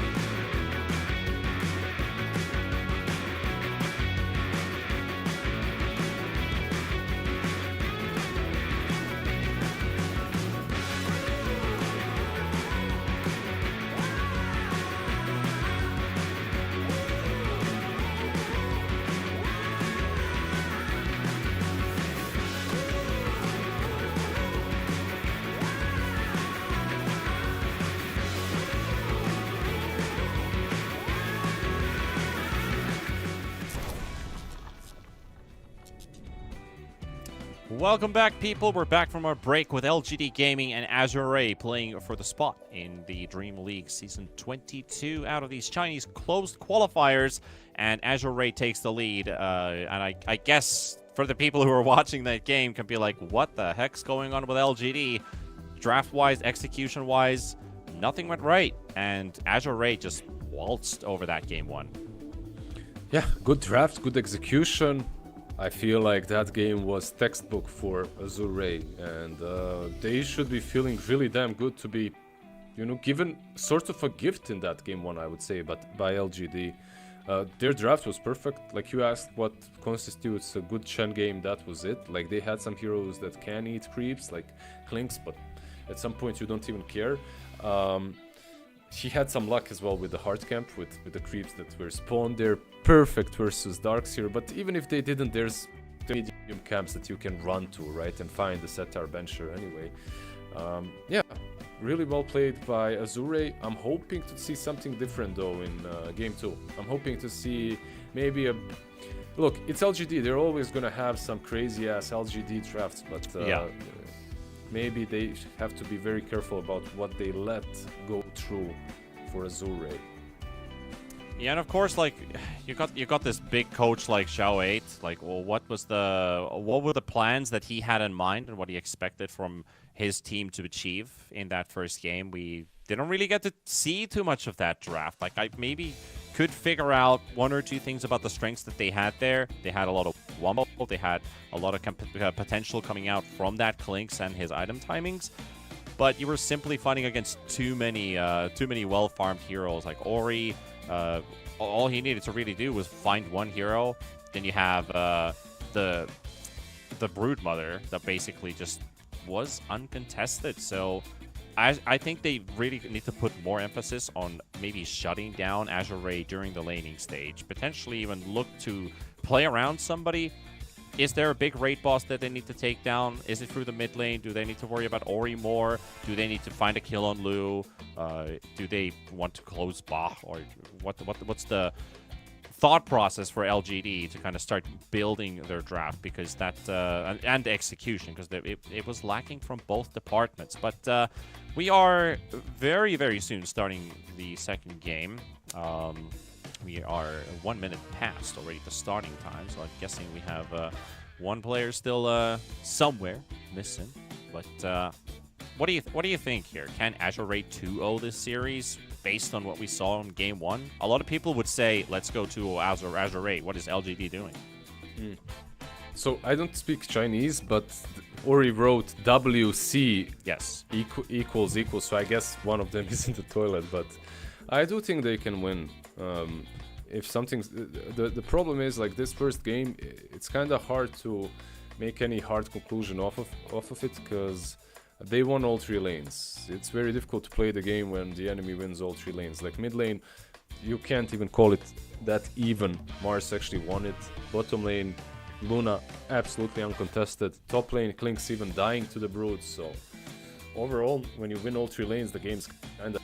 In general, the game is easier than it should be. I do believe that Azure has got what it takes. I still do believe that LGD is perhaps a bit stronger. If they don't draft themselves into a hole. Sure, have flair. You're LGD. You're supposed to have flair. But make sure that they don't have this cookie cutting. The cookie cutter. The cookie cutter lineup, you know, that just doesn't care about your flair. They're just going in and ending 20 minutes in. All right. Anyway, ladies and gents, we have a game 2 draft. Let's go and watch what is happening there with LGD and Azure Ray. Azure Ray now 1 game away from closing that spot to Dream League. And what a run it would be, because they did have some roster shuffles, meaning that they had to play through the open qualifier instead of getting a direct invite to the closed qualifier like LGD. And they're in the top 3. The top 2 from China will qualify. And it's just 1 game away. We've seen a lot of these BO3s turned. The team that wins the first game gets reverse sweeped, and then they also lose in the lower bracket, and they never got that 1 win that they needed. And that could be a stinging defeat. But LGD, now is the time to shine. Now is the time to show what you are truly 10 made of. seconds And remaining. those first phase bans, FY, he's a marked man. Do they ban Chen? That's They well, banned they the don't. techies, but Chen, oh yeah, Chen's through. They take the Mars for themselves. Like Mars was a difficult beast for them to deal with because he was good on the offlane. Then they picked Puck, and Mars became a good mid lane pick as well. So it opened up the 10 Brood to seconds remaining. completely, mess up everything that LGD had planned. 5 So seconds remaining. like, overall, nice snatch. Still leaves Chen in. Like you can go Chen on Azure, Chen plus something again if you really feel comfortable with that. Venge is in the pool. Techies is banned. What else do we have that we've seen? Lion as well left in the Lion, pool. yeah. LGD Gaming's turn to ban. Still plenty of avenues to look at, and of course the traditional team fight ultis and counters. Talking about like said the silencer. If you see something like the Wyvern pop up again, maybe bring out the silencer once again. Could be handy. 10 seconds Even against remaining. heroes like Phoenix, Pango. Well, Phoenix banned in this case. 5 seconds remaining. But there's been so many unique heroes in these Chinese qualifiers. If they are all following a pattern of old picks that have always been around. The Phoenix is maybe the Marses of today. It feels like it's always a hero played in this region. But it's not like every team has their own unique type of hero pool. You only have a couple of those players that might divert from the usual Chinese meta. Hive mind. Sure, yeah. Just but it's the same in every region, like we are all hive mind. We are all a hive mind of the region because you're playing the same heroes in pubs, practicing the same stuff, and you always An revert to exception. They're the copycat region. Okay, yeah. I mean, you usually every region copies the one that's the strongest, right? Like if you think that Europe is the strongest, every region is gonna look at it a bit more. And NA unfortunately is never the strongest, so they are always They never have the meta. yeah. They always They have just to copy the copy others. stuff. Yeah. We got the Lion you talked about, and the Enchantress brought up by LGD. We've seen some strong Enchantresses already. I think we believe we saw one good from, was it 10 Baboka? seconds remaining. Yeah, Baboka had yeah, pretty he decent, had- 5 He had seconds remaining. not only Baboka, we've seen a couple, but Enchantress in this game, I would like to see Aghanims actually. Like Aghanims Enchantress is literally Winter Wyvern's ulti. Like you root someone, and the creeps around it attack you, and they get attack speed. Like wait, Aghanims on it. Now that I think about it, Aghanims Ench is literally Wyvern. Well, yeah. You can put it that Wyvern's way. ulti. Oh well, cool. If you get to farm it, because you can't always get to it, right? Like it's not always that easy to farm that tags. Maybe if you're a core ench, which is very rare. But overall, it's not that bad 10 versus seconds Chen and remaining. Lion, depending on who you lane against. If you're laning against Chen, you can steal his creeps. If you're 5 laning seconds against remaining. Lion, he dislikes playing into beasts that are following, chasing him. Now we got this Hoodwink, so a bit of a preparation in terms of the burst. You've already got Mars Hoodwink, which is a stellar combination. Throw in the spear, followed up with Sharpshooter, and you could delete heroes like Lion right away. Both are good vision providers, very mobile, especially with this Hoodwink able to maneuver around the trees and all. You just get this extra threat of a surprise wraparound. Hoodwink has always been a very intriguing hero since release. Do you like Hoodwink? I Are you a love Hoodwink Hoodwink. I love playing Hoodwink. It's like I'm one of not my a furry. favorite boss I just love playing. I just love playing Hoodwink and Enchantress, but I'm not a furry. I promise. I nothing like that. It's just like she's like running around the trees, escaping ganks. Bushwhack is fun. Your ulti, you can kill steal with it. It's like it has everything that an annoying position 4 should have. So I like it. Yeah, it's a good hero concept. There's some break as well involved. A lot of control, like the shard, the agonyms, everything is good. Yeah, I like Hoodwink, and I think that she's, of course, in the previous games she hasn't been picked, I believe, even once, but I have seen her quite a lot in pubs and other games, so I think she's strong, in a good spot. Azure Ray, they bring out the Troll, feeling comfortable with the current matchups on the board. LGD could still look for a counter. And you also got the Zeus brought up for Azure Ray, so they're really trusting their comforts that they're bringing up, because we haven't actually seen them pull out the Zeus during this qualifier. Yeah, that's Actually, they have. I'll take my word back. They played it against Team Zero literally in the first game. Yeah. And they also played it against IG earlier on today. So whoops. We saw Zeus today. We literally saw it today. And I've seen too much Dota in the last day. We saw the Zeus Lightning Hands yesterday. We saw the normal Zeus today as well. Well, I think we saw the Lightning Hands today as I didn't even know anymore. Like we started what at 3 a.m. I'm all over the place. I mean, I started actually, now that I look at the clock, I started 2 days 29 hours ago. Yeah. Feels bad for you, man. Well, Yeah, sometimes that's what you get for overbooking your weekend. What can you do? Final phase Pango. bans with the Pango revealed. That's going to be most likely the matchup versus the Zeus in the mid lane. What are we missing here? Carry for LGD and the offlane for Azure Ray? Pretty much, yeah. Something on the offlane for Azure Ray. Some frontliner would be nice to tie it all up. Centaur banned out by LGD. What's left in the pool? They have the ultimate last pick, so they can think about it after they see the carry of LGD. Yep. We can see that LGD, they banned out the Centaur. What could they pick into the Troll? Like, What I'm really considering here is it Mars offlane or Pango offlane against the Troll? Which one would you put? Mars?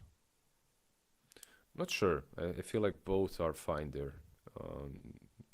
Which one is better into Zeus? I think if I look at the mid lane, if I look at Emo, I'd rather probably see him on the Pango than on the Mars. I'm not sure completely. I'd rather see New playing Mars. I have a feeling it's not a feeling. I can't remember, but I think he's a really sick Mars player. Back in the day, at least. Because you don't really want to get anything like a Faceless Void. There's no synergy going together with these heroes with it. It's just the Hoodwink. No, you're getting most likely some long range glass cannon. Exactly. Like yeah, you want Drow, like some range hero here. Yeah. So most likely that's the case. We'll see what they opt to go. We might be wrong, but that's what I expect. Maybe even some Shiro Morphling, I don't know. Because the Weaver was literally the first hero that came into mind, and Azure Ray, as soon as the ban started, just took it out, because this would have been a very solid Weaver game. It's crazy how much they respect Shiro's Weaver. I love playing Weaver, and I don't know if I would like to play it in this game. Yeah, Medusa. How did we forget that? We've seen her too many times today. It's just the semi-glass cannon range hero that basically fits the profile. So the Medusa there, but now Bah. Mr. Bah. 10 seconds remaining. Yep. Monsieur Bach on the offlane. You already have the troll with the diffusal and everything. What do you get into Medusa that's left in the pool? There's no Magnus for him. I'm not sure you're getting... Yeah, there's no Magnus. There's Brood, but I don't think you need that. You need some stun. You need some control in this game. You have Lion. It's not good enough. Like Centaur could... if it wasn't the pool, like, he has to play something new. The Brood, he's already tried it out. Everything else he's picked so far has been banned out, so we are getting something new. It is the Primal Beast. I feel like this is the last good thing, more or less, that they could have picked, so they got it. Yeah, Emo is Pangolier, by the way. New is playing the offlane Mars. Alright. I guess the Primal Beast is okayish, right? But it can be a bit difficult for him to get on top of this Medusa, grab her, and pummel her while Troll is getting there, you know, with some defusal or something to kill her off. Because of the shard, of course, on Medusa, and because of all the control that they have with other heroes. But you can chase the Hoodwink through the trees. There are some nice things. They just needed this. They needed some frontline. I have to admit, though, I like LGD's draft much more this time around. So now you have faith in the draft and you have faith in the team. So things are looking a bit shaky. Or shaky, I mean, looking a bit different. Azure Ray, though, I have never been a troll enjoyer. I've never, ever been a troll enjoyer. Every time I cast games or watch games where the troll is playing, it's like, it's a good troll game, but is this troll going to win the game? Which adds a bit of skepticism maybe in my my approach to Azure Ray's draft. Yeah, I understand completely, but I think things might change for you in the upcoming days, because Troll looks legit at the moment, at least to me. He looks like a much better hero than he used to be, and you can also itemize very well for him. Maybe even some diffusal in this game versus the Medusa. You don't even need it, I feel like. You can get the diffusal on, well, no one else, but I'm not sure. You can get the disperser anyway, right? So it's not that bad. Yeah. You can get it versus Medusa, sure. Battle Fury first, of course. And this is an important game as well. Azure Ray already in the lead in the series, 1-0. One more win, you're through. LGD looking to tie this one up. This is the last series of today. Tomorrow we have the lower bracket semifinals and the lower bracket finals. I believe our good friend Snare is taking over the China business. We are going to be looking at a different region, Mr. Lizard. Look at this wraparound, man. Like, they are going all the way. The guys, they're try-harding, man. Who goes there?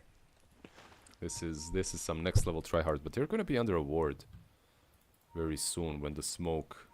Okay, Lou, he sees why. He's revealing his own ward there as well with that auto attack. So they're gonna charge. Nice long range stun from FY, connecting onto New. Slowed down by the penitence. The spear flies through. Still trying to get a connection and a bushwhack onto 3. So PYW, he diffuses the situation, but not enough. New could still die. And it's Mr. Qianming with the Chen to take first blood for Azure Ray. Like, honestly, at this point you tip PYW. That bushwhack was really, really nicely done. He waited to catch all of them. He almost saved the Mars. Unfortunately, doesn't save him. Yeah, if he did live, maybe then the tips fly in. But it's like, nope, you caught only 3. Not good enough. Xiao Wei standing behind him. You know, he's got his serious face, his serious look. The belt in his hand, yeah. Why didn't you catch all of them? Do better next time. So Azure Ray going to start the laning stage with a early kill onto the support Chen. So he... But this, yeah, what did he actually buy? Just more tangos and the full magic wand. Okay, he's got the double branch for his extra sustain.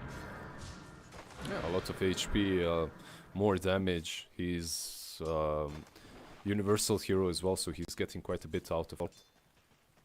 It's harder to trade with him, right? 62 damage versus 53 on Hoodwink. Yeah, and one of those range heroes that doesn't necessarily need to get boots early on as a support either. 305 without brown boots, very mobile. You sometimes get debated of the thought that I got a kill, I can finally get boots. You really can't think about it that way. At least not on all heroes. Maybe some you do. I mean, with Chen, most of the time, your creeps are the ones that are doing the majority of the work, right? So yeah, it's fine. They blocked all of his big camps, though. That is his small camps. They blocked the small camps. And he doesn't find the D-ward on a 2-minute mark, so he doesn't get the creep, but... And he gets a... Yeah, not the best creep Never mind, he got the Frost Mage. He got an amazing creep. Take that back. Bach would like to get that lane right in front of his tower. He finally does get it so because he's a couple CS behind, but not too much. Medusa is making his life a bit hard here. Well, having the lane pushed in is having the lane exactly where you want it to be versus two ranged heroes, right? Like they can't harass you, you're farming. It's yeah, you got some last is denied early on, but now it's a pretty good lane for Bach. Top lane, kind of similar situation for New. Like they didn't manage to deal with the equilibrium better than that. Yeah, well, both of the offlaners enjoying. New fighting for the Lotus, spears away the Troll Warlord. He's gonna get some extra armor with this Ogre Frost Mage, so Troll's up to 14 armor at level 3.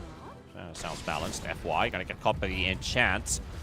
And the turnaround from Bach, forcing the Enchantress at bay.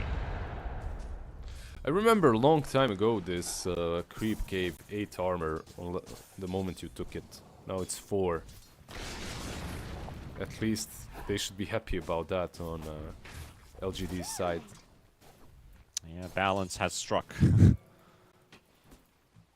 What's happening on mid lane, by the way? Ori doing 24 last, it's 4 last, it's more.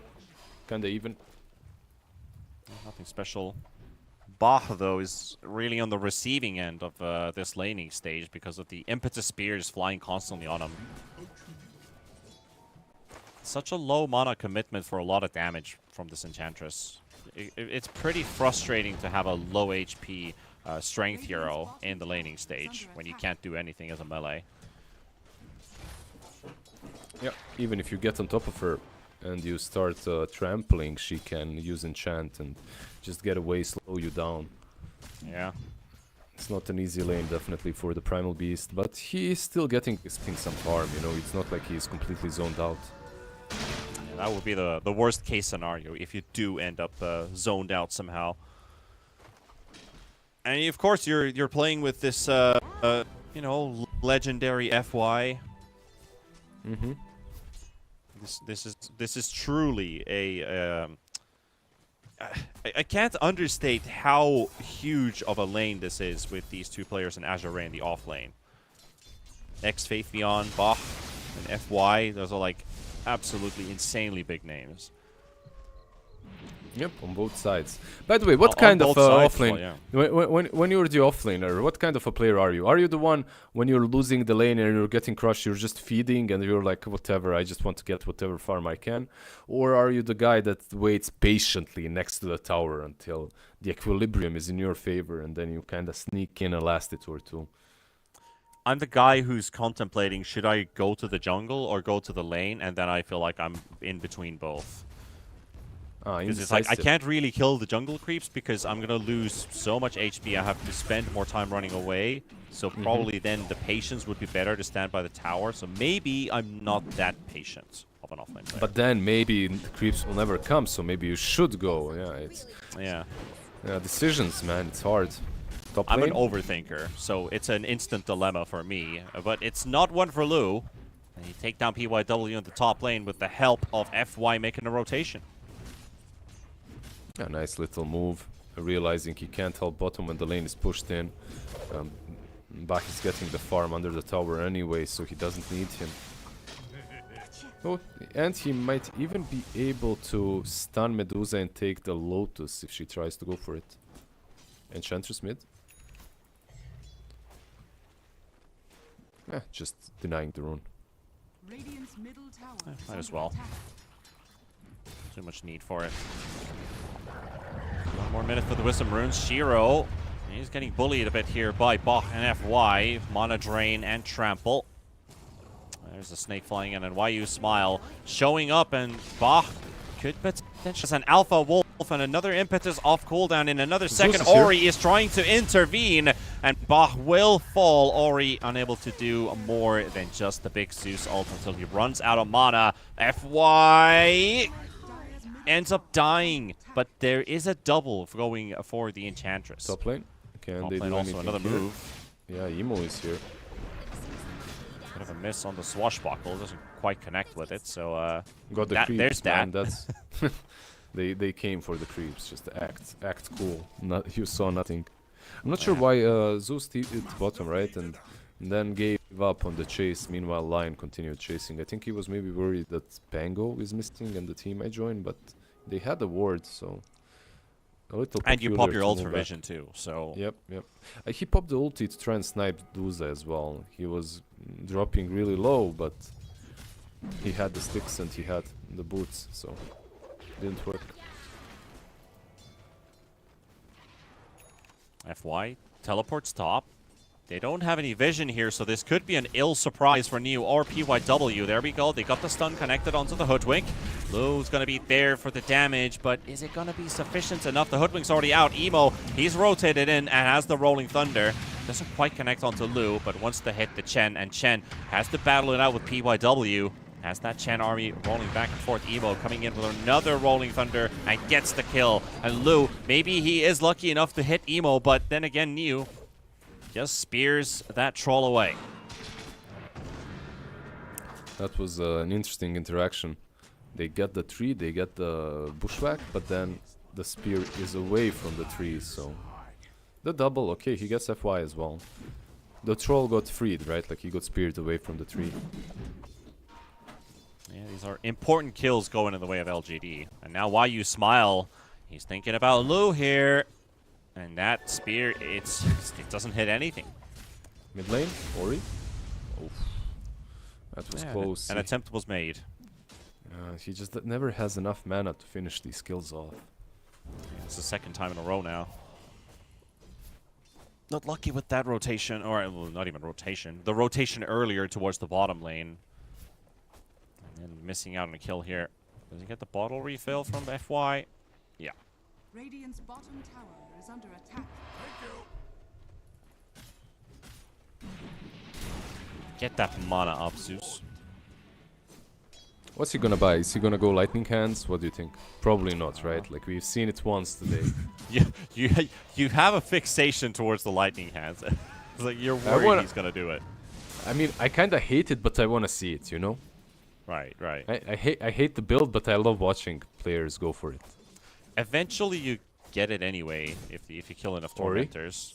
We'll see if that is the case. They do have a bit of traffic Radiant's middle on the tower is Azure under Race attack. side of the jungle. But they're not really going to be finding any kills here. Getting the Zeus out of harm's way. That top tier 1 tower is still standing at full HP, but maybe now LGD can start setting some pressure and start forcing away Azure Ray from the top half of the map. Radiant's middle Trying to tower contest for the is under rune. attack. It's on the bottom half. Ori, Dire's structures it's going to be an illusion rune for him. Dire's top tower is Outside of that, under not too many in this game, Lizard. You know, just both teams testing the waters. Yeah, I feel like Bach is the latest one so far on the offlane. Like, he's the one in full recovery mode. They kinda abandoned him mid lane. They just don't have the damage. There's no level 6 on FY, not even close, so no finger, no burst. Yeah, Zeus ulti also on cooldown. It's available now. And they are probably communicating that as well. That is there something that we can kill? Is there anything low enough HP we could try to look for? Maybe with the Chen and the Troll. You see that they're setting up for one top lane.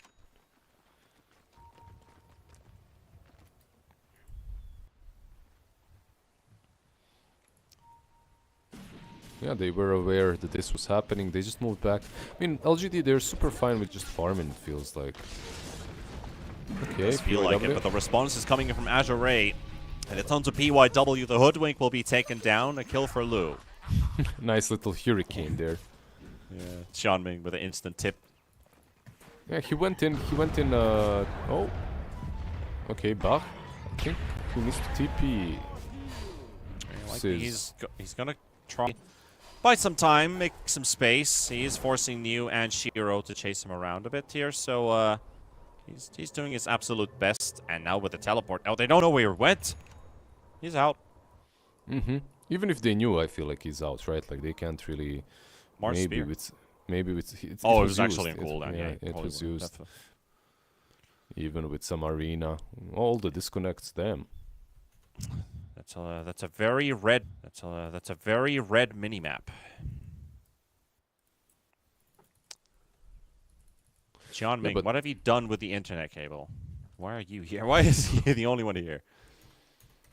Imposter. Paid actor, right? Is that He the stepped word on people the use these table. days? Yeah, yeah. A very calm game. We're also very calm here with Lizard, just observing what is going on in this game, and of course the person really observing the game, Scurf, our good friend from Shout Sweden. out to Scurf. Yeah. Shout out to our Shout out. wonderful, beautiful, sexy observer who feeds us all sorts of data all the time. Hela Sverige. Tack så mycket. Tack så mycket. Tack så mycket, Scurf. Scurf. Okay, I'm gonna confirm, but yeah, there's not too much going on in this game right now. LGD Azure Ray taking it chill, taking it nice. We're probably gonna wait a couple more minutes. Everybody's Yeah, happy both- farming, like you said. Nobody's in a rush anywhere. This final isn't going anywhere. It's going on right now, but might as well just enjoy every moment of it. Yeah. Both teams satisfied, but if it was me, I'd be more happy being in these shoes. Like I'm farming with Medusa, I'm getting the Manta. I'm not contested. After the Manta, I can go for Butterfly into Rosh Pit. You take that pit, you go for high ground push. You know how it is. Meanwhile, by the time she gets that, what's Stroll gonna have? Like a Battle Fury? And what else? You know what I mean? Like he's a little bit slower, so you need to prevent the Medusa from reaching all her as fast. You have Yeah. some ways of dealing with her. Of course, Lion with man, you have Zeus with a lot of damage being dished out, but I think draft is in the last game super favored Azure Ray. This time around, I'm not sure it does anymore, especially after the way the lane have went. Also, like looking at the Troll's itemization that he has in mind, it's just one of those heroes that you don't really build Diffusal on. Like he is prioritizing the Sanjin Yasha for the Troll after he's finished his Battle Fury. So that's a smart idea. Extra tankiness. There's a plenty of control, and you want to have HP and damage with this hero. Meanwhile, in the river, a bit of a encounter with Ori and Why You Smile. Not really a fight. Yeah, FY finally gonna get level 6 here, after possibly, right? Yeah, he gets it from the creeps they stacked. And this is, like, you were asking, why is nothing happening on the map? Why is it so slow? Supports on Azure were very underleveled, like, they couldn't do much, so... Yeah, and they're targeting Bah right now in the bottom lane with this 3-man smoke, so... No blink, no nothing, but you've got gap closers, and that is the Bushwhack to start things off into the Sharpshooter, dropping down the arena, and Bah is, well, the only thing that he can do. Drops his ulti, and he will lose his life, so LGD finding one. Successful smoke. Optimistic pulverize, you know. Sometimes you do it and you hope that your teammates will help you out. There was no one even thinking about going down bottom. FY just chilled next to the Ancients, stacking them. Yeah, might as well rise instead of smashing your keyboard. Show them that rage, that's it, right? Emo on a bit of a chase here. Qian Ming with the Chen. That Chen army is being sent elsewhere. And Qian Ming actually surviving with just a little bit of HP. Emo wants to clean him and will take him. They also got the finger onto the Hoodwink. Hoodwink will fall. And finally, a long, big fight breaking loose with the Zeus ulti. Not doing a whole ton of damage, but it will secure Why You Smile. Bah, does he get revenge for his killing? He will charge straight into Emo and even secures the high ground if to be sent in that direction. It's a 2-for-3 trade-off for Azure Ray. It's a pretty good one because Lu shows up and he gets a kill on Emo. He gets like 700-800 gold away from that. It's pretty solid engagement by him. Radiant's middle tower is Also, he had, like, Emo had an option to use Swashbuckle or to use Shield Crash. He opted for the Shield Crash.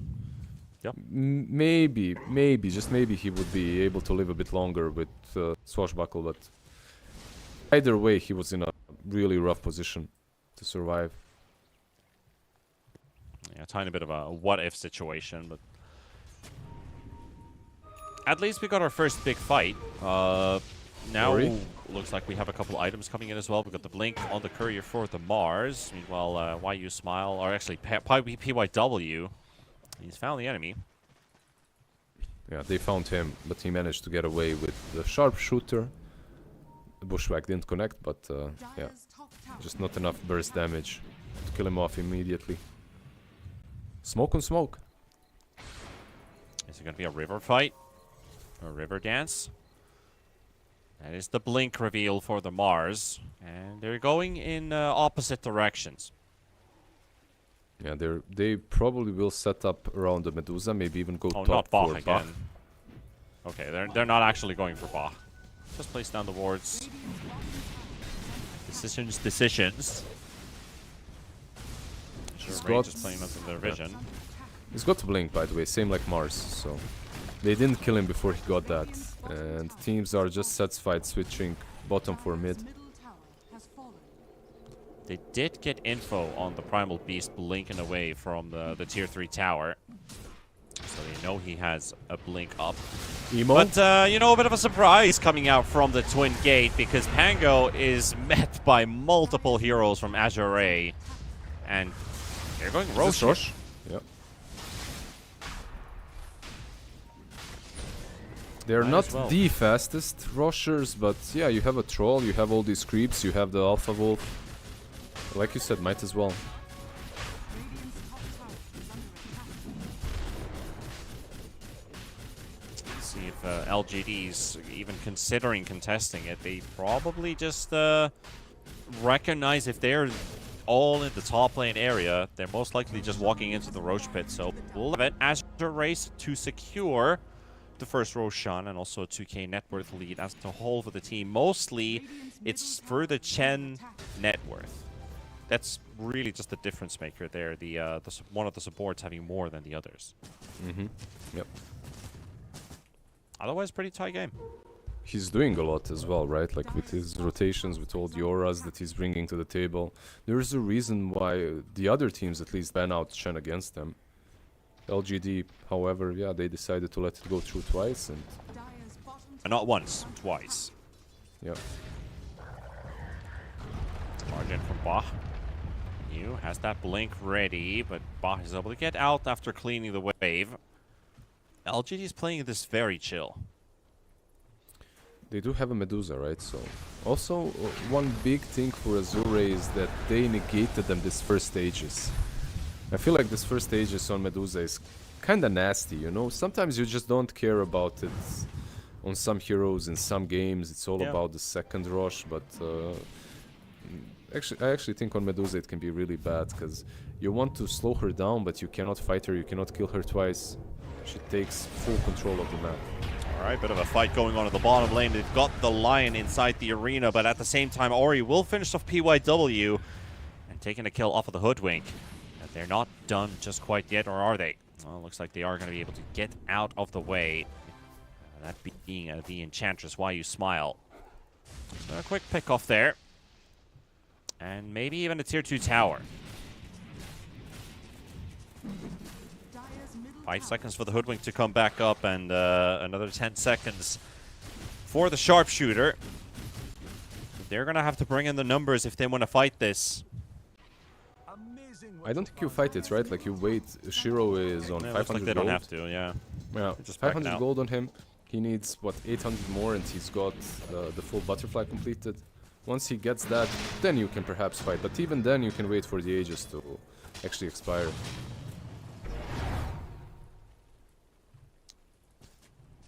He's very careful. You can see using Manta to outpush the lane, moves back instantly. Understands, okay, they're missing from bottom. It's very simple for them to go top and make this play. Yep. Even where he is right now is not completely dangerous, but in a couple of seconds it will become danger zone because they will be pushing the tier 1 tower. Yeah. Also, not sure if we brought this one up, but why you smile prioritizing an Ags rush for the Enchantress? You talked about this Ags, how good it can be, and it can be very difficult in some games to just rush it, but he's going for it. No, I was even mentioning it during the draft that it's good versus Chen as well, because it turns all the creeps against him, or against anyone that's around. And now when Chen has like 3-4 creeps, you know, one of them is Alpha Wolfed, they hit pretty damn hard, and they get bonus, what, 100 attack speed? That's a lot. Yep.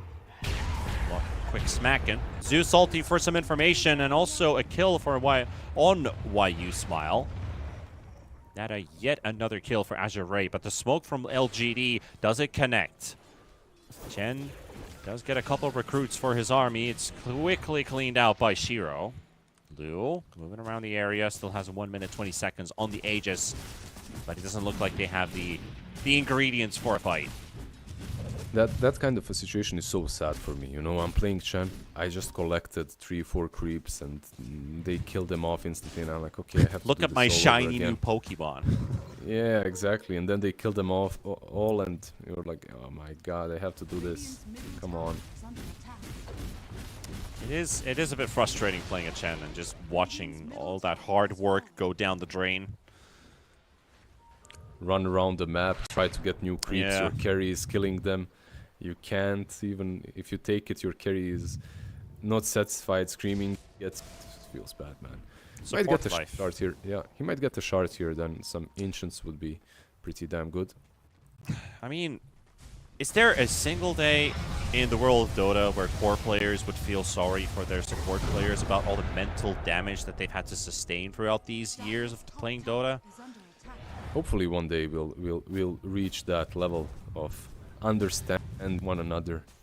We're not there yet. We already had the TI skit about the support club. Mm-hmm. The supports club. Supports club.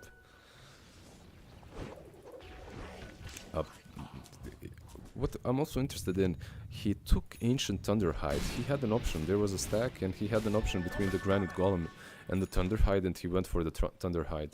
Like, I would 9 out of 10 times take the Golem instead. Give my team, you know, that bonus HP. Maybe he's thinking about himself as well and just needs a bit of extra pushing power. A Frenzy is also really good, you know, like you can use it on Troll. He gets 75 attack speed. It's not bad. It's not bad at all. It's also a good lane pusher. Translates into more farm. Maybe a support can relish with a couple extra items. I mean, Chen has gone past Mars in net worth. That's how farmed Qianming is. Yeah, that's how underfarmed New is as well. That's another perspective. Absolutely right. No BKB even 22 minutes in. Blink, Ogre Axe. Yeah, one of the difficulties, this hero really thrives on taking fights, getting these team fights. Finds PYW actually. Jump onto the Hoodwink, forcing out the ulti from Emo, and they do have the Zeus ulti for the damage, and the trample on top of a magic immune Pango. Just rolling away. So, Aegis is gone, by the way, but BKB isn't. There's a new, fresh BKB on Troll. You can still force these engagements once the BKB is back up on Primal Beast, maybe even sooner if you find a good objective.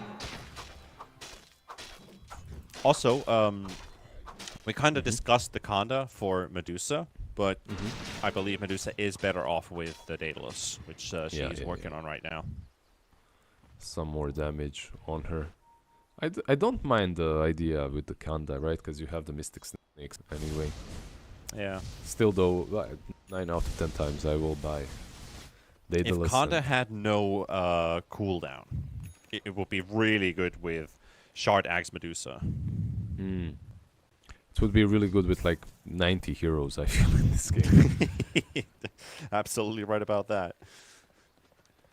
You got to add like this exclusive to Medusa tooltip. Yeah. Just works with this hero and that's it. Do we have any items that are exclusively working some way with someone? And did we have them in the past? We don't, right? I don't think so, at least. I mean, there's don't know. like you can say that Enchanted Quiver is really strong on Enchantress, right? Like it's.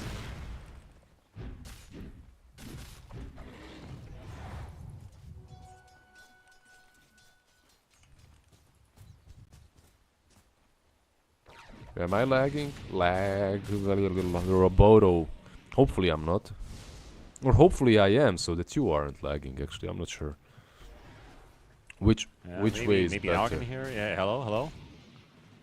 Hello, I hello. just had I a can hear very you. interesting spike in lag. Yeah. I saw 2,000. Yeah, 2.5k.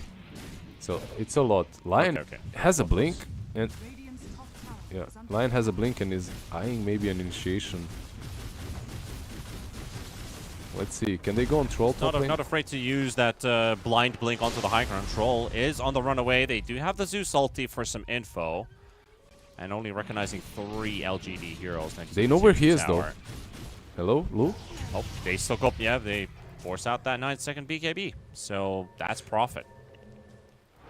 Yeah, just one thing. I love the light collector on him, by the way. You're playing into a hoodwink and you have light collector. Feels good, man. Like, they try to tie you to a tree. Light collector destroys everything around you. Yeah. Easy game, easy life. I mean, at the same time, you don't have some damage or something similar, but who cares? Let's wrap around here as well. Bah. Pretty close to the tower. And also FY ends up blinking there too. I mean, the level of patience is baffling, right? There's already been multiple opportunities for both teams to do a jump. I mean, most likely, most particularly talking about New on this Mars. But they're not risking it because they're not entirely sure about the amount of information they have about locations and, I'm not sure and like, if it's really going to be that worth. that last situation, I feel like we should have been worried because you see the troll, you could jump on him as you don't have a BKB. He just wasted it a little bit earlier. And Why You Is Smile there an scouted out by Lu coming out from the Twin Gate. So Enchantress is going to be instantly killed. And at the same time, Nighttime Roshan is on the mind of LGD. Even with 4 heroes, they're smoking up towards the top half of the map, which Azure Ray is controlling right now. And we might just get another fight, the second fight potentially of this game. It's been a while since the last time you, PYW in the front with the Hoodwink. There's no wards placed down. There's a random courier showing up, and Medusa auto right clear to death, and that reveals their location. PYW looking to go down, but surviving with 100 HP and sniped by FY with the Lion. Medusa stuck on the high ground. Evo coming up with the roll in, but the suck from the Lion prevents him from getting hit by that Rolling Thunder. The Hex onto the Mars as well. They're doing so good at this moment for the side of Azure Ray, and look at Lu go, but Lu is dropping low and has to force his ulti, and he gets pushed to Shiro. He gets pushed to Shiro. Shiro's mana inside the Roche pit, or maybe Roshan intervenes. No, he does not.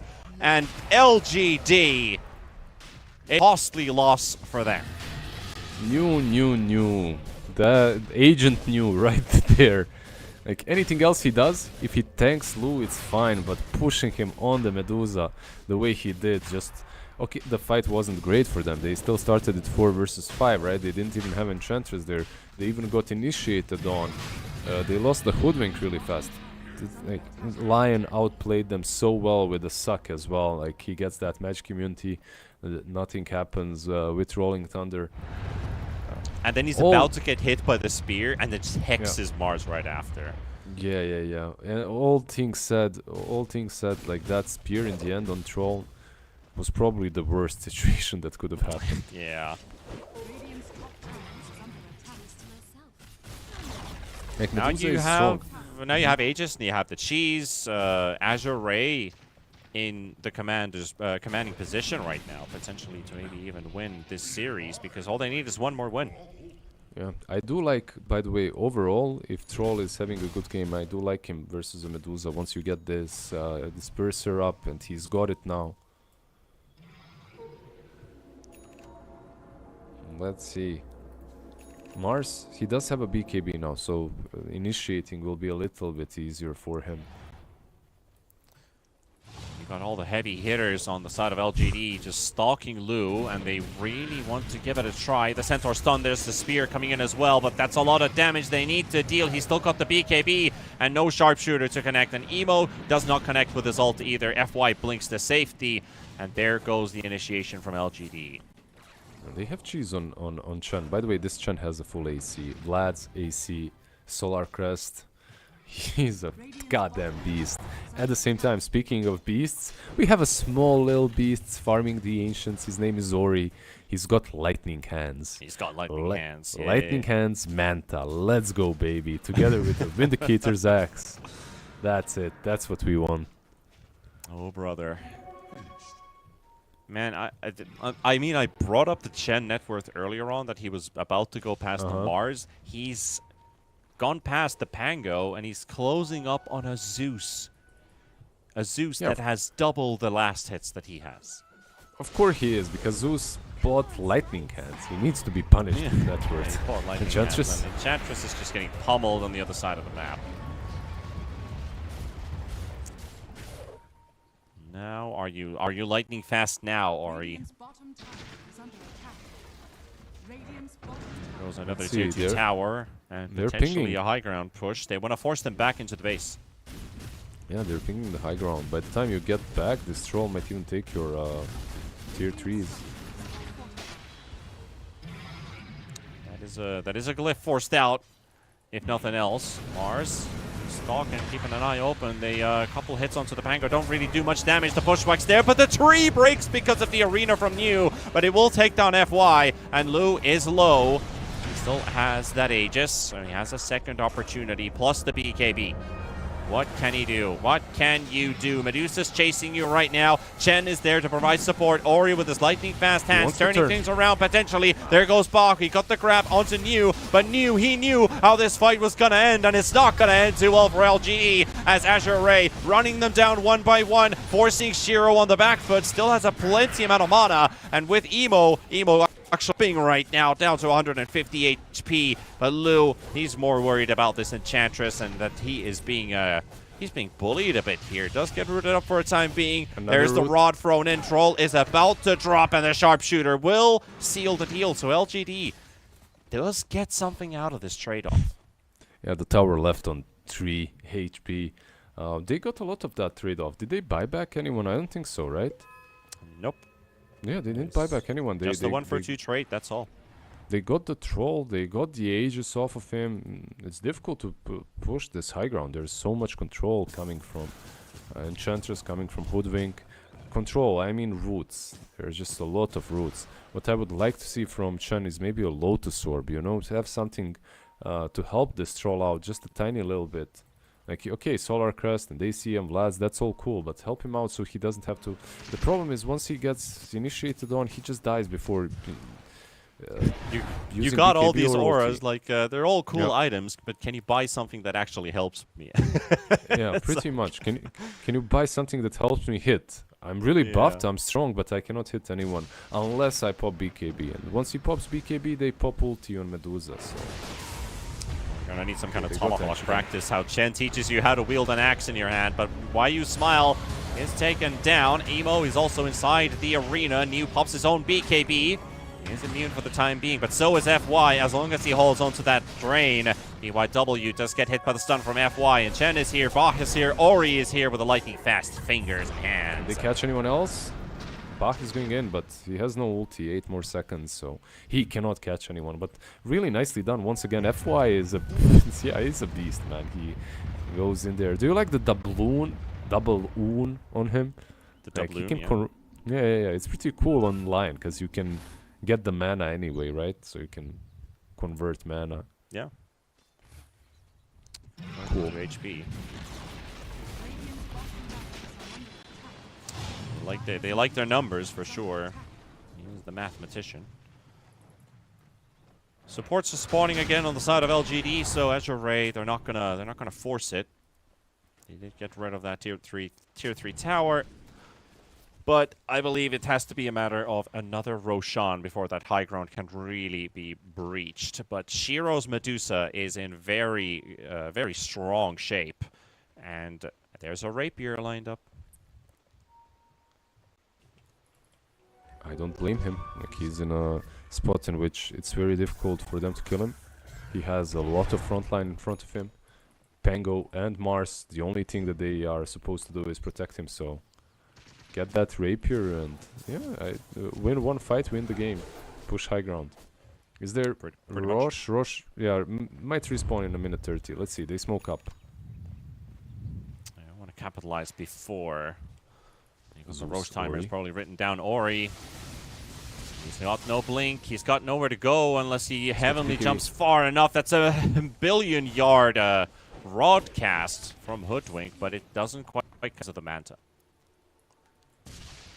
Yeah, lightning hands actually saving him right there. If he didn't go lightning hands, he wouldn't go Manta. He has a BKB anyway, but it's difficult to kill him. Yeah, such Queuing a big brain. Yeah, queuing up the pike next. My god, get me out. 30 kills in 35 minutes with an 18,000 lead. It feels absurd to say 18,000 when it doesn't really feel like it is that much.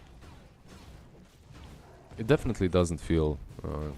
It's the amount of control that they're bringing, the amount of saves that they can put around the Medusa, just makes it feel like they're in even a commanding place. But they aren't. You'll see. Once Troll is free to actually hit, this game will look like they're 20k ahead.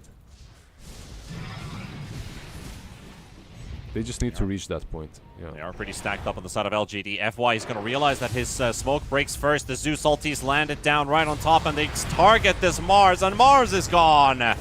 Does have the buyback. Probably able to come back into the fight, but they also lose Emo. That's already 2 down, and it's not looking hot for PD.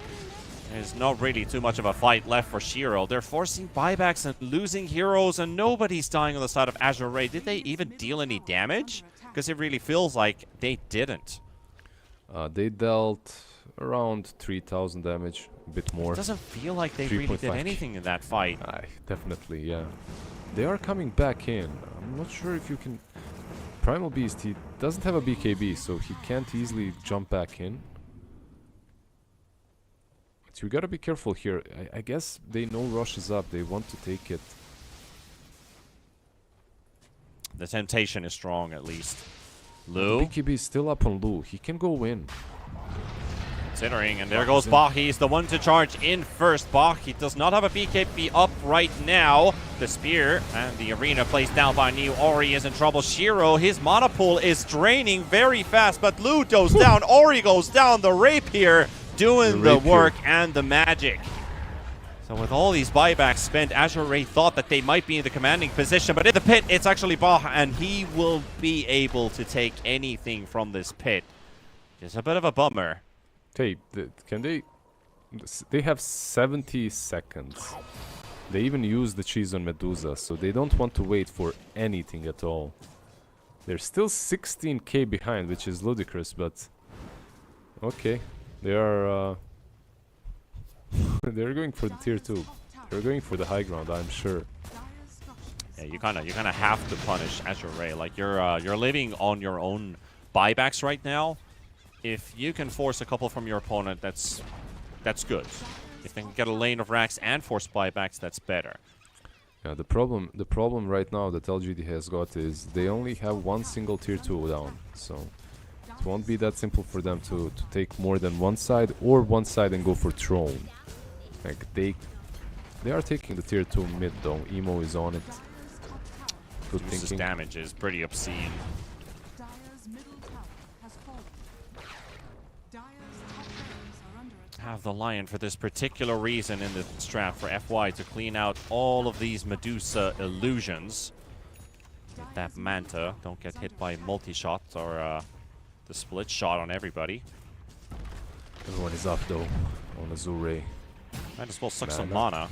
Better than doing Yeah, a damage. lot of Bach it gets the grab, and that's a good grab too. He's completely drained out of mana, and there goes her Aegis. Can they get We'll her move again? some mana boosts or some backup at least, but Lu, they're gonna try and surround the Medusa. The Medusa dropping low, and that's a rapier on the deck. It's cleaned up by Emo, and Emo's gonna TP away with that rapier. Quickly just going for a drive-by with the Rolling Thunder and secures Nicely the done. big sword. Nicely done. He literally saved them. This game is still playable because of the play that he just made. I'm not sure what happened to the arena. It didn't connect at all with the Medusa. She was zoned out on her own, lonesome. They can, like, okay, you can go for high ground. You can let them have one side, or you can buy back with the Medusa. Take the rapier and fight once again. Lu, It's he just- doesn't have ulti. It's just insane how a Lion can be a hard Yeah. carry, late game owner Medusa's counter. Yep. That was, It's pretty insane. yeah. And there's not a lot that you can do about it. He has that BKB. Can they escape now? That's the question. He has no ulti, no BKB. There's the buyback and the rapier reclaimed for Shiro. Getting Let's that, see if they're disciplined. I'm not sure why they're still sticking around. Like, I feel fighting in some other place once your BKB is up is much better, and yeah, they back out. Wait out though, the cooldowns. Fight again afterwards. Like you said, Lion, the true carry of this game. FY, he's carried them through the whole qualifiers. His techies with 130,000 damage, almost highest in the game. This time with the Lion. Watching this guy play for the last 2 days, he is on an absolutely hot streak. Yep. You can Not really sure- see that he's enjoying the Dota that he's playing, and he's making all the right moves, all the right calls. Like, it's such a mastermind. You really like FY, don't you? You're a really big fan. I I'm can see it. seeing consistency, and that makes me happy. Nah, I'm kidding. FY is one of my favorite fours. I used to watch him, learning, studying his I think games. most of us have spent a bit of time watching FY games. Maybe even some replays. There's only one person that I admit out loud I'm a big fan of, and that's Universe, because his Enigma it basically made me play Damn. Enigma.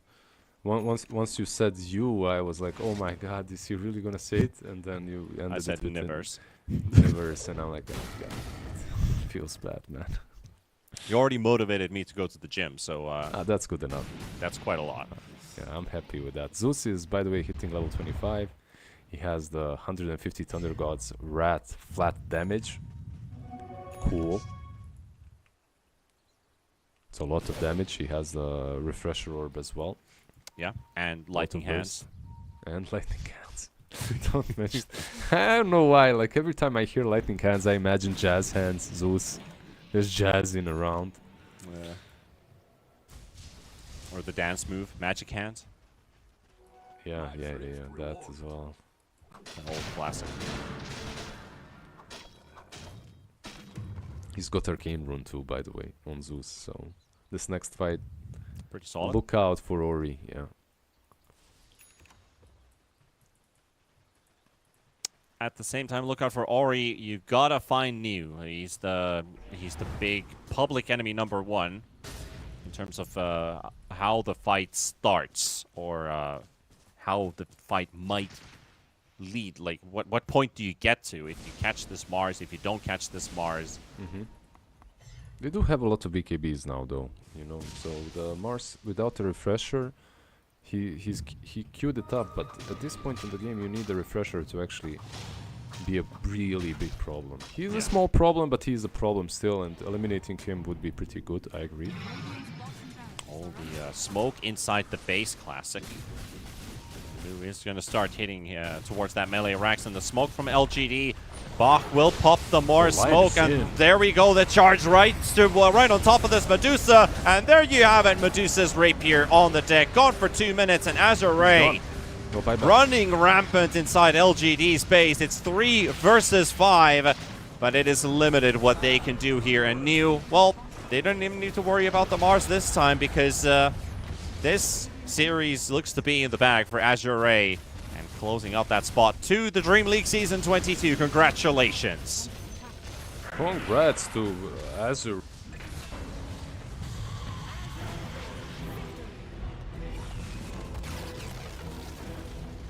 That's fine, that's fine. Well deserved by them. Incredible game, number 1. 1, game number 2 as well. It even looked at some points that they were out of it, but FY, this man has no chill.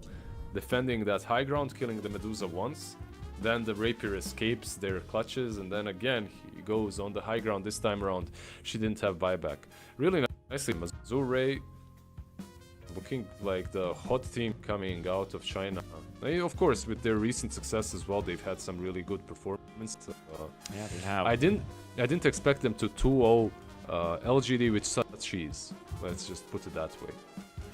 And they did the long haul as well. They went through the open qualifier, basically speed ran through this close qualifier. LGD also had their 2-0s, but they're the ones taking a 0-2 this time and drops to the lower bracket. Azure going directly through this China qualifier. But there is that second, nice voice crack, a qualification possibility from the lower bracket finals, which will be played out tomorrow between LGD Gaming and either Team Bright or wait, is Team Bright still in or out? I mean, I might be calling out. Call me out for bullshit. Right. That's the one. So there's still a second chance available for LGD or one of the other Chinese teams to go through. But you got to make it happen. You got to make the magic click. Today, I feel like LGD felt a bit disarmed. Not that scary as I thought this name usually is when you see LGD on the field.